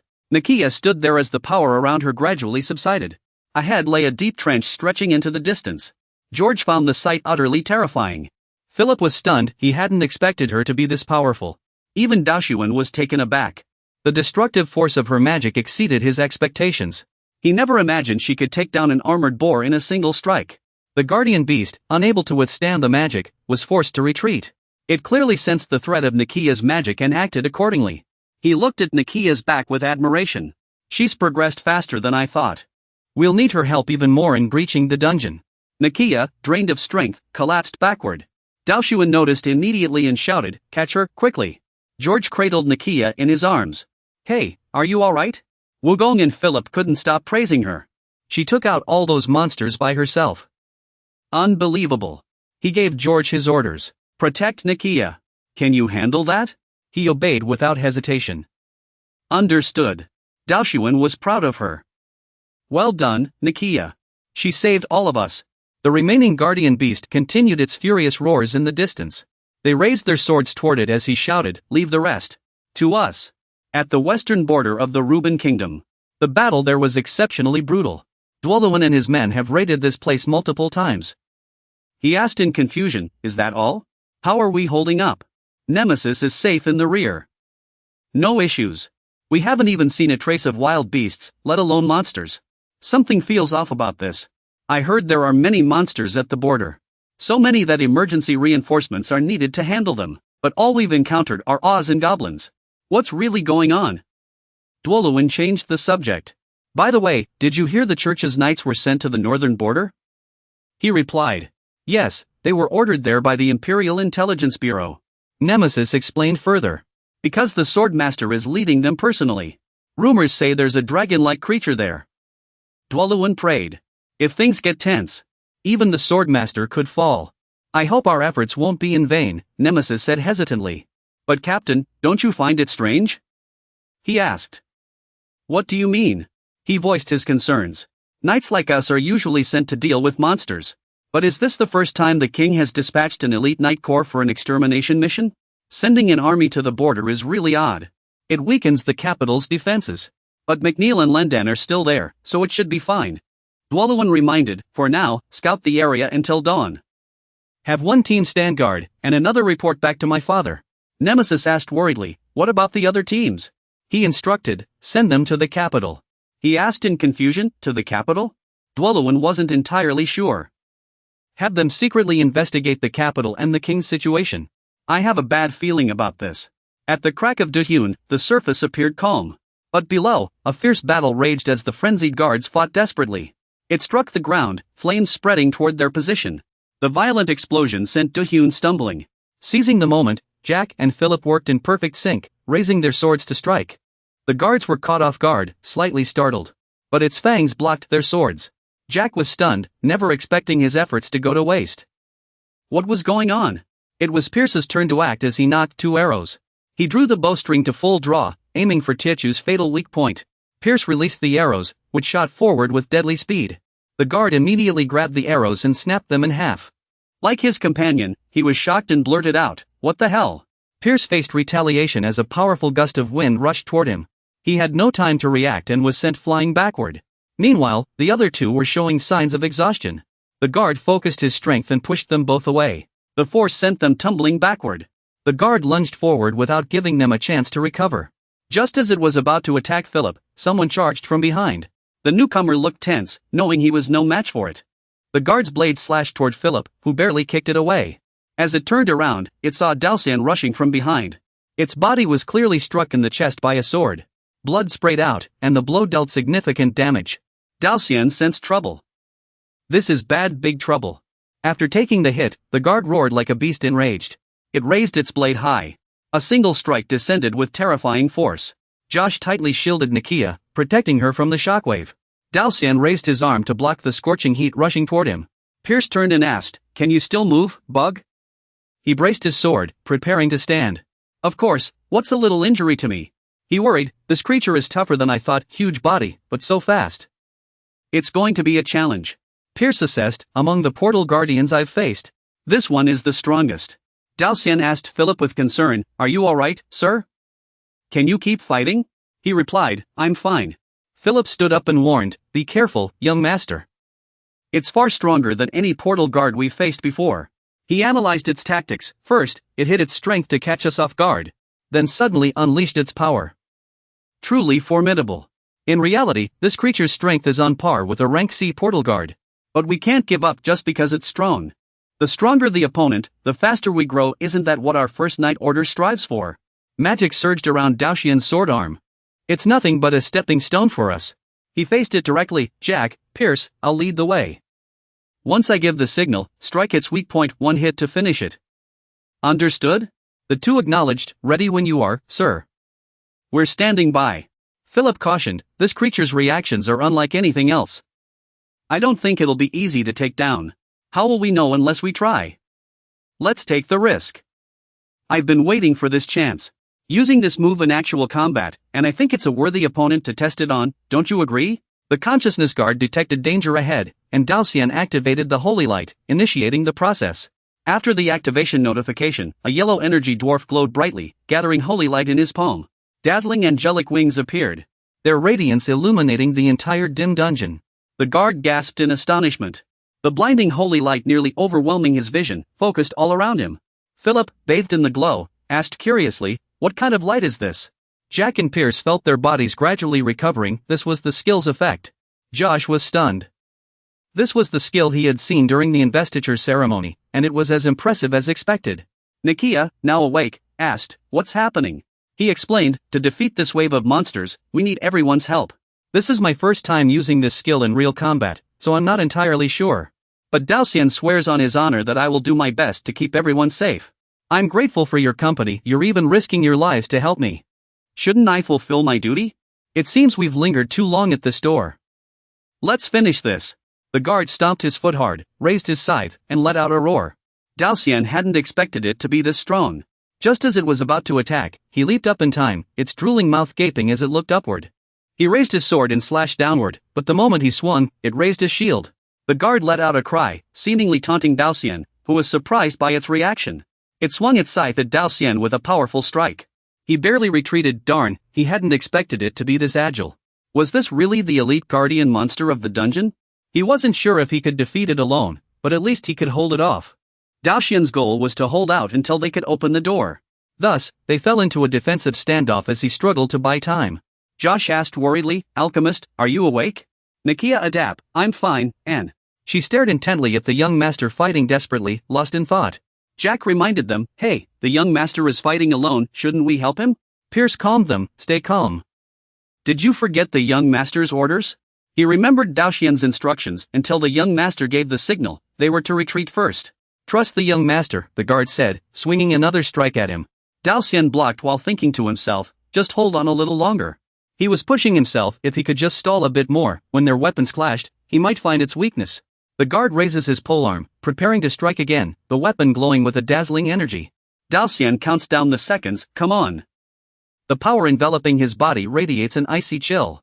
The guard senses something is wrong. But he still charges wildly at his opponent.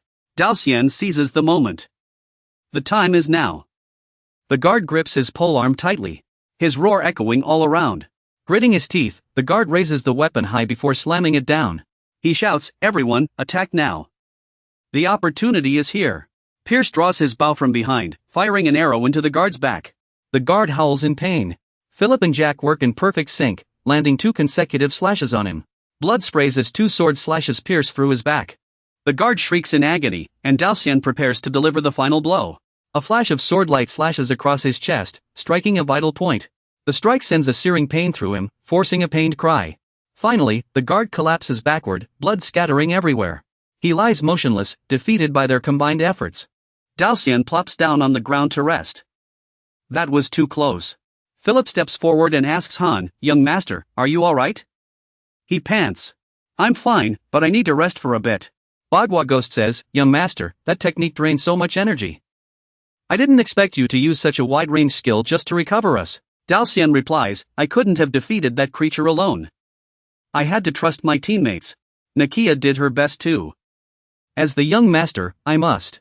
Suddenly, a voice interrupts him. Young master, did you hear that? Pia asks curiously, why did the guild's communication system suddenly, who is it? Dao Xian responds, Bernard, what's going on? He reports, young master, we're in big trouble. The capital is currently under military lockdown. Dao Xian freezes in shock. Night falls. The palace lights flicker, casting a grim scene through the windows. Bodies lie everywhere. In the silence, a terrified voice pierces the night. What are you doing? The crown rolls across the floor. Isn't pointing a sword at father enough? The king trembles as he cradles his son's cooling body. You killed your own brother. His gaze shifts to Hatian in utter despair. Have you lost your mind? But Hatian's eyes remain cold, devoid of remorse. Hatian? He looks at the king coldly and says, it's all for the future of the kingdom, father. Hatian frowns, his words laced with reproach. Father is too old and weak to rule, and my brothers are too feeble to inherit the throne. If that's the case, shouldn't I step up to save this crumbling kingdom? The king trembles uncontrollably, stammering, save the kingdom? He stands among his followers, his expression icy. No fear. What I mean is, we will pledge allegiance to the empire. Tian's eyes darkened with a chilling intent. It was time to end the conflict. Ruben Kingdom would usher in an era of peace alongside the Granning Empire. His gaze flickered, his pupils contracting instantly as his hands slowly gripped the hilt of his sword. Of course, after you seize the throne. Before he could react, a figure charged from behind. In the blink of an eye, all his attendants were dealt with. Tian's eyes widened as he spun around. Several sword-wielding guards lunged at him but were blocked by Tian. Frowning deeply, his expression darkened as he faced the Knight Commander, Lord Gashan. He roared in fury, Tian of the Ruben family, you traitor. The two blades clashed, sending sparks flying. Intel suggested all obstacles to the revolution had been cleared from the capital. Clearly, he wasn't strong enough to be considered an obstacle. Gashan bellowed, what are you doing? Quickly, take the king to safety. Two soldiers hurried forward to help him up. As you command, your majesty. Allow me to escort you. A cold smirk flashed across his face. It's useless. There's no safe place left in the capital. He gritted his teeth, his face darkening with rage. So this is how things stand now. If we delay any longer, we won't stand a chance. Diane's expression turned skeptical as he cut in. Wait, are you stalling for the Knight Corps and Raoul Aston? Don't you know they've already? Gashan scoffed, you're the one who knows nothing. He spoke slowly, enunciating each word. They're on their way. Meanwhile, elsewhere, Pierce's forces were rushing toward them. Ugh, why am I stuck guarding this place? They won't show up today anyway. Besides, it's not just today, our plan is flawless. As one man spoke, another suddenly sensed something amiss and whipped around. The capital must be in chaos right now. And here we are, completely oblivious. Du Shiyun emerged from the distance, his long sword swinging down. In an instant, the two men were dealt with. He stood before them, the tip of his sword pointing at the ground. Du Shiyun turned, quickly scanning the surroundings. The outer gates of the capital were guarded by the royal hounds. Looks like he was right. He narrowed his eyes, his gaze sharpening. If the outer city is like this, then the situation inside must be even worse. We need to hurry. A centipede demon wielding a long sword slowly approaches. What's going on here? Where have all the Jiangdan clan members gone? Why are only the Imperial clan members here? He walks beside them and speaks up. If the Jiangdan clan was defeated, there should be signs of battle, right? Piers walks behind, scanning the surroundings for clues. This place is too clean, there's no trace of a fight at all. Josh remarks. Then did the Jiangdan clan manage to escape? Suddenly, a voice came from behind. His expression instantly darkened, filled with heaviness. He slowly lowered the hood of his robe. Young master, welcome back safely. He looked at the tree in surprise. Dusho clenched his fists and asked in a low voice. What happened? How is the situation in the capital? The tree replied, it's very critical. The Empire's hounds have already infiltrated multiple locations in the capital. They then appeared and launched an attack. His eyes dimmed instantly, full of heaviness. The Jiangdan family has betrayed us. It is said they have now joined forces with the Empire's hounds to attack the capital. After hearing this, everyone fell into shocked silence. He furrowed his brow slightly, thinking to himself, just as expected. Various speculations flashed through Du Xiu's mind. The Ruben Kingdom has already experienced a rebellion. This is a case of domestic forces colluding with the Empire to betray the royal family and seize the throne. This incident led to the annihilation of the Ashton family. The more he thought about it, the grimmer his expression became. Although the plan has been set, it still needs some time. Did his actions affect their plans? Du Xiu turned to the tree and asked, "How are Bernard and the knights doing?" He replied, "Bernard has led the members into action with Homer." A few drops of sweat slid down the tree's forehead, but now, due to the enemy's schemes, the kingdom's main forces have retreated to the capital. However, even approaching the castle has become extremely complicated because there are too many enemies. He rested his chin on his hand, deep in thought, especially since the main force of the rebels is the Randall family, responsible for internal security in the capital. Jack clenched his teeth, his fists tightening in anger. Those despicable traitors. How dare they betray us and join the Empire? Unforgivable. Let's eliminate the Randall family's rebel forces right now. Pierce crossed his arms and said calmly, "Stay calm. If we keep going like this, we won't last much longer. We're already weakened after the battle at the prison." Joshua carefully set her down. "Alchemist, please sit and rest for a moment," Nakia urged. "Thanks," he gritted his teeth, "darn it." Philip stepped forward and stood behind them. "Nakia, do you still have any recovery potions?" Nakia frowned slightly and shook her head at him. "There's one spare bottle, but if we use too much today, it won't work anymore and it might have side effects." He spoke gravely. They must have planned this well. All possible obstacles to the rebellion have already been removed. He fell silent, lost in thought. The battle at the city gate using holy light had drained him more than expected. What should we do now? A system interface suddenly appeared before his eyes. The screen lit up, displaying text, librarian Laban requests to use an item, low-grade mana stone. Agree/disagree?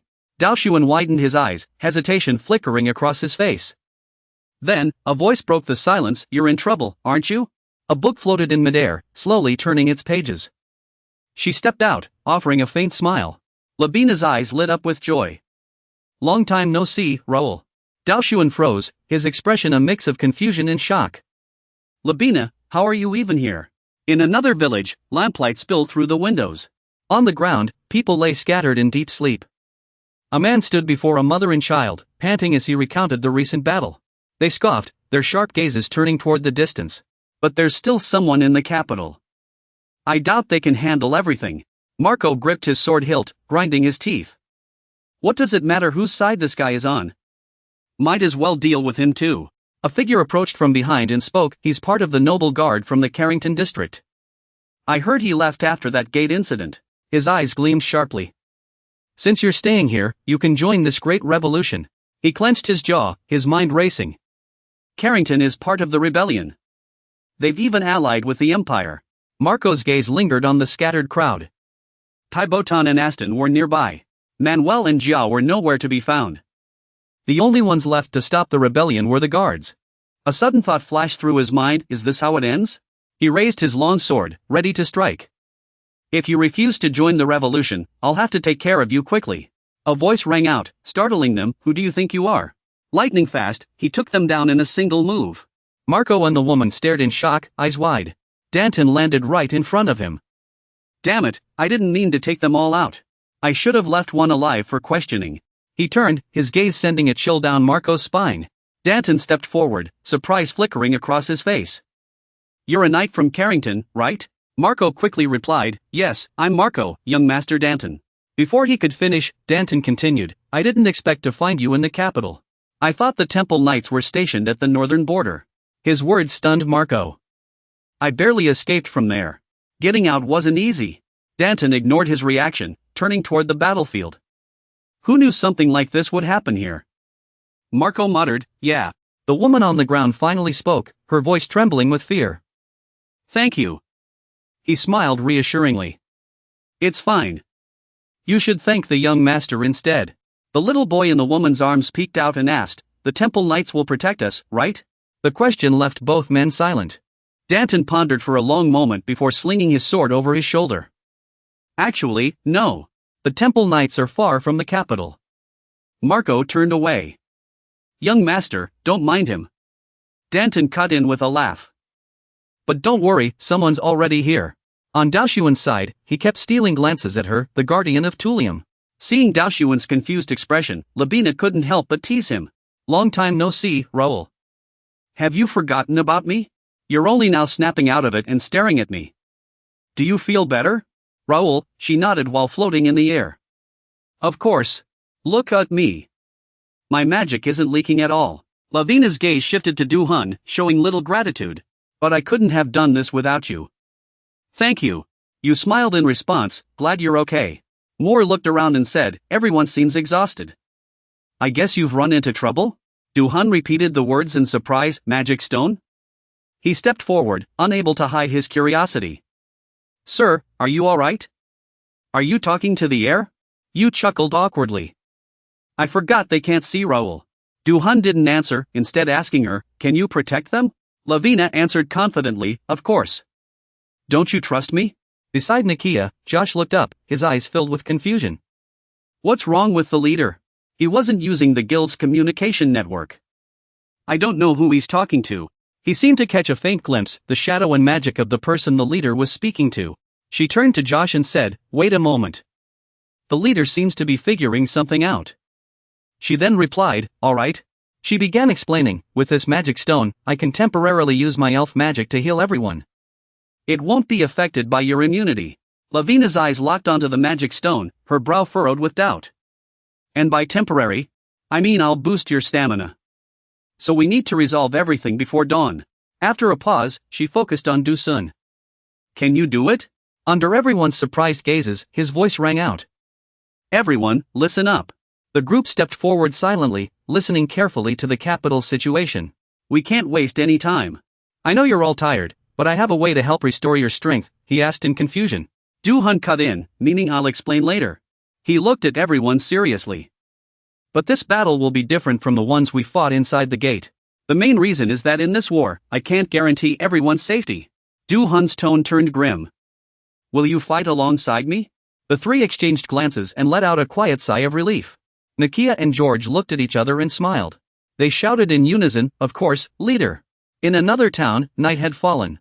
The sentries were ambushed before they could react. The remaining two pointed their spears forward. Don't retreat. There are civilians behind us. We have to hold them here. They glanced at each other and began talking. Why are they fighting so hard? Why hold on when we're all going to die anyway? His gaze lingered on the two soldiers. You don't know no one's coming to reinforce you, do you? Their voices echoed with arrogance. This kingdom will ultimately fall under the Empire's control. Sensing movement behind him, he turned to look, only to be ambushed by several flying swords from nowhere. Two guards stood there, bewildered, as the sound of hooves scraped across the earth. A banner embroidered with an eagle and swords fluttered fiercely in the wind. He appeared with a roar, rallying the courage of his comrades, the warriors of the kingdom of Luban. One by one, they bared their fierce expressions and charged forward. The first knight has arrived. He shouted at the top of his lungs, letting his battle cry echo all around. Awaken your slumbering courage, heroes of the kingdom of Luban. The first knight raised the battle flag high, advancing forward. The strongest knight is here. His warhorse charged, knocking enemies to the ground. The two guards couldn't hide their joy, it was indeed the first knight. Looks like Raoul has arrived. The guards of Tulium are here too. They cheered, following closely behind the first knight as they launched a counterattack. The group raised their banners and spurred their horses forward in a charge. Philip drew near, his voice ringing out. Master, it seems the rebels have already seized the castle. Shouldn't we gather our forces to retake the capital? Jack gritted his teeth in fury, cursing them. That's right, blast them. We must reclaim the royal authority. Those blasted traitors. Ahead, he lowered his head in silence. The first knight reined in his horse in the middle of the road and spoke. No, it's enough for just one of us to infiltrate. We must find Bernard and Homer, and defend the capital. He frowned, puzzled. What? Are you talking to yourself? She leapt forward, her expression worried as she asked. Raoul, is this really dangerous? No matter what, you can't take on such a large elite force alone. He turned to Lavina with a reassuring smile. No need to face them all. This time will be better spent. The first knight handed the banner to Philip and instructed him. If we send a few to infiltrate and disrupt them from within, it'll be more effective. Do everything in your power to eliminate the rebels spreading through the capital. Understood? He gripped the banner tightly, answering with determination. Yes, please take care of yourself, my lord. He bit his lip, clenching his fists. Gazing at the royal castle, he gave his comrades a faint smile. The first knight turned his gaze to her and asked. Are you ready, Lavina? Lavina clenched her fists. Of course, I'm ready. He yanked the reins sharply and spurred his horse into a gallop. Alright, let's go, she replied. Alright, the scene shifts to another location, the inner palace chambers. A powerful force struck him, sending him reeling backward. Zul'Aid gripped his sword in reverse, exuding a menacing aura as if his soul might leave his body. Zeus pushed himself up, stepping forward with unwavering confidence. It seems I haven't fully understood your highness all this time. I never expected your highness to possess such skill. He barked loudly, his voice echoing through the room. Despite being outnumbered, your highness still managed to defeat each of the Empire's heavily armored warriors one by one. No support for storming the academy. He tightened his grip on the sword hilt, muscles tensing. Captain Zeus hadn't expected him to ally with the Empire. Zul'Aid's voice grew louder. Aren't you ashamed of betraying your ancestors and those who've loyally served the royal family for generations? He glared at you with utter disdain. Are you blaming me? The prince still doesn't seem to grasp the situation. Zeus shrugged and sauntered forward, unfazed. I've kept you alive this long out of respect for your highness. Don't you understand that? He gritted his teeth. Fury burned within him, yet he was powerless. This man. He stepped forward from behind, cutting in sharply. Enough. Huodian furrowed his brow, clearly displeased. I'll take responsibility for the sixth prince. You must lead the troops to defend the rear of the imperial capital. Zul'Aid took a deep breath, his expression tense. Lord Huodian. Zeus took a step back, speaking cautiously. Your highness. I've heard your highness is working with those commoners. He raised his sword, questioning. Then dealing with them won't take up too much of your time, will it? Huodian paused, turning to glare coldly at him. I've received reports that the kingdom's security forces have assembled behind the palace. I'll take charge here. You go to the rear of the palace at once. Without hesitation, he departed with his men. All right, everyone, follow me. He stared intently at the man, demanding an answer. What's going on, Lord Huodian? Are you leading the rebel army? Zola snapped, his eyes glinting with cold fury as he glared. How could you do this? You are the heir to the throne. The madman's words jolted him back to reality. What? Suddenly, a radiant glow enveloped him, spreading across the area. Forgive me, Prince. It was to deceive the enemy. There was no other way. He reverted to his true form, just as the plan had stated. I am Shu, a subordinate of the First Knight. I was sent by my master to rescue the prince. Before Zolas could speak, Shu continued explaining. My master is currently on his way to the castle. Until then, I will protect the prince. He repeated the words he had just heard, his expression bewildered. The First Knight? Elsewhere, he stood with arms crossed, gazing up at the sky. Is Raoul coming? She returned immediately after checking. Just as you said, Raoul, there are barely any soldiers at the front gate. Dao Yu remembers you, right? He spoke calmly, as if unconcerned. Good. It seems Shu has completed his task. We just need to pass through there directly. Lavina turned her head in confusion. How? You can't just leap over these walls, can you? Dao Yu smirked. Just watch. He waved his hand lightly, glancing to the side. If there's no path, I'll make one. As he spoke, a surge of magical energy gathered in his palm. The stones beside him lifted into the air. Dao Yu stood there, controlling the floating boulders. His blue eyes gleamed with power. Let's go. Dao Yu leapt from the ground onto the city wall. Their enemies noticed the commotion and looked up. As he landed, a long sword slowly materialized in his hand. Dao Yu struck them down with a single swing. Caught off guard, they collapsed to the ground. He examined the fallen bodies, muttering to himself. The royal guards and the royal hounds. Has the royal guard fallen into rebel hands as well? Then, Dao Yu's gaze shifted to the tallest tower. The situation in the royal city is more dire than I imagined. There's no time to waste. He turned to her and asked. This won't be an easy battle. Are you ready, Lavina? Lavina answered confidently. Leave everything to me. No sooner had the words been spoken than the two of them charged forward. Perfect. Go! In an instant, the town was engulfed in raging flames. Thick smoke and fire filled every corner. The guards shouted loudly, urgently evacuating the civilians. This place is extremely dangerous. Please follow the evacuation instructions. The guard hurried forward. He reported to the deputy captain in a rushed tone. The entire village would soon be swallowed by the sea of fire. He furrowed his brow. Prioritize evacuating the civilians. Search everywhere to ensure no one is left behind. A voice came from behind. Bernard stepped forward, his gaze focused. The rebels set the fire. We don't have enough manpower to put it out. He asked with a questioning look in his eyes. Can't your defensive system skills handle it? He replied. A fire of this scale can only be extinguished by a powerful skill. My skill can only blow out the flames. Light footsteps sounded from behind, and she spoke. "Sorry I'm late." Nakia stared at the raging fire. She held a bottle of liquid in her hand. "Let me handle this." They turned in surprise to look at her. "Nakia?" Bernard asked her with a worried look. "Are you all right? I heard you ran into trouble at the city gate." Nakia looked at him. "We must deal with the fire first." Then it shot straight into the sky, forming a beam of light. They watched Nakia's actions in confusion. A magic circle slowly appeared above the sea of fire. Lightning began to strike, and mist enveloped the area. A single raindrop fell on Bernard's shoulder. A gentle drizzle began to fall. Gradually, it covered the entire scene. The raging fire was slowly suppressed by the rain. The flames were extinguished one by one. The guards reached out to catch the rain, cheering. "It's raining! She's casting a rain spell! Evacuate the civilians immediately!" She looked up at the sky, let out a soft sigh, and murmured to herself. The magic is still functioning properly. He stood there, glanced at Nakia, and then praised her. So this is the magic that summons rain. Truly impressive. She forced a smile. Good thing it worked. He continued. With this much rain, we shouldn't have to worry about the fire anymore. A voice came from behind. Hoofbeats sounded as Jack rode forward. Everyone's here. Bernard. He turned around. Lord Jack. After dismounting, he walked over with his sword slung over his shoulder. Was this rain Nakia's doing? Bernard replied.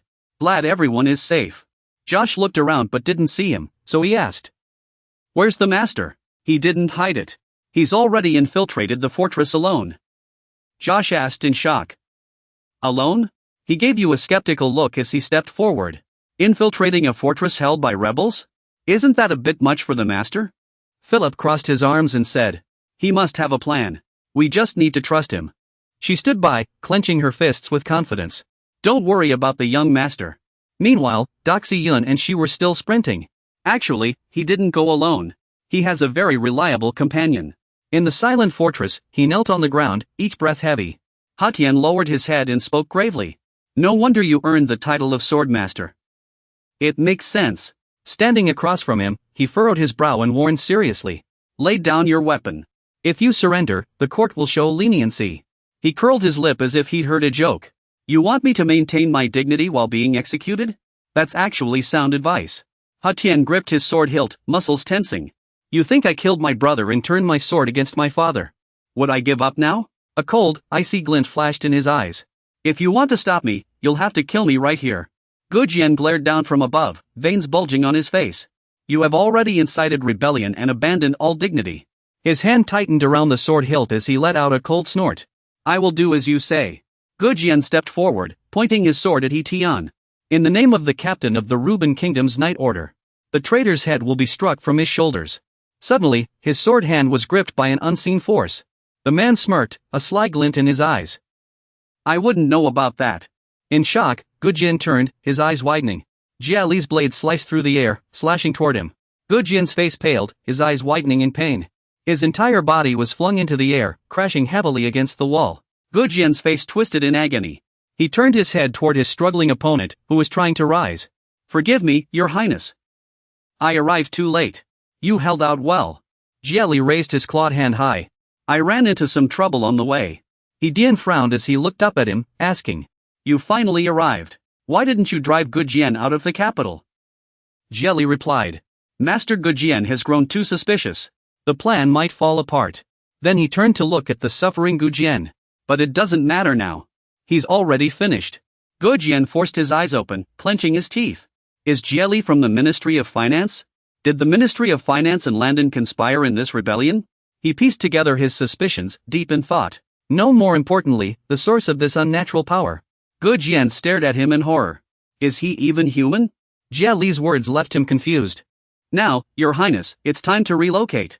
He ignored the expression, his eyes cold and sharp. If you remain unscathed while the entire royal family collapses, it will cause many problems later. It seems your patience is about to pay off. You should prepare for the next phase. The more Hitian listened, the darker his expression grew. Then, as if realizing something, he couldn't help but smile. You're right. Hitian slowly pushed himself up and stood. Branded a traitor, my path to success will become far more difficult. We should leave now. He clutched his injured shoulder and looked at the old man. What about him? Jelly replied. Not even the fear of death could shake his resolve. He narrowed his eyes and burst into laughter. Besides, he already knew too much. Gashin's expression darkened as he listened to Jelly's arrogant words. What bad luck! He stepped in front of the old man, raising his hand to strike. Take this secret to your grave. Jelly's move was decisive, without hesitation.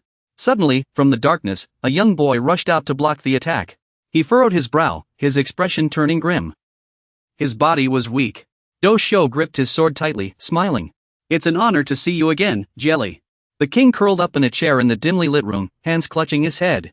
How did it come to this? Am I really being hunted by my own son leading a rebel army? He muttered to himself, confused, unable to understand what had happened. What's the point of living like this? After all this, how can I still rule this kingdom? Seeing this, the guard quickly stepped forward to comfort him. Your Majesty, you must stay strong. If you give up, this kingdom will collapse. The king covered his face, shaking his head in disappointment. Even if I give up, nothing will change. The first and second princes are already gone. And the third prince is leading the rebels. He clenched his fists. Every finger trembled, as if struggling to hold back his emotions. Perhaps we should surrender to avoid further bloodshed. Suddenly, a figure stepped into the room from outside. The moment he entered, Zualasi exclaimed in shock. Father! The king looked up, eyes wide with disbelief. Zualasi! He stepped forward and knelt before the king. I'm so glad you're still alive. I thought I'd lost you forever. Seeing you now is such a relief. The king, with a desperate look, managed to speak. Zualasi! Have you lost your mind? My brother has lost his mind. He killed all our brothers, leaving only me. He gently pats your shoulder, helping you calm down from the shock. I know, father, but your safety is my greatest concern right now. The king lowers his gaze, masking his emotions. What should we do? The rebels have seized the entire royal city. Who can defeat them now? The moment Zuolas finishes speaking, his expression turns to shock. There is still one savior left. His gaze is icy and resolute, unwavering. I believe in him. Meanwhile, he maintains his defensive stance. He can save this kingdom. I'm certain he can do it. Daoxian smirks coldly, his eyes devoid of warmth. Good to see you again, Jerry. Seems you've been quite busy, huh? He doesn't wait for a response before continuing. You were transferred from the treasury to lead the rebels while I was away? Found yourself a new hobby, I see? Still not done playing with those dark magical weapons? Jerry suddenly widens his eyes and bursts into laughter. Lord Raoul, is there something surprising about that? Daoxian swings his sword fiercely, sending him flying. Jerry stumbles back, his hand still crackling with powerful dark energy. He looks at his hand and sighs. That stings a bit. Vice Dean Greya asks in confusion. Lord Raoul, how did you get here? Daoxian turns around, Chief. He smiles faintly, a little embarrassed. Sorry, I'm still not familiar with the royal city's layout, so I'm a bit late. Daoxian's words make him widen his eyes, but luckily, I arrived just in time. Greya clutches his injured shoulder, staring at his back. I thought you were trapped at the main gate, under rebel control. You cleared the gate and made it here already? Recalling his earlier words, if the kingdom ever faced a crisis, this young man could be its savior. A thought flashes through Greya's mind, Vice Dean Greya, now. He finally understands what you meant. His words interrupt his thoughts. I didn't expect to see you here. I thought you were still at the gate. Jerry says with a mocking smile. I guess I misjudged you. Daoxian ignores his sour expression, losing patience. I should be the one saying that. I didn't expect the rebellion to be so well planned. He lists Jerry's crimes one by one. You used the Landon family to spark war. This riot was incited from within, wasn't it? You protected and aided those imperial hounds and the royal capital. At this, Daoshuan couldn't help but grind his teeth. He even banished all the promising knights from the capital. The third prince holds immense influence in the military, so this made things much easier. He shot the man a cold glare. After all, if the First Knight Order were trapped behind that gate, no one in the capital could stop your rebellion. Daoshuan paused, furrowing his brow. I have to admit, this is a meticulously bold plan. He stepped forward from behind. You truly are as composed as the rumors say. But coming back here was a mistake, Daoshuan snapped. Silence. Offended by his rudeness, he whitened his eyes. What? Daoshuan fixed him with a frigid stare. Who do you think you are, speaking to me like that? You killed your own brother. I no longer need to hesitate about cutting your throat, you're no longer a prince. Now, you're nothing but a despicable rebel. So shut your mouth. The more he spoke, the more Diane's veins bulged in anger. "You're just a puppet." You, standing beside him, calmly interjected. "Don't let him provoke you. Stay calm and handle the situation." Jerry recalled with amusement, "Leave the rest to me. You should rest. Staying here might cause trouble." No sooner had he spoken than he added, "Did you hear that?"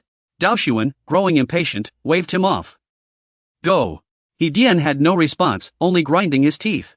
With a sigh, he turned and left, abandoning the confrontation. "What a shame. I won't get to kill you myself, Raoul Aston." Clutching his injured shoulder, Dian stormed off in fury. "It will all end soon, and I will sit upon that golden throne. I swear the Aston family will cease to exist from this day forward." Hearing this, Jerry wondered skeptically, is he being used by the Empire without realizing it? Daoshuan then turned to the man. It seems he went to great lengths to manipulate the third prince. His tone carried a hint of mockery. "Look at him. He truly believes he'll become the new king after the rebellion." Jerry pretended to agree. "You never fail to amaze me." Watching Dian leave without a backward glance.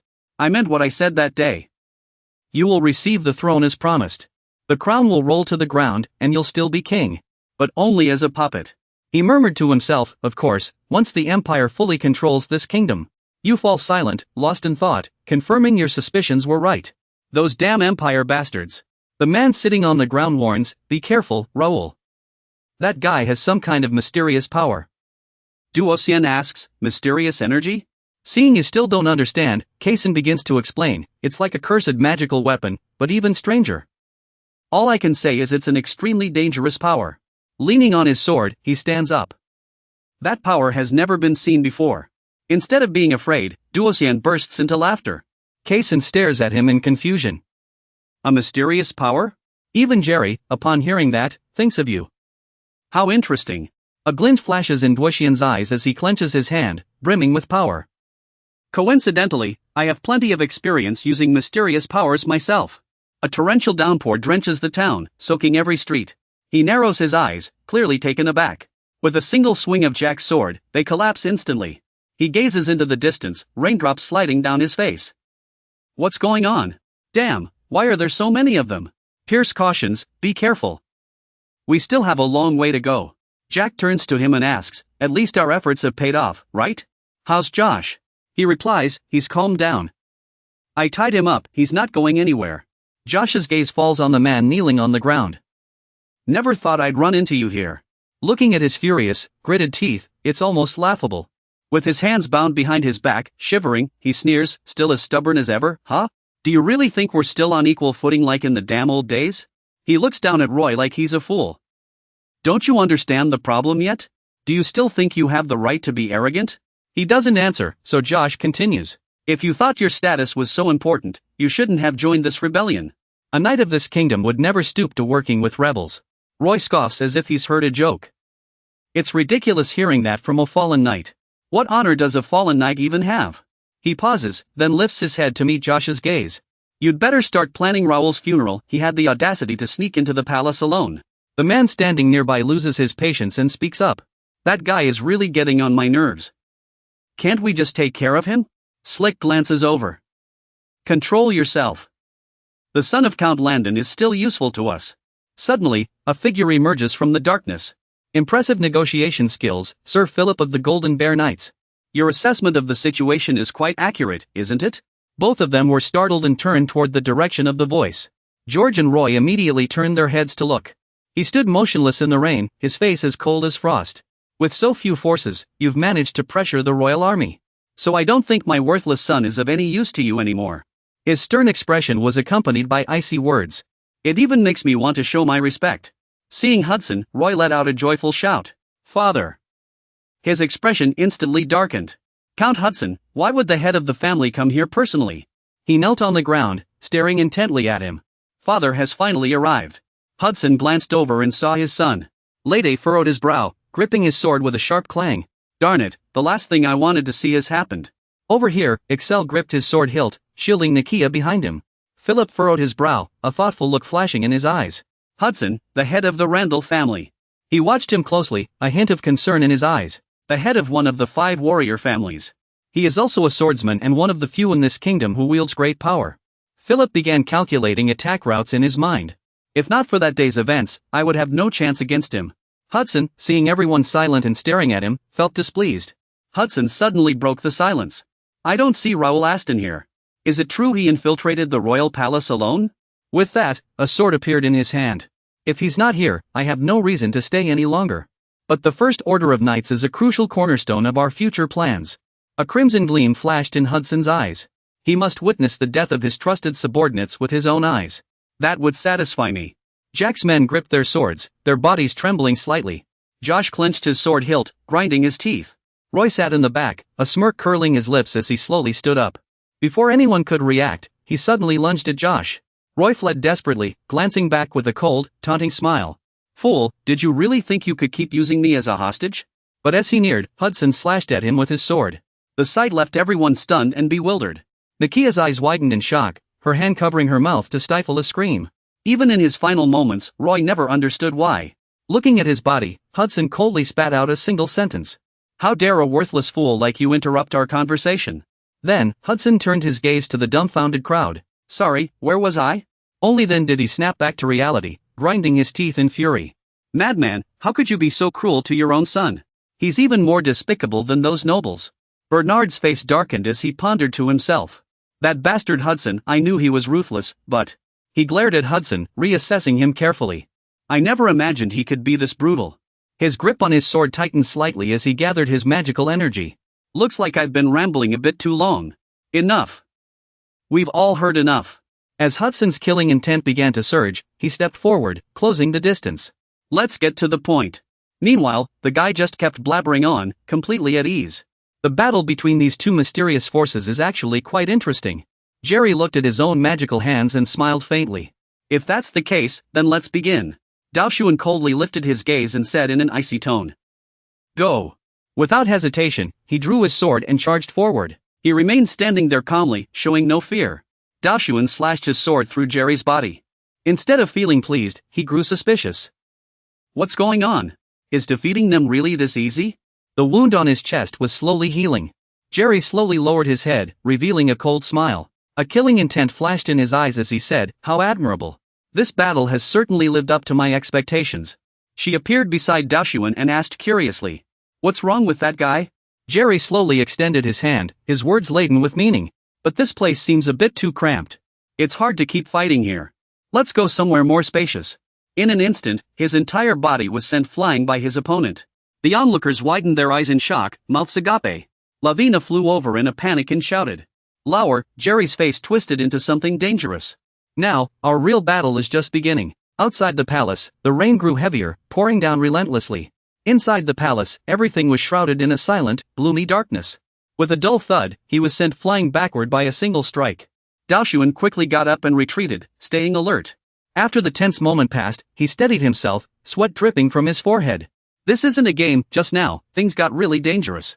She flew to the back anxiously and asked Han. Lauer, are you alright? Daoshuan replied, I'm fine, don't worry.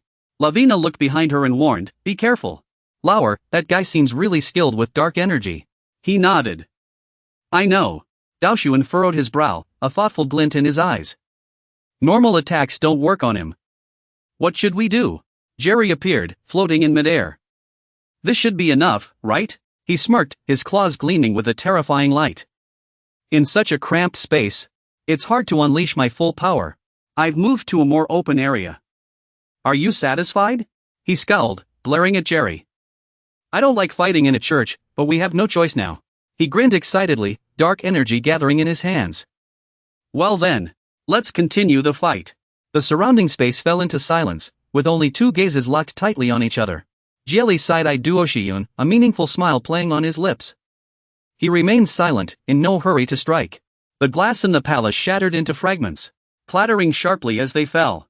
Duoshiyun lunged forward with his sword, charging through the fragrant air. The two collided violently, sending shockwaves rippling outward. Jelly raised his other hand, preparing to launch an attack. His eyes widened in surprise. The moment his hand swept past Duoshiyun, he nimbly dodged aside. Duoshiyun's clothes were slashed open, exposing his chest. Before he could react, Jelly struck again. The blow sent Duoshiyun stumbling back several steps. No matter how you struggle, your sword won't harm me, young Master Luor. Are you only going to fight me with the tip of your blade? He calmly met the attack without a word. Duo Shiyun's palm radiated light, spreading outward. Behind Jieli, 3 blades materialized in the air. Without hesitation, they lunged straight at him. All 3 swords pierced into Jieli's back. He stood motionless, lowering his head. Suddenly, Jieli let out a low growl, as if still unaware of what had happened. His body emanated a dark, sinister aura. No matter how you struggle, your sword cannot touch me, young Master Luor. She stood aside, observing and assessing. He is a high-ranking dark sorcerer, specializing in dark magic. Who exactly is he? His expression grew increasingly grave. At this rate, there may be no way to counter him. He isn't just manipulating dark magic. Seeing him unscathed, he wields it in a way never seen before. A status panel appeared. Name, Jieli, age, 39, level, 88, class, 6th ring dark sorcerer, treasurer of Ruben Kingdom, affiliation, Ruben Kingdom, Frank Viscount family, Granin Empire, city-state, title, the 8th, nobleman of high society, potential, A rank, strength, 39, agility, 27. Stamina, 34, intelligence, 79, spirit, 77, magic, 78, perception, 73, special traits, mad mage A rank, immune, zealot B rank. Seeing this status analysis, Duo Sun began to strategize. If physical attacks are ineffective, then unleashing Regnado won't help either. The only remaining option is... After using his ultimate move, he glanced at Lavina. This technique is far too dangerous to use lightly from the start. The look in his eyes made her uneasy, and Duo Sun spoke. The method you used earlier to restore me and my companions with a magic stone, was it converting magic into holy power? Lavina clenched her hands and nodded repeatedly. That's right. How did you know? This is a technique known only to a select few in the immortal realm. After receiving the answer, Dushi Sun's gaze shifted toward him. So, can you do this? But let's discuss the details later. He gave a meaningful smile, gripping his sword hilt and converting divine power into physical force to strike the dark demonic energy. After hearing Dushi Sun's words, she looked slightly surprised. But determination soon flashed in her eyes. I want to give it a try. Seeing him mutter to himself, Jerry spoke up. What are you mumbling about? Are you casting a spell? Before he could finish speaking, Dushi Sun swung his sword down. The sharp blade aimed straight for his arm. Seeing his relentless attack, Jerry sneered. Still don't understand the situation? I told you your sword can't hurt me. But when he saw what happened next, his pupils contracted sharply. Jerry's arm was struck by Dushi Sun's sword, sending a sharp pain through him as he recoiled. Looking at his trembling hand, he thought, what? Divine power? How is it possible to attack with divine power? His sword continued to glow. Thanks. Thanks to you, I finally managed to land a hit. The sword's radiance grew brighter, and Dushi-san smiled faintly. Battle radiance, activated. She stood aside, asking with concern. Manipulating divine power is an extremely difficult technique. It consumes 10 magic stones. Are you sure you're okay? He reassured her, don't worry. I have plenty of money. Hearing this, Jerry finally understood. So that's how it is. Looks like you're not so easy to take down after all. He condensed his demonic energy into a sword. I guess I'll have to be more careful. A cold, dangerous glint flashed in Jerry's eyes as he spoke. I've tested you enough. I'm going to take you seriously now. Daoxian pressed his lips together, unwilling to back down. Suit yourself. Sunlight streamed in through the shattered window. The broken glass reflected a dazzling glow. The two collide head-on at astonishing speed. No hesitation whatsoever. Seeing you block his attack, he scoffs coldly. In contrast, Daoxian keeps observing the situation, never letting his guard down. Jieli continues slashing down with his long sword, power radiating outward. He swiftly parries with his blade. His body tenses like a drawn bowstring. Daoxian grits his teeth, eyes locked on him with nervous intensity. Jieli halts, his gaze fixed on the arm behind him where magic is gathering. Before he can react, Daoxian suddenly unleashes a burst of force, sending Jieli flying backward. Instead of anger, he grins with excitement. Not bad. You furrow your brow, focusing intently ahead. Jieli kicks off the ground, leaping into the air to launch an attack. Their clash emits a piercing metallic screech. Jieli's pupils contract, a sly glint flashing in his eyes. Suddenly, you stand at the center of a magic circle, while he vanishes. Countless arms burst from the ground, seizing Daoxian's legs. Unable to move, his expression tightens in alarm. What's going on? Out of nowhere, Jieli reappears, swinging his longsword down. He's been tricked. Daoxian quickly blocks with his own blade. He struggles, each breath labored. He smirks, full of confidence. Is this all you've got? Can't even move? Marquis Raoul, you're making this too easy. I'm disappointed. Jieli takes a few steps back, leaving the magic circle. With your object manipulation, you can't do better? But just then, a rock falls from the rooftop out of nowhere.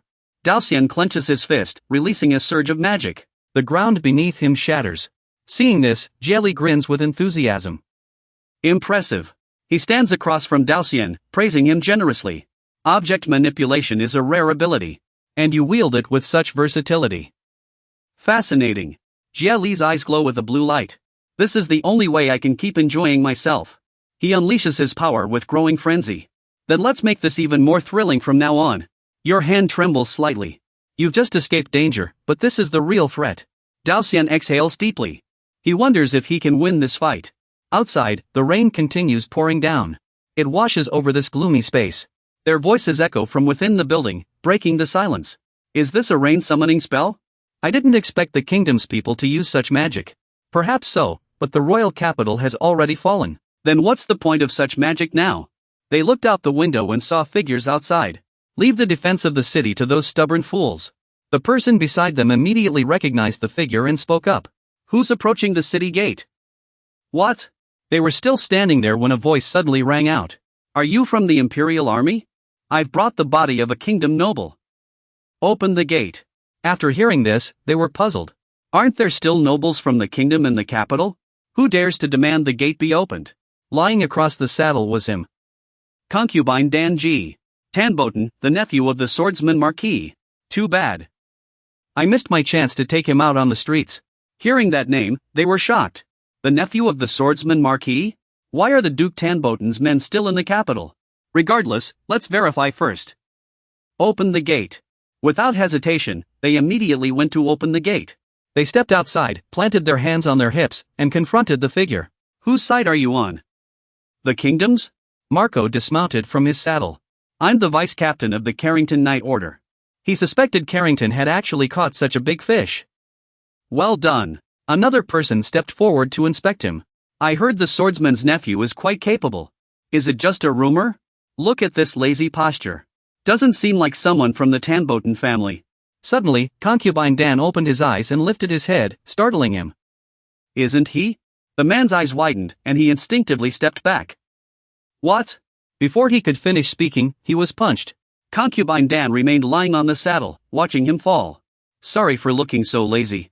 Damn imperial dogs. Ignoring the other trembling man, he turned toward him. Just as I thought, someone claiming to be from Carrington. They no longer doubted. We can disguise ourselves as rebels and infiltrate. Concubine Dan, dismount. I don't like it, but I suppose this is our only option. Marco stood below, looking up at the tallest tower. If what they say is true, the royal capital has fallen. It doesn't matter anymore anyway. As the two were talking, footsteps approached. What's the plan after infiltrating? He answered when asked. Who knows? I haven't figured it out yet. George walked over quietly, startling them both. Oh no, the prince might have misunderstood something. He said the rear of the royal capital urgently needed reinforcements, so I came. He grinned as he drew his long sword from his waist. But are these two little pests all that's coming? He studied the newcomers carefully, his expression suddenly turning uneasy. Could that be George, the Marquis and captain of the Royal Guard? He replied, has even the captain of the Royal Guard defected to the Empire? Unbelievable. Seeing their expressions, he spoke up. I heard the swordsman abandon Tanboten's discarded pawn. Defying the order to march, he stayed in capital A. So it's the young lord of Danbin. He twirled his wrist, responding with mockery. Even the renowned captain of the Royal Guard knows about this. What an honor, truly an honor. Danbin took a few slow steps forward. You've been the captain of the Royal Guard for so long, yet you still haven't become a true swordsman. What a failure. After joining the rebels, are you still going to defend the city? Joan's veins bulged with rage at the insult. Honestly, your mouth lives up to the name, discarded pawn. He calmed himself and gestured for his subordinates in the hallway to step forward.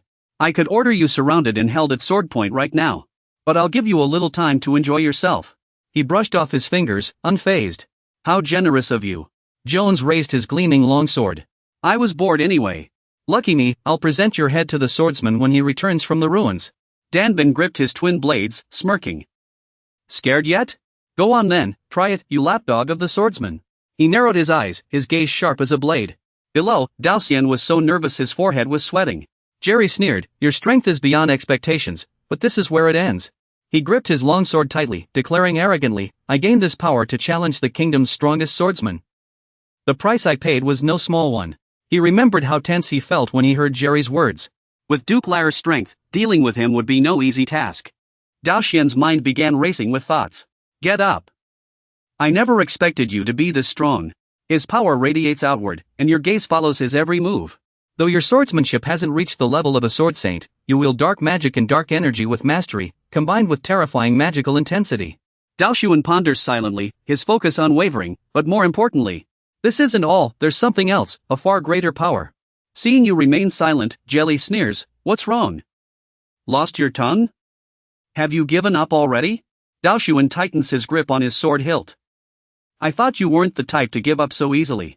Then, he straightens his posture, responding in a way that defies understanding. "Perhaps it's time for everything to end." Hearing Dao Xuan's words, Jelly smirks dismissively. "What are you scheming? Don't tell me you're planning to surrender just like that." At this, he furrows his brow, impatiently asking, "Before that, I have a question for you. What exactly is this power you claim can oppose a sword saint?" After a brief silence, his lips part slightly. "Are you curious?" Jelly studies Dao Xuan's shocked expression with amusement. "If you want to know, I can tell you. But you wouldn't understand. This power belongs only to those who have attained enlightenment." He gazes at his hand, emanating dark energy. "That's right, when you think about it. It's not that you've mastered this power, but rather that you've awakened to it." Jelly's words leave him stunned. "Have you ever felt that power, Duke Raoul?" His dark energy spreads, merging your spirit and magic with the world itself. Jelly's eyes lock onto Dao Xuan. "As if you were the entire world." Hearing this, a jolt of surprise runs through him. "What did you just say?" "Sword saints, the strongest warriors of the Ruben kingdom, the pinnacle of swordsmanship. They are transcendent beings, exceedingly rare. Yet, even without the title of sword saint, some possess strength rivaling theirs." A hint of madness flickers across his face. "Then how do we defeat those monsters and seize the kingdom? It's certain that dark magic and dark energy cannot surpass their level." Jelly pauses, his gaze growing distant. "I sought a greater power and conducted countless experiments." Suddenly, he bursts into laughter. "Of course, there were sacrifices. I'm grateful to those who gave their lives for this." Hearing Jelly's words, he muses thoughtfully. "Sacrifices? You mean those people?" Before Dao Xuan can respond, Jelly lifts his head and declares loudly, "Yes. In my endless pursuit of power, I received a prophetic revelation." Jelly's face twists as he says, "I have become one with this world." Then, he fixes his gaze on Dao Xuan once more. "That's the reason." Suddenly, multiple magic circles appear around Dao Xuan, binding him and lifting him into the air. Jerry also began to slowly rise into the air, approaching. Realizing this, I could finally unleash the massive dark magic I once wouldn't even dare to imagine. "Aren't you surprised?" Dao Xuan tried to move his hands but couldn't. "Damn it, I can't use my spiritual power anymore. Is this some kind of dark magic that controls the body and seals my abilities?" He shaped his demonic energy into a sharp blade, slowly closing in. "Ever since I discovered this power, I've been breaking my own limits, feeling myself gradually merging with the world." Once near Jerry, he didn't hesitate to strike. "For me, there are no more limits." Dao Xuan could only glare, clenching his teeth. Suddenly, a magical barrier appeared, shielding him. She appeared and raised a barrier to resist. He stared in disbelief at the impossible scene. "No!" Dao Xuan shouted in shock when he saw Lavina. Ignoring his protests, she continued unleashing her power, sending Jerry flying backward in an instant. Then he turned to Dao Xuan in disbelief. "How do you still have such power?" He ignored Jerry, staring intently at her instead. Lavina's body gradually lost weight and collapsed. Then she fell into the book and it closed. He stood there, dusting off his clothes. The sealing spell must have taken effect. How could you possibly resist it? Dao Xuan rushed over, clutching his injured shoulder. "Are you all right?" She spoke from inside the book, reassuring him. "I'm fine, just exhausted my magic and got pulled back by the book." "You're still worried?" "Really?" Lavina kept muttering inside. "But what do we do now? I need to replenish my magic from the book." "I probably can't help you anymore." Dao Xuan comforted her. "It's okay. You've already helped enough." Jerry's eyes widened in amazement. "Even in this situation, you can still use that level of defensive magic?" "I underestimated Duke Lyre, but he quickly regained his confidence. Though it doesn't matter. I'm getting tired of this fight anyway." Jerry soared into the sky, his demonic energy forming wings. "Let's end this now." Outside the tower, the rain continued to pour. The king sat in his chair, anxious. What was that sound just now? What on earth is happening? Gerard turned to him, noticing his unease. It might be Duke Lair. The captain of the First Night Order is battling the enemy. Such loud noises and tremors. It must be an earth-shattering battle. Tree, feeling concerned, walked out. I must join the fight. He called out to stop him. Elder Tree. Tree paused and turned around, his expression grave. The First Night Order is fighting the rebels alone. We promised to work together. We can't just stand by in this situation. Tree's words left Gerard speechless, his eyes wide. Even if it means death, I will stand with the captain. As he was about to leave, Gerard called out to him. Tree, wait. Gerard grips his sword tightly, his expression resolute. I feel the same. With no hesitation in his eyes, he wants to charge out and fight side by side with him. On the streets, rainwater still flows through every corner, cascading from the eaves, leaving silvery trails along the roads. Hassan's communicator is already broken. It seems the rain has stopped too. His gaze follows the people kneeling on the ground. Ugh, what a monster. Hearing this, Hassan roars in fury. I didn't expect you'd still want to fight. How foolish. His eyes sweep over Bernard's men. Aston's people are always like this. Always obsessed with chivalry, seeking their own foolish demise. Hassan walks past each of them, his words leaving them bewildered. People like you can't change the outcome of this plan anyway, though there's always an exception. His steps halt in front of Nakia. It's you, the alchemist. Watching her small frame tremble, he says, you could become a huge threat to us someday. Seeing Nakia's face pale as she glares at him, he smirks. Just like the rest of Aston's people, you won't yield now. Best to eliminate the problem here. Without hesitation, Hassan swings his sword. I'll make sure you don't suffer. Suddenly, Josh charges from behind, sword raised, shouting. Hassan is surprised but quickly turns to block the attack. He grits his teeth, glaring at Hassan, who smirks back. So, someone's still standing. This guy's got some fight in him. Their blades clash with a harsh screech. Not bad. But before Josh can react, Hassan flicks his wrist and sends him flying. Josh crashes to the ground hard. Hassan's grim presence looms over him. Ah, now I remember, you're the mercenary who beat me at the knighting ceremony. Hassan's face twists in fury, his eyes widening. You've tarnished Landon's honor. This debt must be settled, don't you think? He raises his sword, preparing to strike. For a commoner to die by my blade is an honor in itself. Josh clenches his fists, bracing himself. Just as the sword is about to fall, someone suddenly steps in to block the attack. He stares in disbelief, muttering, no way. Seeing who blocked his strike, Hassan's eyes widen. It's you. The newcomer is none other than Hassan's old acquaintance, Holy Knight Commander Medriel. His expression remains calm as he replies, long time no see, Duke Landon. The last time we met was after the Founding Day celebration. Medriel's gaze locks onto him. I didn't expect to meet again under these circumstances. This isn't what I anticipated. Hassan frowns, puzzled. What are you doing here? Didn't you take the Holy Knights to the northern border? He answers bluntly, that's right. Until I received the royal decree and turned back. No sooner had he spoken than Medriel forcefully hurls him aside. Shusen sneered, raising his sword as he stepped forward. Well, perhaps you didn't expect Father Jerry's foresight still had room to spare. As he watched his opponent approach, his expression remained unchanged. The moment news of the undead surge at the northern border arrived, something had been off. Medriel's sword blazed with flames. Leave this area to me. A royal decree should have been issued long ago. Shusen recalled your deduction, turning your horse around mid-march to return to the capital. Only the commander of the Holy Knight Order could pull that off. Medriel didn't answer, turning instead to face the other man. You must be Philip, vice commander of the First Knight Order. He nodded. Yes, that's correct, commander of the Holy Knight Order. After receiving the reply, he immediately warned, the Holy Knight Order is en route to the Imperial City. You should join them. Medriel's sword flared with fire. I'll take responsibility for this area. Seeing this, Shusen couldn't help but scoff. This one really loves to boast.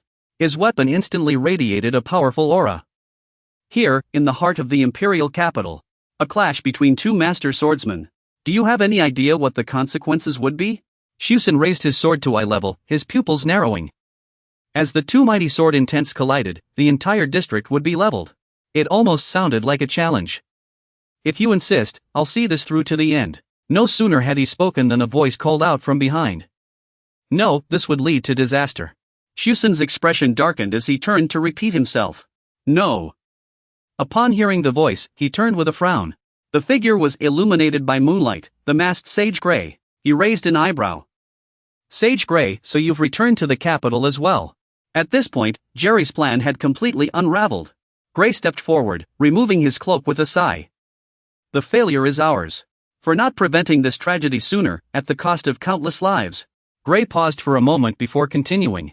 As Duke Landon said, if two master swordsmen clashed in the capital, the consequences would be unimaginable. More innocent lives would be lost. His words made Shusen's expression grow even grimmer. If I joined this fight, the outcome would be even worse. Grey's hands gathered magical energy into a ring. A meaningless battle would achieve nothing. His body enveloped in magic, he said, in that case, it's best we retreat. Until we meet again. Wouldn't that be the wiser choice? Shusen's veins bulged as he gritted his teeth, saying nothing. His stern expression then gave way to words that surprised everyone. Indeed. Your arrival means the other Night Orders will return as well. With that, Shusen sheathed his sword. Lingering any longer would only put us at a disadvantage. He turned and left, ignoring the gazes around him, paying his respects to everyone, ruining their perfect plan in the process. Hudson's eyes glowed with furious crimson light. This couldn't be happening. Beside Duosien, his hand hung limp at his side. It wasn't a total failure. His body remained motionless, his clothes tattered. It was unclear what had happened. He lay still on the ground, his clothes in tatters. Lavina called out anxiously, Lauer, are you okay? Wake up! Seeing Duosien still motionless, her worry deepened. Lauer and Jerry stood on higher ground. Jerry sneered, Lauer, Austin, you were the biggest obstacle in my plan. A cruel smile curled on his lips. If not for you, this plan would have been completed faster and easier. All this time, you've put in tremendous effort with your sharp observations.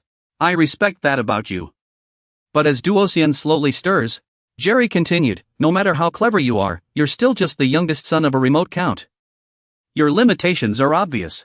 He spread his arms, blue energy swirling around Jerry. No matter what, for someone like me evolving and merging with this world, any resistance is futile. Lavina panicked. Wait, Lauer. I'm coming out. Why hasn't he come out yet? He raised his hand, energy radiating more intensely from Jerry. What a shame, young Master Lauer. If you weren't my enemy, your exceptional talents could have caught the Empire's attention. His gaze turned vicious. But as a final courtesy, I'll end this without leaving a trace. The energy coalesced into a ferocious serpent, lunging at Duosien. She screamed in terror, Lauer. Where you were unconscious. An invisible shockwave suddenly erupted outward. The serpents were scattered by the shockwave, and even the nearby castle trembled. Zolas and the trees looked around in confusion. What was that tremor? He turned back. Could that have been from Lauer's battle? He tilted his head and nodded. It must be. With a tremor that strong, it had to be powerful magic being used. The tree wondered inwardly, what is he fighting? On the other side, the spot where Duosien had lain was now a gaping crater, smoke rising from it. Jerry smiled in satisfaction. Not even a speck of dust remains. Before he could finish, he suddenly flinched. You're already behind me? Fine, this will be cleaner. He turned around and froze in shock, his face twisting in terror. Duosien didn't hesitate, he punched Jerry square in the face. Caught off guard, Jerry staggered. What? His face filled with disbelief.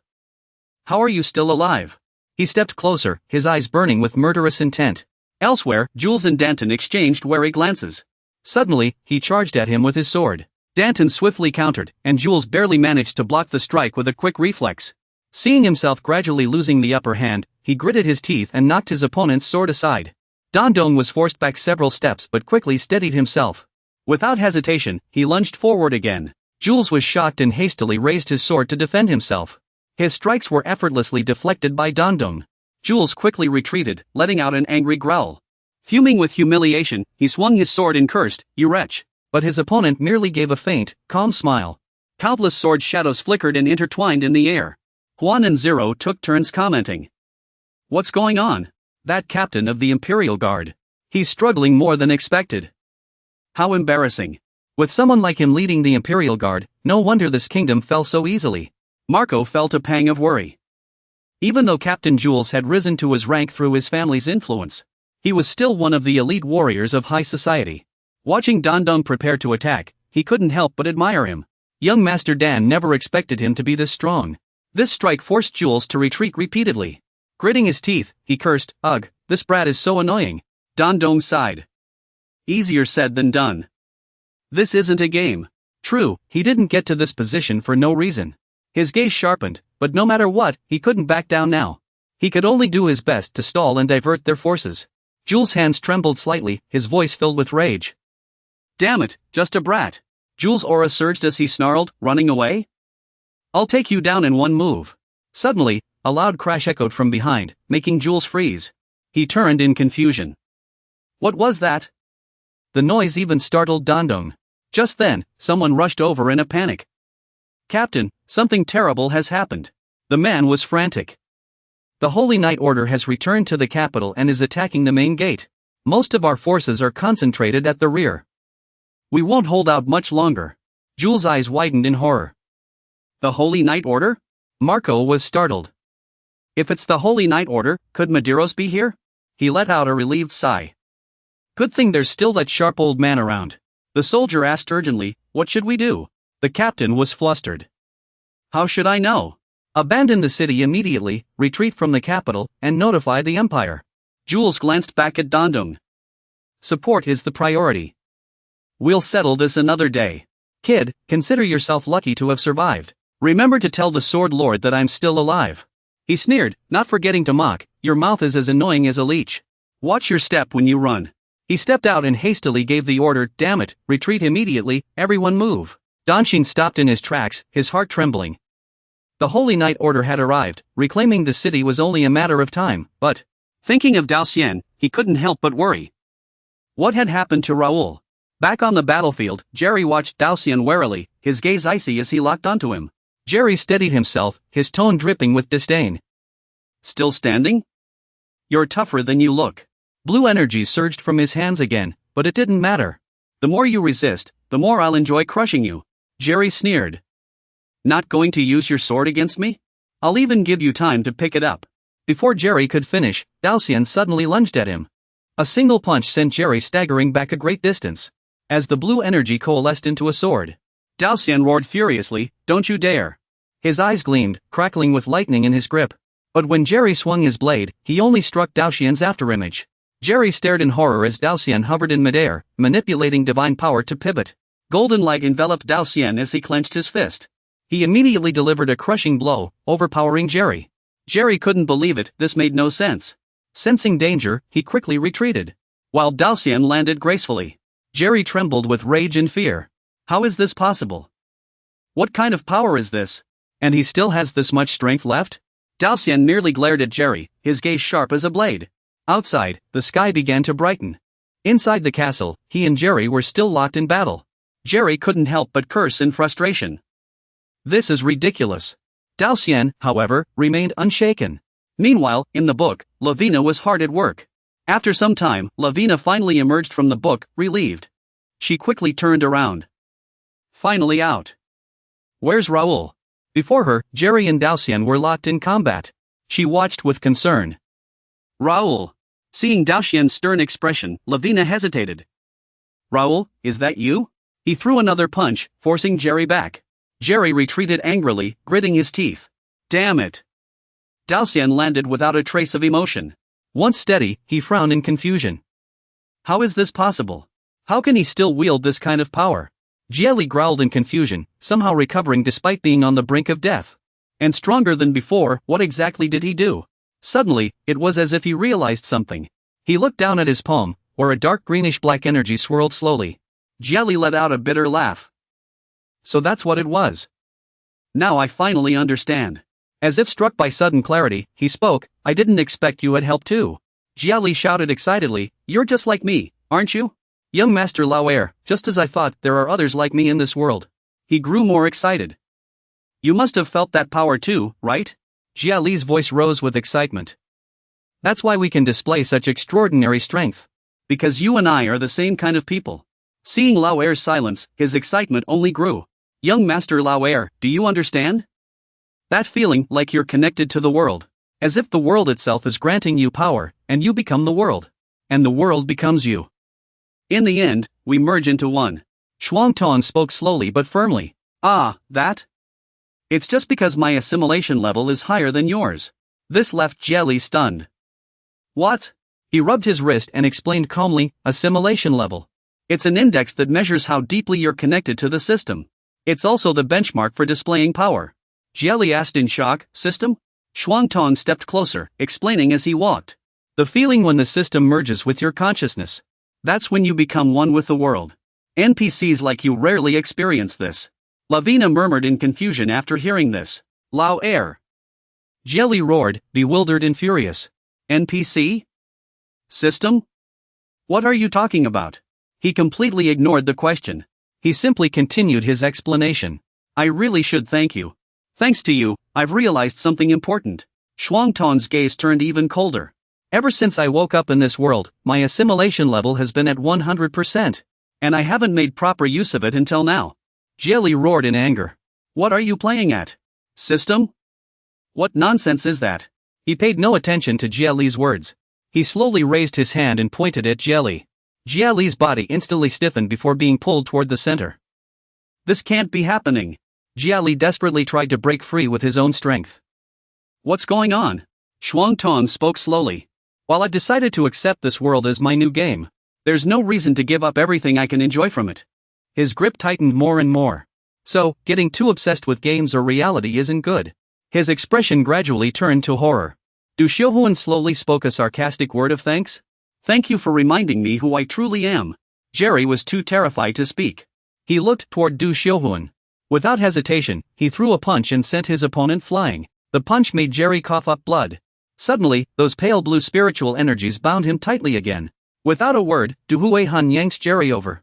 Terrified, he tries to break free but can't move an inch. No, this can't be happening. His hands grip Jerry's head tightly. Then, Du Huihan slams his head into the floor. Jerry groans in pain, his trembling hands reaching out. Enraged, he roars, breaks free, and shoves Du Huihan away. Lavina watches from the side, growing uneasy. Du Huihan remains eerily calm, landing steadily. Jerry stands up, his tone dripping with disdain. A grand plan, meticulously crafted. Could it really be ruined by a reckless kid like you? His expression grows even more unhinged. What nonsense are you spouting? No matter what you say, nothing will stop our plan. Jerry's grin widens, his confidence swelling. This kingdom will crumble under the Empire's might, soon to be shrouded in its banners and dark energy. He declares loudly, your family and knights will be crushed. Forever remembered as losers. Too bad you won't live to see it, you'll die here instead. However, Dao Xuan's impatience cuts him off. Enough, enough. Stop rambling. He rubs his hair, complaining, NPC dialogues are so long. It's exhausting. As for the mission details, I already know everything. Dao Xuan taunts openly, stop pretending. Just get on with it. Fighting you is getting boring. His punch is swiftly blocked by his opponent, both fully focused on the battle. Suddenly, sharp hands emerge behind Jerry, lunging at Dao Xuan. With quick reflexes, he reaches back. Pale blue light gathering in his palm. As the arms strike where Dao Xuan stood moments ago, he leaps away, dodging the attack.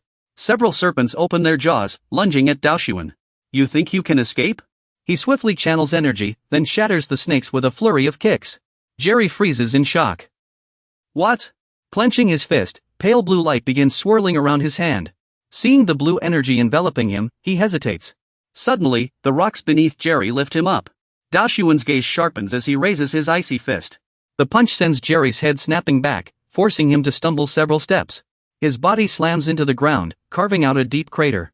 After the strike, Dao Xuan lands lightly beside Jerry. He glares coldly at him, full of caution. Despite his dire situation, Jerry forces a smirk. I didn't expect this outcome.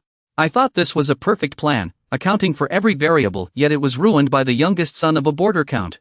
He stared at his trembling hands, his tone turning mocking.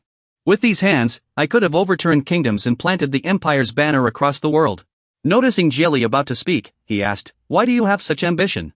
Jelly straightened up, bewildered, and replied, what? Dao Xuan looked down at him and repeated, why do you have such ambition? What were you thinking, trying to destroy the kingdom and hand it over to the Empire? Jelly roared angrily, you're only asking this now? Of course it was me. His stammering words were suddenly cut off. The boy's voice dripped with sarcasm. What's wrong with you? Why can't you just explain how your ambition started? Before Jelly could answer, Dao Xuan supplied the answer himself. Of course not, because there was never a reason to begin with. His stunned expression only confirmed the boy's judgment. The whole story was nothing more than part of a test-run script. No matter how complex the world of Connect is, it can't represent the psychology of short-lived NPCs like humans. Lavina listened silently to Dao Xuan's words. Pretty boring, isn't it? He clenched his teeth, his face twisted in anger. Regardless. That doesn't mean I'll forgive you. Thinking of those who had suffered, he gritted his teeth and said, "Too many have already fallen because of you. They lost their loved ones, trembling in grief. They lost the refuge they called home, living in misery." Ignoring Jelly's horrified expression, Dao Xuan continued, "Ever since I awoke in Connect, I decided to accept this world as my reality." His voice turned cold. "So I will never forgive the one who tried to destroy the world I swore to protect." His hand trembled against the stone slab. What are you?" Seeing the fist about to strike, Jelly shouted in panic, "What are you?" Dao Xuan's tone was calm and measured. "I am a player." Then, a fist crashed into his face. The shockwave from the blow shattered the ground around them. Jelly's hand twitched slightly before going completely still. Only then did he exhale slowly. In the dazzling sunlight, Dao Xuan stood in the center of the hall, Phantom Westwind himself. Dao Xuan stepped back from the unconscious Jelly, letting out a relieved sigh. Finally, it's over. His mind swirled with thoughts. Though he had anticipated the rebellion, the timing had gone awry. And it had unfolded in a way he never expected. From every angle, this was dangerous. Looking at his hands, Dao Xuan wondered, had his actions already altered the course of the story? Gazing at the brightening sky outside, he made a silent vow. His heart was heavy, but no matter what, there was no room left for fear. Dao Xuan clenched his fists, knowing he had to prepare even more meticulously, grow stronger, and expand his influence to be ready for that day. His expression was grave, filled with determination. This was only the beginning. Just then, Lavina came running over, overjoyed. "Raoul, you won." "That was amazing." Dao Xuan turned around. Her eyes were filled with admiration. "Honestly, when you fell, I thought it was all over. Why didn't you use that power from the start instead of hiding it?" Dao Xuan turned away, his tone calm. "I wasn't hiding it on purpose." With his back to Lavina, he explained, "Really, I think it's time I told you. I can't keep it a secret anymore." As he spoke, Dao Xuan's body swayed slightly. "About my true identity." Seeing him collapse, she asked worriedly, "Raoul, what's wrong? Are you okay?" Suddenly, Lavina seemed to realize something and froze for a moment. A gentle light bathed the still figure of Dao Xuan. She looked out the window and murmured, "Dawn has broken." Watching him sleep from exhaustion, Lavina smiled softly, relieved. She reached out and gently stroked Dao Xuan's cheek, her voice tender. "There's so much I want to ask, but I'll let it go for now." Lavina sat beside him, her movements gentle. "You've been through enough today, Raoul." The night had passed, and a new day had begun. The nightmare of that night, the rebels and the Empire joining forces, faded in the morning light, as if it had never happened. From the battle at the dam gate to the fight against the Empire's hounds and the rebels, a long and grueling day had finally come to an end. As Lavina had warned, after the night battle, Dao Xuan collapsed from exhaustion and was later found by Cain and Prince Gerard. Not just him, Philip, Jack, Pierce, George, and Nakia were the same. Pushing themselves too hard, they all collapsed at dawn and ended up sleeping for 3 whole days. Though the king had been rescued, he soon fell ill again. His body already weak, and this blow was too much for him. What pained him the most was that the leader of the rebellion was his third son. After the Holy Night Order arrived, Tylon hurried back to the capital, but most of the rebels had already fled the city. The nobles, realizing the situation, panicked and rushed to prove their loyalty by sending aid and funding to the court. Thus, the kingdom and the capital Tulium, which had been plunged into unprecedented chaos, gradually restored order. A few days later, the scene shifted to the royal palace. Zoras stood before Daohao and the others, introducing himself as the third son of Count Aston and the captain of the First Night Order. His name was formally announced, Raoul A. Aston. Zoras continued, "You have crushed the rebels threatening the kingdom and defended the royal family. And for the safety of the people, he earned the glorious reputation of the kingdom's knights." With a grave expression, he continued, "Therefore, the sixth prince of the kingdom, Nasrat Ruben, representing His Majesty, acknowledges your achievements." No sooner had he spoken than Zoras announced that you would be immediately granted the title of Viscount, along with lands and a manor in the capital, to continue serving the kingdom loyally from now on. Half a year had passed since leaving Aston territory to study at the academy, and finally, Daoxian had laid a solid foundation for himself. On the same day, another important ceremony was held. Sitting at the center of the conference table, Zoras began, "Despite the chaotic situation, I am deeply grateful that you all attended." He solemnly explained, "Due to my father's illness, I must preside over today's ceremony in his stead." I hope you will forgive any shortcomings. Melvin, the head of the Aston Earl family, spoke. We did not participate in the war. And we have no words to justify ourselves, only deep shame. The Marquis, head of the Tanboten Duke family, merely crossed his arms and remained silent. Fidel, the head of the Remarquis family, asked in confusion, how could a mere clerk from the Ministry of Internal Affairs orchestrate such an unprecedented rebellion? Did no one in the ministry notice? Aston countered, this was not the act of a single official from the ministry. The rebellion also involved the third prince, the Landon nobility, and even the empire. Madilia stated, in truth, this rebellion was no different from an invasion led by the empire. Thus, it should be treated as an act of war, not a civil conflict. Griffith, the head of the McNeil Marquis family, crossed his arms in displeasure and said, what a disgrace. The 5 great families were manipulated like puppets by the empire. Dylan sat quietly, saying nothing. Lay added gravely, not only did the capital suffer heavy losses, but the academy also endured significant damage, with many outstanding students joining the rebels. Then, he forced a faint smile. Fortunately, the key figure in quelling the rebellion also came from the academy. Lay turned to Dao Xian. Lord Lawn, what are your thoughts? As the leader of the suppression, please share a few words. He calmly stated his thoughts. I could not have quelled this rebellion alone. Our success was due to the First Knight Order and the Kingdom's Knights, who fought to the end against the rebels. Dao Xian's tone grew firm. Through this incident, I believe we should focus on what we still possess, rather than dwell on what we have lost. He continued, only then can we better face future threats. Jalrat glanced helplessly at his father, who was laughing behind him. Well said. No wonder he's my son. Jalrat nodded in agreement. Lord Lawn is absolutely right. The Empire has remained silent on this matter. But war has effectively begun. He explained further before making his request. With the kingdom weakened and facing great peril, I hope the 5 great families will unite to defend it. Dao Xian remained silent, thinking to himself, the Empire is indeed a threat, but the crux of the problem lies elsewhere. The real chaos is only just beginning. A figure clad in a black robe walked down the street. His tone excited. This is incredible. Elihu's eyes gleamed as he sighed, it feels just like a game. A system panel appeared, announcing, update complete. Connect System's open beta service has been successfully updated. Elihu looked around, sighing repeatedly, this game is amazing. It's like I've truly stepped into another world. I'm Jean Elihu, 25 years old. My ordinary life only recently got its first taste of luck. That was when I was recruited as a beta tester for the latest virtual reality system, Connect System. A sleek cable, straight out of a sci-fi movie, appeared in the neighborhood, with many calling it a scam or a human experiment. I was just curious and didn't think much of it. The moment I put on the glasses, I was transported to an unfamiliar space. A bulletin board stood before Elihu, welcome to the world of Connect. This wasn't a scam or a conspiracy. This game was virtual reality, and even better. He looked around excitedly, confusing the other NPCs. The touch of the wind and the scents felt uncannily real, and the side characters were as lifelike as real people. Elihu glanced ahead, slightly worried. Could even pain feel this real? This was terrifying. Standing on a platform, he announced, welcome, strangers. I am Genelot, mayor of the Free City of Mira. He declared loudly. The Free City of Mira welcomes you all. He wondered to himself, did I trigger an event right after entering? This doesn't seem like a beginner tutorial.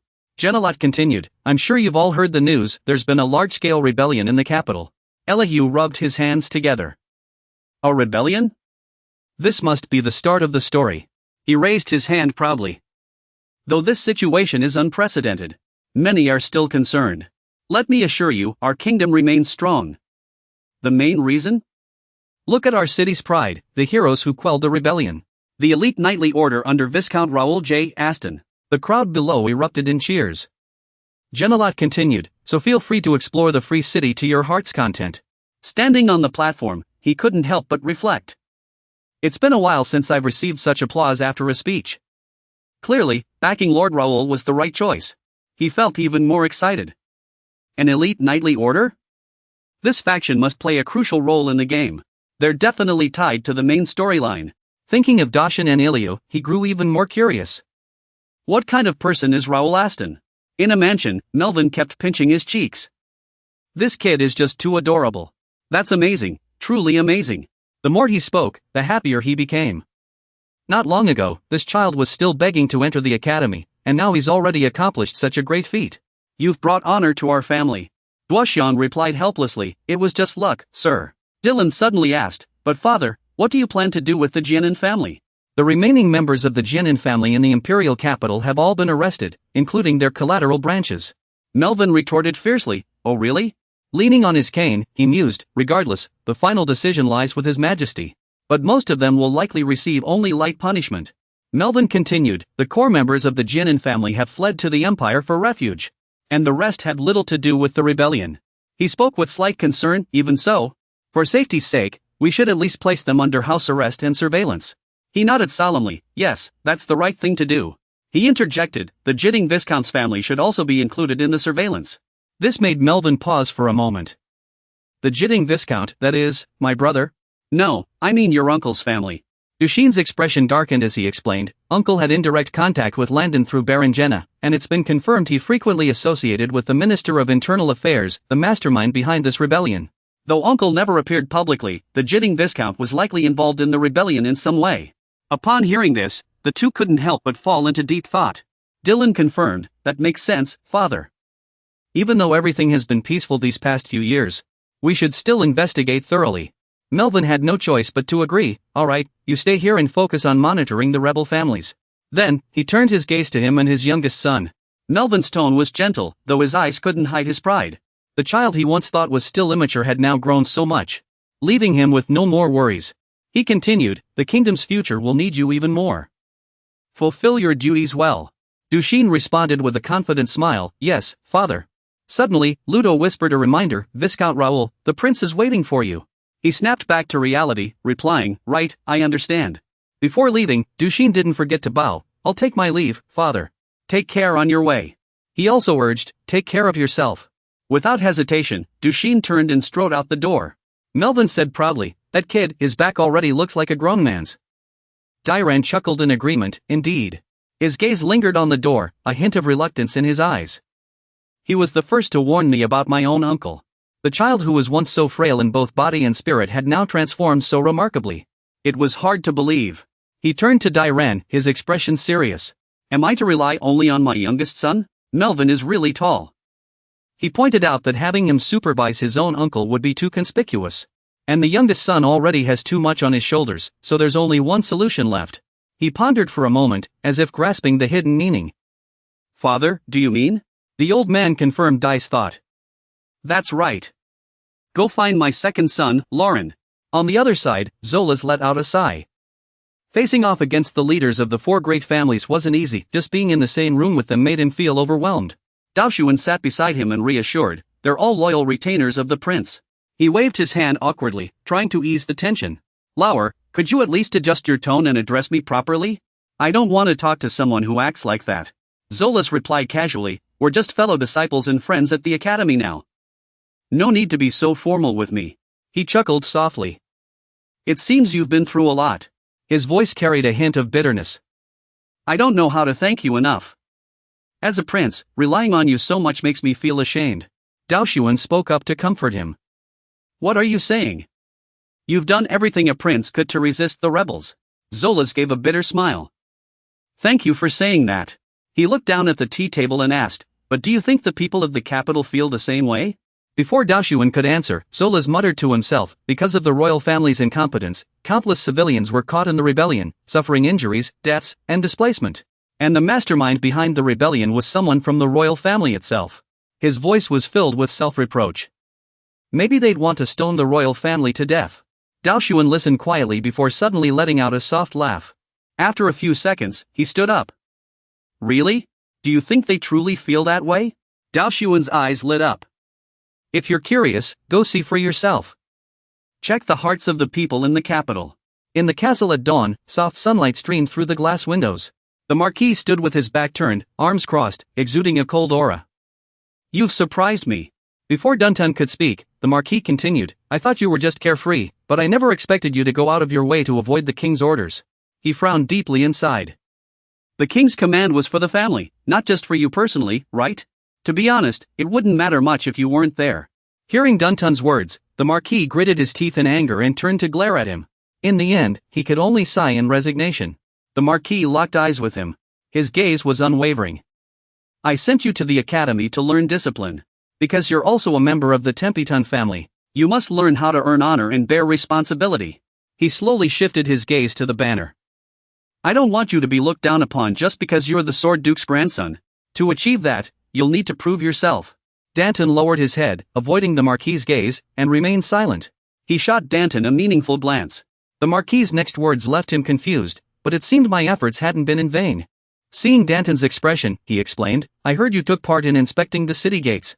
When I think of you standing alone to protect the people, facing the rebels single-handedly to save them, I truly began to question my own judgment. A flicker of pride crossed the Marquis's eyes. Someone from a family never known for glory had shown such courage outside its walls. Danton blushed, scratching his head in embarrassment. Really? He turned away, murmuring, it was thanks to your independent actions that Templeton's reputation was preserved. The Marquis raised an eyebrow slightly but smiled. You did something commendable. He chuckled softly before falling silent again. Turning away, he sighed. Perhaps letting you be free would be better for both you and the family. Danton listened hesitantly as the Marquis continued, if you feel stifled under the family's protection, I won't force you to take on a role within it.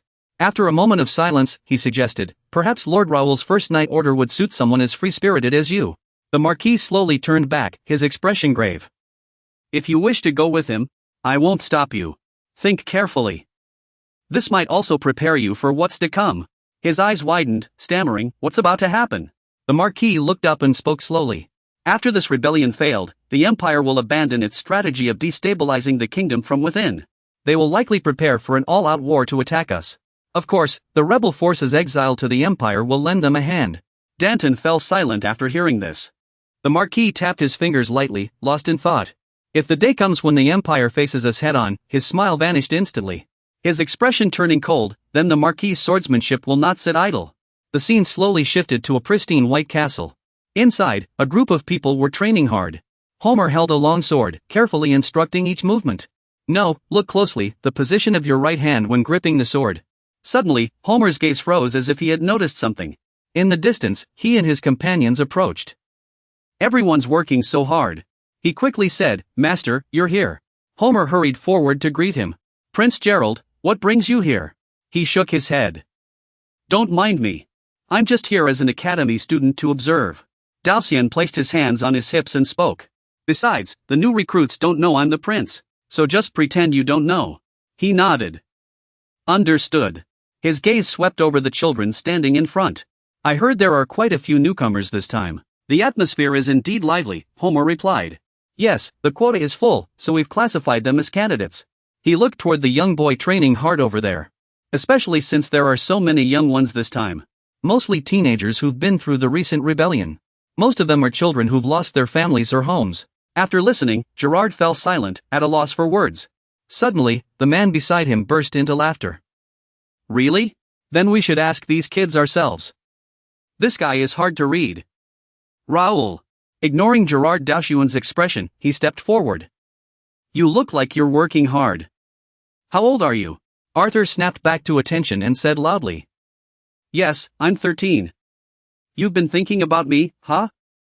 13? After a moment of silence, Daoshuan stared at the boy. He's still too young to join the Knights, isn't he? Why do you want to join the Knights? Hearing the question, Arthur lowered his head in silence, then looked up firmly at Daoshuan. Because I want to become strong. Intrigued, he asked, strong? For what? Arthur straightened his back and answered without hesitation. To protect my family from the Empire's harm, and to protect this kingdom with my own hands. As he spoke, the boy's hands clenched slightly, trembling. I want to be like those knights who sacrificed themselves to protect the king, like Viscount Raoul when he defeated the rebellion's leader that day. Arthur's brow furrowed slightly, his gaze as resolute as Prince Gerard's. The man who never retreated and held the front lines to the end. I want to bravely fight against the Empire. The man standing behind him was moved by these words. Seeing Gerard still lost in thought, he stepped forward and patted his shoulder. Daoshuan gave him a smile. Did you hear that?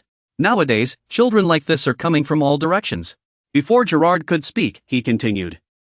You must understand how the people feel about the royal family after this rebellion, right? His expression grew somber, wanting to speak but not knowing what to say. Gerard shook off Daoshuan's hand and strode forward. Standing before Arthur, he finally asked, What's your name? The boy looked surprised and replied, I'm Arthur. Gerard smiled warmly, gazing intently at him. Arthur, that's a fine name.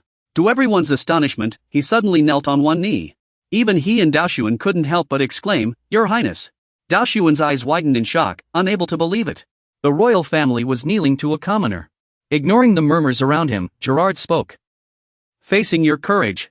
I feel utterly ashamed. Though you are young and small, your will is incredibly strong." He solemnly placed his hand on his slightly bowed forehead. "This is my tribute to your courage, and my apology for my inability, which caused you to suffer." Gerard clenched his fist lightly and said, "I will inherit your courage and use these hands to protect this kingdom." His eyes widened, filled with determination. "Even if I must sacrifice this body, I will never allow myself to become weak again." The Reuben kingdom is ruled by King Thaddeus in this turbulent world. He was declared dead in a rebellion. However, the rebellion failed. And though he survived, his situation is dire. The crown prince and the second prince perished in the rebellion, and the third prince, the mastermind, has fled to the empire. After this incident, the fourth prince became the first in line for the throne. Daoxian stood still, his eyes wide open.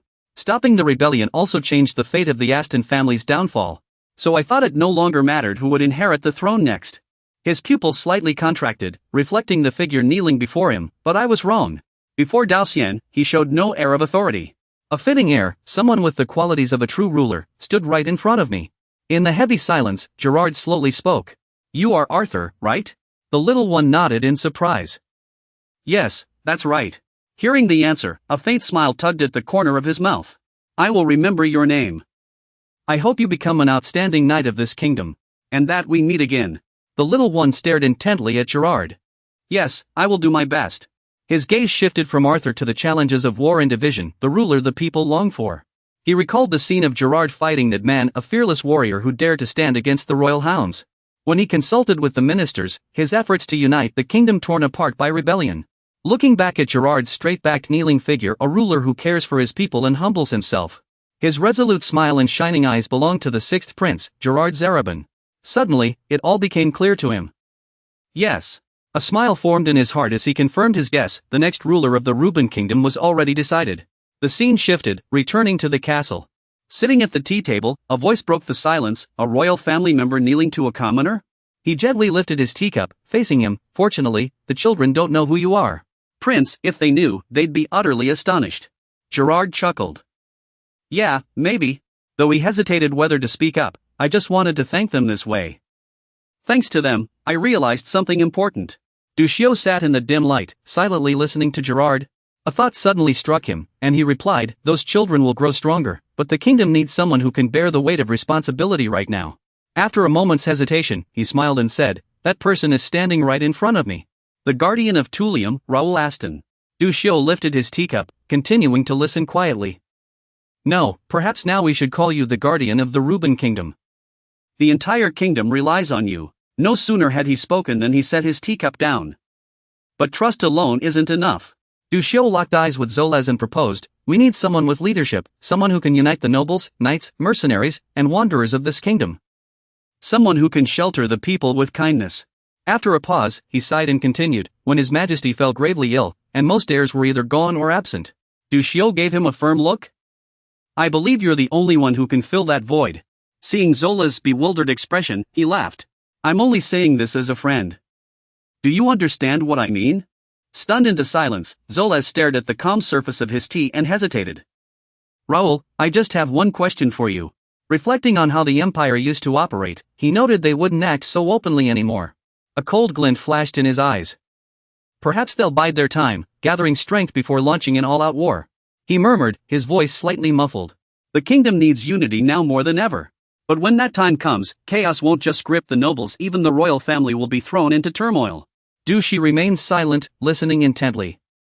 "If that moment comes, and I want to quell the chaos, will you stand by my side?" He didn't answer immediately, instead offering a faint smile. Dushi crossed his arms and said clearly, "Of course." The scene shifted back to Viscount Frank's estate. The basement was shrouded in pitch-black darkness. It's unsettling that he built such a secret space beneath his own home. This kind of obsession is truly concerning. P.S. stood at the door, watching as Nakia complained. Anyone obsessed with dark magic must be out of their mind. But here, we might find clues about the rebellion. He glanced around before turning to her. "How's it going? Nakia, have you found anything?" She furrowed her brow, examining the markings on the door. "There's a powerful seal here. But it doesn't seem to have any dangerous traps. This spell is too ancient, it requires a countercurse." The three of them simultaneously looked up at the magic array on the door. It may have existed for a very long time. It's even hard to find in records. This could be a form of ancient magic. Pierce was sweating slightly, his expression worried. Ancient magic. How did Frank know about something like this? Suddenly, a guard rushed in, panting, to report. The investigation team leader has finished exploring the cave. He was shocked. Really? What did they find? The guard stared straight ahead as he explained. This cave was indeed man-made, but it seems to have existed for a very long time. At least thousands of years old. After hearing this, he widened his eyes in disbelief. Thousands of years ago. This meant Philip tilted his head toward him, his gaze carrying a hint of scrutiny. Frank didn't build this cave, he built his mansion on top of it. Nakia stood up, her expression slightly anxious, her hands clenched tightly. What exactly was he hiding here? Everyone turned their gaze to the markings on the door in unison. We'll likely have to report this to the master. The scene gradually shifted. A tall tower stood in the middle of the sea. Two guards stood solemnly, guarding the dungeon. Inside, the guard gritted his teeth, his eyes filled with anger. He never expected the man he encountered years ago as a dragon hunter would now become the leader of a rebellion. He stood there, looking down at the tightly bound man. Now, he's nothing but a criminal. The guard spoke coldly. Thinking of the comrades who died by your hand. I'd love to finish you right here. Frank remained silent, his head bowed. But there's still much to ask, so I'll restrain myself. Seeing he wouldn't answer, the guard pressed further. Who is the mastermind behind this rebellion? How did you make contact with the Empire's engineering team? Upon hearing this, Frank smirked mockingly. Besides the families involved in this, are there other forces at play? Seeing he only sneered without answering, the guard grew irritated. Are there others in the great families besides the corrupt? Before he could finish, Frank spoke. You truly know nothing. That guy tilted his head back, his eyes rolling white, looking utterly terrifying. That's right, you don't know anything. Because you and I have been living in lies since the day we were born. Isn't that the truth? Hearing Frank's words, Frank was stunned for a moment, unable to comprehend. Lies? What are you talking about? But what answered him was Raoul Aston's roar. Frank, with his hands bound, leaned against the wall, laughing wildly in defiance. To me, the Empire means nothing. Everything, including this world, is meaningless. The more he listened, the darker his expression became. Unfortunately, I've already realized that. With that, the man threw his head back, staring at the ceiling as he burst into laughter. Yes, he planted that horrifying truth in my mind. This world is nothing but an illusion. It won't be long before everyone realizes it. The scene shifted to a bustling street, intertwining with Frank's ravings. The cracks in this false world have already begun. Yinling placed both hands on the table and gave his orders. Report immediately, she spoke first from within the crystal ball. All refugees' identities have been controlled. No suspicious individuals detected. Next, 7 reported, the royal family and nobles are in an uproar, but the situation is gradually stabilizing. The chaos has been contained. Additionally, the 4 great war clans are moving swiftly to reinforce their forces. Hearing this news, Yinling fell into thought. He concluded that the failed plan had only strengthened the enemy's power. Then, suddenly remembering something, he asked, what about Brian? No, what about that troublemaker? The other party reported, after being captured in the royal city, he was suppressed of his dark magic and imprisoned. He's been unstable, muttering nonsense. It might be a side effect of using dark magic. This made Yinling even more concerned. Next, he began reflecting, this failure has greatly disappointed His Majesty. You understand that, don't you, one? The one called out immediately bowed his head in acknowledgement. Yes, I understand. Duo Sidon promised, I feel responsible for not meeting expectations and will make up for it in the future. Yinling's gaze sharpened as he warned, you'd better. Otherwise, next time, you won't survive. 9 spoke bluntly, blaming him for the failure. Yinling paused slightly before realizing, you mean Raoul Aston? The other confirmed, yes. In fact, this plan was thwarted by him alone. Failing to control Raoul Aston was Brian's mistake. He added, moreover, since he and 6th Prince Gerard were classmates at the academy, some believe he's pushing for Gerard to become the next king. Finally, 9 concluded, now, he's no longer just a rising star, he's become one of the Empire's greatest threats. This unfavorable news left Yinling deep in thought. Before he could speak, 9 proposed a solution, deal with him before his power. He increased his force, but Yinling stopped him. Don't interfere in Raoul Aston's affairs anymore. Clenching his fists, he declared, from now on, I will personally keep an eye on him. Yinling's anger burned fiercely. Raoul Aston, it seems I need to take this more seriously. The scene shifted. On the other side, 2 people were dueling. Josh took a deep breath, and Denton immediately raised his guard. Immediately after, the two engaged in a fierce clash. Denton sensed something unusual and couldn't help but feel surprised. Josh's sword came down with force, making Denton flinch slightly. Then, his sword was knocked away by Josh, throwing him off balance. Josh was full of fighting spirit. Denton lightning-fast regained control and swiftly redirected his blade. A powerful slash grazed Josh's body, forcing him to retreat repeatedly. In the end, Josh lost his balance and fell to the ground in pain. Seeing this, Denton stopped. Josh sat on the ground, frustrated. "Darn it! Is this really not working?" Denton praised him. "No, you've improved a lot this time." He was very satisfied with Josh's performance. "If I hadn't used all my sword techniques, I might have been in trouble. I got lucky this time. I thought you only relied on brute strength, but your swordsmanship is actually quite good." Josh felt a bit awkward from the praise. His voice carried a hint of frustration. "But even so, there's no way I can defeat a master swordsman like Count Landon, right?" Denton became intrigued. Landon, the master swordsman, is the peak all knights aspire to. But it's a bit surprising. Your style is very different from his. Why aim for him? Josh Junjun gripped his sword hilt and denied, "What goal? I just want to defeat him, that's all." He recalled bitterly, "That night, I couldn't even touch a hair on his head. No matter how hard I struggled, I could feel the insurmountable gap. The pinnacle of a master swordsman, the ultimate of a true knight, is just too far away. It even makes me hesitate to hope for closeness." These words made Denton thoughtful. After a moment, he smiled in satisfaction.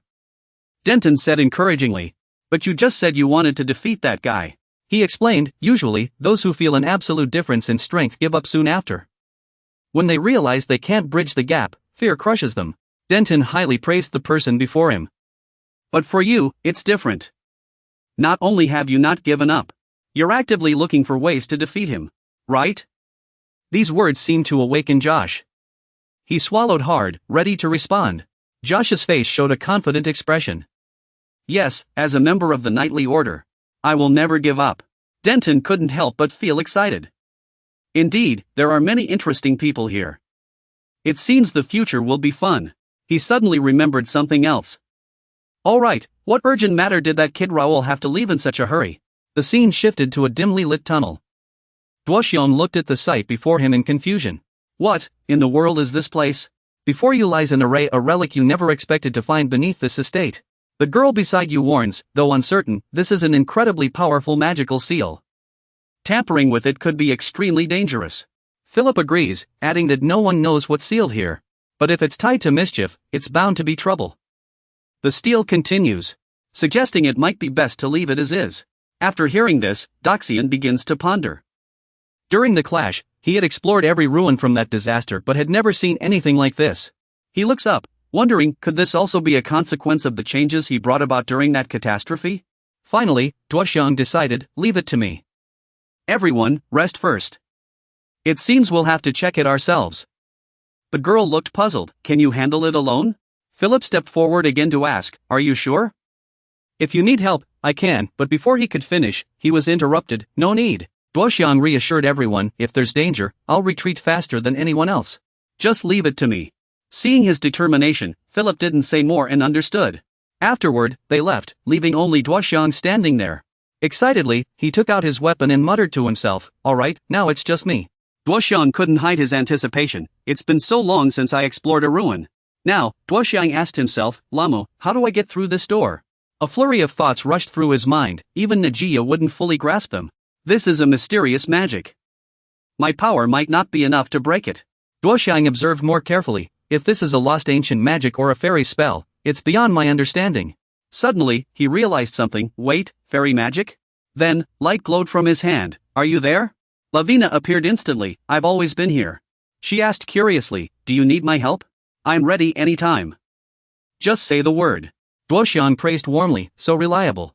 He pointed at the door ahead and asked, "Do you know what this is?" Lavina glanced back, hesitating. "Oh, this is." She suddenly realized, fairy sealing magic. And it's an ancient high-level spell. Saying this, Lavina grew even more excited. How did something like this end up here? Only a select few fairies can use this kind of magic. Duoxiang seemed to confirm his guess. So it is fairy magic. No wonder Nagia didn't know. He returned to the topic. Then, can you undo it? Lavina explained, this isn't the kind of sealing magic that can be undone. Duoxiang repeated in surprise, an unbreakable seal? She elaborated, when we talk about sealing magic, we usually think of a sturdy lock that can be opened, but not all seals work that way. Lavina, knowledgeable, said, this is more like a guardian. Oh, a lock can be opened, but a guardian can't. This door only allows the chosen one to pass. After hearing this, Duoxiang began thinking of a solution. He sighed, an invisible guardian? What a hassle. Suddenly, Duoxiang thought of something, his eyes sparkling. No, or maybe, it's simpler than I thought. This left Lavina confused, huh? What do you mean? Duoxiang gently touched the sealing magic. He closed his eyes and spoke slowly. Raoul Aston, third son of the Earl of Aston of the Jasmine Kingdom, humbly requests the seal's master for passage. Watching this, Lavina couldn't help but hold her breath. Daoshuan was still patiently waiting for the magic to respond. Just then, a deep voice rang out. Lauer Asatang made him jump in surprise. The magic array was gradually glowing. It stated firmly, that guy, you're lying. The voice of the magic echoed repeatedly. Someone is hiding behind a false appearance. This door will not open for you. Leave this place. Daoshuan looked up in shock at it. Lavina roared in fury. What do you mean? Lauer is Lauer. Where's the lie? She kept berating it. This is just fairy magic, after all. Only fairies would be this petty. Always pulling these kinds of tricks. Daoshuan still hadn't recovered from the shock. Deception? What was going on? Had it discovered he wasn't the real Lauer? His eyes were filled with confusion. If that was the case, how was it possible? Daoshuan's hand twitched slightly. No matter what this was about, he had to get through this door first. He thought to himself, the other side might hold the answers he was seeking. Why he had awakened under the name Lauer Asatang filled him with anticipation. With that, he raised his hand and introduced himself again. Player Bei Daoshuan, also known as Glasgow, requests an audience with the master of the seal. At these words, Lavina froze completely. After a moment, the magic still gave no response. Suddenly, it began to spin, shaking the entire space. The magic array split in two, one half bright, the other dark. The door opened immediately, welcoming Daoshuan, while Lavina stared in disbelief. It opened. He was still puzzling over it. Was this really the way to break the seal? How did it know about me? Daoshuan was filled with curiosity. What was inside? Seeing him stand there in a daze, Lavina called out. Lauer, Daoshuan sighed. It opened even easier than I expected? He understood how she must have felt. She must have so many questions. Take it slow. I'll explain everything. For now, let's finish this adventure first. After hearing this, Lavina was slightly taken aback. Then, her expression hardened again. All right. Seeing this, Daoshuan happily walked in. Perfect, let's go. Meanwhile, someone was lying in a chair on the other side. Elio suddenly sat up, raising a hand to remove his eye mask. He hesitated for a moment. Then, Elio turned his head toward the lit area of the room. The next second, he looked at the glasses in his hand and sighed. This thing is incredible. After a while, Elio sat at the desk and started typing. He began to explain slowly. No one would believe this for sure. Connection is absolutely a revolution in gaming. It's not just a game, it's practically spatial teleportation. CG and 3D are far behind. You won't be able to tell what's real and what's not. From the feeling of the wind to the smell of horse manure on the road, everything is perfectly recreated. Elio's fingers kept flying across the keyboard. Even better, you can play for 10 hours straight without feeling tired. When you wake up, it's like you had the most refreshing dream. Everything happens in real time. By now, I'm not even sure which one is reality anymore. Anyway, I started in the free city of Mira. From the beginning, I knew something interesting would happen. You should check it out when you get the chance. After finishing typing, his face lit up with joy. Those idiots kept popping up, saying Elio was exaggerating. Seeing this, he could only sigh in exasperation and mock them. Those fools, believe it or not, I don't care. Keep clicking away at those 3D blocks. Suddenly, Elio's gaze paused slightly. Finally, one of them showed some interest. The free city of Mira? Wow, that sounds amazing. Starting in spring? That's awesome. I heard there are great reward quests and helpful NPCs, right? Tell me more, I'm planning to go there too. He became even more excited. Oh, so it's that good? Then, Elio picked up his glasses again. Well, now that I know, I can't waste any more time. He continued his journey. Before the open beta starts, I need to clear everything out. The scene shifts to Daoshuan, who is now deep inside. Lavina looked around inside. It's much deeper than I imagined. Could there be traps here? Daoshuan asked innocently, traps? What's there to worry about? For a spirit, There shouldn't be any danger, right? She explained that sealing magic was originally a spirit's magic, wasn't it? If the trap was made by a spirit, then I might be in danger too. Daoxian became even more cautious of his surroundings. I see. This magic energy does feel a bit strange. He reached out to sense it, feeling how abnormally condensed the magic was. The floating magic around them was enough to illuminate the entire space. Yet, Daoxian found it odd, with so much magic, this place should be a high-level ruin or dungeon. During the era of collapse, how did I miss such a place? He couldn't help but worry, had his existence and actions altered the script? No matter what, a place that didn't exist before couldn't just appear out of nowhere. Suddenly, Lavina noticed something. Raoul was ahead. Following the direction she pointed, a dazzling light appeared in front of them. Daoxian looked surprised. Light? What in the world is that? Before them now was a door radiating an eerie aura. It seemed to contain something extremely dangerous within. Lavina panicked. What? What is that? What's that pitch-black thing above it? A spirit could never create something that radiates such sinister magic. Daoxian suspected, could that be a gateway to the demon realm, bringing unimaginable disaster? He muttered its name under his breath. Damn it, the Dark Chant Gate. Just then, someone appeared behind Lavina, startling her. Daoxian quickly turned around warily, while Lavina stammered, it's coming out, it's coming out. Standing before them now was a warrior clad in armor. He observed the two of them intently. Daoxian pointed his sword forward, deep in thought. I can't sense any presence at all. Yet it's radiating such intense magic. He became highly alert. What exactly is this guy? From the start, Cadmus had just been watching, saying nothing. Then he warned, put down your sword, stranger from Aston. Cadmus said gravely, no matter what, your blade can't harm me. And my sword won't touch you. This left Daoxian stunned for a few seconds. He asked coldly, are you the one who cast the sealing magic? No, are you the master of this dungeon? Hearing this, Cadmus seemed amused. Master? That title doesn't suit me. He explained, I'm just a remnant of the past that couldn't fade away. A ghost of old memories. Then he introduced himself, my name is Cadmus, the bridge between the demon realm and the mortal world. Daoxian repeated in disbelief, are you the guardian of the Dark Chant Gate?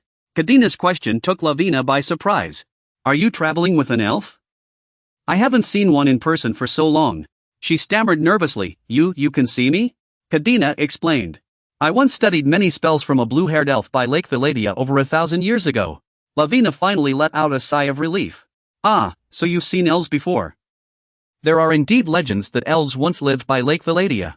She suddenly realized the issue and gasped, how many years ago did you say? 1,000? Cadina returned to the topic at hand. As I said, I am merely a remnant of the past, a fragment of a seal, guarding the demon realm gate. Even so, I must ask you this.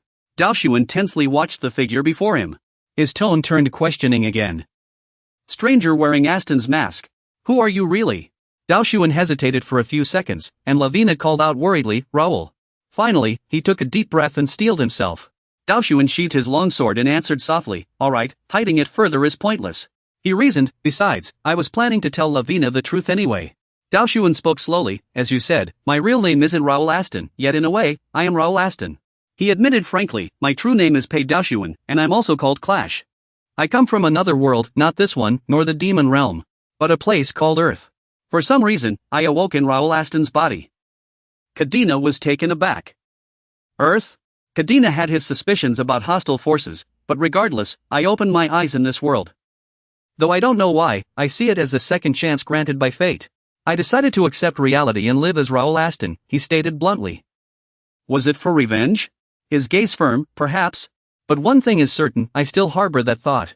Daoxian's clenched fists radiated resolve, but even if it's revenge, I won't seek it in a simple way. His tone carried grand ambition. With this second chance, I want to make amends for past mistakes, fulfill all unfinished goals, and stand at the pinnacle of everything. Daoxian reaffirmed, this is the life I've chosen as Raoul Aston. Cadina fell into thought. Suddenly, he sensed something amiss and looked shocked.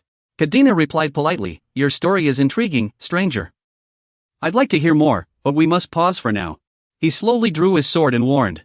For it seems uninvited guests have arrived. At the same time, the demonic energy from the demon realm gate behind Daoxian began to surge. The two couldn't help but turn their heads to look. From inside, a pair of clawed feet stepped out. A grim-faced man revealed a sinister smile and spoke. Long time no see, he said, stepping forward with an air of authority as he called out a name, Cadina's. Inside the ruins chamber, a horned figure emerged from the dark doorway. He interrupted the conversation between Daoxian and Cadina's. Radiating immense power, he stepped forward and spoke. "It's been a while, former delusionist, Cadina's." Glaring at the two, he bared his fangs in a vicious grin and continued. "Your strength seems to have faded." No surprise, mortals never amount to much. Seeing him, Cadina's immediately drew his long sword, his voice icy. "Level 98 demon from the hell domain of Fumos, will you never give up? After centuries, your foolishness hasn't changed at all." Hearing this, the demon only let out a sly chuckle in response. "Goodness, is this how you greet an old friend? Some things never change. But we don't have time to reminisce about the past." Cadina's remained stony-faced, offering no reply. Seeing no reaction, Fumos drew his own sword from its sheath and said, "Let's cut to the chase, old friend." Cadina's noticed Daoxian and the elven girl still standing there. He immediately turned to them. "Step back, outsiders." Gripping his sword tightly, its blade instantly enveloped in power, he continued, "This is my fight. No reason to drag a mortal into it." Cadina's instantly shifted into battle stance. Frowning, he added, "I'll make sure you never leave this world again, outcast." Fumos simply replied, "I can't let you leave until the old debt is settled. Let's settle this once and for all." No sooner had the words left his mouth than the two charged at each other, their immense powers clashing instantly. The scene shifted. In the quiet of the night, Philip, Nakia, and Pierce stood at the door, waiting for Daoxian. Philip suddenly spoke. "He still hasn't returned. What if something went wrong?" The group looked worried. Philip continued, "Perhaps the seal wasn't easy for him, or maybe he's searching for a way to break the spell." Nakia placed a hand over her heart, her eyes filled with concern, but she said nothing. Philip added, "All we can do is trust him and wait patiently." Pierce, standing nearby, noticed her expression and asked, "What's wrong?" Nakia, her thoughts clearly troubled, turned slightly and gave a faint smile. "You noticed? You see right through me, don't you?" Philip also noticed her unease and asked, "Are you worried about that formation?" Nakia nodded and said, "Yes, it feels too unfamiliar. I don't know if there's some hidden danger." She looked at the door in front of her and shared her thoughts. "Actually, ever since we arrived at this villa, I felt something indescribable, a very different presence. It's faint, yet completely unfamiliar, and it brings a strong sense of unease." "What is this?" "It's as if it doesn't belong to this world." Back in the ruins chamber, the air was now thick with an evil force as Fumos and Coldness continued their fierce battle. The two swung their swords at each other, triggering a massive explosion.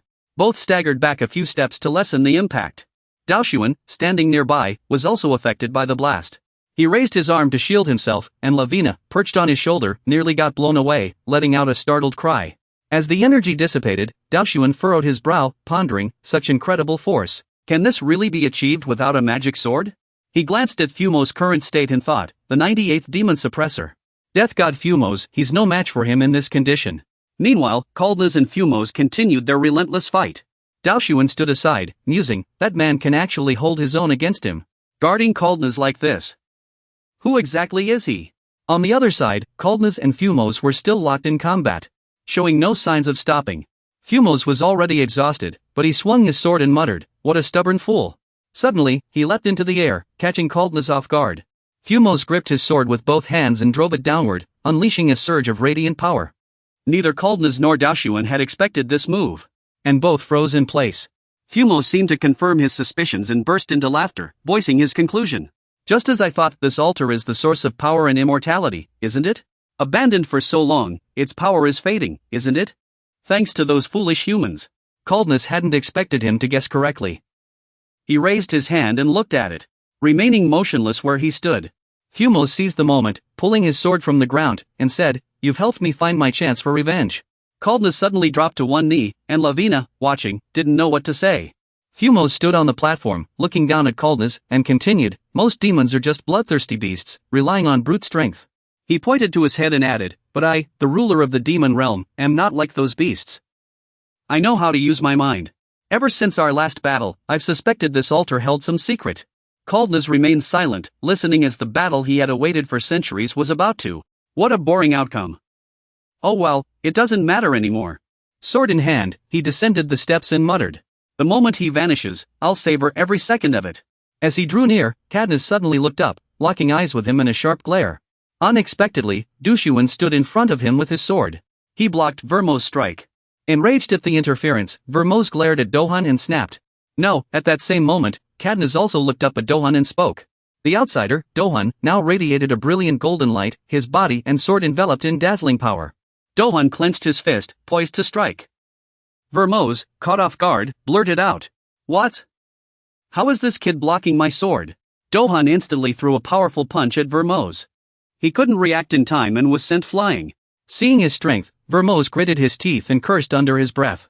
Dohun glanced down at his arm and said, fighting those who use dark magic is never easy. Fortunately, Radiant Chi still works against creatures from the demon realm. Dohun and Lavina stood firm in front of Cadmus. Both of them radiated overwhelming power. He turned to Cadmus and said, we'll assist you, Cadmus. Vermoz was injured by Dohun's punch. He knelt on one knee, glaring at Dohun. You're joining the fight? You're just a mere mortal. He wiped the blood from the corner of his mouth and continued. I don't know why a human is here. But if you dare provoke the demon race, you'll pay the price. Hearing this, Dohun smirked challengingly and replied. All talk, no brains, just like a demon. Enough chatter. Let's fight, noble undying one. Cadmus then picked up his sword, slowly rising to his feet, and told Dohun. Step aside, outsider. That one is beyond your strength. Dohun just chuckled and said, maybe so. In the age of collapse, I might have stood a chance even at 100% fusion, physical and magical limits can't be broken. Hearing his strange words, Cadmus couldn't help but ask, fusion? Dohun knew he was curious but simply replied, we'll discuss the details later. Seeing Vermoz rise, his body radiating dark power as he advanced, Dohun continued, let's deal with that demon first. Hearing this, Vermoz immediately retorted, deal with me? Once the seal is broken, you'll be devoured by the demon realm like a mere insect. How arrogant. He arrogantly added, being the first human killed by demons doesn't sound so bad. For you humans, that might even be a great honor. Dohun didn't respond, only staring coldly at him. Seeing Dohun silent, Vermoz continued taunting, humans are nothing but playthings to demons. Now things are getting interesting. Loudly cutting him off, stop, just stop. It's Daoshuan. He irritably ran a hand through his hair and said, why are all the people who oppose me such chatterboxes? Trying to waste time with all this nonsense? How lazy can you get? He pointed his sword directly at Fumos, floating in midair, and sneered, stop dancing around and attack already. You're killing my enthusiasm. An immortal with this much babble? From the singing gate, a surge of power once again filled the entire room. Fumos raised his sword, but Cadmus suddenly leaped out to block Daoshuan. He used his own sword to block Fumos' attack, and Daoshuan seized the opportunity. Daoshuan leaped from behind, charging at Fumos and swinging his sword down. Facing both of them at once, Fumos was immediately put on the defensive, gritting his teeth as he struggled to hold his ground. Cadmus and Fumos' swords clashed, erupting in a powerful shockwave. Meanwhile, Fumos seized the moment, his sharp claws lunged toward Daoshuan's corner. Daoshuan cursed under his breath and retaliated immediately. Fortunately, at the critical moment, Lavina flew forward, using magic to form a barrier that blocked the attack. Fumos roared in fury. What? Seeing she had saved him, Daoshuan shouted, Lavina, are you alright? She replied, Lauer, are you okay? Fumos looked down at them, scoffing, an elf, huh? Another troublesome pest. Gripping his sword, Fumos sneered, an elf willingly acting as a human's lapdog? Unbelievable, this from the same race that once proudly declared war on the demon clans. Hearing his words, Lavina immediately shot back. Not a lapdog, friends. But how would demons understand such a bond? Daoshuan, standing behind her, said, thank you. Lavina, will you fight beside me? She answered without hesitation, of course. How could an elf stand by while demons run rampant? Cadmus stood by, silently witnessing their exchange.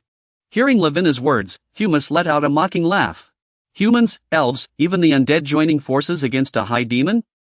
Amusing, but disgusting. Then, his demonic power surged as he declared, fine. Thanks to you all, I no longer need to hold back. I can strike without restraint. He tilted his head back, baring his fangs as his power flared. Once the seal gate is broken, I'll slaughter you all and make you watch as demons flood the mortal realm. Without hesitation, Cadmus attacked Fumos from behind. But Fumos sensed it immediately and turned to block the strike with his sword. Cadmus locked eyes with him and declared firmly, that will never happen. Fumos smirked and asked directly, do you really think you can hold this seal? A fading undead like you? Cadmus met his gaze coldly and replied, not me. Confused, Fumos didn't notice as Daoshuan and Lavina readied themselves. Only then did Fumos turn to look. Cadenassi still frowned, speaking again to the man he had always looked down upon. That mortal was now working with Duosien and Lavina to control rocks and attack Fumos. He finally realized what was happening, gritting his teeth in anger as he muttered, "What the hell is going on?" He immediately swung his sword, cleaving a flying rock in two, and shouted, "What is this? Trying to mess with me with these petty tricks?" With his other hand, he grabbed a rock and crushed it barehanded, continuing, "You think this little stuff can defeat me? Don't make me laugh." Amid the rocks flying toward him, he suddenly sensed something and turned to see Duosien appearing behind one of them. Fumos, seeing him, immediately swung his sword with a smug grin, saying, "I knew it, kid." At the same time, Lavina appeared, hovering above Fumos's head, casting a magic array that instantly trapped him within it. Countless ropes suddenly emerged from the magic array beneath his feet, binding him tightly. Seeing this, Lavina immediately shouted to Duosien, "Now." Hearing her call, Duosien channeled all his strength into his sword and struck. Cadenassi wasn't idle either. He quickly coordinated with the two, channeling his own power into his sword as he charged at Fumos. The combined sword energy from Duosien and Cadenassi pierced through Fumos's body, and he collapsed to the ground. Seeing the crisis averted, Duosien let out a sigh of relief, saying, "That was close. If it weren't for Lavina, I might have been defeated." He immediately looked up at Lavina in midair and blinked in gratitude. "Thank you, Lavina. I'm safe because of you." Hearing his words, Lavina tilted her head happily and replied, "You're welcome. That's why elves are called the natural enemies of demons." Cadenassi then spoke up warily, "This isn't over yet." He looked at Fumos's still burning body and continued, "The altar is weakening now. It's only a matter of time before he regains his strength. If the altar collapses completely, everything will spiral out of control. We'll need a powerful suppressing force to maintain the seal in place of the altar." Hearing this, Duosien began to think, a force that can suppress the seal. Suddenly, he thought of something and exclaimed excitedly, "A power that can suppress magic. Is it really that simple?" Duosien raised his arm, wreathed in flames, and smiled, saying, "If that's the case, maybe I can use this red NATO to do it." Cadenassi immediately asked, "What's that?" Duosien clenched his fist, pondering. Red NATO is a personal artifact. It usually contains a sealed soul, but right now, it's empty. After a moment of thought, he said to Cadenassi, "This device can replace the shattered seal stone." "But, Duosien," Lavina interjected hesitantly, "this means..." Seeing her concern, Duosien pressed his lips together in thought. "Right. Replacing the seal stone means transferring the previous seal to. At last, this will once again force Lord Cadnas into sealing. However, whether to end this long life of sealing or embark on another path depends entirely on your choice, my lord." Seeing that he remained silent, Cadnas also fell quiet, his gaze resting on his own hands. His mind began to wander over 1,000 years spent bound to the seal. Trapped within the barrier, unable to leave the palace due to restrictions. All I could do was spend my time teaching the royal family and the knights. There were powerful invaders, even descendants of the royal bloodline. Those who betrayed me. Yet no matter what, I still upheld the seal. After finishing his thoughts, Cadnas spoke first. Just then, the inner chamber of the ruins showed signs of collapse. Debris began to fall, yet Cadnas stood motionless in place. Duosien and Lavina quickly leapt aside, avoiding the falling rocks. After jumping into the tunnel, they turned back to look. The room before them had completely collapsed, leaving only sand and rubble. Suddenly, the system reappeared, and Duosien immediately checked the notification. World mana density will increase, enhancing residents' mana adaptability. This will help accelerate mana-related achievements and promote the growth of flora and fauna. The chance of mutations will rise, and dark energy has begun to reactivate. The leakage rate at the ceiling point is increasing, and some NPCs have been converted into scripted NPCs. After reading the system's message, Duosien furrowed his brow in thought. It seems the game has truly begun. Stronger enemies will appear from now on. Fortunately, the weaker the seal becomes, the faster the residents will grow. Though they can't compare to players yet, in the long run, they may very well catch up. Unexpectedly, Cadnas' soul reappeared in the tunnel.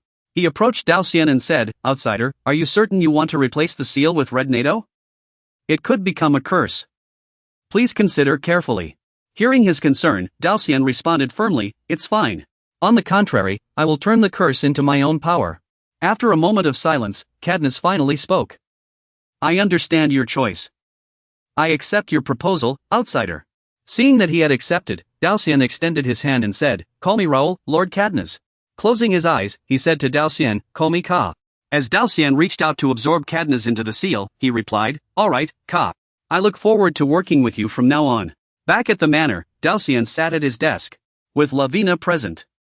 Resting his head on his hand, he mused, according to the connection system's timeline, it should have appeared by now. Suddenly, the system sent another notification, and Daoxian immediately opened it. Notification, update complete. Connection system activated. The open beta version has been successfully updated. New players will enter the world of Connect. 16 free cities have been designated as player protection zones.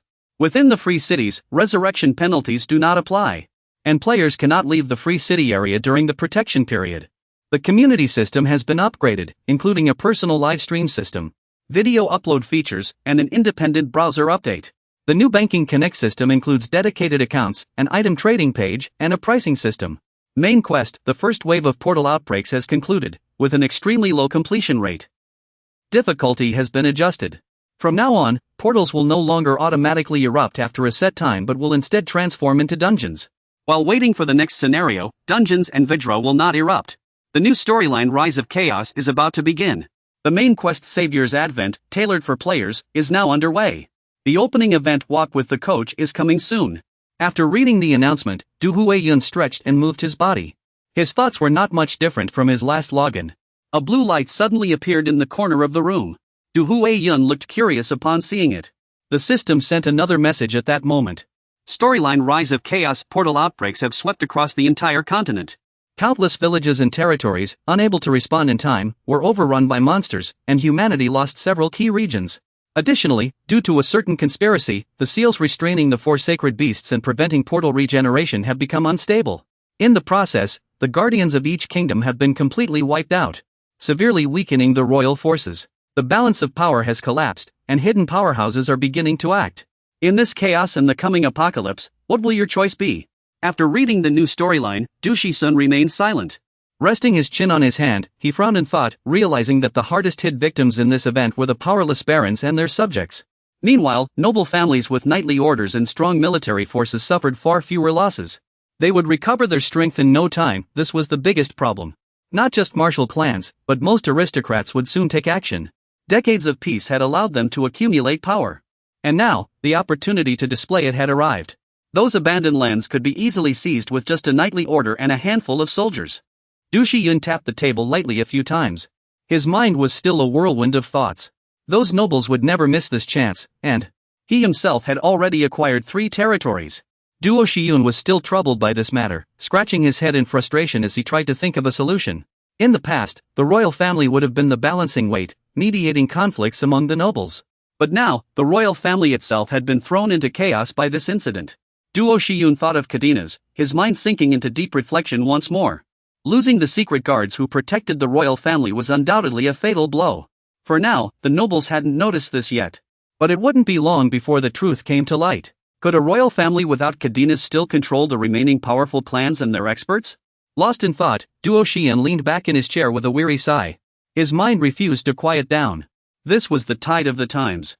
If he couldn't resist it, he would have to go with the flow and secure the greatest advantage from it. He didn't hold any lofty ideals about changing the world. All he wanted was the safety and happiness of his loved ones. For that goal, he would choose the best path. No matter what, he believed he had done his best to minimize civilian casualties. Thanks to his intervention, many guards and knights who would have perished in the war were saved. The royal family would no longer be as useless as before, but that didn't mean the conspiracies against the Count's family would end.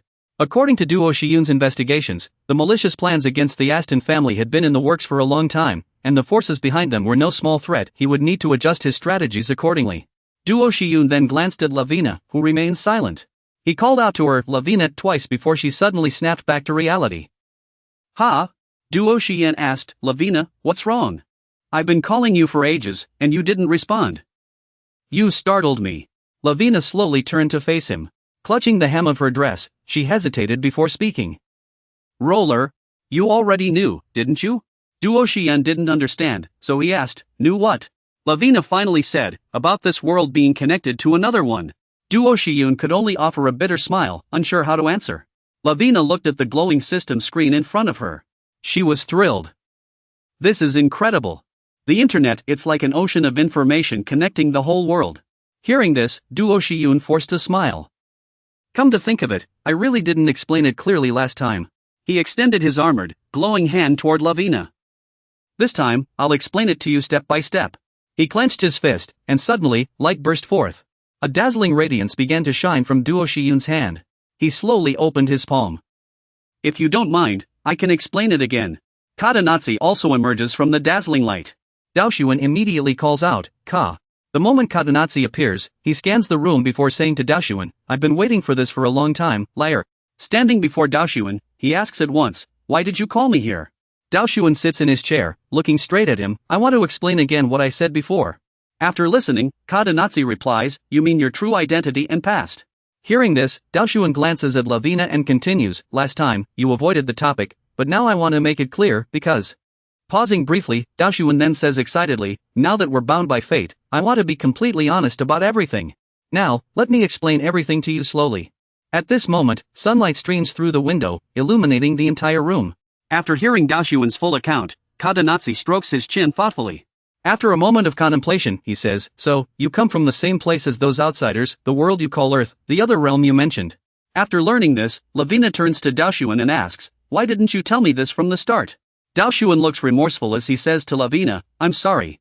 This was hard to believe, and even I wasn't entirely sure at first. But now, more people like me from Earth have appeared, and once I confirmed it, I knew for certain. After hearing his explanation, Lavina understands his reasoning. She says, now that I've heard all this, I realize the connections in the cafe weren't prophecies of the future, but records of events you personally experienced. I remember you once said seriously that I thought you were a messenger of the gods, but that's not the case. Lavina then rests her chin on her hand, pondering, wait, now that I think about it, that's not entirely wrong. An ordinary person experiencing reincarnation and rebirth is extraordinary. Dao Xuan simply sits quietly, while Cadenas crosses his arms and says, even though this is the second time I've heard this, it's still unbelievable. But one thing is clear, your rebirth wasn't an accident. Nothing happens without reason. Like me, someday you'll have to make an important choice. Those with special abilities carry a corresponding responsibility. What matters is that when that moment comes, you must decide based on your own will, not someone else's. Dao Xuan listens, then says firmly, to do that, I must first become stronger, or I'll just be swept away by the unfavorable circumstances around me. Hearing this, Cadenas simply watches him in silence. Cadenas thinks to himself, you're a young man, full of determination and potential. You remind me of my past self. But Lar, I hope you don't repeat my mistakes. I hope you won't be consumed by the malice and injustice of this world, but instead walk your own path with confidence. After a while, Dao Xian was the only one left in the room. He sat there, lost in thought. It had been some time since the sword merged with Red Nato's core. Though the sword's spirit is now only a remnant and can't manifest its power in reality, when I activate Red Nato, it appears in a semi-spiritual form. Moreover, the merged Red Nato has upgraded, enhancing its abilities. System analysis display, RedNet, powered armor, grade B plus 2A. Status, belongs to Dao Xuan, partially unlocked, currently sealed. Energy, 16 to 18 points of core energy for this segment, runtime 60 to 120 minutes. Maximized mode, auto recharge, defensive spells, level 6 shield. Intermediate sword demon force field, reduces 70% attribute effects, special functions, condemnation, hunter's scent tracker, phantom wings, self-awakening, 15 to 30 seconds. Dao Xuan sat there, frowning. He continued thinking. Additionally, in return for the favor stored in the core, the sword would briefly appear each day to assist with training. As a result, my swordsmanship skills improved noticeably. Now, scene shift to the training area. At this moment, Dao Xuan was practicing his swordsmanship, while Cadenas stood by, observing and instructing him. Watching Dao Xuan train, Cadenas commented, the Aston family's swordsmanship is truly exceptional. The offensive power of their two-handed greatswords is unmatched. However, a sword style so heavily focused on strength will gradually reveal its weaknesses at higher levels. No sooner had he spoken than Cadenas drew his own sword. Holding a blade in each hand, he slashed two parallel arcs of sword energy into the ground. Instantly, a dazzling explosion erupted from the impact. Dao Xuan, standing nearby, had to shield his eyes from the blast where Cadenas had struck. The ground had already collapsed, fissures spreading across it. He continued, the reason the Earl's swordsmanship is so highly regarded is due to your family's unique physique. Your robust bodies far surpass those of ordinary people, allowing you to perform seemingly impossible feats. But that style isn't suited for most people. Hearing this, Dao Xuan's body stiffened slightly, and he began to seriously consider Cadena's words. He knew this, his body had its limits. No matter how hard he trained, Dao Xuan could never reach the level of his father or eldest brother. Seeing his silence, Cadenas stepped closer and continued. I'm not telling you to abandon your family's swordsmanship, it's your foundation. But if you use it unchanged, it will become a burden. Cadinus placed a hand on his shoulder and patted it lightly, adding, I'll teach you my swordsmanship. With the same foundation, you'll improve very quickly. Hearing this, Daoshuan looked up at him. Cadinus continued. It's a bit unfortunate, but once you reach a certain level, adjusting your family's swordsmanship to suit yourself will become possible. What do you think? Hearing this, Daoshuan clenched his fists, made up his mind, and answered firmly. Yes, I'd appreciate your guidance. As night fell, Daoshuan returned to his study and sat at his desk, gazing at the system interface. In his heart, he thought, though he was reluctant to let go of the swordsmanship he had trained so hard to master. But this is also a valuable opportunity, as the system before Daoshuan demonstrates. His swordsmanship level is currently at level 1. Seeing this, he falls into deep thought. His skill had been reset from intermediate level 8 to level 1. Yet his cultivation realm hasn't dropped because of it. He continues pondering in his mind. The Katanas sword technique, also known as the endless sword, its hallmark lies in its seamless, ever-changing forms, bearing many similarities to the sword techniques he had previously learned. Perhaps the sword sensed this and made such a suggestion. In fact, he feels his progress has accelerated far beyond before. Daoshuan places his hand on the table and mutters to himself, but there's still a long road ahead. I must work even harder for those around me. He clenches his fists, his eyes filled with unwavering determination. He thinks to himself, just wait and see this second life, no matter what. I will protect everything with these hands. A few days later, Daoshuan is in his study, flipping through documents while seated. One of the reports states that the expansion of the territory has increased the workload. I've ordered the soldiers in the territory to regularly inspect newly appeared portals to prevent them from turning into dungeons. Continuous management of portals and dungeons is essential. For dungeons containing high-value monsters or abundant resources, subjugation teams will be formed around guild members to continuously clear monsters and guardians. The subjugation value gauge will gradually fill up. When the meter is full, the final dungeon overseer will appear. After reading the report, Daoshuan begins to ponder. Defeating the dungeon master will cause the dungeon to disappear. However, one can also avoid filling the gauge by not killing the guardians or overseer. Now that his level has surpassed 80, clearing portals or dungeons no longer yields significant efficiency gains. Though it's a shame, he must accept this reality until higher-level portals emerge.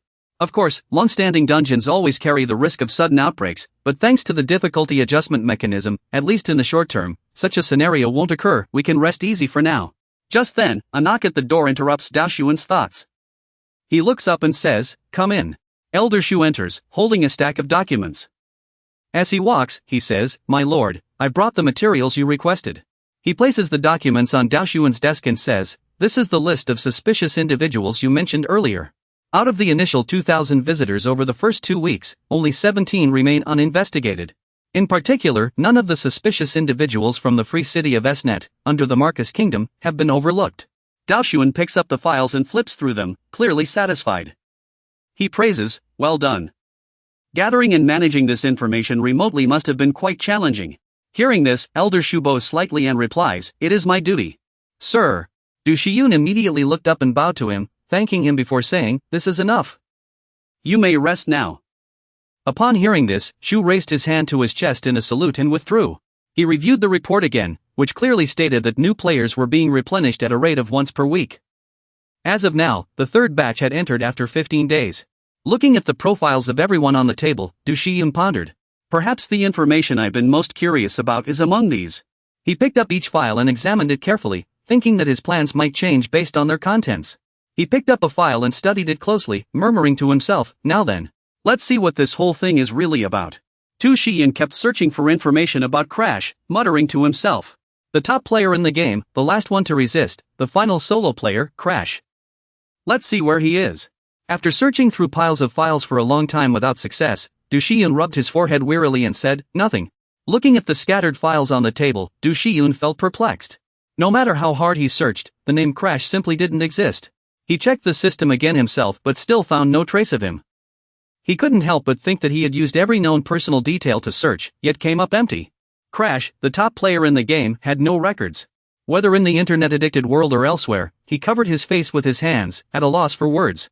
He scratched his head in frustration, muttering, "I once worried about whether I'd pull him into this plan if I met my past self, or pretend I knew nothing. But now, it seems like I was overthinking it." He stood up from his chair and continued thinking. No matter what, Du Shiyun really wanted to meet him? Du Shiyun recalled that in the real world, he was still alone. He had been an orphan. He had no family to rely on, and few close friends. His life had been harsh, pushed away by everyone. But no matter how painful it was, he glared fiercely with bloodshot eyes and roared, "This is still my life." Du Shiyun continued reflecting on the past. He was someone who rarely trusted others, valuing individualism and always harboring dissatisfaction with society. Perhaps his life would have ended up no different from a failure's. But on the contrary, he had a strong sense of justice and couldn't ignore unfairness. Once he made a decision, he never wavered, always standing by his principles. Du Shiyun thought about his life in the real world. In his past life, no matter how hard he searched, he had never learned his parents' identities like he had this time. He truly wanted to find them. Even born into poverty, an orphan can still succeed. Not just in the game, but in real life too. You hope to see him find someone he loves, start a family, and live a happy life. But is all of this just meaningless delusion? Because someone named Tu Shiyun hasn't left behind any trace. Tu Shiyun walked to the window, sighed, and looked outside. Tu Shiyun pondered inwardly. His past self and his present self were clearly the same person. Yet, in another sense, he had become unrecognizable, transforming from someone rough and hard to approach. Raised with care by Leiwen, he was now completely different. Now, interacting with others felt natural, while solitude sometimes made him feel out of place. Gazing at his reflection in the window, Tu Shiyun furrowed his brow and thought. Now, the only thing keeping him company was this world. He recalled the faces of his father, brother, and friends, deep in thought. Precisely because of this, his goal had never been clearer. Family, territory, and friends, whoever dared to harm them. He would never forgive, even if it meant making enemies of all players. In truth, if Tu Shiyun had never existed, Tu Shiyun began reminiscing about his past life. Ordinary business opportunities couldn't compare to what he could achieve with his fully mastered skills. But that version of him was gone now. Tu Shiyun turned and walked back inside, his expression filled with worry. He couldn't stop thinking. At least for the time being, no one would stand in his way. Players would only show their true potential after mastering their skill avatars and fully utilizing their traits. Since this world had forgotten Tu Shiyun, he would make them remember him again. Tu Shiyun walked away slowly, pondering his place. He would take it back. Meanwhile, in the outside world, 15 days had passed since the wave began. And a piece of news shook the entire gaming community. The system announced the first unofficial event during the wave, Leo First Academy's enrollment notice. Various details emerged: a free city under the Ruben Kingdom, known for its generous support policies for players.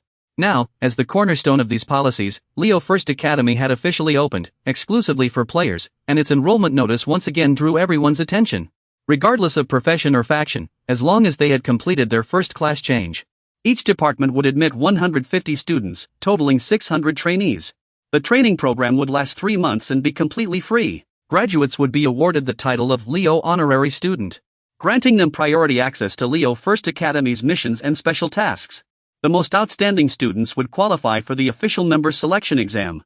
Those who passed would receive specialized equipment, salary based on rank, and continued support for advanced training. System announcement: registration deadline is February 1st. This announcement immediately sparked heated discussions across major forums. It's insane, everyone's going crazy about it. In the real world, players saw the system announcement and started flooding the forums with comments. Better hurry and craft some gear, than rush to Ruben.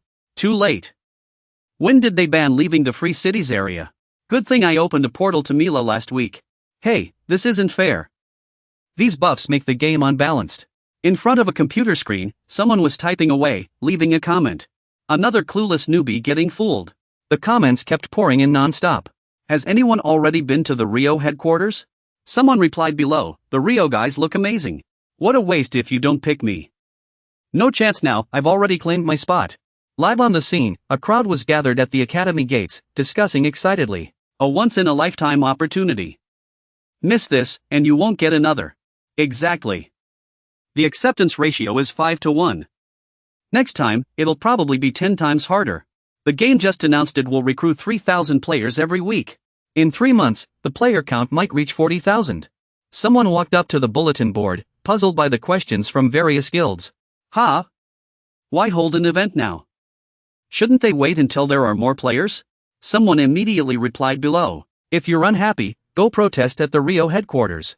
Under the game's announcement page, players started flooding in with comments. Game admins, if you don't host events in other countries, we'll protest at headquarters. We got kicked out before even reaching the gates. What authority does the game have? The ban was clearly stated in the announcement. Rumor has it the game's headquarters was lit up all night. Su Shishuan read the players' comments on the game's announcement forum and found it amusing. Su Shishuan put his hands on his hips and muttered to himself. From ancient times to now, players complaining about game operators is nothing new. No matter how many events they hold or balance adjustments they make, they can never satisfy all players. Newbie events? Veterans complain. Too hard? Newbies cry foul. Of course. A profit-driven company can't possibly run a perfectly balanced game. Su Shishuan continued thinking. First Academy was part of his long-planned strategy. The collaboration with the Free Cities market was just the first step in supporting player policies. When these policies take effect, players will inevitably flock to Ruben's Free Cities. Then, he would use the First Academy to select the most promising individuals. Su Shishuan said coldly to himself, "We must stay vigilant." He clenched his fists, veins bulging, as he continued pondering. They were still out there, though he couldn't see them yet. The mastermind pulling the strings behind this world. To you, the game's admins aren't just managers, they're the real enemy. As the game enters its mid-stage, the admin's narrative resurfaces. They've long abandoned their original purpose, becoming puppets of the powerful. Originally fair events are now rigged, favoring guilds with corporate sponsors, even hosting unbalanced activities to prop up state-backed guilds. No matter how hard the game's AI tries to prevent excessive admin interference, it can't fully counteract their influence over player behavior. Do Shishuan continued pondering. This time would be different. The Tomb event wasn't just about talent scouting or boosting guild reputation, it was to test whether such events could impact the game. Typically, in-game events are organized and executed by the admins. But this game is a different world centered on free play. Do Shishuan raised his hand, thinking he was just testing whether an NPC like him could create events and quests on his own. Do Shishuan's gaze deepened, a faint smile playing on his lips. So far, no issues. The admins couldn't stop him or the first guild's actions. His thoughts stretched further. This meant he could organize player-influencing events in the game, and even control their behavior. Game admins, you thought you could manipulate players from on high. But from now on, nothing will go as you planned. Never again. The scene shifts to a grand building, birds swirling in the sky. Reynalot greeted Daoxian with a beaming smile as he arrived. His delicate voice chimed again. "Oh dear, I'm so scatterbrained. I should address you as Count." Daoxian, accompanied by a guard, replied, "You're so busy, I feel bad for dropping by unannounced." Reynalot waved his hands, laughing. "Goodness, no need for such formalities between us." Daoxian could only smile wryly, looking quite pleased. Daoxian eyed him, a calculating glint in his smile, thinking, a year ago, Mila was just a remote town. But now it's a central city. From a business standpoint, I'm practically his biggest benefactor. Reynalot squinted, grinning, and asked the reason for Daoxian's visit. "So, what brings you here today?" "Whatever Count Lyre requests. I'll do my utmost to fulfill, just say the word." Daoxian didn't beat around the bush, gesturing to his companion. "Actually, I'm here to introduce someone to you." Reynalot's interest piqued. "Oh? Now I'm curious. You don't just introduce anyone to people." Daoxian spoke again. "Let me introduce this young man." He slowly removed the cloak covering his head.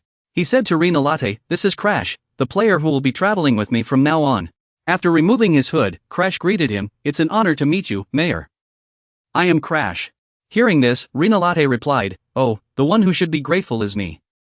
This gentleman will become an important guest of our city." Daoxian stood to the side with his arms crossed, watching the two converse, seemingly scheming something in his mind. After a long conversation, they finally finished, and Crash walked toward the door to leave. Daoxian and Reynalot followed him out to see him off. Daoxian raised his hand and said to Crash, "If you encounter any difficulties, feel free to come to me. I will do my best to help."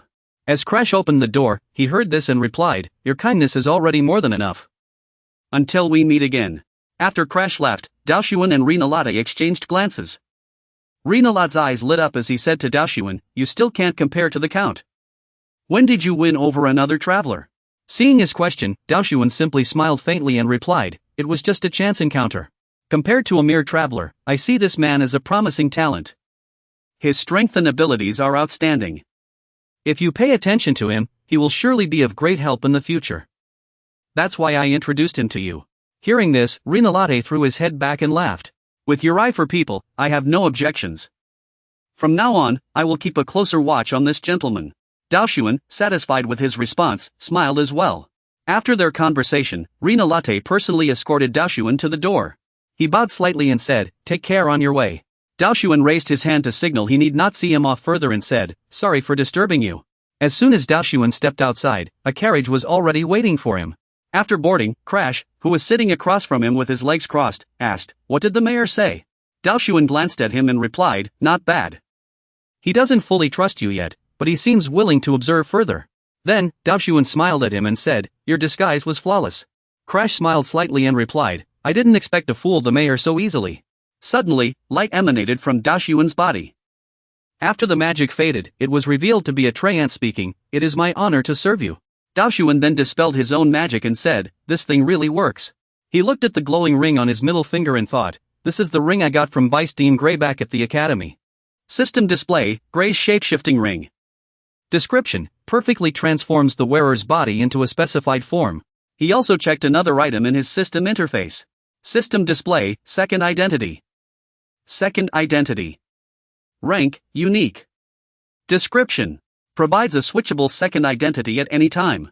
It can be used to calculate levels, teams, quest acceptance, achievements, and contribution points for each identity will be calculated separately. Be aware, you might be detected by someone with special skills or a significant level gap. You continue thinking, this is a consumable item unlocked for new players in this update, available for purchase in the shop. With this, I can disguise myself even more perfectly. The only downside is the staggering price, but it's worth every penny. Either way, with these two things, I've gained a new identity. Which means I can now operate as a player. Thinking this, Daoshuan clenched his fists, his eyes filled with confidence, and said, "Then let's get back to business." In the real world, inside internet cafes and computer classrooms, many people sat at their desks, surrounded by computers and documents. At this moment, Team Leader Han turned to Team Leader Jean beside him and asked, "Team Leader Jean, have you heard any news?" Team Leader Jean immediately replied, "I'm not sure either. All I know is that an emergency meeting was suddenly called.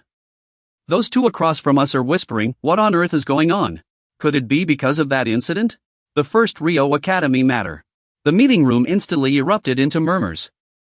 Just then, a man in a suit and glasses walked in, saying as he entered, "Is everyone here? Since this is an urgent matter, we've called this emergency meeting." This man is Troy Ivan, planning director and general manager of the internet cafe. As soon as he entered, he projected the content onto the screen. The topic was about the first Rio Academy's enrollment exam livestream, special ad contracts, and competitive events. He began explaining, "I assume everyone has heard about the first Rio Academy's enrollment exam by now. One of the exam's competitive events will be live-streamed by the internet cafe. The ones who proposed this plan were the three owners of First Rio, Raul Aston and Crash's representative. And it was ultimately approved by the chairman." Everyone in the meeting room was stunned upon hearing this. After a moment, the room buzzed with discussion. The proposal came from First Rio, and the National People's Congress was personally approved by the president. A blond man in a blue suit then spoke up in disbelief. "This is impossible. It's absurd." Suddenly, a hand slammed onto the table as he shouted angrily, "Does this even make sense? This plan was proposed by a character in the game, not by any of our employees." The room fell silent the moment they heard this. Ivan stood at the front, still silent, wondering how anyone could unilaterally approve such a ridiculous plan. He gripped the documents tightly, trembling with anger, his mind racing. What was the chairman thinking? The scene shifts to Mira Center, Assembly Plaza. At this moment, the place was bustling with people, and two individuals were trading items. A man waved his hand and shouted loudly, "The last batch of goods is to eliminate the wild dogs." A few steps away, another person was also trading items, prioritizing warriors, holding the warriors' hands and offering discounted leather boots, looking for a team, a level 17 archer. Dohyan was currently disguised as Crash, sitting on a bench in the plaza observing, and Lavina appeared beside him. Dohyan sat blankly on the bench, his mind racing, blending in among the players while showing his past life appearance. "It makes me feel as if I never reincarnated at all." He suddenly spoke to Lavina, a strange sense of relief washing over him. Lavina was beside him, staring at the system screen to check something. After seeing a message, she gasped and turned to Dohyan excitedly, saying, "Roll, an announcement and ad were just posted on the homepage." He turned to her with a slight smile and asked, "Really? How's the response?" Lavina glanced at the system screen and continued, "I think it's spreading fast. All the communities are talking about it." Dohyan's face showed satisfaction. "Good. Now we just need to be prepared." He turned to remind Lavina, "Keep monitoring the homepage and forums. If anything new comes up, notify me immediately." Lavina blinked and smiled in response, "Okay, roll." He remained seated in Mira Plaza, his thoughts racing. Fortunately, nothing had gone wrong. He had expected this to be more difficult. Dohyan wasn't sure if guilds led by NPCs could negotiate. But things were going smoother than he anticipated. Connect was already prepared for this. It was their chance to redirect player complaints and promote their business. They would surely make the most of it. Daoxian clenched his fist and sank into thought again. Everything was going according to plan. Daoxian suddenly grew excited, muttering to himself, I can't wait. What's going to happen next? At that moment, Daoxian had returned home. He looked at Crash's reflection in the mirror, reaching out to touch it. A serious problem crossed his mind. He was impersonating a player, but Crash didn't exist in the real world. If Connect's staff wanted to meet him in person, he'd be helpless. Lavina had already found a solution. She was now sitting in front of her system screen. She spoke with Dohyan, who mentioned that an AI managed Connect's system.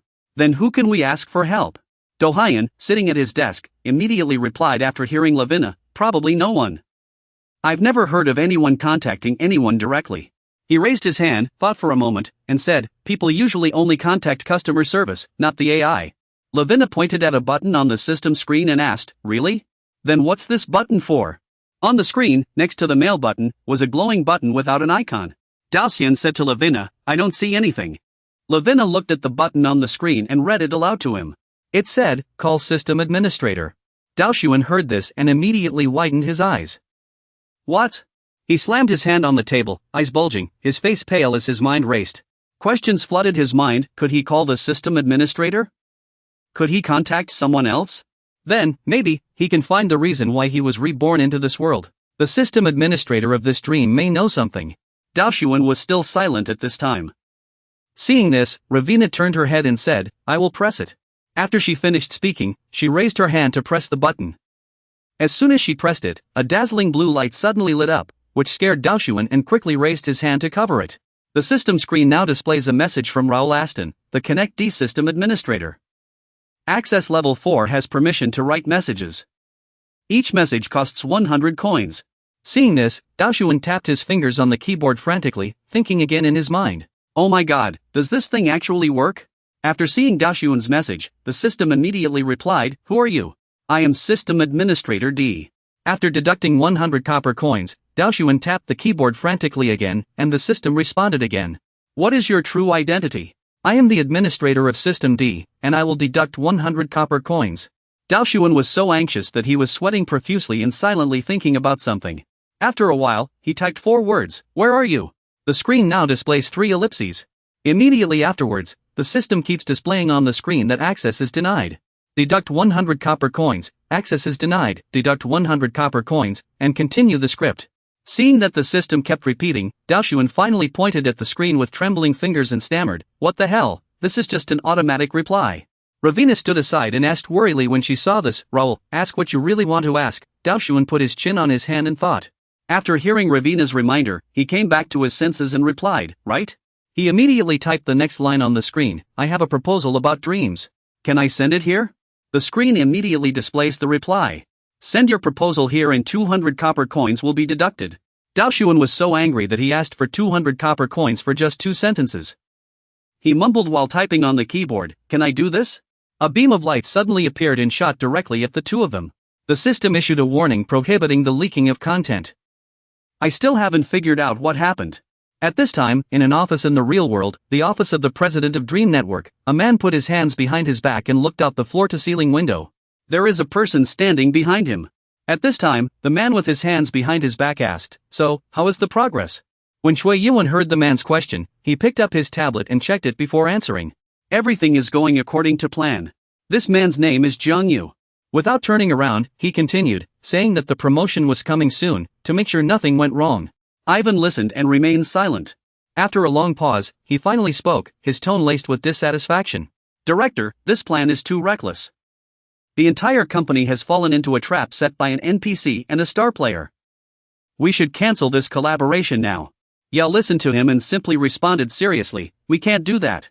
Ivan didn't expect his opinion to be overruled. He shouted loudly, Chairman. Yao remained calm and slowly said, it seems you don't fully understand the situation. This plan wasn't approved by me alone. It has already been sanctioned by a higher authority. Upon hearing this, Ivan froze for a few seconds before asking for confirmation, a higher authority? The chairman then turned around, glanced at Ivan, and slowly said, this plan was personally approved by the chairman. Yao's next words shocked him even more. Not only that, the chairman is also very interested in that guy called Fongbang. Ivan thought to himself, how could the chairman? Yao clasped his hands behind his back, gazing out the window as he continued. It's understandable that you don't know the full situation, but regardless, we must ensure this plan succeeds. Do you understand? Seeing it was the chairman's order, Ivan immediately stopped arguing and softly replied, I understand. In the game, everyone was gathered in the square. The Gene Forge belonged to the first drilling faction. The shop owner was a gene artisan named Shui, and someone walked into his store. He immediately stepped forward to greet them. Welcome. I've already heard from the master. You want all the basic weapons our workshop produces? Daosen entered in the guise of Fongbang and nodded after hearing the shopkeeper. Yes, that's right. He sized Fongbang up and down, his gaze lingering on the scars and calluses covering his hands. After observing, he decided to take Fongbang into the forging room and presented a pile of weapons for him to choose from. Daosen quickly picked out a sword he was satisfied with. The blacksmith immediately stepped forward, praising it profusely. Troy then said to him, as you requested, all the weapons bear the first drilling insignia. Fongbang slung the sword over his shoulder and said, this is truly impressive. These are all fine weapons. The master will surely be pleased. Troy heard his praise. He laughed heartily and raised his hand, saying, Fongbang then prepared to leave, bidding farewell to the blacksmith. I'll come back another time. Troy saw him to the door and said, take care on your way. After Fongbang left, a few children were still playing in the street. As he walked, he thought, the weapons are settled. Next, I'll go to the equipment workshop to make armor. Technology hasn't yet formed a brand culture, so gear with clear insignias attracts more attention. This is a globally live-streamed major event. And the Connex group is cooperating with us seamlessly. Thinking of this, he smiled confidently and continued on his way. Still pondering, this is a once-in-a-lifetime opportunity. We have to make the most of it with a massive promotional push. Scene shift, a system notification appears. First Barbecue Academy. Will select 16 candidates from 600 applicants. Through combat, they'll compete in an unrestricted single elimination tournament for admission, broadcast globally. Connect Company has decided to sponsor round-trip portal tickets to Mira for all Academy candidates. The plot thickens. With Connect's aggressive promotion, the official campaign launches, sparking an explosive reaction in the community. Players start typing furiously at their keyboards, debating in game groups. Everyone's saying, yes. This is exactly the kind of event we need, darn it. Hey, think about it, this is a steal. A global broadcast, and winning just one match could make you a superstar. Superstar? The game usually only has tens of thousands online at once. It's a global broadcast, but it's not on regular TV.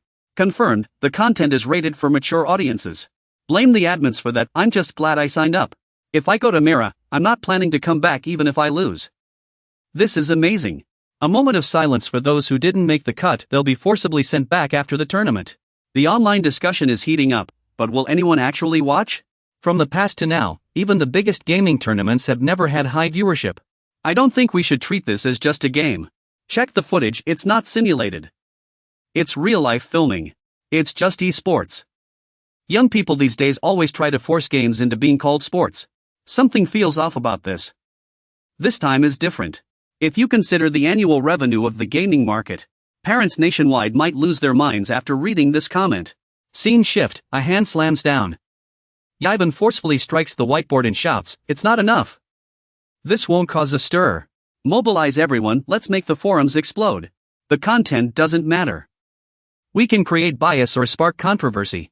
The entire office springs into action, typing furiously at their computers after hearing him. Those not working sit in silence, their expressions grim. Ivan continues loudly, urging everyone to stir up arguments. If necessary, we can even post negative comments. All we need is attention.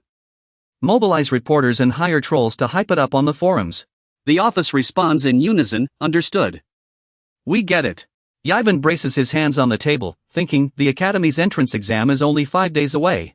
Ivan clenches his fists, trembling. He's still thinking. Our last plan suffered a devastating blow. This has happened before, but we absolutely cannot let things get worse. This isn't just about the chairman, it involves even higher-ups. The mysterious president himself has stepped in, which proves this isn't a simple matter. And that player, just thinking about Clash makes his eyes bloodshot. He mutters to himself, if some nobody dares to cause trouble, I won't let them get away with it. Suddenly, someone in the office raised their hand and said, Chairman, the integrated forum is ready. We've also upgraded the servers as a precaution. After hearing the report, Yvan's tone softened slightly. Good. Planning team, publicity team, how is that matter progressing? Upon being asked, the person in charge immediately reported, the data collection and organization are complete. Another added, the publicity team is also ready. After hearing the reports, Yvan clapped his hands and continued. Alright, next step, we need to make sure everyone pays attention to this incident.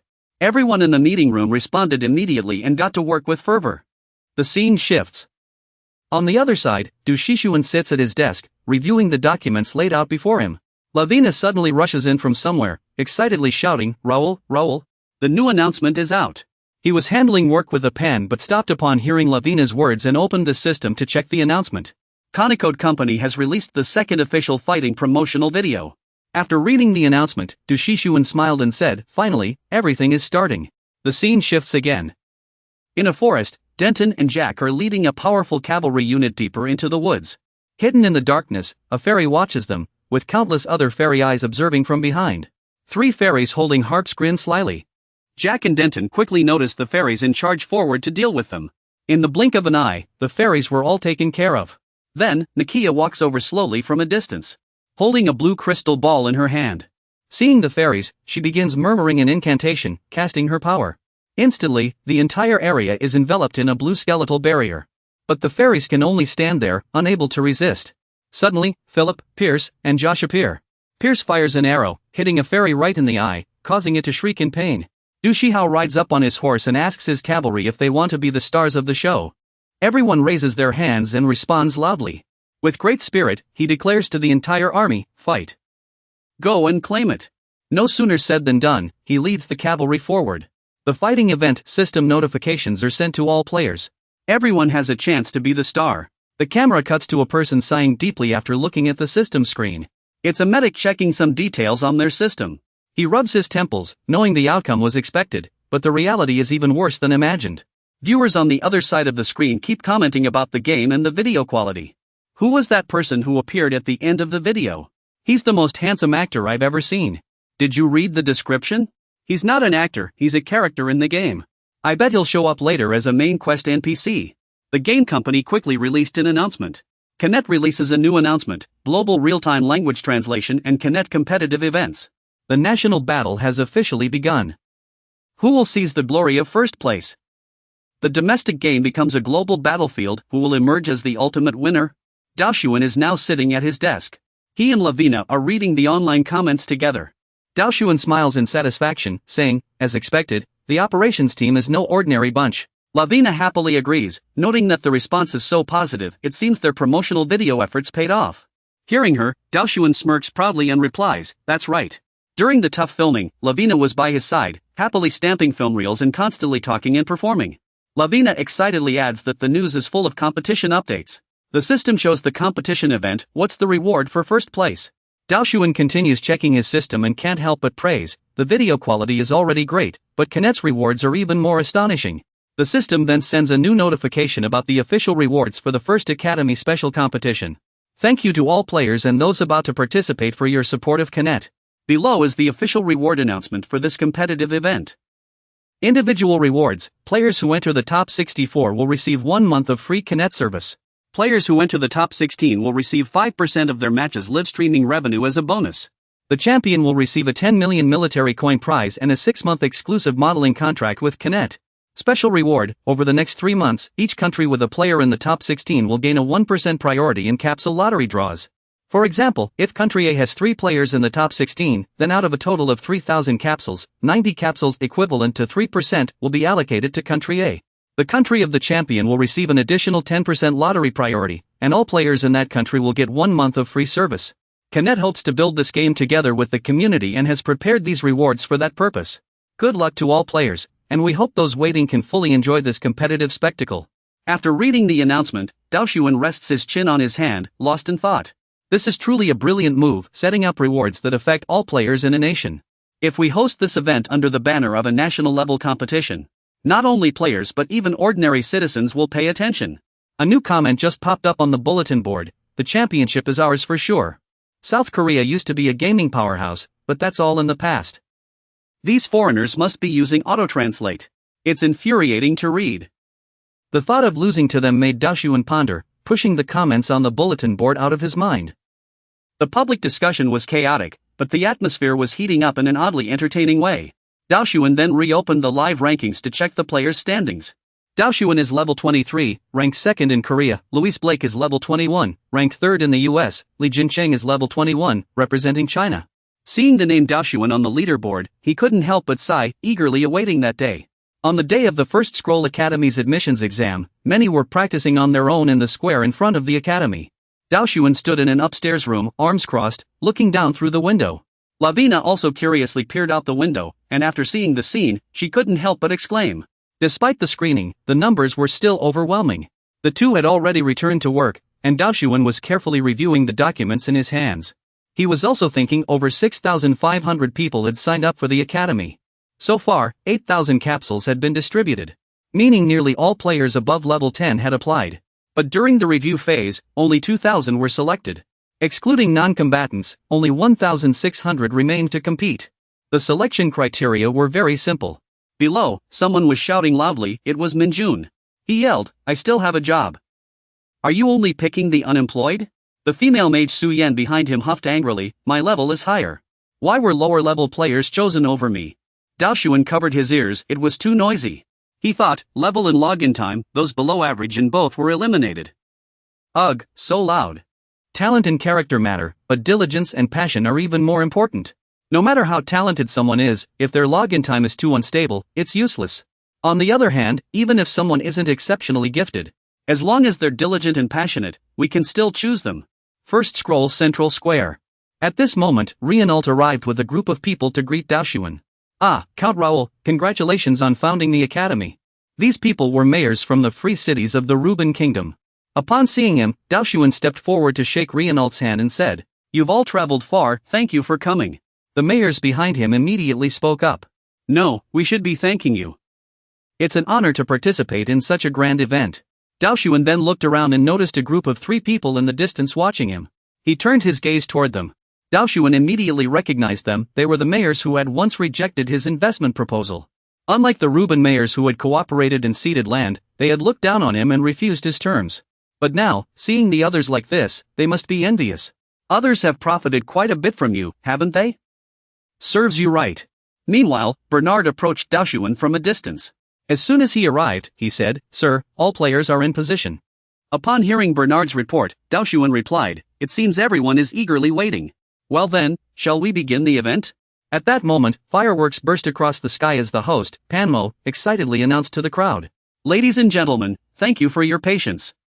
The First Academy's entrance exam *struggle* is now officially underway." No sooner had he spoken than the audience erupted in cheers. Panmo laughed heartily on stage and continued, "Hello everyone, I am Panmo, the director of the First Academy's Mira branch. Before we begin, let me explain the rules." As the system panel projected large letters, Panmo raised his hands and continued. The preliminary round divides 1,600 examinees into 8 groups. Each group of 200 will enter the battlefield simultaneously. They will engage in a survival battle until only one remains. Hearing this, Jishuan below the stage spoke up. "I had a feeling, but it's really a survival battle?" Standing beside him, another Zishuan chimed in. "So how are the qualifiers selected?" Panmo stood on the stage. He continued explaining to everyone. Only 8 from each group will advance. The last survivor and the top 5 with the most eliminations will qualify. The remaining 2 spots will follow special rules. Hidden fragments will be scattered across the battlefield. The first 2 to collect 5 fragments will be selected. However, once 5 fragments are collected, a beam of light will mark their location within 5 seconds. If they can defend themselves for 1 minute afterward, they qualify. If the fragments are stolen or they are defeated, the fragments will disappear. Those holding fragments must proceed with extra caution. The time limit is 100 minutes. If the last survivor or fragment holders cannot be determined, the one with the most eliminations will qualify. Finally, to ensure fairness, there are additional hidden rules. You'll have to experience those for yourselves. After the list was announced, Elio sighed below.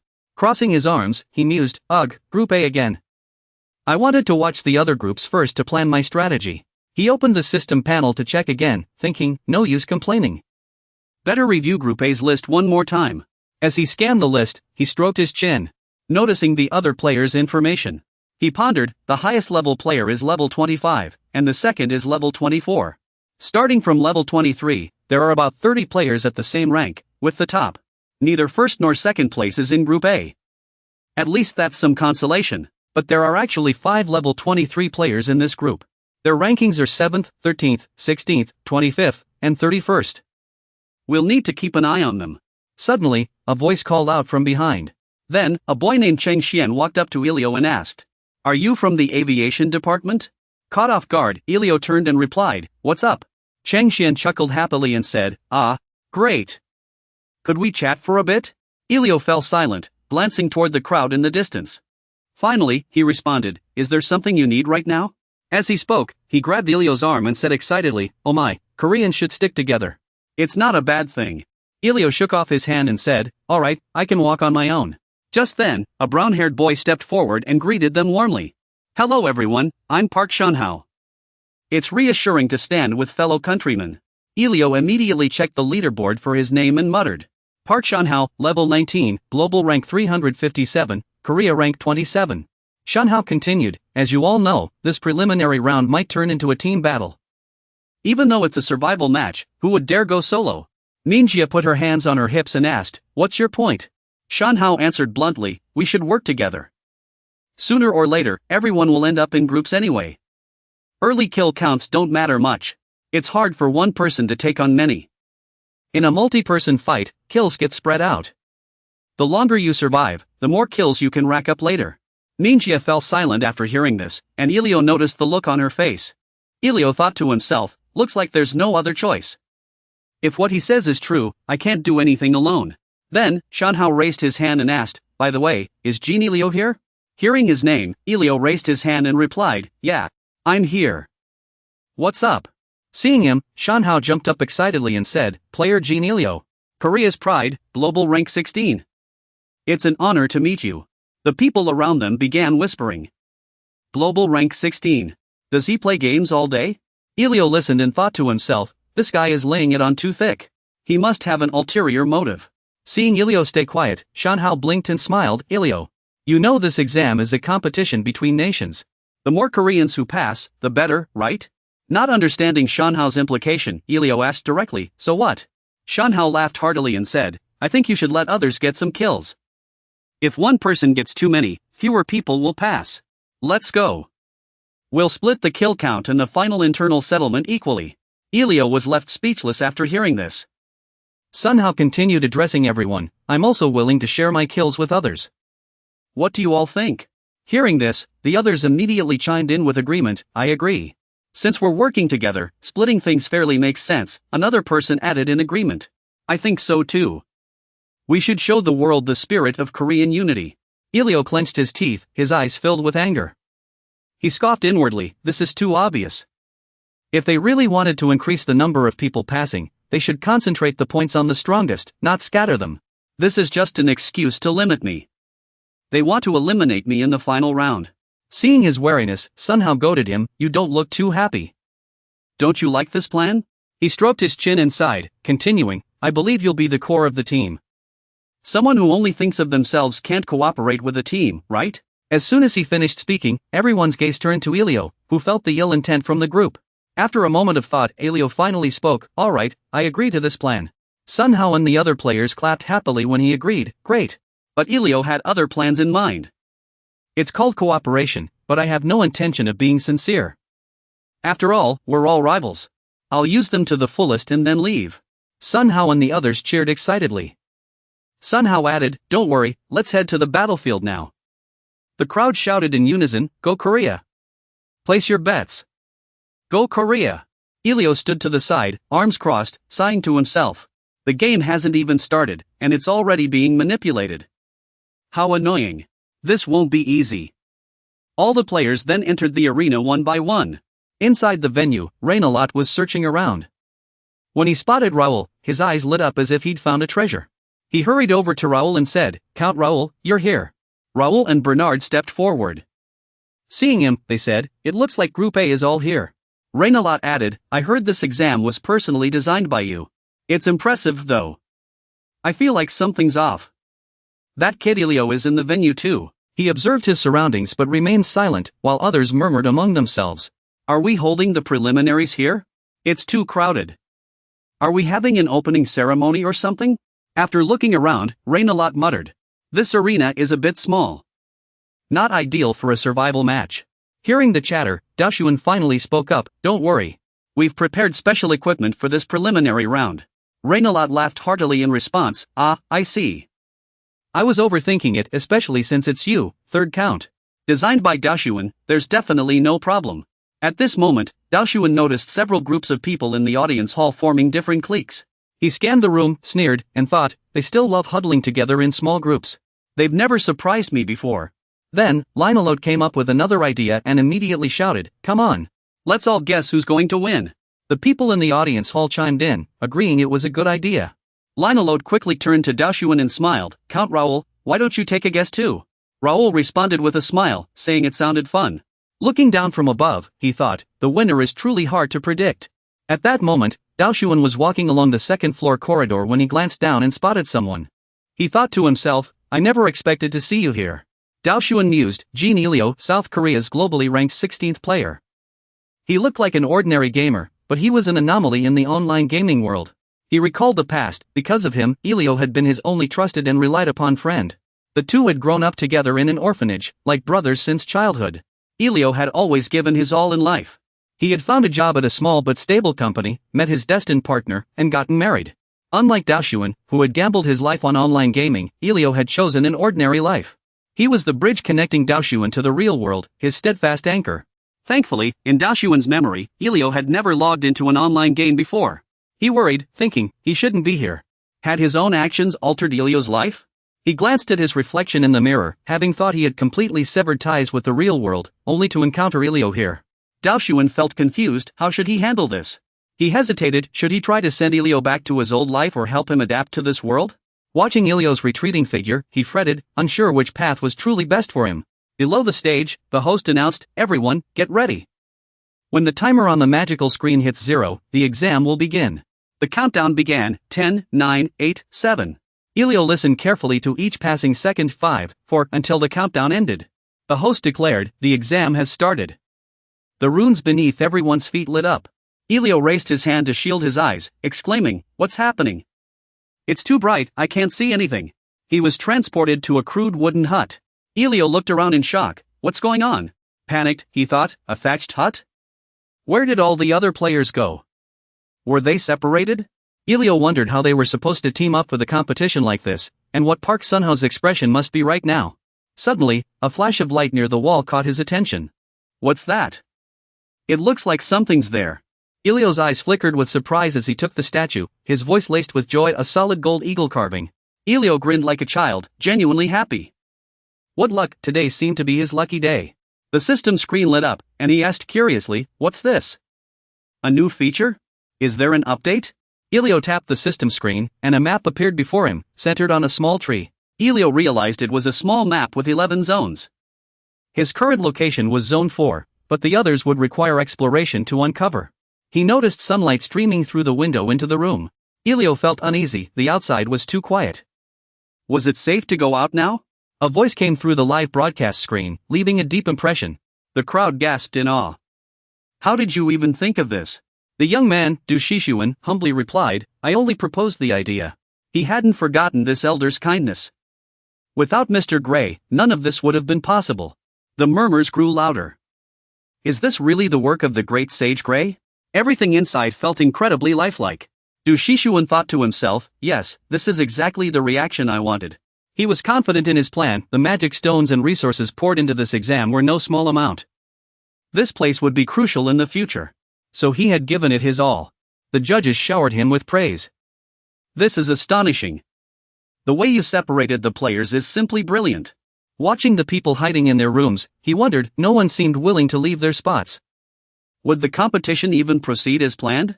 He had already prepared for this. Things would get dull if it continued like this, so he had set up a special mechanism. Du Xin glanced at the map and guessed easily, the moment is here. The wooden door was kicked open, flying backward.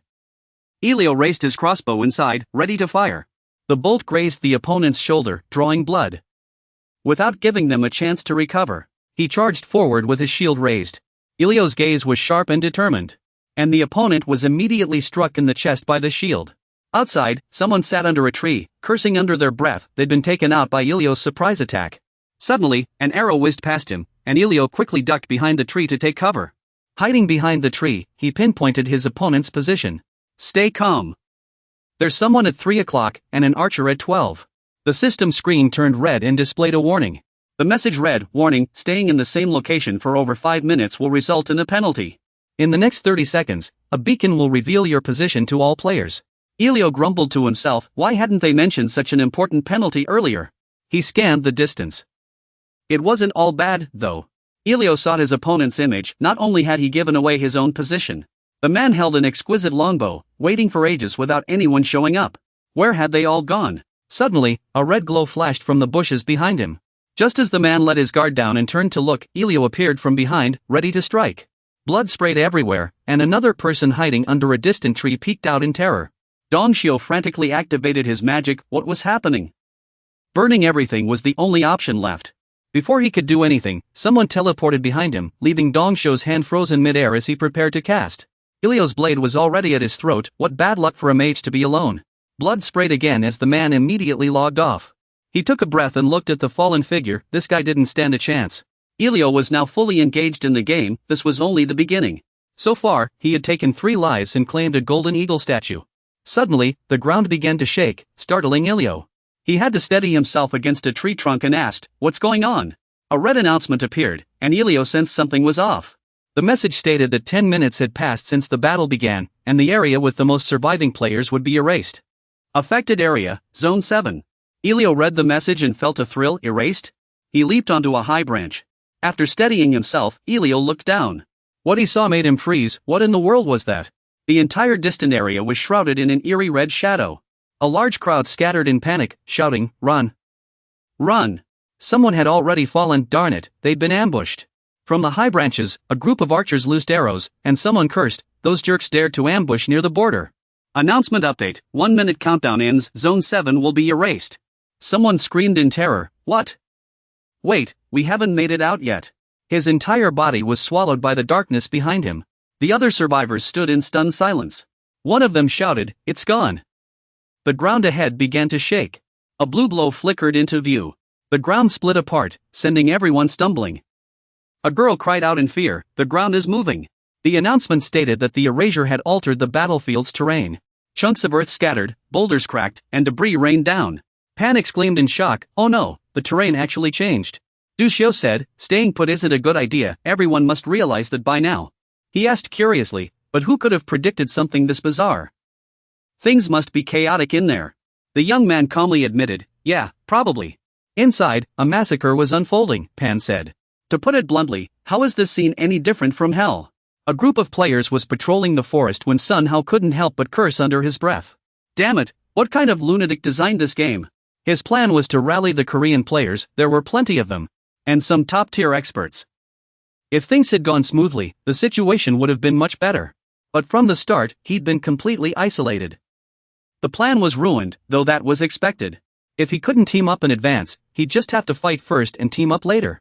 All languages were automatically translated, so there was no need to stick with Korean teammates.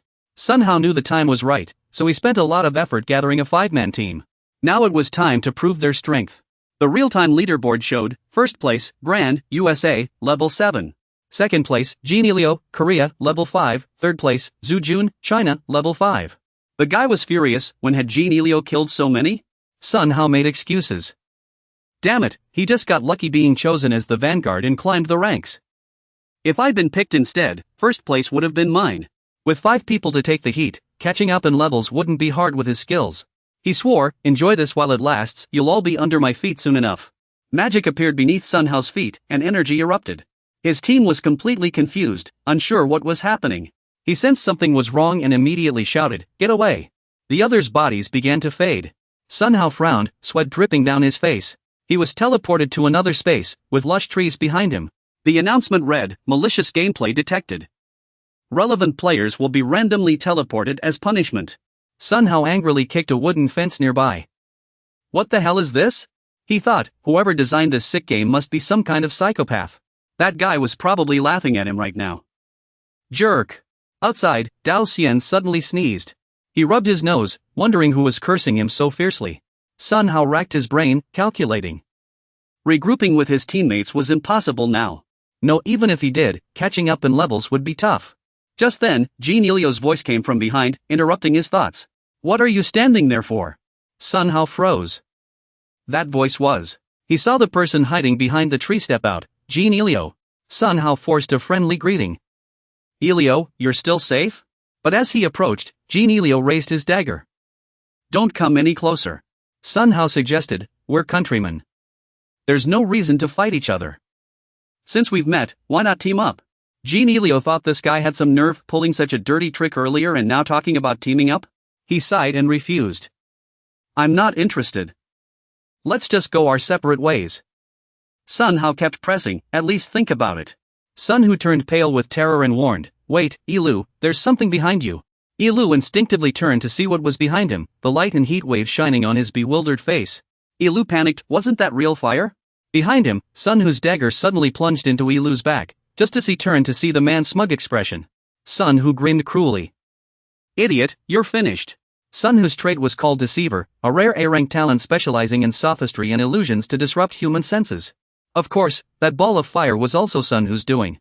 He gloated, idiot, the real attack is here. Ilu had already seen through it. You think I can't see through your tricks? I saw everything clearly. What you're hiding are golden eagle statues, and not just one, but many.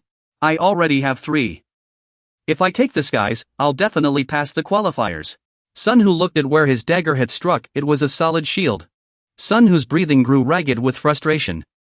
I didn't expect him to be this cautious. He sneered, is deception only for people? Ilu raised his sword. You're even more foolish than I thought. The man's face drained of color as he begged, wait. But it was too late. Blood sprayed across the scene. Ilu said coldly, you could have lived better. He took the man's 2 golden eagle statues. Ilu was overjoyed. With this, I've collected them all. Update notification, Jean Ilu now possesses 5 golden eagle statues. Information panel updated, A group qualifiers pass list. Final survivors. Grand, USA, 11 kills, completed full set of eagle statues. Ilu, South Korea, 7 kills, and Ailong, China, 4 kills. Highest kill count prioritized, otherwise, longer survival time considered. First place, Zhu Jun, China, 8 kills, second place, Songshur, Japan, 7 kills. Third place, Manninger, Germany, 6 kills, fourth place, Vasily, Russia, 5 kills, fifth place, Marcos, 5 kills. The first day of qualifiers has ended. Matches for groups A and B are complete. The online community erupted over the event, with many exclaiming. The visuals were incredibly realistic. This is an Asian game, and today's livestream saw a surge in new players. A flood of newcomers rushed to the forums, clueless about what was happening. Popular comments poured in, I didn't expect much at first, but it was truly amazing. The designer of this test is brilliant. I'll admit, I thought it would be a boring free-for-all, but it took an unexpected turn. Punishing players without clear prior notice, isn't that too harsh? What's wrong with teaming up? Clearly, some forces are playing dirty. Are you a foreigner? This isn't a team battle, it's a survival match. The rules make sense. And it's not just foreigners, locals too. That guy who started with politics was wiped out clean. Yeah, that idiot. Easy to talk big, but they died just the same. The livestream's impact exceeded expectations, sparking a wave of competitive coverage and dominating headlines across major websites. News and livestream headlines are flooding the internet, with thousands watching simultaneously. Recap videos of the highlights have racked up millions of views in just one day, dominating the web. While the outside world buzzes with excitement, players offstage are just as thrilled, and those inside the game are no less active. Especially the largest group, Chinese players, who have already begun analyzing the forced teleportation mechanics. Jean Chang is waiting for updates. What's the situation? Has the scope of the penalties been confirmed? The reply came, yes, we've just finished analyzing the footage. Just as Li Jean Chang predicted, it follows a pattern. This is Li Jean Chang, a level 21 Chinese player and the last survivor of Group B. He chuckles. Just as expected. From Jean Chang's understanding, though the data isn't complete, if 5 or more players stay together for over 3 minutes, the forced teleportation is triggered. He orders, perfect. Let's plan accordingly. Jean Chang is thrilled. Tomorrow will be the perfect chance to showcase China's strength to the world. In the next day's match, thanks to Li Jincheng's efforts, Group C's morning round ends in a crushing victory for the Chinese players. Among the 8 who advanced, 5 are Chinese players, while no Korean players made it through. The Chinese players pair up 10 zones and predetermine rally points. For example, players from Zone 1 and Zone 2 will gather at the most prominent building in Zone 1. Once assembled, they immediately split into groups of 4. If a large-scale battle breaks out, nearby groups will swiftly join forces. Their strategy pays off, demonstrating overwhelming dominance in the qualifiers. Spectators are left stunned and uneasy. The morning qualifiers only feature Group C, and before Group D's match begins, everyone gets a lunch break to devise countermeasures. Other players have their own concerns. At this rate, won't they monopolize all the qualifying spots? We can't just stand by. Maybe we should team up too. But we're too few. Perhaps we need to ally with players from other countries. The desire for victory unites the players quickly. Thus, in the afternoon qualifiers, most players move in groups of 4, turning the survival competition into a team battle. Du Shixuan watches the situation unfold just as he hoped, tapping the armrest of his chair lightly. With each rhythmic tap, Du Shixuan muses to himself that this was bound to happen. It's just that China's actions were faster than expected. He stares at the screen. No matter what, his goal is to turn players into stars through competition. Solo play isn't exciting enough, but too many people would overshadow individuals in group battles. 4 is the ideal number, a team size that gives skilled players enough room to shine. Apart from Group C's preliminaries where the Chinese team completely dominated, no country had an absolute advantage, nor were top players eliminated just because of numerical disadvantages. The top competitors all advanced based on their true skills. Take a look at Group G's qualifying list: China with 14, the US with 8, South Korea with 5, Japan with 4, and the UK with 2. Some couldn't help but feel disappointed, though they had a hunch, it still felt too dull. Out of 1,600 participants, nearly 200 were South Korean, and now only 5 advanced. Is that unfair? One user replied, I don't even know what to say. The total level of those 200 was even higher than the US's. With such a high average skill level, they still didn't achieve much. They kept complaining that Westerners team up to suppress others the moment they see a compatriot, blaming all their problems on countries with fewer participants. Someone grumbled that ever since Group C's preliminaries, the game had become mind-numbingly boring. They couldn't agree more. They just wanted to see more thrilling battles. If only someone could fight in a more spectacular, dazzling way. That would be amazing. A comment chimed in, well, the last group should be worth watching, it has top-tier players, including a South Korean one. In the game, the sky was an unusually vivid blue. He had reverted to his most authentic form, a faint smile curling at the corners of his lips. After checking the game screen, Dalcian spoke up. The protagonist always makes their entrance last. The screen displayed the team roster: Dalcian, level 23, South Korea. He believed. The forum must be buzzing right now. All he needed was one explosive performance to cause a sensation. Dalcian reflected on the past, when he had tried to avoid the spotlight. But this time was different. He was taking a completely new path. He had chosen his own direction. From now on, he wouldn't be a lone wolf but an influencer. To achieve this, he had to leave a deep impression on everyone, proving that Dalcian was in a league of his own. A perfect stage had been set for him. The preliminaries had turned into a team battle. And the dismal performance of the South Korean players, along with the disappointed public opinion, was the perfect moment to shine. No one would be able to look away. Of course, this would also bring some issues. After all, Dalcian was just a virtual character. Without a real identity, he couldn't handle the sudden surge of attention and would eventually be exposed.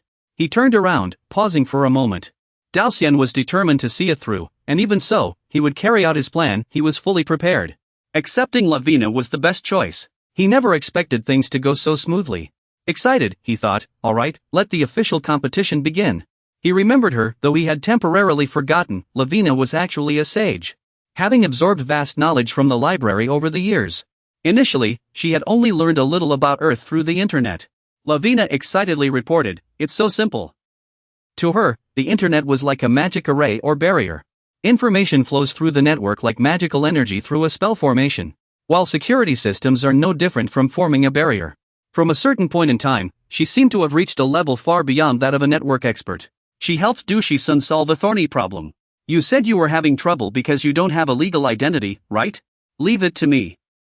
Just give me Du Shi-sun's personal information. You're worried it won't be that simple to resolve. Korean laws are strict, but she didn't care.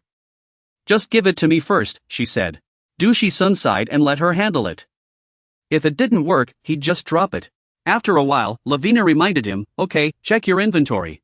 Luo En looked confused. What? Du Shisun stared intently at the system screen. Du Shisun's ID card appeared on the screen. He was stunned. This is? Lavina smiled. A gift for you. I've sent the details to your email. She added, of course, there's no need to make a real document. But even if the past can't be undone, having something to remember it by is still meaningful. He understood, just like him, Lavina had lost her homeland and friends. He could still learn about Earth through the internet, but Lavina couldn't do even that. Du Shisun looked at the ID card in his hand, overwhelmed with emotion. Though it was a meaningless object, to Lavina, it was a precious gift filled with her feelings.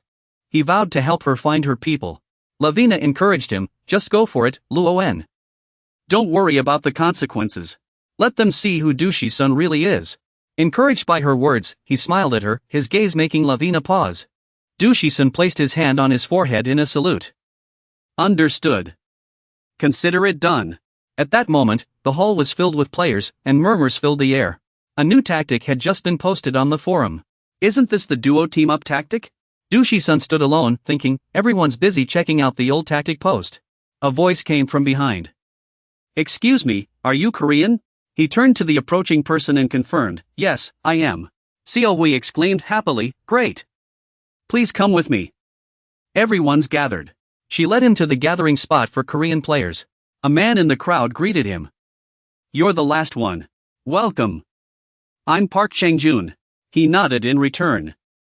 Hello, I'm Du Shisun. The people around him didn't seem very welcoming. Changjun spoke up, since everyone's here, let's continue the discussion. I'll be hosting the meeting for now.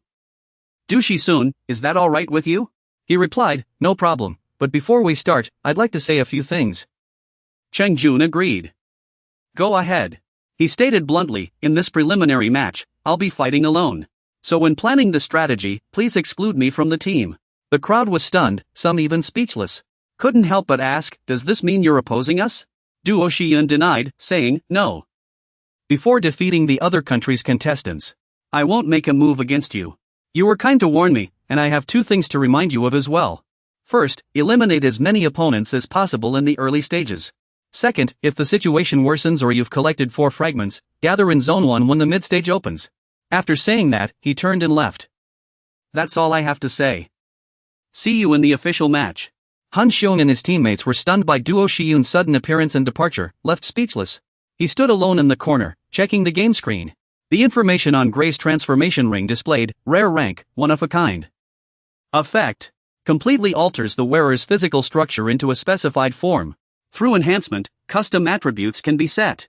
Limitation, reverts to original form when mana is depleted. Side effect, grants the creator, Gray, 1 resurrection opportunity. Duo Xian looked at the glowing ring on his middle finger. After the 100 attributes vanished, he could adjust his stats as needed. He tapped the screen to check again. Updated information, status panel, name. Du Haihun, level 23, HCO mode 84, class, junior spirit medium. Connections, none. Attributes, strength 41, agility 45, intelligence 34, stamina 42, mana 46, spirit 48, spiritual power 49, perception 48. Unique traits. Master, S+ rank spirit medium, for hidden traits. Duo Shiyun thought to himself, now it's adjusted to match my current level. I can act as Duo Shiyun now. Thanks to the +5 transformation ring and my alt account, suspicion is unlikely. He was extra cautious, though it might seem excessive. Some players have skills that can obscure status panels. Better safe than sorry. Duo Shiyun had one lucky break. Because of it, he didn't have to worry about accidentally revealing overwhelming power. If he continued leveling up, the adjustment range might turn positive. But the cost of enhancement scrolls varies by item grade. Scrolls for unique equipment require 10,000 special copper coins each. He had already pushed the ring to +5, but the failure rate would spike from here. Best not to risk it. Before, he could earn a fortune from first-place rewards in main quests, but with more players now, monopolizing them was no longer certain. Finally, the last match arrived. The countdown began, 10, 9, 7, 6. Duo Shiyun counted down to 1. At 0, the matrix formed. A notification sounded, challenge begins. His body gradually faded away. Duo Shiyun was teleported to a city. He looked around in confusion. Where is this? Duo Shiyun tried activating his farsight ability, but his vision blurred. His gaze swept across every location. Duo Shiyun took a deep breath, exhaling white mist. He closed his eyes and activated his spirit medium ability. He clearly felt his perception range was being restricted. Within 3 meters, he could still sense things clearly, but beyond 10 meters, it became blurry. Since Du Jun could confirm it, that meant the adjustments were now more beginner-friendly. Excited, he thought, let me show them the difference between skill levels. Du Jun leapt forward, his feet landing on the wall. He looked down at the city below, observing the situation. A noise nearby caught Du Jun's attention, and he turned his head. There was a person sitting quietly, trying not to make a sound. Du Jun took out his bow and arrow, muttering, "This is what he calls stealth?" Guess he's never served in the military. The person looked around nervously, checking for danger. Suddenly, he sensed something coming and his face twisted in fear. An arrow shot straight toward his temple. Du Jun retrieved his elegant spear. This time, someone in a building below looked up at him from a window. Du Jun raised his spear, taking aim at the target. The sharp tip grazed the person's arm. Clutching his bleeding arm, the person collapsed to the ground. Seeing Du Jun approach, he trembled all over. Du Jun showed no mercy as he took another player's life. His sword was stained with his opponent's blood. The player's body fell to the ground. Du Jun sighed, this area is almost cleared. He prepared to move to another zone, thinking, time to keep moving. In a certain neighborhood, a cat strolled leisurely down the street. It turned its head upon hearing a sound. With a nimble leap, it jumped into a nearby room through an open window. The white cat landed inside and walked over to her. She gently stroked the spirit beast, cradling the white cat in her arms as she praised, "Good job, Yubian." Someone nearby suddenly asked, "Shirshi, how are you feeling?" She replied, "I'm fine." At least there are no enemies around here. Xianqiu added, "I thought it was just a cute high-level spirit beast. Who knew its sensing ability would be this strong?" Another person chimed in, "Either way, it's a good thing we stayed here. It should be safe." Shirshi urged, "Then why don't we go out and fight now?" The person replied dejectedly, "We've already discussed this. Our team has decided to prioritize survival." She denied it. "No, I said from the start that we should take the initiative." Xianqiu cut her off, "Enough. No matter what you think, we're not moving. If you want to fight, go out and do it yourself." Someone muttered resentfully, "She's just sitting back and giving orders because she's reaping the benefits. Just because she's pretty doesn't mean she can boss us around." She gritted her teeth, thinking, talking to this team is useless, but I can't act alone. She remembered his earlier advice, if things got too bad or she collected 4 fragments, she should go to Zone 1 and enter the intermediate phase. For now, her only hope was the 2 statues Yubian had brought back. If there was no other choice, she'd have to follow through. With that person saying so, Xianqiu took command of the entire squad. The announced zone is about to disappear, everyone prepare to move out. And maintain the previously agreed formation. The real-time countdown board should appear soon, let's check the latest updates. That guy suddenly went quiet, and the people beside him stared at the screen in shock. Shirshuan saw it and was just as stunned. On the real-time leaderboard, Daoxian had shot to first place, some couldn't even believe it. How did number 21 pull this off in such a short time? Murmurs erupted everywhere. This was completely unreasonable, achieving such a result in under 10 minutes. The Japanese player team was utterly baffled. What tricks are those Koreans up to now? How are they cheating? Did they find a way to coordinate more people? With those words, he twisted the throttle and glanced back at the people behind him. He was none other than the Japanese competitor, Soichiro, currently ranked 2nd. They quickly pleaded, "Mr. Soichiro, please don't worry too much. We have other plans." That's right, in the worst case, all Japanese players might sacrifice themselves for Mr. Soichiro. Soichiro denied it. "No, we must act even faster from now on." Tiandong Xian's rank kept climbing, making the situation even more urgent. Another member froze, "Is it really that urgent?" He snapped, "Idiot, just look. Once they see the rankings, they'll only cling together more. We need to seize as many points as possible before they realize what's happening." Seeing them standing still, Soichiro grew even more impatient. "What are you waiting for? Don't you understand? Go scout immediately." They hurriedly replied, "Yes, we're on it." He crossed his arms, leaning against the wall behind him, watching the crowd below disperse. Soichiro felt uneasy, wondering if that guy would back off now. He stepped outside, seeing the empty streets, a sense of dread creeping in. He should have played it safe, but something felt off. If he keeps hunting like this, there might not be any prey left in the end. Soichiro cursed, "Damn it, what kind of monster is that?" Meanwhile, Daohyun's camp wasn't nearly as calm, another one of them had fallen. Just as the arrow flew toward him, he dodged in time. The arrow lodged deep into the wall behind Daohyun, and a player suddenly appeared, lunging at him. His figure began to fade in front of his opponent, and in the blink of an eye, no one was there. Fear flashed in the other man's eyes as he lost his sense of direction. Suddenly, an explosion erupted in the air. He gritted his teeth, glaring ahead as smoke filled the surroundings. While his opponent's vision was obscured, Daohyun appeared behind him. Blood sprayed as his teammate cried out, "Monster!" But Daohyun walked toward the coward without a care. Daohyun sneered, "You had clear positions, but it was all for nothing. If you're assigned to defend, you should hold your ground and protect your teammates." And that swordsman, standing in the second line, he should have supported the spearman. He growled in frustration. What kind of move was that? This freak. Daohyun grabbed the club swinging at him and coldly remarked, "Rude." The other man stood frozen in place. Daohyun added, "Remember, this is valuable advice from a senior, few get the chance to hear it." After clearing another area, Daohyun took a deep breath. He furrowed his brow, lost in thought, then let out a faint hum as he checked the notice board. "Monster." Daohyun went to warn the others at the time. Someone saw him wielding his sword in battle, as Daohyun unleashed a rain of blades to slay the monster.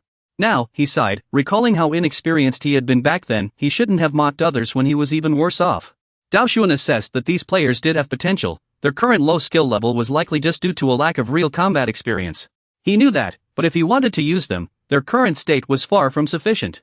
Daohyun was extremely picky. Anyone who wanted to work with him had to at least move beyond half-baked tactics and stop relying solely on spamming skills.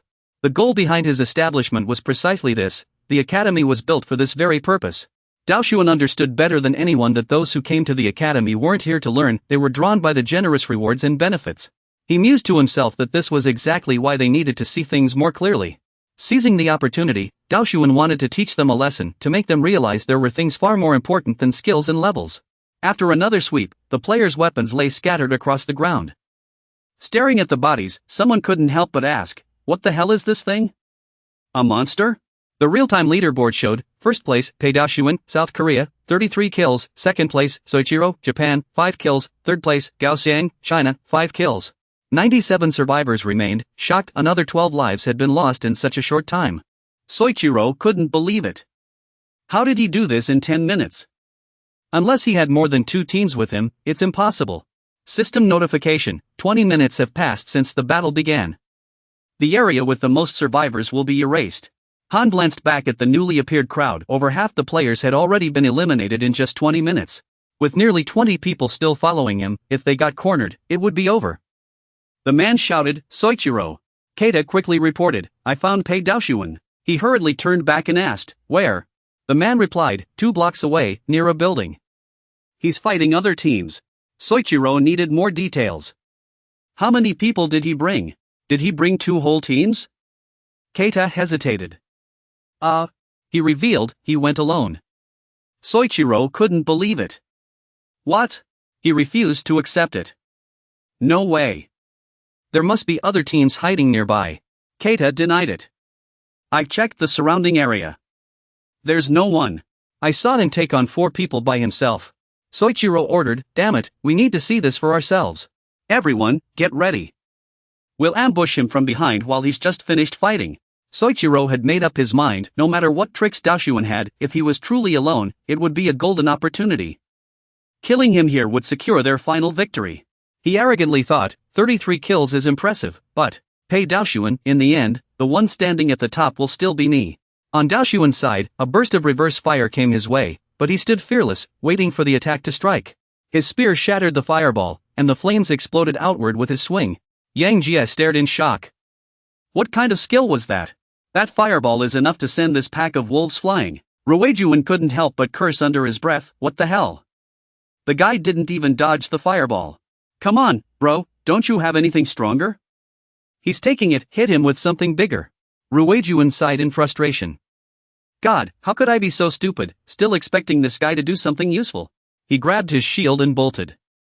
Good luck, mage brother. Yang Jia wailed from behind, hey! How could you just leave me here?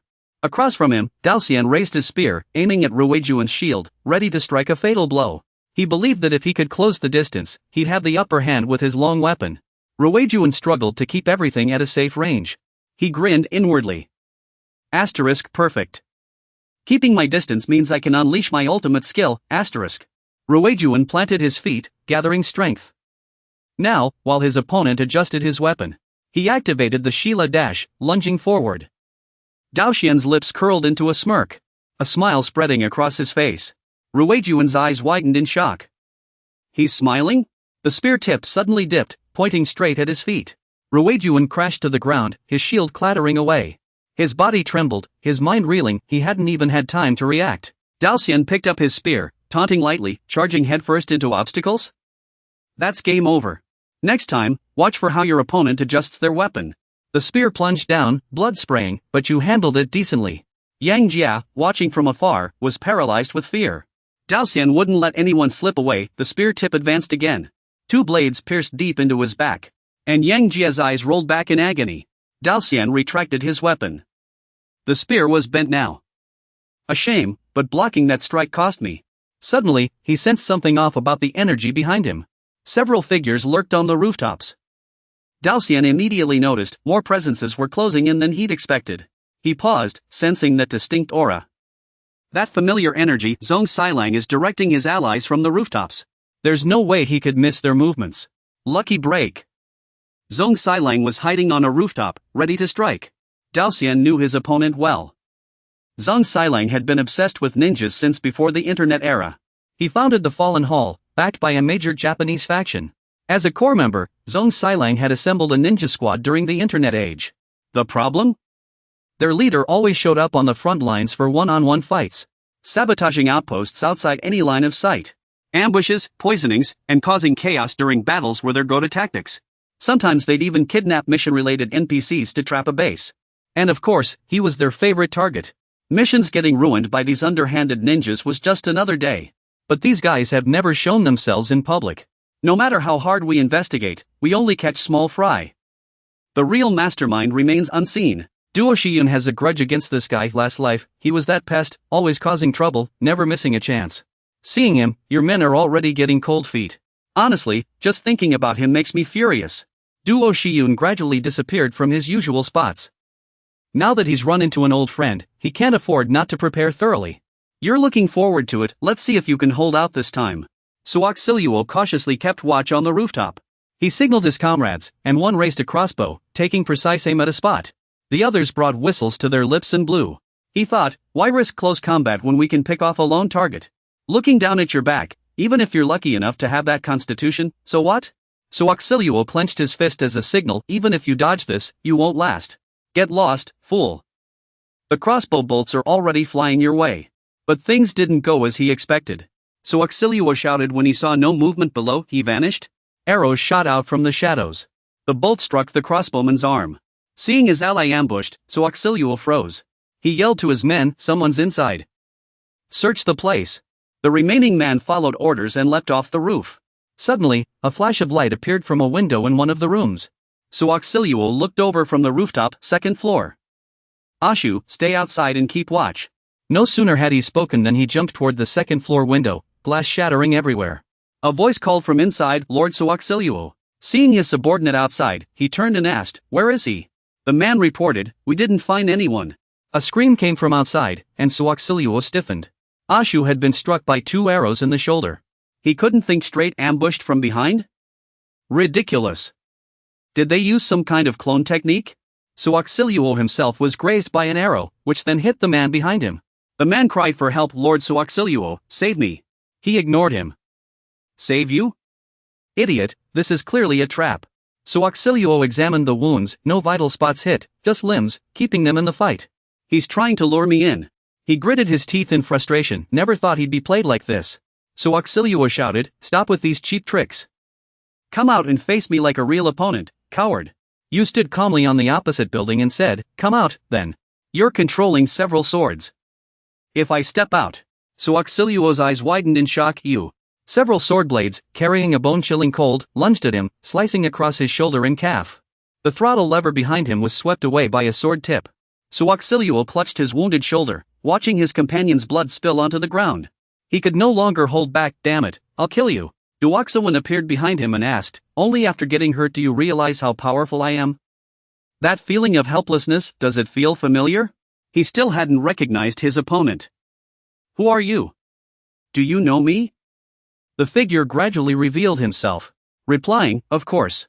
Suoxiliuo swung his sword down, but Duoxawan dodged backward. He punched straight at the other's face, making him spit blood. Duoxawan stepped closer and asked, you really don't recognize me? Suoxiliuo trembled with rage. First time I've seen you. What nonsense are you spouting? He had no interest in wasting time on someone about to die. What a shame. But today won't be the last time. Duoxawin stomped hard on Suwaxiliua's face. Gasping for breath, he growled, next time we meet, you're dead. 3 small swords appeared, ready to end the life of this old friend. He bid him farewell. Until we meet again, old friend. Blood splattered everywhere as Suwaxilua logged out of the game. After dealing with his longtime rival, Duoxawin stretched lazily and leaned against a skeleton to relax. His mood instantly lifted, it felt incredibly satisfying. Duoxawin opened the announcement board to see who was still alive, surprised at how quickly the numbers were dropping. After finishing up, he glanced out the window. It seemed like time to prepare for a move. Duoxawin's gaze landed on the large gate Legendary Zone 1 was about to open. He moved near Zone 1, stopped, and opened the system to check the status. Duoxawin estimated that 81 players were still alive. Once one more was eliminated, the gate would open. He knew this space was designed to heighten the tension of the trial. If he could secure the artificial terrain early, he'd gain an advantage. Duoxawin pulled out a chair from his inventory. When only 10 minutes remained, all other zones would be erased. Everyone would be forced to gather here, whether they liked it or not.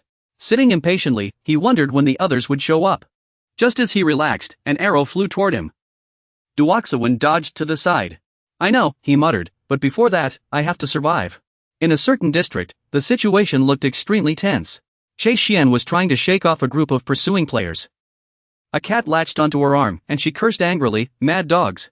She used the cat's distraction to accelerate her escape. Her opponents were a team of over 10 Chinese players. Yunfei was buying time, but capture was only a matter of time. Chase Xian's mind raced with thoughts of the golden eagle statue. Her teammates had all been taken down, only she remained. Now, the only one she could trust was that man's words. She agilely leaped onto a high wall.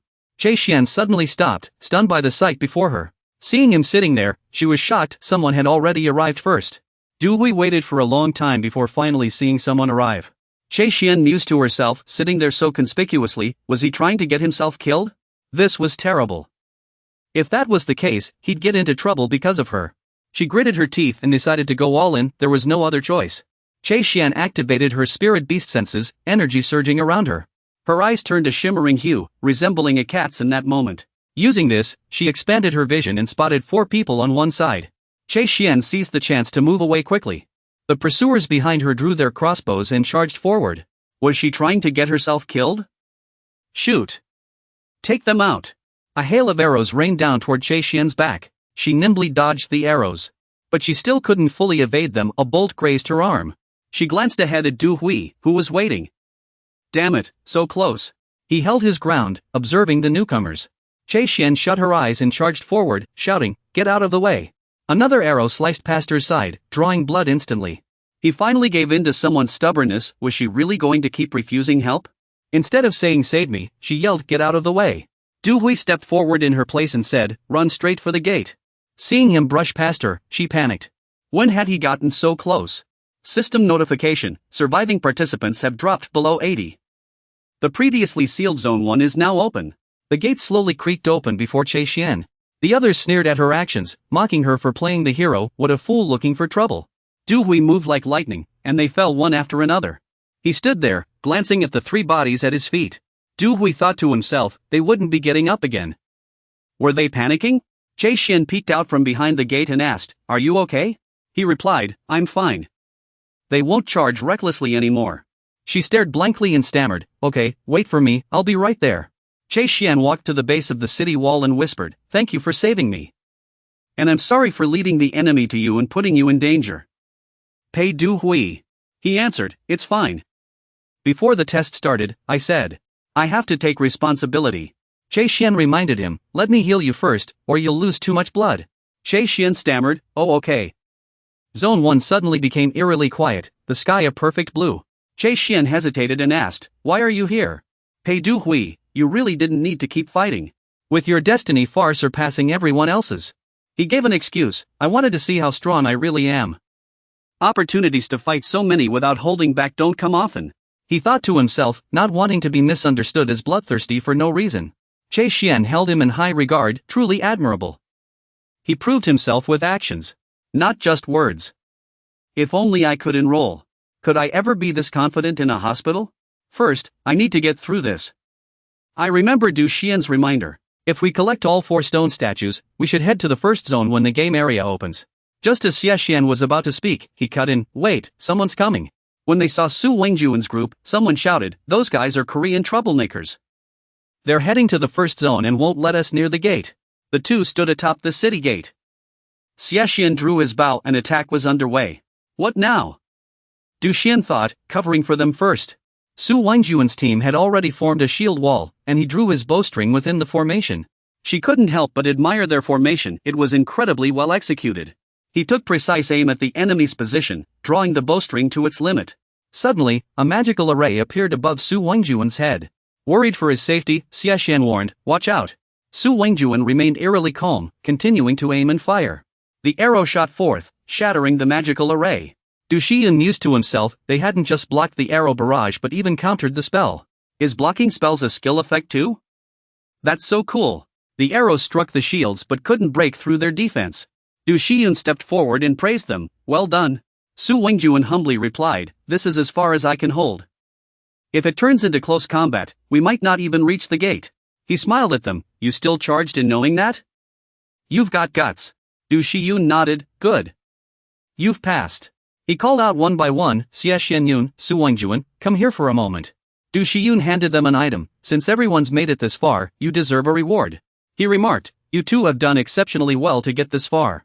Suddenly, Du Xian asked them, "Xie Xianyun, you've almost collected all 4 stone statues, right?"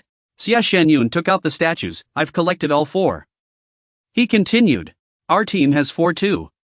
You take out 2, and I'll give each of you 1 more." She looked confused, "What? But these are yours." Du Xian replied, "I'm just keeping my promise. I told you to collect the statues and come to the first zone. Other teams might only give the statues to 1 person. Everyone should choose 1 member to come here." Su Wengjuan responded, "I'll go." Xie Xianyun hesitated before stepping forward.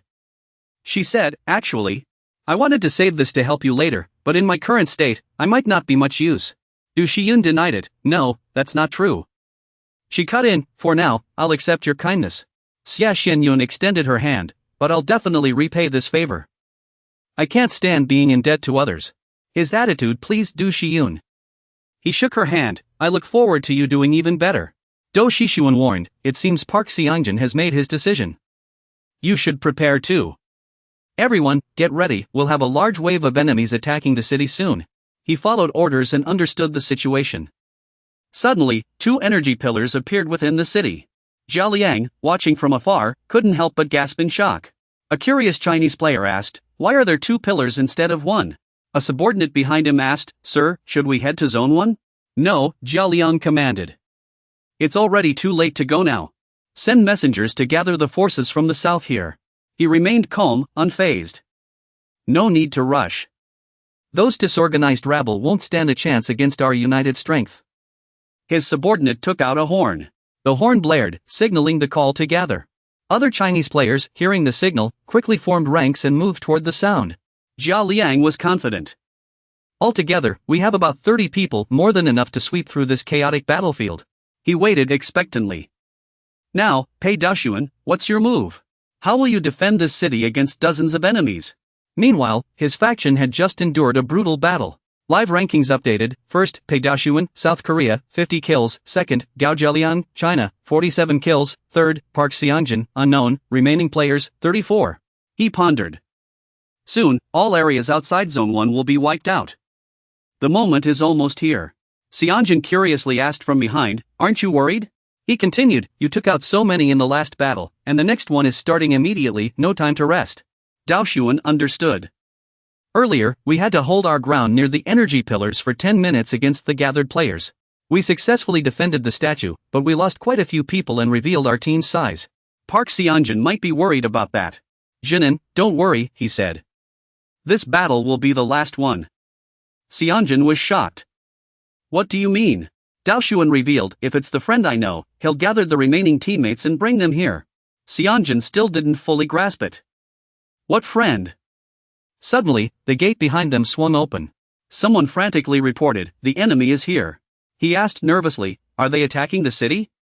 How many are there?" The person hesitated. "Well," his voice trembled with fear. There are too many to count. Xianjun tensed up upon hearing this. Daoshuan had been waiting for this moment. Has he finally arrived? The one he was waiting for was none other than Gao Zheliang. Gao Zheliang was a highly respected player, the strategist and leader of the Chinese Grand Generals Guild. What made him renowned worldwide was his sharp tactics and leadership skills. Even as a low-ranking member, he can still devise brilliant strategies. He's a tough opponent, more than a few have fallen into his traps. Plus, he always operates from the shadows. In my past life, getting close to him was nearly impossible. You're confident, but this time is different. Daoshuan vowed this time to get right in his face and make him see. Cornered by Zheliang's forces, he realized they had prepared so thoroughly in such a short time, clearly aiming to back him into a corner. Mages on the high ground were setting up a magic formation when arrows from an unknown source struck them down. Cheng Jun shouted, "We'll provide support from above." Their archers drew their bows, ready to show the true power of Korean players and stun everyone with their strength. This is why you're so confident. That's right. This time is different, I'm not fighting alone anymore. Even the most perfect formation has flaws. Overly tight formations limit players from unleashing their full potential and skills. Let them see how much of a difference skill can make. Just moments ago, Daoshuan had been in front of them, now he had teleported behind the group in an instant. Daoshuan thought to himself, this was a psychic teleportation skill, the same one that had drained Zongsilang's energy earlier. He used the wild goose feather technique, each strike sharp and precise. Chinese players fell beneath the flashing blades. Daoshuan landed safely as players around him stumbled and fell. A skill inherited from the dagger-fighting master KO. A Chinese player holding a shield braced fearfully for an attack from the front. In a blink, he appeared behind the player and struck, ending their life with a swift slash. The ground was littered with fallen fighters, the scene grim. Cheng Jun marveled inwardly, he was too strong. Daoshuan glanced at the remaining two shield-bearers. Your formation was solid, but you dug your own graves. He dispatched them both with swift efficiency. Should I keep clearing the way until I reach Gao Zheliang? Zheliang was now within reach, and Daoshuan stepped forward unhurriedly. They stood separated by a field of bloodshed and fallen bodies. Some had fallen to Qingjuan's forces. He trembled with rage, this couldn't be happening. How had Daoshuan achieved this? Daoshuan moved closer to his former friend. He asked, "Aren't you going to fight? If you're just going to stand there, then move aside." Humiliated, Zheliang's face flushed with anger. He summoned several tornadoes. Damn it! Don't think you can defeat me so easily. Gao Zheliang, China's wind mage, roared, "I am a top-tier player of the People's Republic of China." He shattered every swirling gust with his dagger. Stunned, Zheliang stared as Daoshuan appeared before him flawlessly.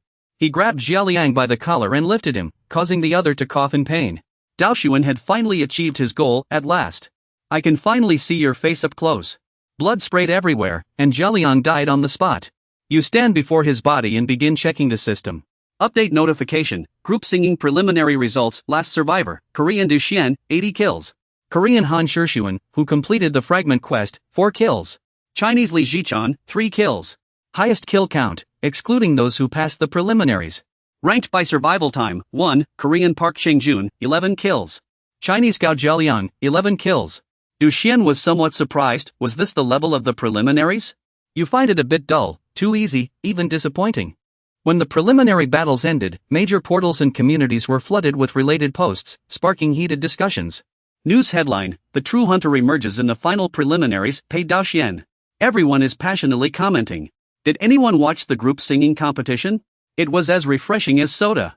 So cool, I feel a surge of national pride. Pei Daoxian Appa, from today, I'm your fan. All who watched Pei Daoxian were stunned by his skills and convinced he would be the ultimate winner. Some viewers questioned whether such overwhelming strength was even real. But in the end, only one question captivated all the viewers. They all shared the same doubt.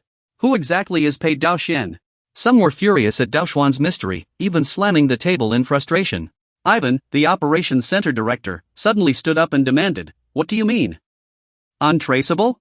We've done everything we can. Any further investigation would exceed our intelligence team's capabilities. As you all know, all network data is managed by the admin system. Thus, unless there's a special circumstance, even we can't access players' personal information." Ivan had an idea, if he's in the game. He must have claimed the gaming seat, right? "We're the delivery team, just check the delivery list and addresses, correct?" He reviewed the files, but there was no one named Pei Daoxian on the list. He must be a player connected to the VIP world in some way. Ivan couldn't believe it. What? When you respectfully stated your intentions, you must know those VIPs well. Regardless, our team won't accept this situation. With that, he turned and left, saying, "I'll take my leave first." Ivan was left behind, fuming as he hurled the documents to the ground. He was fuming with rage. Damn it, what kind of lousy company is this? Iwan couldn't swallow his anger. Though he was given the title of the company, everything was actually run by AI, and the company only operated games. The CEO I appointed, Emojo, was just a puppet. All decisions were made behind the scenes by the chairman and the AI. As for those blasted VIPs and some outstanding individuals who owned parts of the game, they got profit shares and some perks. One of those privileges was the right to game seats, provided directly by the real headquarters. E1 muttered in disappointment. Right, the real headquarters. He suddenly realized the network headquarters in Seoul was just a front. To truly succeed, he had to become part of the real headquarters. Do-hyun's figure flashed in his mind? E1 believed that guy held the key to the real headquarters. If E1 wanted to elevate him, he had to keep investigating his background. No matter what, he'd become an important figure in the network. He calculated that he didn't know Do's true intentions, but he had to approach him carefully. Meanwhile, in the capital of Comfort Territory, Do-hyun rode back to this familiar place. He looked around, a joyful expression on his face. On his way back, Do-hyun ran into a group of servants chatting cheerfully. He thought to himself, it had been nearly 9 months since he left home. Suddenly, Do-hyun noticed something. He stared at the gate before him. This place. Memories flooded back. It was here that he had fought in a competition to enter the Royal Academy. He sighed deeply. So much had happened, everything had changed, yet this place still felt familiar. Do-hyun savored the peaceful atmosphere. This was what coming home felt like. E1 greeted him warmly. Young Master Raoul, welcome back. He hugged the old butler tightly. Master E1, are you well? You haven't fallen ill, have you? The old man chuckled. This old geezer's still kicking, same as always. E1 continued, I'm so glad you're back safe. I wanted to send a carriage for you, but the master was already waiting. Do-hyun confirmed, yes, I returned because father summoned me. Take me to him. E1 led him to the master's room and knocked gently to announce their arrival. The voice inside commanded, come in. E1 opened the door and ushered Do-hyun inside, where Melvin had been waiting. He sensed something was off. E1 carefully closed the door behind him. I hope you have a pleasant time. The old man suddenly snapped angrily, Raoul. Do-hyun blurted out, yes, father? Melvin's face darkened. Do you know what you've done wrong? He froze, a bad feeling rising in his chest. Father? The old man demanded again, Raoul, you worthless fool. Do you know what you've done wrong? Do-hyun had barely returned before being scolded. What had he done? Was it because he took too many resources from the family? Or the raid on the Imperial base, acting like nothing happened? Melvin patted his shoulder, and his heartbeat skipped a beat from the surprise. He scolded, now that you're the official lord of the territory, how could you let the estate fall into such disrepair for so long? Hyun was stunned after hearing this, never expecting Melvin to bring up this matter. He thought to himself that he had probably been playing Hyun's stand-in for too long, ever since that reclamation. Today, he had just advanced to the top 32 in the tournament and left all estate affairs to Bernard. Father couldn't possibly be unaware of this. He reminded him of his identity, no matter how busy you are. You must always remember that you are the lord of this territory. Hyun suddenly realized why his father was angry. He bowed his head in apology, I was wrong, father. Father, I'll never abandon the estate for so long without notice again. Melvin warned, if you do it again, I'll lock you in the estate for a month of special training. Hyun weakly replied, if I'm really locked up for a month, that would be the end of me. A knock came from the door, and he ordered, come in. Dylan pushed the door open and asked, did you call for me, father? Hyun exclaimed joyfully, Dylan. He raised his voice, Raoul is finally back. Melvin cleared his throat, reminding them of his presence. He got straight to the point, I called you here because there's something important to discuss. It would have been better if Lawrence were here too, but he refused to come. I can't do anything about it. Sit down. Hyun wondered anxiously what his father wanted to say. After the three of them sat down in the parlor, Melvin began speaking. As you know, the entire continent has recently fallen into chaos. He continued, I originally wanted to wait until the situation calmed down, but it seems we can't delay any longer. Dylan looked incredulous, Father, is this? His eyes showed shock. Melvin took out something, the family's secret treasure. He handed the authority to Dylan, from today onward, you will officially become the heir of the Ashton Earl family and take over leadership from me. I believe you will lead the family with unwavering resolve. The two of them were stunned, unable to process what they had just heard. Daoshuan thought to himself that his brother had long been seen as the heir.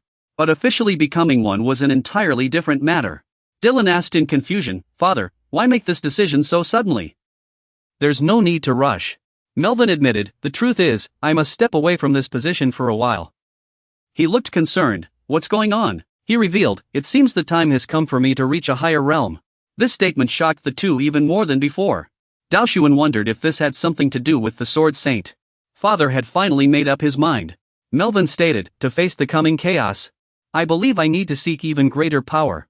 Dylan enthusiastically supported him. I never expected Father to have such determination. What can we do to help you, Father? Melvin reassured them, nothing is certain yet. There's no need to be so tense. Melvin has his own plans. First, I want to spend about 2 months in a quiet place to reflect on the Tao I've comprehended. Dylan, do you think you can help me? Faced with this request, he fell silent for a moment. Dylan agreed. Of course, Father. Leave it to me. He pledged on his honor, I will do my utmost to assist you, Father. Daoshuan happily congratulated him. Congratulations, brother. Father finally feels at ease. All right, thank you. He let out a sigh of relief. That was a weight off his shoulders. Daoshuan's worries eased slightly. At the time, when disputes arose in the Earl's family, the eldest son had not yet been formally named as heir. So when Father suddenly passed away, the entire family fell into chaos. Now, we can finally rest easy. His name was called. Raoul, Daoshuan, listen to your orders. Yes, Father. He reminded me of my duties again. I'll be very busy. But you must always remember that you are a member of the Aston family. And you must manage the territory alongside your brother. After being scolded by Father, Daoshuan took it to heart. I will never forget. Melvin added another condition. There's one more thing I'd like you two to help me with. The two looked at their father in confusion, wondering what he had in mind. They moved to the fencing hall to have more space. Dylan was the first to spar with him, but he was overwhelmed by his father's imposing presence. Why do we have to cross swords? Watching the two exchange blows, Daoshuan felt indignant. What kind of swordplay is this? In his memory, the last time he dueled Father was over a year ago, before leaving the academy. This made Daoshuan delusional. Since then, he had improved far beyond others' expectations, thinking he had truly progressed. As Dylan swung his final strike with all his might, Melvin effortlessly deflected it, rendering it useless. The duel between father and son was spectacular, kicking up a cloud of dust. Daoshuan watched in awe at the sheer power on display. He felt a deep reverence. How is Father so strong? He pointed out a weakness. You still rely too much on brute force. Dylan wasn't discouraged. If it weren't for Father's sword intent, Father would have already fallen before me. Daoshuan had no response. If you ask me, you two are exactly alike. Father and brother always overpower others with strength. He could only watch from the sidelines. Even though he had strengthened his body with inner energy and enhanced his skills with remote techniques, he was still easily knocked away. It seems I need to change my tactics. Melvin turned and shouted. Raoul, stop showing off those fancy tricks. Face me head on. You rely too much on technique. That's why I said we should train together. Only by strengthening your body can you truly unleash your power. He felt picked on. These guys only know brute force. So Daoshuan decided to activate the holy light to show them what true power looks like. The holy light elevated his sword to the core, with all blades swirling around him. You've gained more confidence and strength. The real battle has only just begun. Yet Duo Shiyun's confidence flickered out like a dying flame. As his swords, now no better than scrap metal, clattered to the ground, he was left battered and gasping for breath. Duo Shiyun recalled how he had exhausted every skill he had: expert-level swordsmanship, intermediate object manipulation, various buffs, and even teleportation. He was forced to reassess his father's strength. Even after using every ability he possessed, he had still lost. His father's power rivaled that of the sword saints he had faced in his past life. No, in some ways, it surpassed them. Duo Shiyun felt a surge of respect. Just as expected, the real deal was extraordinary. He couldn't imagine how powerful his father must have been before his ascension, let alone what he was capable of now as a sword saint. Melvin glanced at his youngest son and asked, "Why so serious? Are you upset because I beat you?" Duo Shiyun denied it. "No, that's not it." His father stepped forward and ruffled his hair, his cheeks flushing with embarrassment. Melvin praised him. "You've really grown. You've improved so much.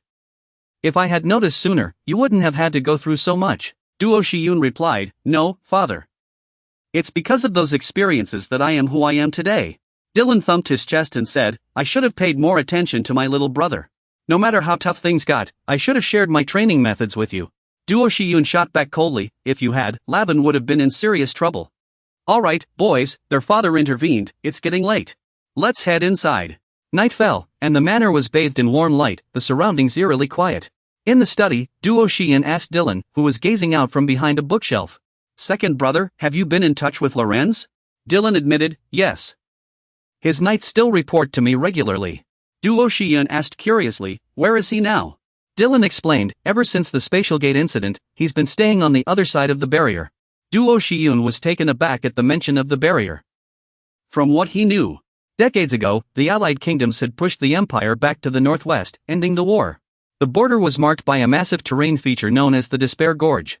Yet within the Despair Gorge lay a passage called the Death Corridor.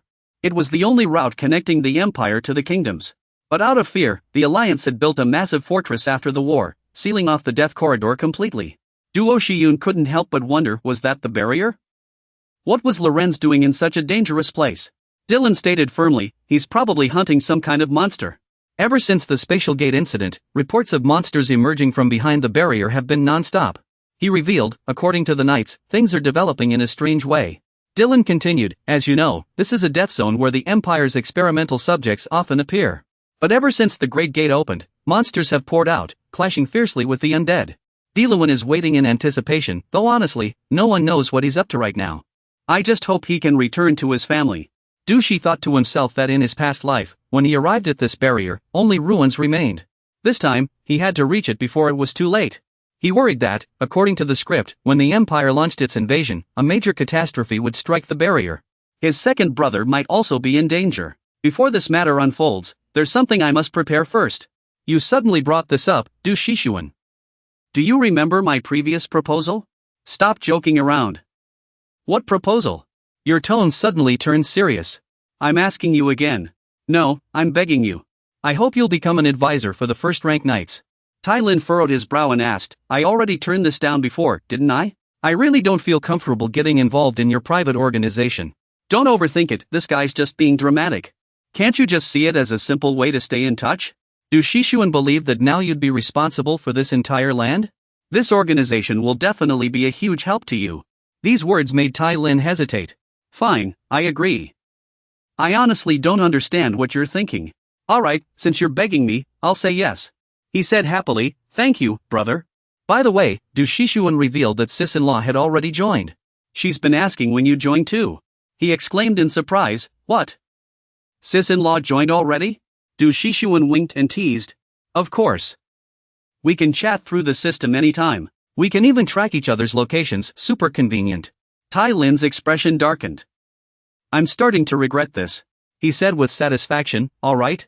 Either way, I feel a little more at ease now. Now that those guys are showing their true colors, joining the guild is necessary to keep everyone safe. If I can obtain a dueling skill suited to your constitution, brother, then a new monster will be born on this land. The real game is only just beginning. At the semifinals held in the arena, Jingwan introduced, hello, everyone. I'm your host, Park Jingwan. I'll be providing commentary for today's event. She announced, the long-awaited semifinals have finally begun on the 8th day of the Battle Academy selection tournament. First, Jingwan hyped up the crowd by revealing the lineup for the first match. It's sure to shock everyone here. She emphasized, winning this match means advancing to the finals. Let's witness the peak showdown as Korea's pride, Pei Daoxian, takes the stage. Come on, Pei Daoxian. You have to win. Pei Daoxian is the best, go for it. Jingwan declared, today's match has begun. The competitors are entering the arena. She introduced, our star competitor today, Pei Daoxian from Korea. And his opponent, the dazzling American fighter, Black. The atmosphere in the arena was tense. What kind of battle will these two deliver? As the bell rang, Jingwan announced, and just like that, the match has begun. He once described that battle. Contestant Black charged fiercely at Pei Daoxian. Black started with a powerful punch right off the bat. Jingwan excitedly shouted, no wonder he's a martial arts master. He was launching a relentless flurry of precise strikes. Daoxian dodged each blow with agile sidesteps and bends. Black hadn't expected him to be so nimble. He had to switch tactics, leaping above Daoxian's head. The moment Black landed, a surge of energy erupted where he stood. His 5 heavy punches cut through the air, trailing thick smoke. The punch grazed his cheek. Black was stunned. This was no illusion. He could have dodged, but something felt off. Pei Daoxian was nothing like his usual self today, even though he could have ended the fight in one move. Yet he took every one of his attacks. Du Xian smiled and praised him, not bad at all. He declared, now it's my turn to have some fun. Du Xian threw an uppercut, and Black struggled to block it. His hand throbbed again, his fist glowed with a cold, icy light. The punch was lightning fast, grazing Black's cheek and leaving a mark. He staggered back, confused. This wasn't his imagination. Du Xian was completely different today. Black's opinion of him began to change. This was Pei Du Xian. I thought he was just a ruthless fighter, mercilessly overpowering his opponents. But for some reason, he was holding back against me. He clenched his fists. At his current level, he should have been able to show all his skills by now. Then he accelerated toward Du Xian, his eyes glowing golden. Du Xian frowned, observing his opponent's transformation. Yet Du Xian only needed a slight sidestep to evade the attack. He swiftly moved behind his opponent. Du Xian praised, that was a good move, Black. You saved someone. As he turned, Du Xian's two heavy punches came straight at him. Next time, watch your head. The punch struck Black's face with earth-shattering force. Jin Huan cheered, a perfect direct hit. Contestant Black is down. He announced, contestant Pei Du Xian is the winner. Jin Huan repeated, defeating the American contestant Black. Pei Du Xian has emerged as the ultimate victor. Black stood up with a smile. Thanks for going easy on me today. Excited, he asked, if it's not too much to ask, could we have a rematch? Du Xian agreed readily. Of course. I'm always happy to spar with someone skilled. Black took the initiative. You flatter me. Could I have your phone number? Du Xian recited, sure, my number is. The two waved goodbye. Take care on your way. Until we meet again. Du Xian's kindness toward him had a reason. I had my motives for treating him so well. Once we're closer, I'll persuade him to join the First Society. A new notification appeared on the screen. Contestant Wang Tianming has advanced to the finals. Du Xian smiled faintly, thinking, it's been a while. Wang Tianming was one of the most memorable figures in his memory. He was one of China's top competitors, always fighting alone until the very end. From the early stages of the game, he had always ranked in the top 100. Even after Du Xian's departure, he remained one of the highest-ranked players. His inner sword chi technique was one of the strongest skills around. He certainly had what it took to reach the finals. Du Xian sighed, but that guy was too unpredictable, no one knew what he'd do next. Du Xian had some understanding of his opponent. Wang Tianming was a martial arts fanatic, a total oddball. Always rambling on about the chivalry and romance of the martial world when he got excited. Eventually, he fully immersed himself in the role, becoming a true hero. Of course, this had also led to a few clashes between him and Du Xian. No matter what, Du Xian couldn't stand that idealistic way of life. Du Xian decided not to waste his energy. After all, they were strangers now. Why bother? Tianming reached out first. Brother Du Xian, I really enjoyed your preliminaries. Your skills are amazing. Du Xian shook his hand warmly. I enjoyed your matches too. Your swordplay is incredible. Their hands gripped tightly, each silently gauging the other's attitude. You taught me a lesson, but I don't approve of your technique. I don't sense the spirit that should match it. A truly strong person shouldn't flaunt their power, but show inner resolve and respect for the weak. Du Xian wasn't surprised. Same old story, the self-proclaimed guardian of justice was back. Du Xian squeezed harder, making Tianming's arm tremble from the pain. I never thought of myself as strong. I just give it my all in every fight. He abruptly pulled his hand away. Your approach is wrong. I'll prove it in this match. Du Xian just smiled calmly. Sounds good. I look forward to seeing you prove it with skill, not words. Unable to get a rise out of Du Xian, Tianming turned and left. He muttered that Du Xian wasn't a bad person, just narrow-minded. This time, I'll make him drop that stubborn mindset early. Du Xian felt a spark of excitement. With that attitude, he might as well loosen up and give him a lesson first. The match notification displayed, First Academy's Ultimate Showdown, the finals. Jinwan exclaimed excitedly, thank you all for waiting, viewers. This long-awaited final is about to begin. The crowd buzzed with discussion. Bei Du Xian will definitely win. Wang Tianming, we're rooting for you. Show the world China's strength. Crush him, Wang Tianming. Bei Du Xian just got lucky with an easy bracket. Unbelievable, those Chinese players actually took it seriously. This post has been reported and can no longer be displayed.